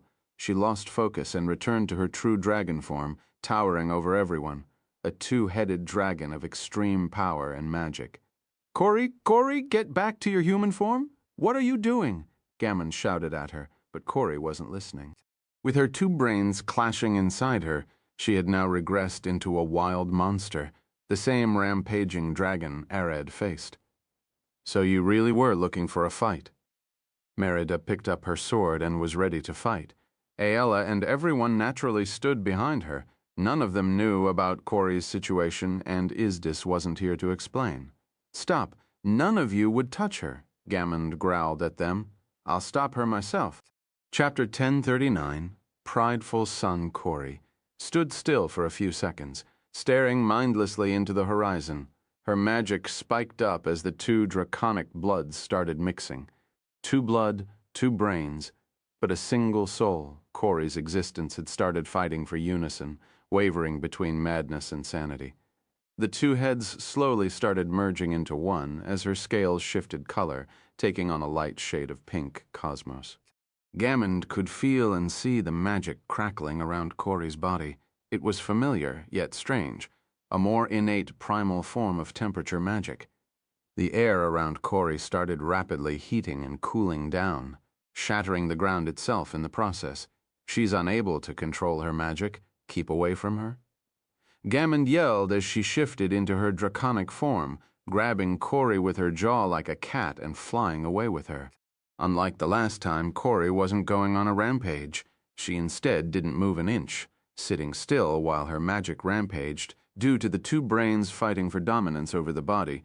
She couldn't spare any energy toward keeping her magic in check. She's effectively having a dual brain seizure. Gammond quickly found a large mountain with an amazing cave inside where she put Corey to rest. From the smell alone, Gammond could tell that Corey herself wasn't in any danger now. Her body was simply trying to adjust to its new physiology. Gammond looked at Corey for a few minutes before locking the cave with ice and leaving her to rest inside. Her two brains need time to learn how to coexist and live together. While the two brains can think separately, it won't do to have them both sending signals to her heart or fundamentum with different orders. Earlier, one of Corey's brains was sending signals to her heart and fundamentum saying that they were about to enter a fight and wanted to spike her magic and blood pressure up, while the other brain sent signals opposing that, asking the two organs to calm down. This conflict is what plagued Corey's body, and for it to be solved, Gammond opted to leave Corey alone with as little outside stimulus as possible, so the brains could take their time to synchronize. When Gammond returned to the girls, she found them waiting for her. How is she doing? Need a few hours to rest. I hope she'll be fine by the evening. Gammond shifted back to her humanoid form and approached the four girls. Speaking of her, can I take it that you say yes for both of us? Yes, no more complaints. You proved yourself by withstanding Gojo. Aella looked at her with a smile. Welcome home, she smiled. One last advice. Eris looked at her. You've met the maid, Tina, right? Gammond nodded and Eris smiled. Make sure to listen to her well. Arid takes her words very seriously. But she isn't one of the wives. Gammond looked confused for a second. Wait, I did smell another human with her smell in Hati's house. Little Saren, her daughter, like you. She already had a newborn daughter when Arad picked her up. Now, Saren is Arad's adopted daughter, which is why he's extremely defensive about her mother. Eris cracked her neck. Mainly watch up to your cold magic. He'll be mad if you make her sick. I knew. I even warned Corey about that when we first arrived. With that sorted out, what can you do? Eris cracked her fists. I can't cook. I mainly worked as Isbert's nail care specialist. If it's witches' nails, then you probably won't find anyone better than me to repair and paint them. Eris and Merlin used witches' nails as spellcasting focus, which meant it'll be Gammond and Corey's job to keep them at their best.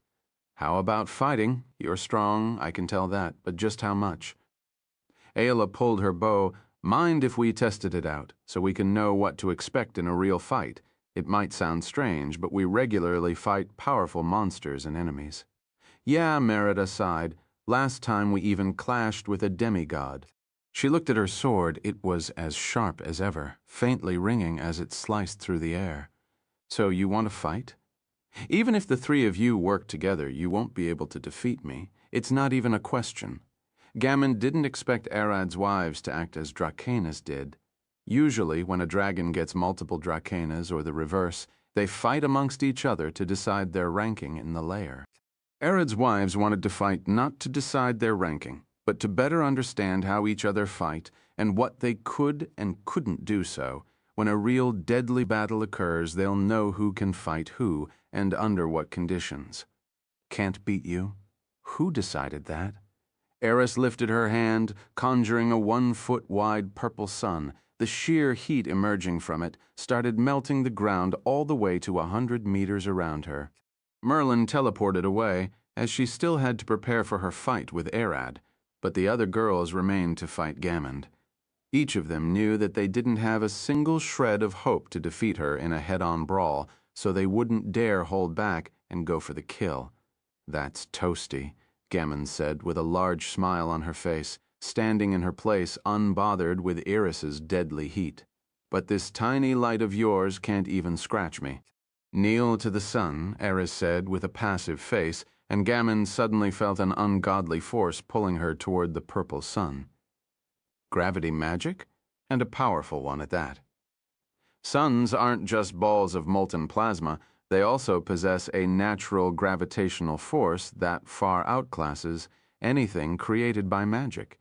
Even with how heavy Gammond was, she was still pulled to Eris's sun. Ella and Merida didn't seem affected by the sun's gravity, not even the ground. She can control what gravity affects. Gammond smiled as she jumped away. I'm a master at tug-of-war. You won't pull with such a weak force. I see, so you run away. Eris smiled as she still didn't need to take a single step away from where she was standing. If you compare this to a tug-of-war, then I'm disappointed. Eris let go of the purple sun, and it flew straight toward Gammond. Gravity is an attraction force. If Gammond won't get pulled to the sun, then the sun will get pulled toward her, and she has no way of outrunning it.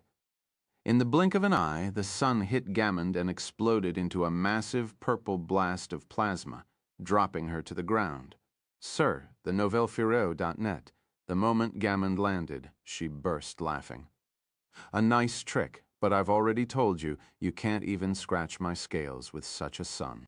She immediately shut up seeing Eris in the sky riding a 100-meter-wide purple sun. The sun soars above all, you included. Eris kicked the sun down at Gammond's face, smacking her to the ground in an explosion that shook the whole continent. As the massive mushroom cloud reached the upper atmosphere, Eris flew there and looked down with a passive face. She could still sense Gammond's magic burning strong. Even such an attack that left a 1,000-kilometer-wide crater of charred ground wasn't enough to kill. Harris was already strong on her own, but now that she had become a demigoddess with thousands of vampires and paladins worshipping her, Arad included, and with Amaterasu's support she had already reached a level that was almost unheard of. Ice exploded from the center of the crater, freezing Hati's whole training world as Gammond shifted into her draconic form, laughing. You're the first woman after Isbert to hit me this hard. Then I hope you're ready for what's coming next. As the snow and smoke cleared, Gammond found herself surrounded by millions and millions of demons. Demons march. Merida pointed her sword at Gammond as she sat on the peak of a mountain. Chapter 1040, Wives Jumping. An army of demons. All of them seemed to be unaffected by the cold. Gammond jumped back with a large smile on her face as she charged a whole breath. But I can see you. That is your weakness. She unleashed her breath toward Merida to knock her out. A demonic portal appeared beneath Merida, and she fell in, teleporting directly into the fungus layer in the abyss and reappearing beside one of her demons that was behind Gammond, swinging her sword at Gammond's tail. Gammond instantly noticed the powerful, demonic aura and jumped away. So as long as I can't wipe all of your demons in a single attack, you'll keep coming back. Gammond's claws were massive, as she herself was bigger than most mountains. Those opal claws of her were several hundred meters wide, moving at a speed that something their size shouldn't be able to. But the light Merida wasn't slow either. She jumped over Gammond's arm and rushed up toward her head, slashing her way through. It seems that even if Merida's slashes can't cut Gammond's scales, she can get beneath them with perfect attacks. The massive demons like the minotaurs and fungal veins latched onto Gammond to pin her down as Eris flung a 1-meter-wide sun at her face. That massive 100-meter sun she used earlier wasn't something she could use often. Gammond found herself getting jumped by the two. Dealing with one was fine, but two at the same time, without killing them, it was anything but easy. SeerNovelier.net. As Gammond was busy with those two, a massive arrow that was at least 1 kilometer long pierced her side, sending her growling and rolling on the ground. "To think you penetrated me before Arad," she growled with a large smile on her face. Bam, bam, bam. The ground shook with massive and heavy footsteps drumming on the horizon. A massive 2-kilometer-tall Ayla walked like a pigeon behind the mountains, carrying a massive great bow as a burning green crown radiated power above her head. It wasn't just wind magic that Zephyr left in her crown for Ayla, but her size magic. A titan? No. You're borrowing the power of a spirit queen, and a terrifying one at that. Gammond's eyes could immediately tell that even if Ayla's body was at its limit, growing to almost 2 kilometers tall, the crown still didn't exceed 1% of its potential. This was the same as when Arad used size magic to finish off that brass dragon in Yog's world. Whatever spirit queen that crown belonged to, I bet she could have used size magic to grow up to 100-kilometer tall. She even dwarfs the titans. Zephyr was an absolute monster, and Gammond knew it. She might be just as proficient in wind magic as Isbert is with cold magic. Ayla lifted her arms and started pulling on her bowstring, charging another massive arrow. Gammond immediately pulled the first arrow from her chest and threw it away, freezing the wound so she wouldn't bleed to death. Ayla fired her arrow, and Gammond moved at an illegal speed for her size, caught the arrow, and threw it back at Ayla. Dodge this! A massive tornado exploded around Ayla and forced the arrow to miss, turning around her before flying right back at Gammond. Ayla wasn't used to her massive size, so all she could do was slowly walk around like a penguin and fire arrows. To defend herself, she could only use wind magic and hope for the best. Now that Gammond saw the arrow still flying toward her, and with her still being beneath Eris and Merida's unending assault, she decided that her draconic form was just too massive and made her an easy target. In the blink of an eye, she turned back into her humanoid form and swung a fist at Merida. The massive arrow missed her, and Merida was caught by surprise when the massive dracina she was cutting disappeared. Gammond managed to get Merida straight into the face with a punch, smacking her to the ground. At that time, Eris had already closed the distance with a flying kick, aiming directly at Gammond's guts. "You two are slower than me." Gammond smiled, catching Eris's foot. She swung her in the air, aiming to smack her on the ground. Not so fast? Plasma burst like jets from behind Eris's knees, and her body spun around, wrapping her thighs around Gammond's arm and swinging her to the ground instead. Gammond giggled. "The way you move, you spend a lot wrestling Arad, didn't you?" She grabbed Eris by the hair, using her toes, and pulled her away from her, throwing her to the ground at full force.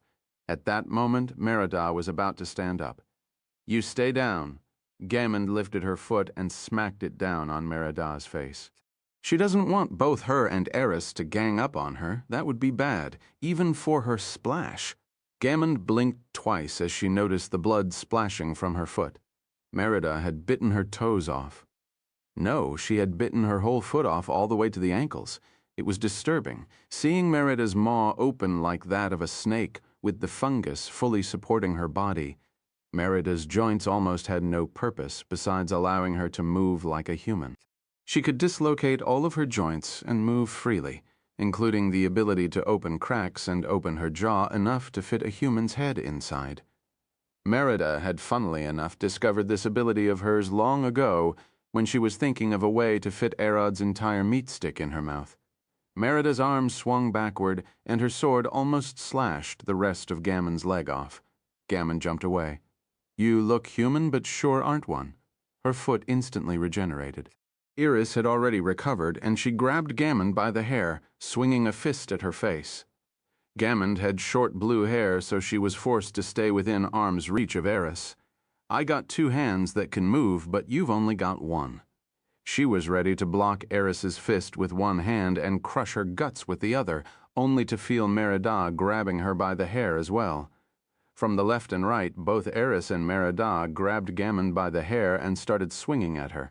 Iris's fist was engulfed with a purple sun, and Merida had her 2-meter-long sword. Neither of the two seemed to care about injuring each other and only cared about dealing as much damage to Gammon. Gammon was baffled, seeing Merida's sword slash Eris's guts open and Eris's purple sun blasts burning Merida's flesh to the bone. Those two, they just don't care about themselves, which made the fight even scarier. At that moment, an arrow pierced Eris's back and hit Gammon, pinning the two together. That Aella? She too? Not even Aella could show any care. Eris wrapped her arms around Gammon with a large smile on her face, keeping her locked in a bear hug. "You aren't going anywhere." Merida slashed the two in half with a single 2-handed swing. As blood splashed everywhere, Gammon glared at Merida. "You think you've won?" This is just the start. Chapter 1041. All for nothing. Eris's body immediately reattached with her blood. She was a vampire, and getting cut like this was painful, but not something that'd keep her down for longer than a few seconds. With her growl, Gammon's body turned into snow and crumbled into pieces. What? The girls cried as they noticed. All this time they were fighting nothing more than a snow clone of Gammon. Not her real self. When I fought Arod, I tried to use those clones, but they kept getting evaporated from the sheer heat released from his body. But with you three, only that massive sun could melt my clone. Gammon was sitting behind them on a stone, watching the fight while camouflaged like a lizard. Gammon licked her lips. "Eris, can you shoot another massive sun like that?" "I doubt you can." 1,000 clones of Gammon emerged from the snow. "What now? Do you give up?" The girls finally realized how far have they underestimated Gammon. She was in a league of her own, and they couldn't even hope to stall her down. But even with that, they weren't used to giving up easily. "You think I won't dare blast this whole place?" Eris lifted her hand together. "Help me," she growled. Aella lifted her hands as well, and Merida pointed her sword at the sky. Elemental expansion. Purple sun. Elemental expansion. Tornado. Elemental expansion. Blood Garden Merida's expansion covered almost 3 kilometers with demonic fungus.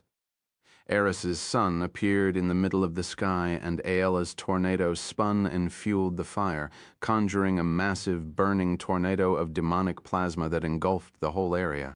Gammon's clones all melted in seconds, but she remained unscathed, looking at the 3 wives working together and putting their all into generating as much heat as they could to combat Gammon's frigid ice storm. The 3 expansions ended, and the girls looked toward where Gammon was, hoping to see her charred on the ground. But they quickly heard her clapping. Amazing, just amazing. "I've seen many people stronger than you 3, but you're the only ones to work together like this." She stood, and the clones were formed once more. "But sadly, it'll take more than this to kill me." Gammon looked at the sky and barfed a massive stream of fire into the heavens. This was all of the heat she stored up from their attacks. So now what? Will you give up, or should I make you give up? A hand landed on Gammon's head, and she almost pissed herself. This is enough. Arid was behind her, sensing his aura suddenly appear behind her almost made her soul jump out of her body. Arid, Gammon looked back with a scared face. They are the ones who asked to fight. Arad's massive black wings emerged from his back, and all of the snow in a radius of 100 kilometers disappeared in an instant. The snow in his range of 40 kilometers was stored in his stomach, and anything outside that range was melted with the sheer heat generated by the multiple white novas he kept burning inside his stomach. I know through the whole fight you never emitted any bloodlust, he replied and looked at his wives. Are you three okay? Yeah. Eris sat on the ground. But she is a monster. Where did you find her? Aela sighed with a tired face. That size magic had drained her to the bones. You know what? I like her as well. Merida smiled. She's strong, which means we'll have an easier time in the future. Gammon sighed in relief. Those three don't seem to hate her, but they are quite fond of her. Did you hear that? Can we, finally? No, Arad replied with a flat face. There are at least two before you. Wait, it's their right and your duty. Arad was talking about Merlin and Nina. Fine. But don't forget Corey as well. She looked at the horizon with a smile. Corey? Arad looked with a lifted eyebrow. Why is she locked up? I can sense her freaking out and trying to escape. Almost forgot about her. Gammon gasped and Arad teleported to Corey, freeing her before taking her and everyone back to Hati's house. When they appeared, Hati looked at them with a smile. Did anyone die? Of course not. Arad smiled. But I do feel that someone woke up. He looked at the house, and Lunara was standing at the door. I sleep for a day, and you come out with a mother and her daughter. She approached them with a large smile. Iris walked to the front and looked at Lunara. You are the one who saved me. If there is anything I can do for you as a thank you, please tell me. She gave her a deep bow. Lunara pulled Eris back and whispered to her, Listen, I know this is rude, but if you can, I'd really appreciate it if you could allow me to borrow him for a while. You know, you can't just ask such a thing. He is my husband, Eris giggled. But look at how many women are showing up now. Just stick around for a while, and I'm sure you'll get a chance. Lunara blinked twice. Do you know that I meant that I want to fuck him, right? You'll let me do it just like that? She didn't expect such an easy answer. Betty appeared standing right between them. If you don't want to, I'll take Eris's offer. The two looked at her. Betty? Eris sighed. I doubt it'll fit inside you. Probably not even his fingers would. Lunara grabbed Betty by the head to push her away from their private conversation, only for her to end up thrown on the ground. Betty stood on Lunara's chest. Look who's talking. You're shorter than me now. It was then that Lunara noticed how powerful Betty was. She couldn't even see her move. This halfling was a true monster. Betty, take a joke nicely. Arad approached them. I'm sure she didn't mean it. Betty laughed as she helped Lunara stand back up. Don't worry, we're just horsing around.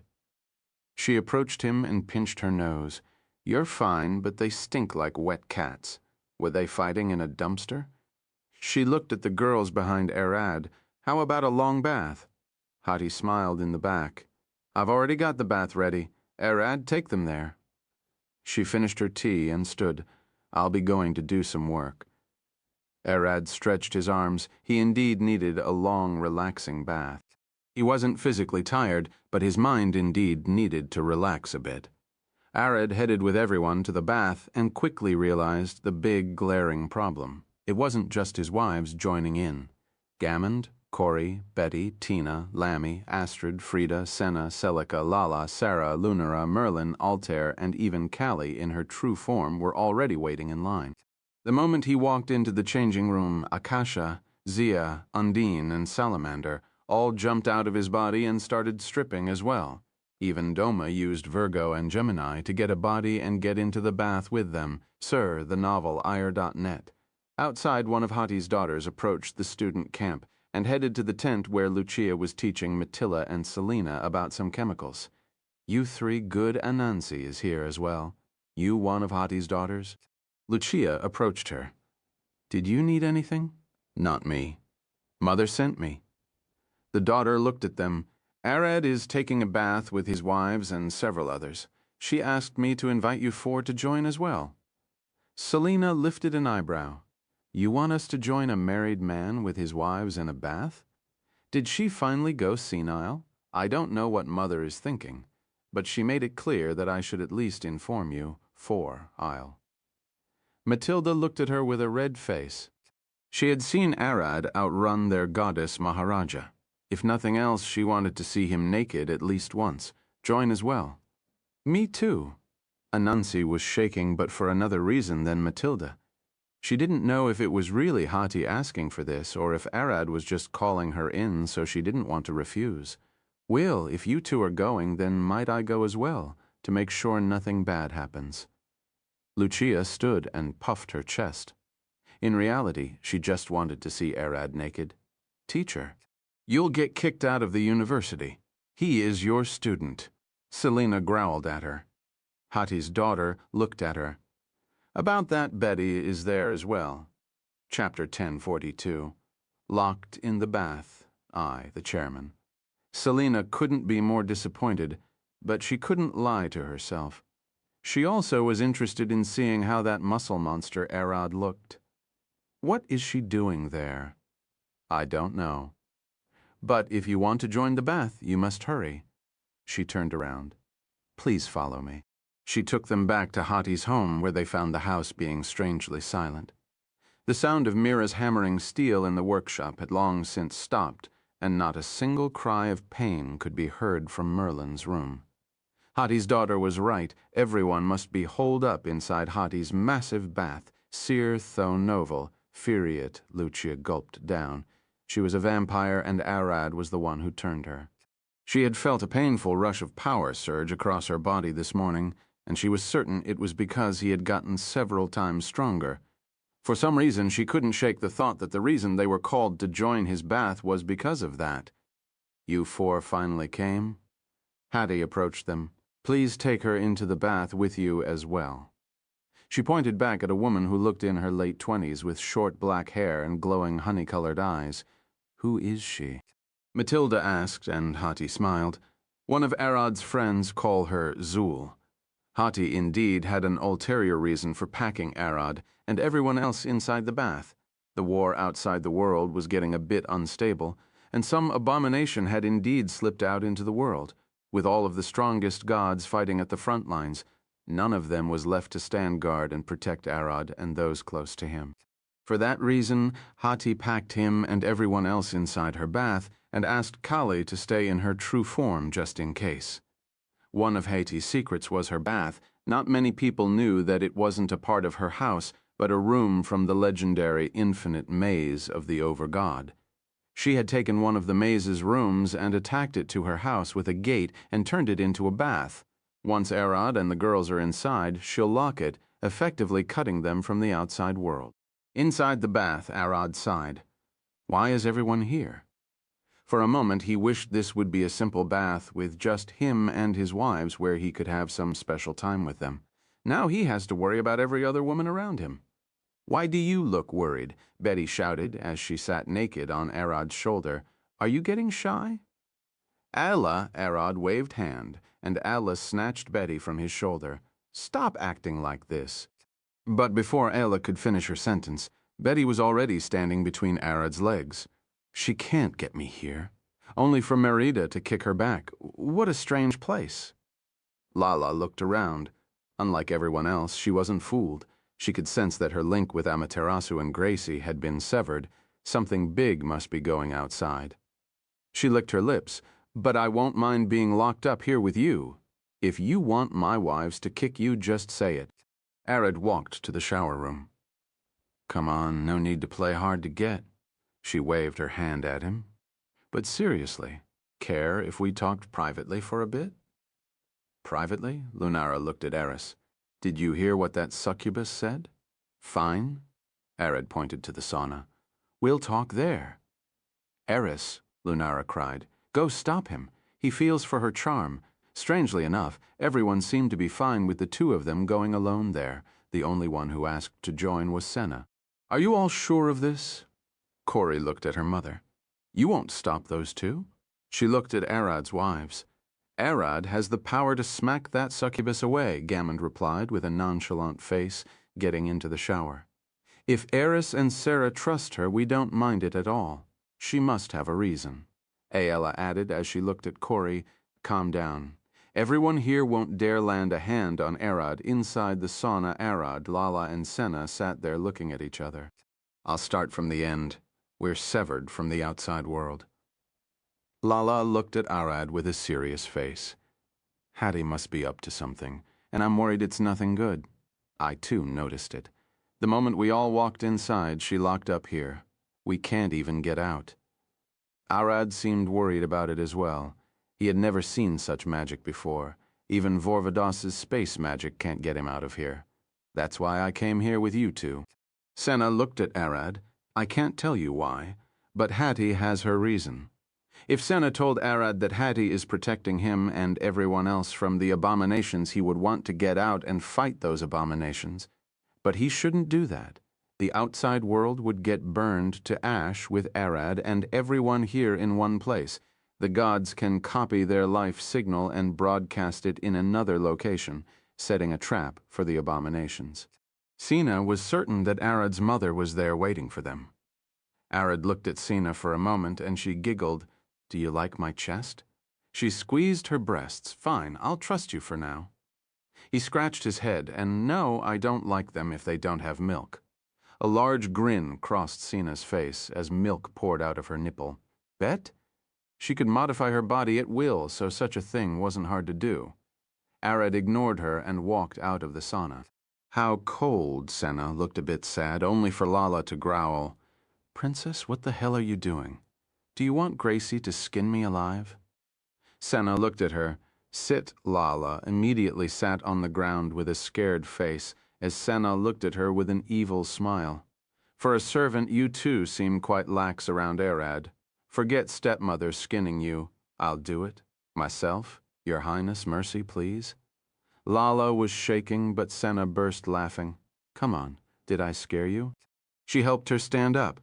I'll never harm you, Auntie. When Senna was training under her stepmother, Gracie, Lala was a simple maid working in Gracie's castle at the time. Senna used to have Lala bring snacks for her during training, help her skip classes, and even train with her. Lala looked at Senna with a still terrified face, but a relieved smile crossed her face. You are the over-god's daughter, after all. I'm nothing more than a mere servant. Sina giggled. Your job was to clean the floors in the morning and kneel before Gracie in the evening to worship her. Indeed, but when you came to train, my job shifted to standing by your side. Lala smiled. I hope today ends well. Don't worry, me and Callie are here. Even if you can't trust my power, Callie is a whole other matter. She is on the same level as Amaterasu. Sena walked out with Lala, and they saw Callie relaxing in the hot tub, stretching her muscular 6 blue arms. Her Highness is right. The goddess of destruction is here with us. We've got nothing to fear. Even if Nyar himself were to show up, she'd wring him like a rag. Lala thought. Chapter 1043, Locked in the Bath, I. After taking a shower, Arad finally relaxed inside the hot bath, his wives forming a wall around him to keep everyone else away. The wives were well aware that every one of the women here wanted a piece of their husband. Even though they could trust that they'd never lay a hand on him, those thirsty stares remained a bit annoying. Is everyone here? Lucia looked inside the bath. She had just entered with the others. Lucia? Arad gasped. What are you doing here? He wasn't worried about Lucia herself. His wives knew he turned her into a vampire. What worried him more in that he could sense Matilda, Selena, Anansi, and Zul behind her. Those three were fine, but how did Zul make it here? Her aura looked far more stable than if she was shrunk with size magic. Matilda, Selena, Anansi, and Zul are here taking a shower. I just wanted to ask, it's okay for her to come in, right? She looked straight at Arad. How did Zool get here? Arad asked, and Aella quickly picked up on what he felt. There was no one using size magic here. Even Undine and Salamander were still in their fairy form, relaxing inside a wooden basin. Through the door. Lucia walked inside, covering her body with a towel. How else could she get in here? Sena looked at Arad with a smile. Hati told me she has an item that could give Zool a human form for a short time. She was lying. She is the one who put Zool in a humanoid form. She is Tiamat's daughter, after all, and could call on some of her mother's powers. With a single look at Sena's face, Arad could tell that she was lying, but he didn't care if what she said was the truth or not. She clearly knew far beyond what anyone else here knew. If Hati managed to somehow let Zool hide inside, then the situation outside isn't favorable. Forget it, Arad waved his hand. Come in and sit. The tub is big enough. The hot tub was almost 20 meters wide in each direction and could be expanded further if Hati wanted. For now, Astrid and Frida both could control the whole bath, and they were sitting there with everyone. By the way, Eris looked at Lucia. I want you to join me and Arad later that night. He got something for you. She looked at her with a smile, and Lucia's face burned red. Wait, what? Don't worry, we're also coming. Zia and Akasha looked at her with a smile. She knew Zia, but who was Akasha again? No, she never saw her before. Since Arad had become a Prikolichi, all of his vampires got a power boost, but that was only because he who was their blood lord had gotten stronger. He could further enchant their power by letting them drink his blood. Merida looked at the ceiling. Yeah, now that Eris spoke. She looked at Lunara. You're coming with me as well? You too. She quickly turned toward Lammy, who cried the moment she was addressed. All of this time she was just hiding behind Tina, unable to look at everyone. We're all demons. I wanted to discuss some things about demonic magic. Of course, Merida only meant a short discussion, nothing that would take away from her private time with Arad. Ah, really? Callie looked at them with a smile. You're not inviting me? Lunara and Tina immediately jumped and knelt before her, terrified. A voice boomed inside Merida's head. It was the demonic fungus. You better kneel to her. That six-armed woman is the demon goddess of destruction. She is who the demons pray to. And I've heard that she is quite temperamental. Callie giggled. You think I can't hear you? She pointed at Merida with one finger, and Merida cried, her body flashing with demonic magic. With a faint pulse, a second Merida flew out of her back and rolled in the water. The only difference between the two is one looked far too pale, with fully black eyes, yellow pupils, and white hair. Merida looked at her, shaking hands. What did you do to me? What? I just separated you and that fungus. Don't worry, her power will still reach you. Callie looked at the fungus. From this day your name is Kino, and I, Herbie, declare you the demon queen of fungus and rot. Serth the Noviolf-ire.net. Kino rushed to kneel before Callie and pushed Merida's head down. She is our goddess, at least kneel once, Kino growled. Callie looked at them with a smile and then stood. Well, you do kneel to me. She walked toward Arad and knelt to him. But I say that if a woman kneels only to her husband, and in turn he carries them above his head, while everyone looked weirded out seeing her kneeling before Arad, Kino, Lunara, and Lammy, were the ones who understood the magnitude of her action.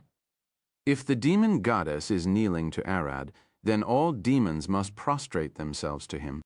He might be thousands of times weaker than her, but her actions now effectively make him their demon god. Calicadon will kill me, Arad sighed. He sure will. Whenever I told him I wanted to marry you, he got angry, saying that he'll never marry me to someone who can't protect me. She looked at Arad. No offense, but Arad smiled. I know that I can't beat you. The moment I saw your true form for the first time in Lammy's house, I knew that something was off about you. A large smile crossed Callie's face. What seemed off about me? Get it right, and I'll do anything you want. I couldn't feel any power from you at first, But then I noticed that your demonic magic grew with destruction, so I checked how much damage it might be able to achieve, and Arad looked at her, thought about it for a second. Your damage is infinite, isn't it? Callie giggled. You're better than I expected. She looked at him. I waited for you to say that I can deal a lot of damage, but I didn't expect you to guess that my damage is infinite. That's right. I can destroy anything with a single touch if I want. I'm the goddess of destruction. After all, Callie is the goddess of destruction. If she was a character in a game, she would have infinite damage, kill anyone, and destroy anything with a single hit.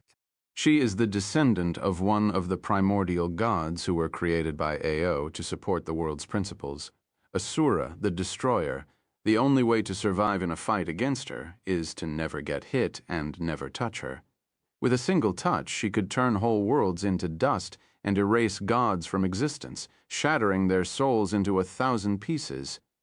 So what do you want me to do? Callie looked at him with a smile. Why are we locked here? Arad asked with a serious face. Callie. Senna glared at her. Care to talk for a moment? Callie looked at Senna and then back at Arad. I never go back on my words, she smiled. Remember that abomination in yellow called Nayar? He's fighting the gods now, and we're expecting him to send someone to take revenge on you for killing Vorvados. Hati gathered everyone here to avoid that. Arad sighed, protecting me like I'm a kid. Arad. Callie looked at him with a serious face. Because you are still a kid in front of the strongest abomination, the only reason you managed to defeat Vorvados is because he was starved and tortured for 5,000 years by the Overgod's seal. Chapter 1044, Locked in the Bath IEI, Rad sighed. I know, he looked at her. I know that I'm still nowhere near the power of the upper gods, and neither am I looking to reach them. All I want to do is live in peace. Callie leaned back on the tub's edge. Will, you'll have to get stronger if you want to live in peace. You're already past the point of hiding, and even if you had wanted to stay low and hide, it's just not your fate. So, what is my fate? Arad looked at her, and she giggled. Don't ask me as the Moirai. Moirai is a nickname for the Sisters of Fate, a triplet who weave the world's fate and maintain it. Callie is the descendant of a primordial god, but those triplets were a primordial divine, and they are still alive. Moirai, Arad tilted his head. The Sisters of Fate, or the Fates as some call them, Clotho the Spinner, Lachesis the Allottor, and Atropos the Inevitable. They'll show themselves when the time comes. I bet even me mentioning them here is something they planned. Callie turned toward Gammond. Enough about me and the gods. What can you do? You've served Isbert for a long time. You can't lack tricks. Gammond smiled. You don't want to spill more of the primordial god's secrets? Indeed. Callie didn't try to hide it. I'd rather not speak any more about them. It'll complicate things later on. Fine. Like most of the Overgod's wives, Isbert relied on witches' nails to empower her magic and fighting power. For the past centuries, it was my job to repaint, upgrade, and maintain her nails. Corey here also learned from me. She might not be as good, but without her, I can't do my best. While Gammond was a master at her craft, Corey was still learning and worked as a helper, but even she had more skill than the average witch when it came to witches' nails. Corey was your name, right? Senna looked at her. Do you know that you're a thermal dragon now? What's a thermal dragon? Corey looked at Senna. A thermal dragon was a rare born of the red and white dragons. They could innately use temperature magic and be immune to both heat and cold. Neither flame nor ice could hurt them. As Arad and Corey listened to Senna explaining what a thermal dragon is, Undine and Salamander approached Aella, and they could finally talk with her. So you're the one that signed a contract with a spirit queen. You don't look special at all, Undine said as she flew and sat on Aella's head. Undine, we're all spirit queens, but the one she made a contract with her is at least as powerful as both of us. You could feel it, right? Salamander growled at her. I can smell her magic, reeks of hags. She is also twice as old as us. While Undine and Salamander looked like they were in their mid-20s in the eye of spirits, Zephyr seemed more like in her late 30s. Alla reached up and grabbed Undine. "I'll drown you." "Please do. I'm a water spirit, so that won't even hurt me." Undine didn't seem bothered at all, but she suddenly started gasping for air. "Drown you in the air, that is." Aella glared at her with an evil smile. Novel fire, Aella immediately released Undine. She wasn't trying to harm her. "When Zephyr comes back, she'll skin you alive if she hears you insulting her like that." I bet she could. Undine dove underwater to relax a bit. Just by feeling Zephyr's crown that was inside Aella, the two could sense how powerful Zephyr was. "By the way, since you two already made a contract with Arad, do you mind if I used your power every now and then?" She looked at the two with a smile, and they agreed. Matilda and the other finally finished their shower and slowly looked inside the bath. Arad was sitting in the middle of a horde of stunning women to the point that it made their heads hurt. All of those women. Selena growled. "Hush." Anansi closed Selena's mouth. "What if he heard you? Matilda, let's get out." Selena looked at Matilda only to find her staring at Arad with a droll dripping from her mouth and clear juice trailing down her legs. "Those abs," she mumbled. "Sirththenovelfire.net. You horny." She smacked her on the head, sending her stumbling across the bath until she fell into the tub. When Matilda gasped out of the water, she found herself beside Altair, who glared right at her eyes. Oh, a half-blood I never expected to see one here. Hey. Matilda jumped back as all of her instincts screamed that the woman before was a monster that she couldn't defeat. What? Who are? Ever since she looked inside the bath, all she could see was Arad. While thirsting over his abs, she forgot to even look around, and was just now noticing the countless monsters around her, especially Lunara and Callie, who looked terrifying. Selena slowly walked into the bath with Anansi behind her. She wasn't good at dealing with people, and probably never will. Not once in her life. She had expected she'd be stuck in such a situation. From behind them, Zul finally walked into the bath, her eyes fixed on Arad. "Arad?" Arad looked at her with a smile. "Zul, how do you feel?" She stared at him for a few seconds, her face and eyes burning red before she burst crying, weeping on the floor for almost 10 minutes straight, and no matter who tried to calm her, she never stopped tearing up. Mira poked him. "Go, Carrie. Bring her in. She's both happy and unable to process that you healed her." A bit hesitant, Arad finally stood and approached. "You can stop crying." He carried her into the bath. I didn't. She kept crying on Arad's lap. Each time she tried to speak, she couldn't. For dragons, cruelty is the norm. Not in her life had she expected that anyone would go to such a length to help her, let alone another dragon who was strong enough to kill her and steal all of her wealth. What a sweet little girl. Merlin approached Arad and carried Zul from him. "You'll stay with me until you calm down. You don't want his wives getting the urge to bite you, or do you?" Lala looked at her. "You're the one who wants to bite her." Merlin flicked her finger, and Lala's mouth got stitched together with threads of magic. Gammond looked at Arad. "She's the next one, so she is getting jealous. She must have been waiting for a while, wasn't she?" "It's her right." Betty walked on the water's surface and approached Arad. "Albeit, I bet that no one here would mind spending the rest of their life with you, including me." "You're quite bold." Isdis stared at her with a tired face. "I'm compensating for something." Betty looked back at everyone. "But am I wrong? If any of you wasn't willing to do that, she won't have stepped here." She quickly shifted her gaze to Selena. "You're the one that looks the least happy about this situation. What do you say?" Selena glared at Betty for a second and sighed. "Honesty? I would have still been hiding in the shadows if not for him. I wouldn't mind marrying him. In fact, I would have gone for him if he wasn't married." She glared at Arad. "You make it sound like it's my fault." Arad lifted an eyebrow and Mira grabbed him by the ear. "Since it is your fault." Chapter 1045, The First Attack. "AW, you're supposed to be defending me, right?" Arad cried as Mira pulled him by the ear. "Forget it! We'll talk later!" She let go of him and turned to Gammond.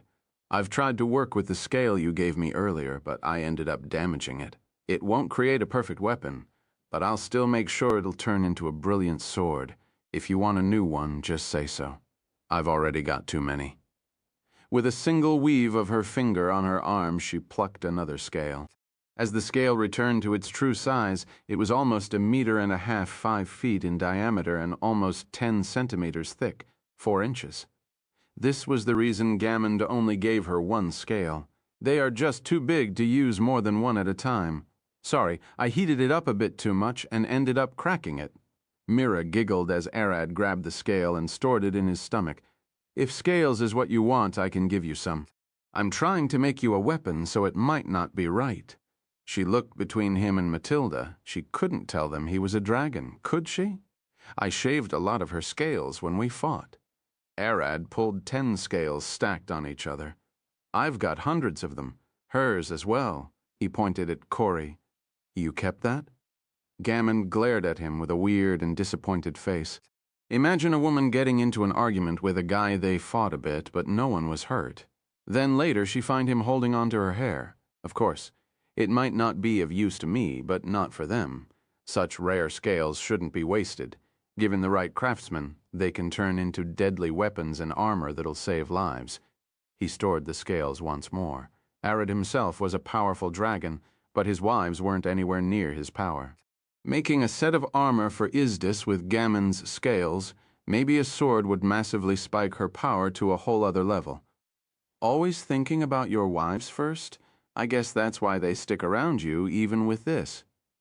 She looked back at the countless women with them in the bath. Eris giggled. Will, you can give Arad the chance to become a god and he'll throw it to us. Selena laughed.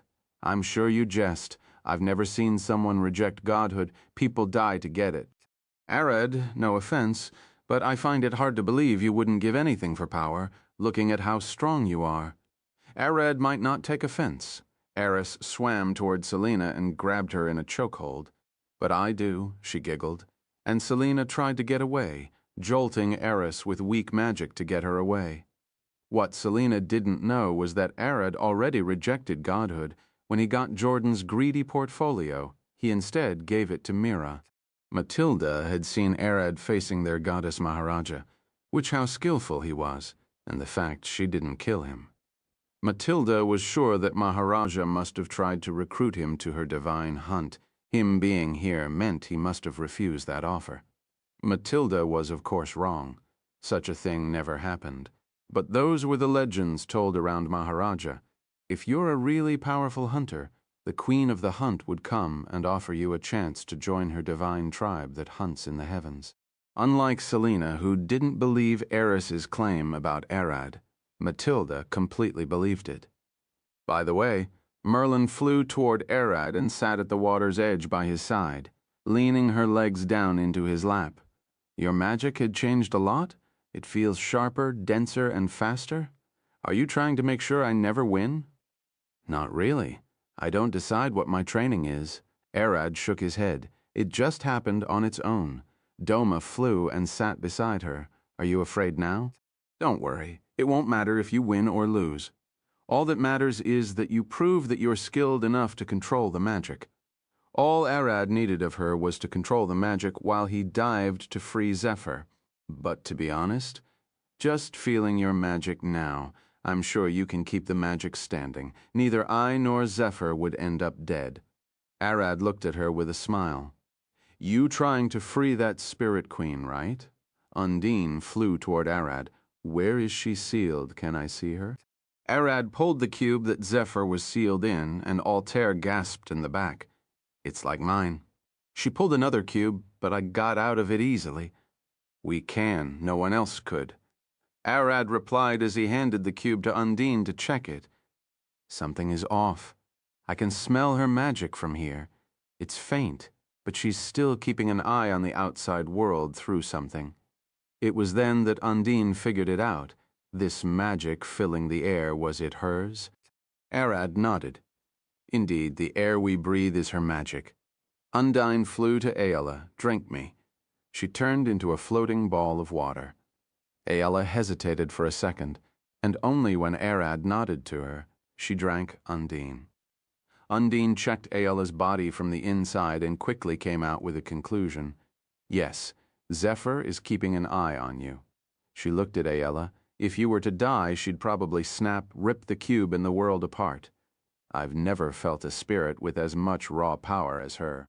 Salamander looked at Undine. But at what cost? She can't achieve that like it's nothing. She'll end up burning her life away as a result. Undine took a wisp of magic and gave it to Doma. What do you think? I see. I never looked at it like this. Doma's eyes opened wide. This isn't a curse, at least not with Aella still alive, she giggled. When Aella dies, Zephyr will die as well. But that would trigger Zephyr's expansion to condense, which would leave the whole world without air for a start. But then that condensed air would form a moving and vengeful spirit that'll hunt whoever killed Aella. Such a powerful magic. Arad took back the cube. We'll ask her about it when we free her in a day or two. He looked up. They'd already been in the hot bath for half an hour, but Hati still kept the place locked up. I wonder what is happening outside. Hattie sat in her backyard. Her daughter poured her clear wine onto a small palm-sized plate, which she sipped from. Since you're here, I bet they are going to catch them as well, right, Alva? The one floating before her was a tiny fairy called Alva. The fairy shook her head. Sorry, but sadly they only sent me here to confirm if Zephyr is still safe. You know how her divinity, the Holy Spirit goddess May, thinks of her granddaughter? I know, but if she isn't the one going to stop that abomination, then who Arad's mother is moving the world out of their search path? Hattie looked at her with a smile, and Alva giggled. Don't worry, those nasty critters are in for an even nastier surprise. An evil grin crossed her face. Tara had finished training the girl called Nina and went to kill the abomination.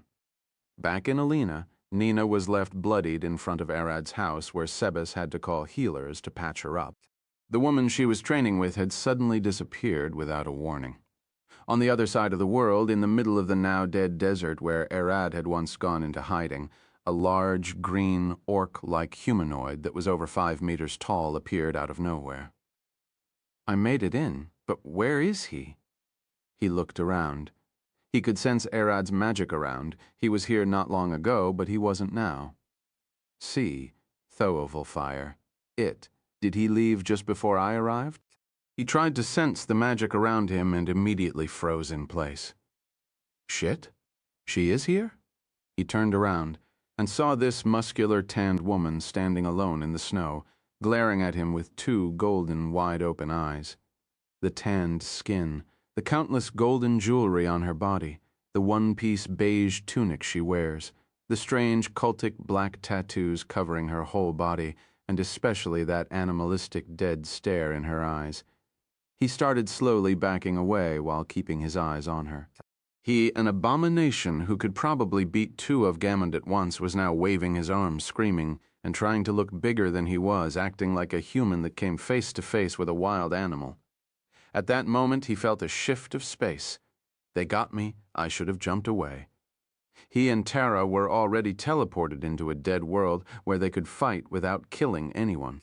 If he had run away immediately, he might have triggered Tara to chase him, but at least he could have used the mortals as hostages. Tarask, the progenitor of the barbarians, how the fuck am I going to escape from this animal? The creature which shares her blood with Nina had finally appeared. Chapter 1046. The Lizard from Ancient Earth. Nina! Nina! Open your eyes! Sebas shouted, shaking the unconscious Nina. She wasn't breathing and her heart wasn't beating. He couldn't even sense any kind of magic fluctuation from her head, which meant her brain had long since died. Sebas knew how much Arad wanted Nina. He even went to the trouble of making it clear to his wives. If he came back and found out that she died, this world would regret existing. Wake up, he shouted. Nina lifted her hand and pushed him away. Shut up, my head is hurting, she growled, looking forward with a tired face, her stomach rumbling like an engine. You're alive. He looked at her as if he had seen a ghost. He still held her hand where he checked for a pulse. Her heart was still stopped and she only breaths so she could speak. Stay here. I'll find a healer. Sebas rushed away. He didn't know what exactly happened with Nina, but he was certain of one thing. He must make sure she was alive and well before Erod returned. I'm starving. Nina looked around her with nearly dead eyes. The only thing she could think of now was food. She needed something to eat. She reached with her hand and picked a small rock that was by her side and threw it in her mouth, chewing it like hard candy. Yeah, I have work. No, it's been days. She stood, her stomach still rumbling, and the clucking of hens to the side rang like a dinner bell in her head. One of the hens looked at Nina's drolling face and gasped, "My cock, look." The rooster looked at Nina and growled, "Mother clucker." When the owner of the chicken coop came later to get a hen to slaughter for dinner, he found it empty. All of his birds seemed to have disappeared, and the steel fence looked to have been chewed open. What in the hell would do this? The beast ate the steel fence. This can't be the doing of a normal fox. It was then that Sebas returned with a healer, and didn't find Nina. He asked the distressed man searching his coop, and immediately pieced it together. Losi, the massive creature that Erod's territory is built upon, informed Sebas that Nina was the one who ate all the chickens in the fence and that she is now hunting monsters and eating them in the forest. This deep hunger burned inside her stomach. It didn't matter how much she ate. It all felt like nothing, big or small monsters. They all felt like nuggets of stale bread. No matter how much Nina tried to think about it, she could only imagine one thing satiating her hunger. He's dense, powerful, and certainly worth more calories than any beast. Arad Orion. She landed on the peak of the mountain, holding onto a tree that was growing from the mountainside with her hands and legs, looking down at Arad's land. Where did she go? She couldn't sense the woman she was training with. Her ancestor abandoned mortality. Returned to Tarask. This ancient abomination was called Fulon, a master summoner and a star lord. At the beginning of time, he had been nothing more than a fledgling worm born from the stardust of the universe when Ao refined it into the world that it is now. This wasn't his first time seeing Terra's kind. The Tarasks were one of the first few attempts that Ao made to create life, the prototypes where he simply tried to crank all of the creature's limits to their absolute peak atomal fire. Fulon clapped his hands, stall her down. Countless human-sized monstrosities emerged from his shadow, swarming toward Tara. They looked human, but deformed, lacking limbs or having multiple extras, their skin filled with warts, and some didn't even have skin. If a mortal saw this horrid army, they would rather die than face a wave of horrors approaching. Tara remained standing in place, not moving a single step as the abomination jumped over her, biting and striking at their full force, but no one managed to even scratch or move her an inch. Shit, it's not working. Fulon combed his fingers as he formed a massive eldritch spell, blasting Tara with a black fireball of enough heat to char all of his abominations alongside her. As the fire burned and exploded, all of the abominations had turned into burned charcoal and some of the sand had turned into glass. Didn't work. Fuck me. Tara was still standing in the same spot, unscathed. She took a step forward. The sand that was beneath her feet had remained unharmed, meaning that no matter how hot those flames were, they could even warm the sand covered by her skin. Fulon was thinking, trying to figure out if he could run away from her or not. But he suddenly saw Tara stop moving beside one of the burned corpses of minions. She extended her hand forward and grabbed a piece of charcoal, squeezing it in her hand. When she opened her palm, most of that charcoal had turned into a large black and white crystal, crackling with eldritch magic. Tara looked at the gem with a large smile on her face and then started dancing, celebrating something. Fulon almost shat himself. That was an eldritch diamond, a rare gem that can be mined deep within the cores of forgotten celestial bodies outside the universe. His minions were abominations from outside the universe, and he had burned them into charcoal using eldritch flames, that charcoal they turned into. What kind of ungodly pressure is this monster capable of generating in her palm? No, she is busy looking at her new shiny gem. I have to get out of here. She can't catch me if I fly high enough. He extended massive fleshy wings out of his back and flew at a blinding speed, racing to the upper atmosphere. In a few seconds, he was able to reach the moon by putting his all into getting the hell away. Good, she can't get me here. He looked down at the world and suddenly saw the continent crack, a massive lizard flying straight toward him. No, there, 000. He screamed like a little girl seeing a flying T-Rex rushing at her. The wingless Tarrasque landed right above him in her monster form. This massive monster had enough strength and accuracy to jump to the moon. The Tarrasques were massive creatures standing on all fours, reaching a height of almost 3,000 meters, 3 kilometers or 0.6 miles. Their whole body was covered in a spiked shell that could reflect all magic. Their regeneration was out of the chart, and their strength allowed them to jump out of the world itself. It was a common case for a Tarrasque to throw itself into space like a cat jumping out of a window. In a panic, Foulon used his trump card, a massive condensed spear of eldritch flames that he thrust at the Tarrasque's head, piercing her skull through the mouth. Immediately after seeing that he could hurt her by attacking from the inside of her mouth, he aimed a second spear down her throat toward where the heart should be. Sir, the no-fire.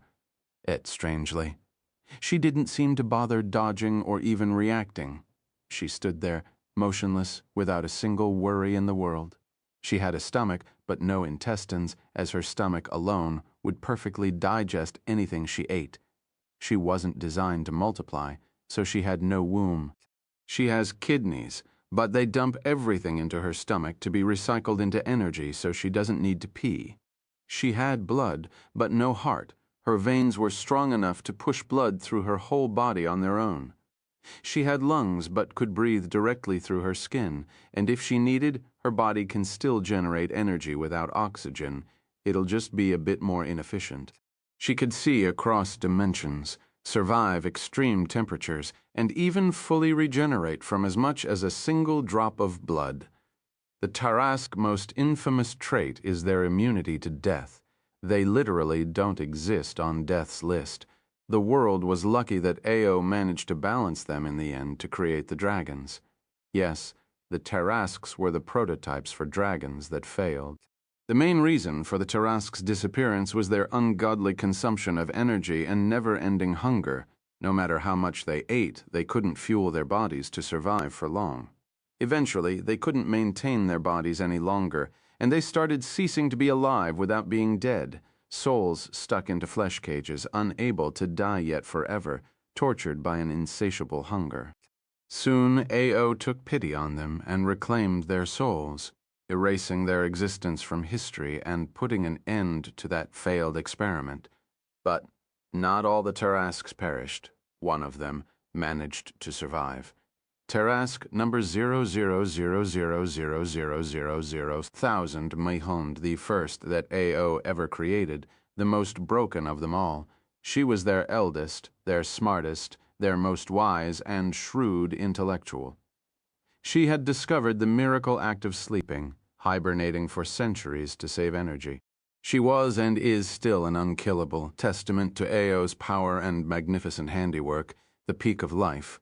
The peak of striving to remain alive. Even if she was reduced to ash, she'd still rise back up. Yes, one drop alone.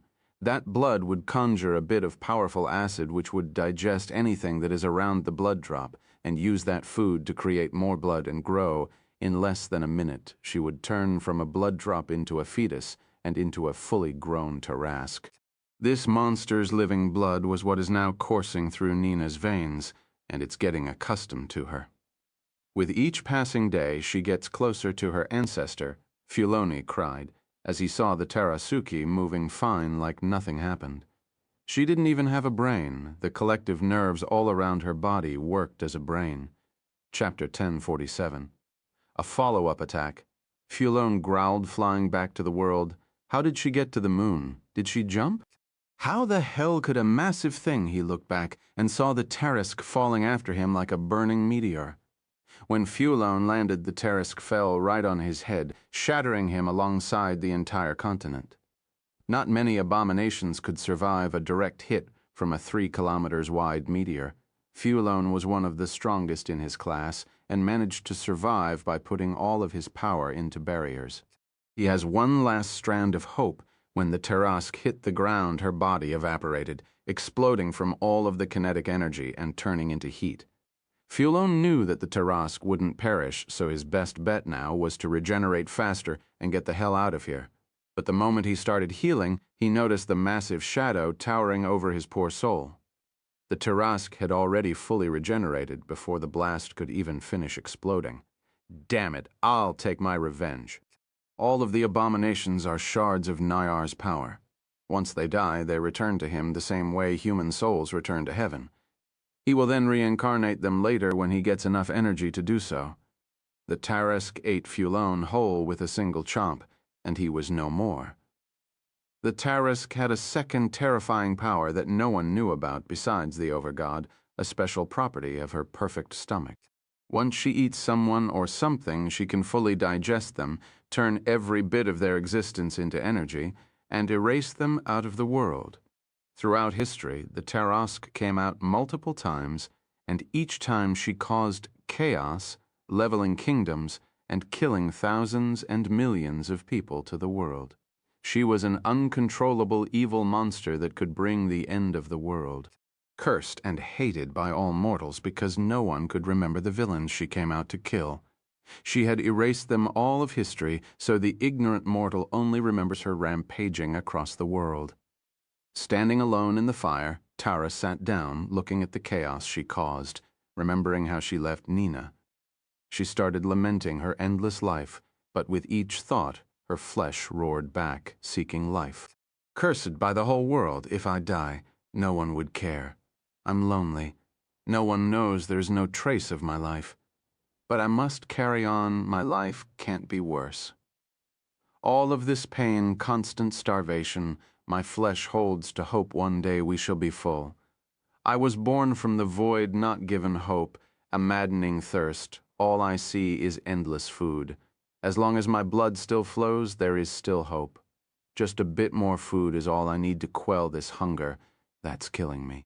When the Tarask was sent back to the mortal world, she swam into the ground, singing deep to the planet's core where she went to sleep on a painfully starving stomach, back in Alina's forest. Nina was standing alone atop the mountain, now having consumed hundreds of monsters without getting full, in fact. She started to feel even hungrier.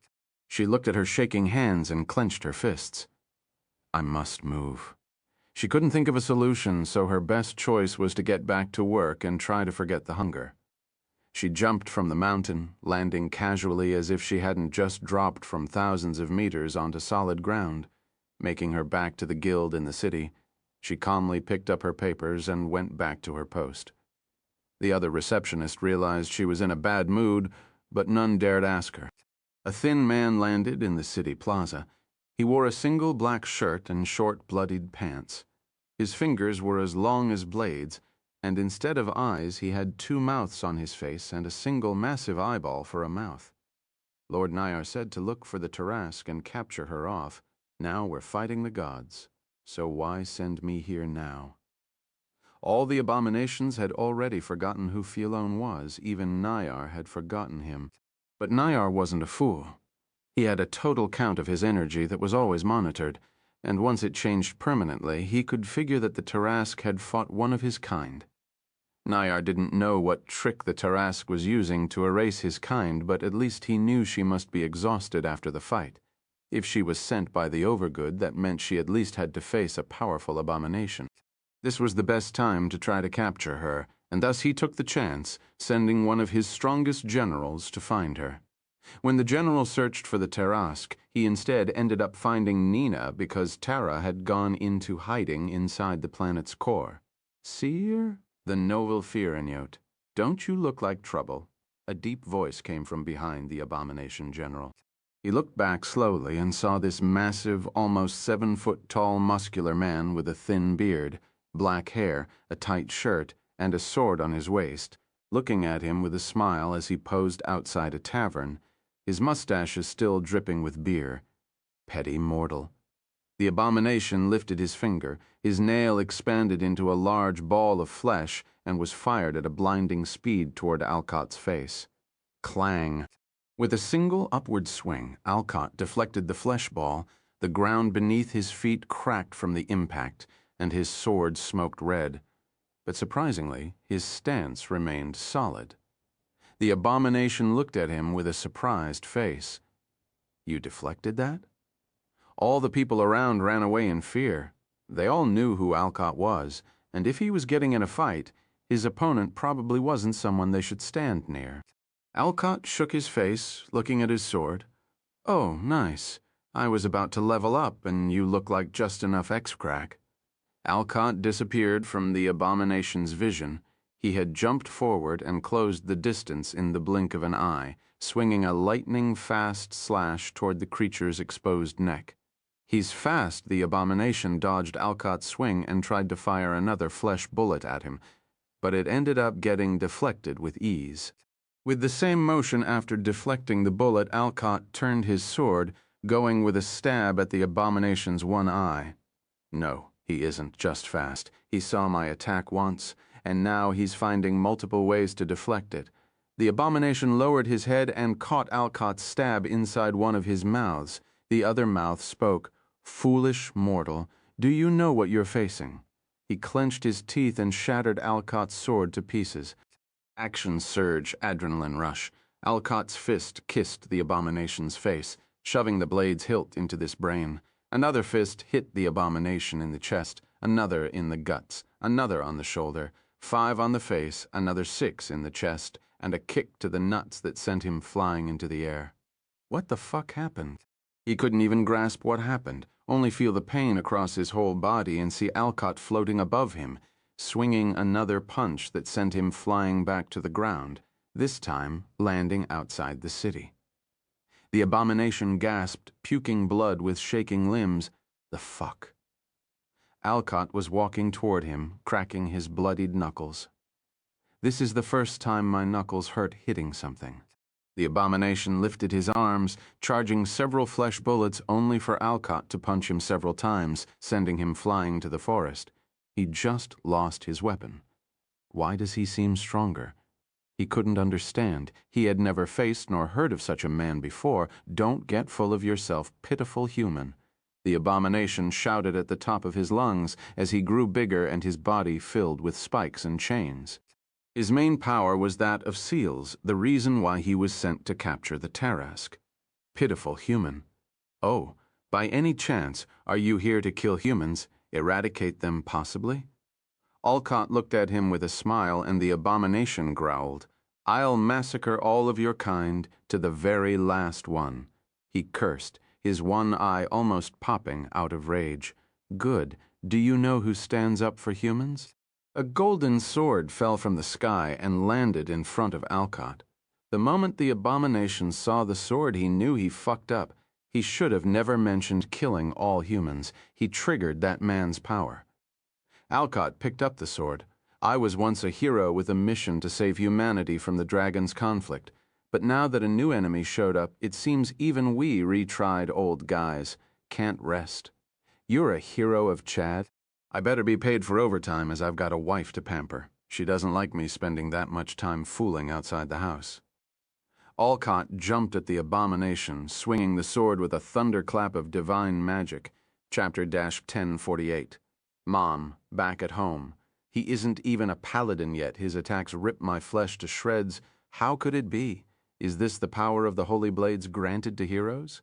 The abomination could barely keep up with Alcott's rapid swings. We're equal in speed and strength, yet he far outclasses me in sword skills. No, I don't even use a weapon. The abomination growled. His only job was to find the asleep Tarrasque and seal her. He didn't have that much fighting power and didn't want to waste his sealing magic on Alcott. Faced with this situation, the abomination called back to base in a panic. "Send reinforcements. A mad swordsman hero is getting in my way." The one who replied was none other than Nayar himself. This mission of sealing the Tarrasque was far too important for him to leave it to his minions. He would have gone himself if the gods weren't blocking his path. "What hero? That brat, Jack?" Nayar growled, barely able to dodge Kane and Caden's assault. "No, a middle-aged muscular man with black hair. I need someone to take care of him." The abomination replied this time, making sure to speak calmly to not offend his lord. A middle-aged man? No, don't. The link was severed. Nayar's mind immediately started panicking. Do you hear me? Get the hell out of there. Your sealing ability isn't something we can afford to lose. Reply, do you hear me? She is coming for you. Damn it, she must have cut out communication. The abomination was confused. He knew that Nayar was facing the overgod, so that thought quickly took over his mind. He must be busy. Don't let this bastard live. Well, if my lord wants it, I'll seal him first. Alcott and the abomination flew through the forest, ripping it to pieces. Lotzi wasn't fond of them whipping her back like that, but she knew it couldn't be helped. That monster was keeping pace with Alcott. She must help a bit. A flower blossomed on a tree, bursting with the impacts of the two fighting. Its spores flew in the air and one landed in Alcott's ear. Alcott, you can hear me lead that monster between the mountain. By Arad's rights, I'll clench the mountains on him. Alcott smiled, accelerating his swings even faster as he dodged the abomination's flesh bullets and strikes. One step at a time, he led the creature into the mountain crack. Don't get scared, you'll be fine, Losi whispered into Alcott's ear as the mountains suddenly cracked. He looked just as confused as the abomination and put on an act. A rock fall? Alcott gasped. For a moment, the abomination thought the two of them had damaged the area enough and that Alcott's words were true. By the time he realized that he was already in the jaws of a titanic monster, it was already over. The people of Elena's city watched in horror, and those who lived in Arad's village gasped for air. The local druids started praying, and monsters ran away. The two massive mountains drew closer to each other in the blink of an eye, clapping hard enough to blast the clouds away and shake the whole area. Alcott got ejected safely out of the crash. Losi had made sure he didn't get crushed. The abomination, on the other hand, was fair game. Just crushing him wasn't enough, so she made sure to chew well, grinding him into fine paste. Is that thing dead? Alcott stood up, exhausted. I can't feel any vital signs. Couldn't be deader. Losi replied, and Alcott sighed. That monster was far stronger than anything he had ever expected to face. Where did such a thing come from? He turned back to return to the city, only to see Ginger waiting for him just a few meters back. Alcott, what was that? She rushed toward him with a worried face.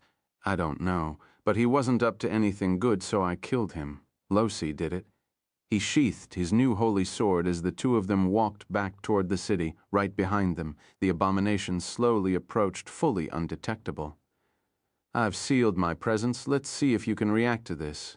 He lifted his fingers and started charging 2 bullets to kill the two of them. Crack! A hand grabbed him by the face, and when he looked he could only see a pair of purple eyes glaring at him. Wait, I'm undetectable. Who is she? How did she find me? You're coming with me, a voice growled in his head as Vasilisa dragged him away. Alcott felt something off and looked back, seeing Vasilisa swiping the ground with a broom outside her small house that was on the outskirts of Arad's village. This was her current guise. His eyes spanned up from her legs to her large butt, long, silky black hair to her burning purple eyes on her pale face that sat at him, her 2 massive breasts, all while Ginger gave him a deathly stare from the side. Ginger smacked him on the back and whispered with a growl. What are you looking at? Her, Alcott casually pointed out. I feel like I saw her somewhere before. Vasilisa looked at them and waved her hand. Since the last time they met her, she had erased her own identity by throwing herself into her own void. Even if this new body of hers looked similar to the old one, it only felt familiar, like they were sisters or something. I'll suck you dry, Ginger growled at him, her vampire fangs tingling. Wait, doesn't she look familiar? I swear I saw her somewhere before. Alcott seemed keen on finding what is this strange sense of familiarity he was getting is coming from. Vasilisa approached them and gently bowed, making sure to flash a bit of cleavage in front of Alcott to get him in more trouble. Isn't it Lord Arad's father? It's my honor to meet you. Arad was this land's baron, and most of the people living here had heard a rumor that Alcott was his father. Ginger smacked Alcott. She saw him looking at the large gap between Vasilis's breasts. "Where are you looking?" Ginger smacked him on the head and looked at Vasilisa. "Sorry, he's always hard to keep under control. He is the Lord's father, after all." Vasilisa shook her head. "It's also a part my fault." She looked down at her tight dress and back at the one that was hung to dry. "I've only got two, and my decent one is that drying over there. Can't you buy another one?"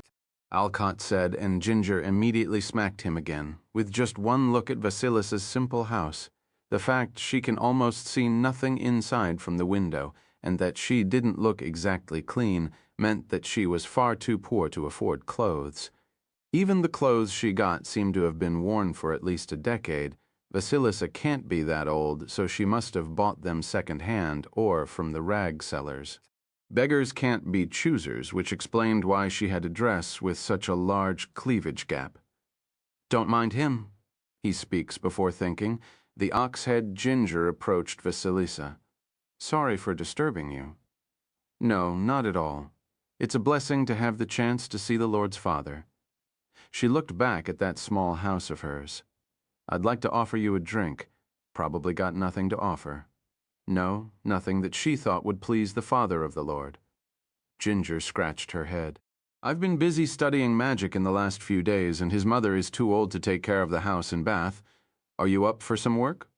Ginger looked at her with a smile. "Wait," Vasilisa gasped. "Work? Me?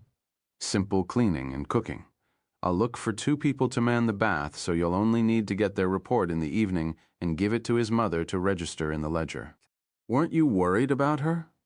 Alcott tried to complain, but he only got an elbow in his guts, dropping him to his knees in pain. "You don't have to worry about that. So what do you say?" Ginger then looked at Vasilisa with a smile. "I'll do my best." Vasilisa looked awfully enthusiastic about it, but Ginger approached her, whispering in her ear, "If I found you with him, I'll rip your breasts off and feed them to you. So it's fine, as long as you don't find out." Vasilisa tilted her head, and Ginger burst laughing. "I like you? Want to come with us now, or do you have some stuff to pack up?" CertTheNovalear.net. "I don't have many things to pack out. I'll get ready in a few minutes." Vasilisa rushed into the house to get her stuff. "It doesn't matter if they are heavy or not. We have a mule horse here," Ginger shouted at her. Alcott approached Ginger. "What are you planning?" "You're interested in her, your guts rarely miss. So we better keep her close until you figure things out." She looked at him. Chapter 1049. The King of the Arctic. Arad looked at the girls around him in the bath. It had already been over an hour since they were locked up here, yet the barrier around the bath didn't show any sign of weakening. Hattie didn't even think of releasing them once. Whatever was going outside, he could only hope that he won't walk into a burning hell. He stood. "I'm going to the sauna. I'll be coming with you." Eris stood and rushed after him. Outside, far away in the frozen Arctic, Gojo had finally returned to his kingdom and landed right outside his castle. The air is cold, colder than it usually is. He turned back and looked at the mountain. Why do those feel familiar? No, they aren't familiar. Gojo disappeared. 500 kilometers away from his capital, 3 abominations landed. His signal was detected around here. One of the abominations growled as he scooted around, silently sneaking behind the trees with his tall, black, and branch-like body. It was a 99% match. Could we have mistaken something? The other abomination said as she sat on a large boulder. She didn't look different than any other woman, except for the large lips on her stomach. It's a 99% match. It has to be him. The last of the abominations spoke. Her large, shadowy body crackled silently with magic as she waved her hands around, scanning the area. "That 1% is worrying me, though. Could we have gotten baited?" "It can't be," the first one growled. "We scanned for all possible tricks those interworld creatures can do." Did you?" a voice came from the sky. "Consider that no one was trying to bait you?" The 3 abominations looked at the sky, seeing those 2 blue eyes glaring down at them. This is where I practice magic.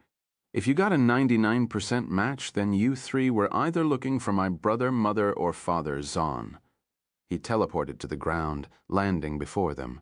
The moment his feet touched the ground, the three understood that the one standing before them was a monster, a creature that they couldn't afford to underestimate.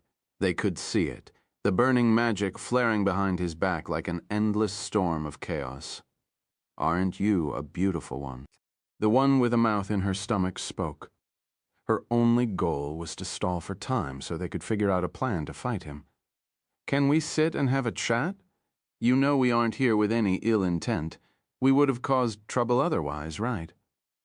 I find it hard to believe your words, Mouth. Gojo had made up his mind to call her Mouth. Can't blame you, but as you see now, we aren't fighting. She looked at her two other friends, right? The large, shadowy black one nodded.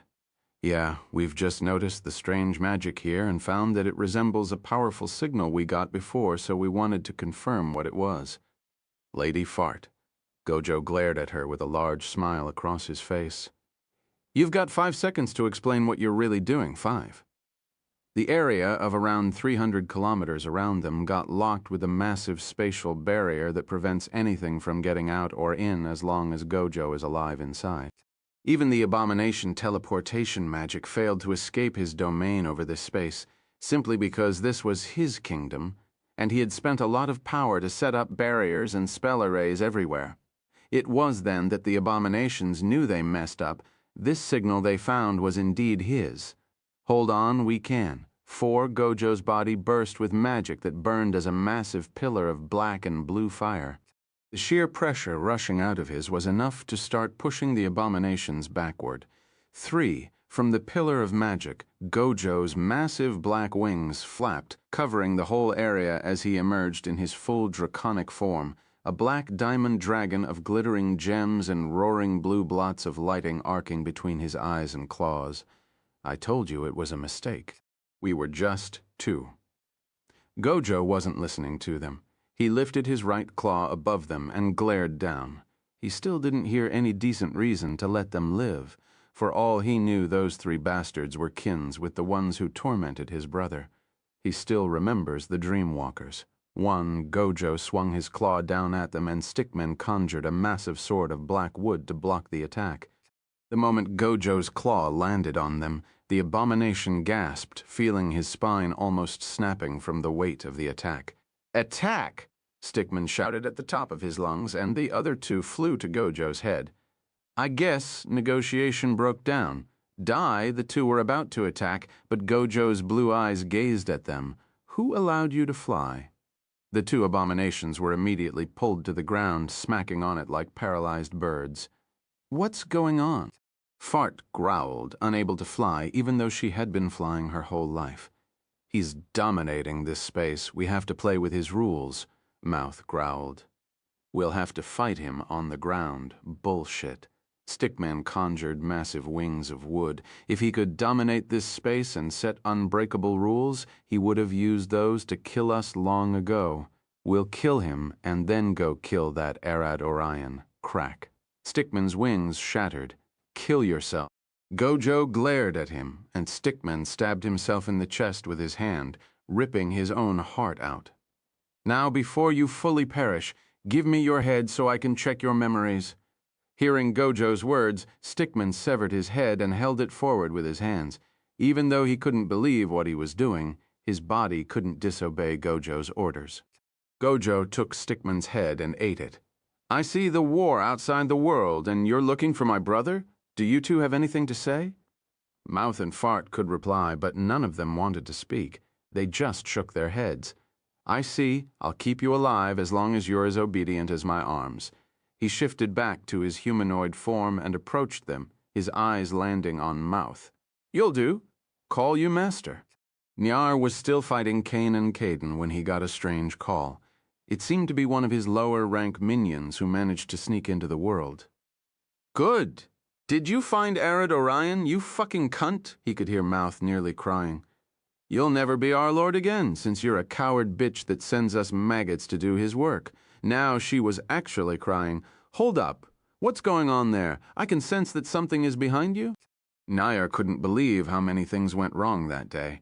His entire plan seemed to be falling apart. My new lord is now cutting my soul out of your dominion, since you're a lazy, rotten bastard who never cared to protect our souls. Ah, you! She was screaming as Gojo cleaved the chains Nair had around her soul that made her a part of him. He was technically freeing her, but since those chains were embedded so deep into her soul, it was like he was pulling her ribs out. I'll send someone, just hold on for a moment there. Nair growled, but he was indeed busy with Cain and Caden and probably wouldn't have time to send reinforcement. He needs her to fight and resist as much as possible, so Gojo might just kill her instead of freeing her. You don't need to bother, our master would come to fuck your brain out for going after his younger brother, so you better get... The call got severed as Gojo finished freeing her soul from Nair's grasp. Nair was there, fighting Cain and Caden without fully understanding what was going on. This might be the first time he was this confused ever since he was born. Sea Arch, the Novel Fire, net, back in the mortal world. Gojo stood in the snow with the two abominations on the ground. Lucy Isdis's little sister and the current demi-goddess of gluttony that Gojo got from Korra walked past them barefoot on the snow and approached him. The two abominations looked at her, unable to believe their eyes. The clothes she was wearing, the countless expensive jewelry all over her body. Her hair, skin, and eyes, everything was far too divine for a mere demigoddess. Gojo had imposed a one-god rule over his entire kingdom and managed to win his people over by making it so that Lucy, their now only goddess, was their savior who blessed them with food and warmth in this frigid land. Even as a demi-goddess, she had more followers than most gods, and her followers were far more devoted than the average person. If they weren't, they would have starved and froze to death. Just as how her portfolio of gluttony implies, Gojo has been fattening her up on divine magic prayers and countless divine artifacts that he hunted from all over the kingdom. I'll call Arad first and inform him of what's going on. After that, I want you to send me outside the world. Can you do that? Gojo looked at her. It'll be extremely painful with my current power. I'd rather you pull all of my nails off than do it. Lucy looked at him with glowing golden eyes of divinity. Then we're stopping here. Gojo sighed. Lucky bastard. Who said I'm not sending you? I'll get you there even if it kills me. She smiled, lifting her hands with a crazed smile. I'll start getting ready. Gojo looked at the two abominations. You better start worshipping her now. Your suffering and comfort rely only on her mood. Don't even think about death. It'll never save you. Gojo called Arad, chapter 1050. The monster's older brother is a bigger monster. Arad, do you hear me? Gojo stood in the falling snow looking at the clouded sky above him with glowing eyes. I do, but I'm currently locked inside a strange dimension by a woman called Hati. Arad replied to him almost immediately. He was just walking into the sauna with Eris. That's for the best. Things are a bit ugly out here. Just stay hidden for now and make sure to keep an eye on your wives. I'm sure she kept them with you. Gojo smiled. Some abominations are looking for you. As long as they didn't find you, it'll be fine. But the moment they find you, they'll start looking for people I know to use as hostages against me. But now they don't want to waste them. That's it. If they don't find you, they've got no reason to waste potential hostages. You sit tight. I'll go wipe them out quickly. They are far too powerful. I'm sure Hati has a plan to deal with them. You should stay out of it for now. It'll be safer for you like that. Gojo giggled. I'm happy that you're worried about me, but you really don't have to. One of them is over 100 times stronger than me. He might be millions of times stronger. Do you have a plan, or are you just jumping in? Those aren't the kind of creatures we can just kill with ease. A large smile crossed Gojo's face. Right now I'm about 5 times stronger than you, based on magic alone, but what? I've got this one spell, I'm sure. Even if I faced someone who is 1 billion times stronger than me, I could one-shot him, his relatives, and his friends faster than Betty on speed potions. I hope you know what you're doing. Don't lose. Don't worry, I'll win. Gojo looked at Lucy, who had gotten her divine magic ready, but it was clear on her pale face that this had drained the life out of her bones. Unlike Arad, who had learned Vorvados's eldritch magic to jump outside the universe, Gojo didn't, and normal teleportation magic can't get him out there. The only option he has is to rely on Lucy. If the Overgod had sent a signal to call the gods into battle, she must be able to sense that signal even if she was excluded. After finding the signal, she has to use it to write the magic the other gods used to teleport outside the universe to fight. I can't do it here. Let's return to the shrine. Lucy took a deep breath and Gojo carried her. You two can come with us. He flew away, and the two abominations followed them. When they landed in the shrine, the nuns working there rushed toward them. Your Majesty, what's going on? Prepare a festival. Empower Lucy as much as you can. He looked at them, and Lucy jumped down from his arms. I'll start the rituals immediately. I'll be pushing myself far above my limits, so don't blame me if I fail halfway. You can stop if you want. Gojo looked at her with a smile, and she giggled. Remember the time we switched souls? Even if I had your powerful body, I was as useless as I was before. But you, on the other hand, managed to push my body over its limit and achieved a level of power that was several times stronger than even my wildest dreams. She stepped into the middle of the shrine and waved her hands, grabbed the threads of divine magic around her, and twisted them as if she were dancing. Even if this was far beyond my limits, I know that I can achieve it. As Lucy danced, her skin started bleeding and her eyes turned red with each step. The sheer pressure of circulating that much divine magic was crushing her body and soul. A demi-goddess like her shouldn't be playing with such a massive amount of power. The spark of wild magic started flashing above her head, ringing and dinging like 1,000 golden bells as embers of divine magic rained upward to the sky from the ground. Gojo's robe flapped from the sheer divine magic rushing out of the ground. He stood there bracing himself with a large smile on his face as a massive golden barrier emerged beneath the clouds and sparked with countless golden and black magic symbols. The nuns watching looked at Lucy with a scared face. She was bleeding rivers, painting the divine magic circle on the ground with her feet as she danced across the open shrine garden. I'm the goddess of gluttony, biting more than I can chew is engraved in my nature. She stopped dancing. Gojo, I've located them, using his wisp of divine magic to reach them. Crack. Gojo lifted his leg up like a sumo wrestler, dropping it to the ground with enough force to shake the mountain. This shrine was set upon with his hands. He grabbed the air before him, spreading it apart as he opened a dimensional crack. Seer, hovelfire.net. I'll be back soon. With a single jump, he disappeared into the crack, not leaving a single hint of magic behind. Lucy fell to the ground, coughing blood as her vision almost went black. The nuns rushed at her. Your divinity. Lucy giggled. So this is it. She wiped the blood on her lips with her arm and stood. Casting this array was painful, but now my body remembers the flow of the divine magic far too well. We'll carry you inside. The nuns tried to help her, but she refused. I'll walk on my own. I can feel it. I'm just a hair strand away from breaking into true divinity. She could barely stand, but she took a step forward. Obelisk. Obelisk appeared by her side. Sister Lucy. I'm going to recover inside, and I want you to protect me. Lucy looked at the nuns. Gather as many people as you can and get them to pray double. No triple. The offering from now on until I come out. Sister is about to ascend to godhood. Gojo would be proud. Obelisk looked at her with a passive face and Lucy giggled. Gojo could defeat gods even as a mortal. Being a god is good, but not that amazing. Obelisk helped Lucy inside as the nuns scrambled to gather everyone they could. This was an important time in their lives, kingdom, and history itself. This is the time their demi-goddess would ascend into divinity. A goddess is about to be born, and they shall bear witness.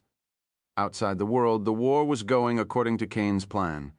They are pushing Nyar back alongside his abominations, and this fight shouldn't last far longer. Ken himself didn't want it to last any longer either.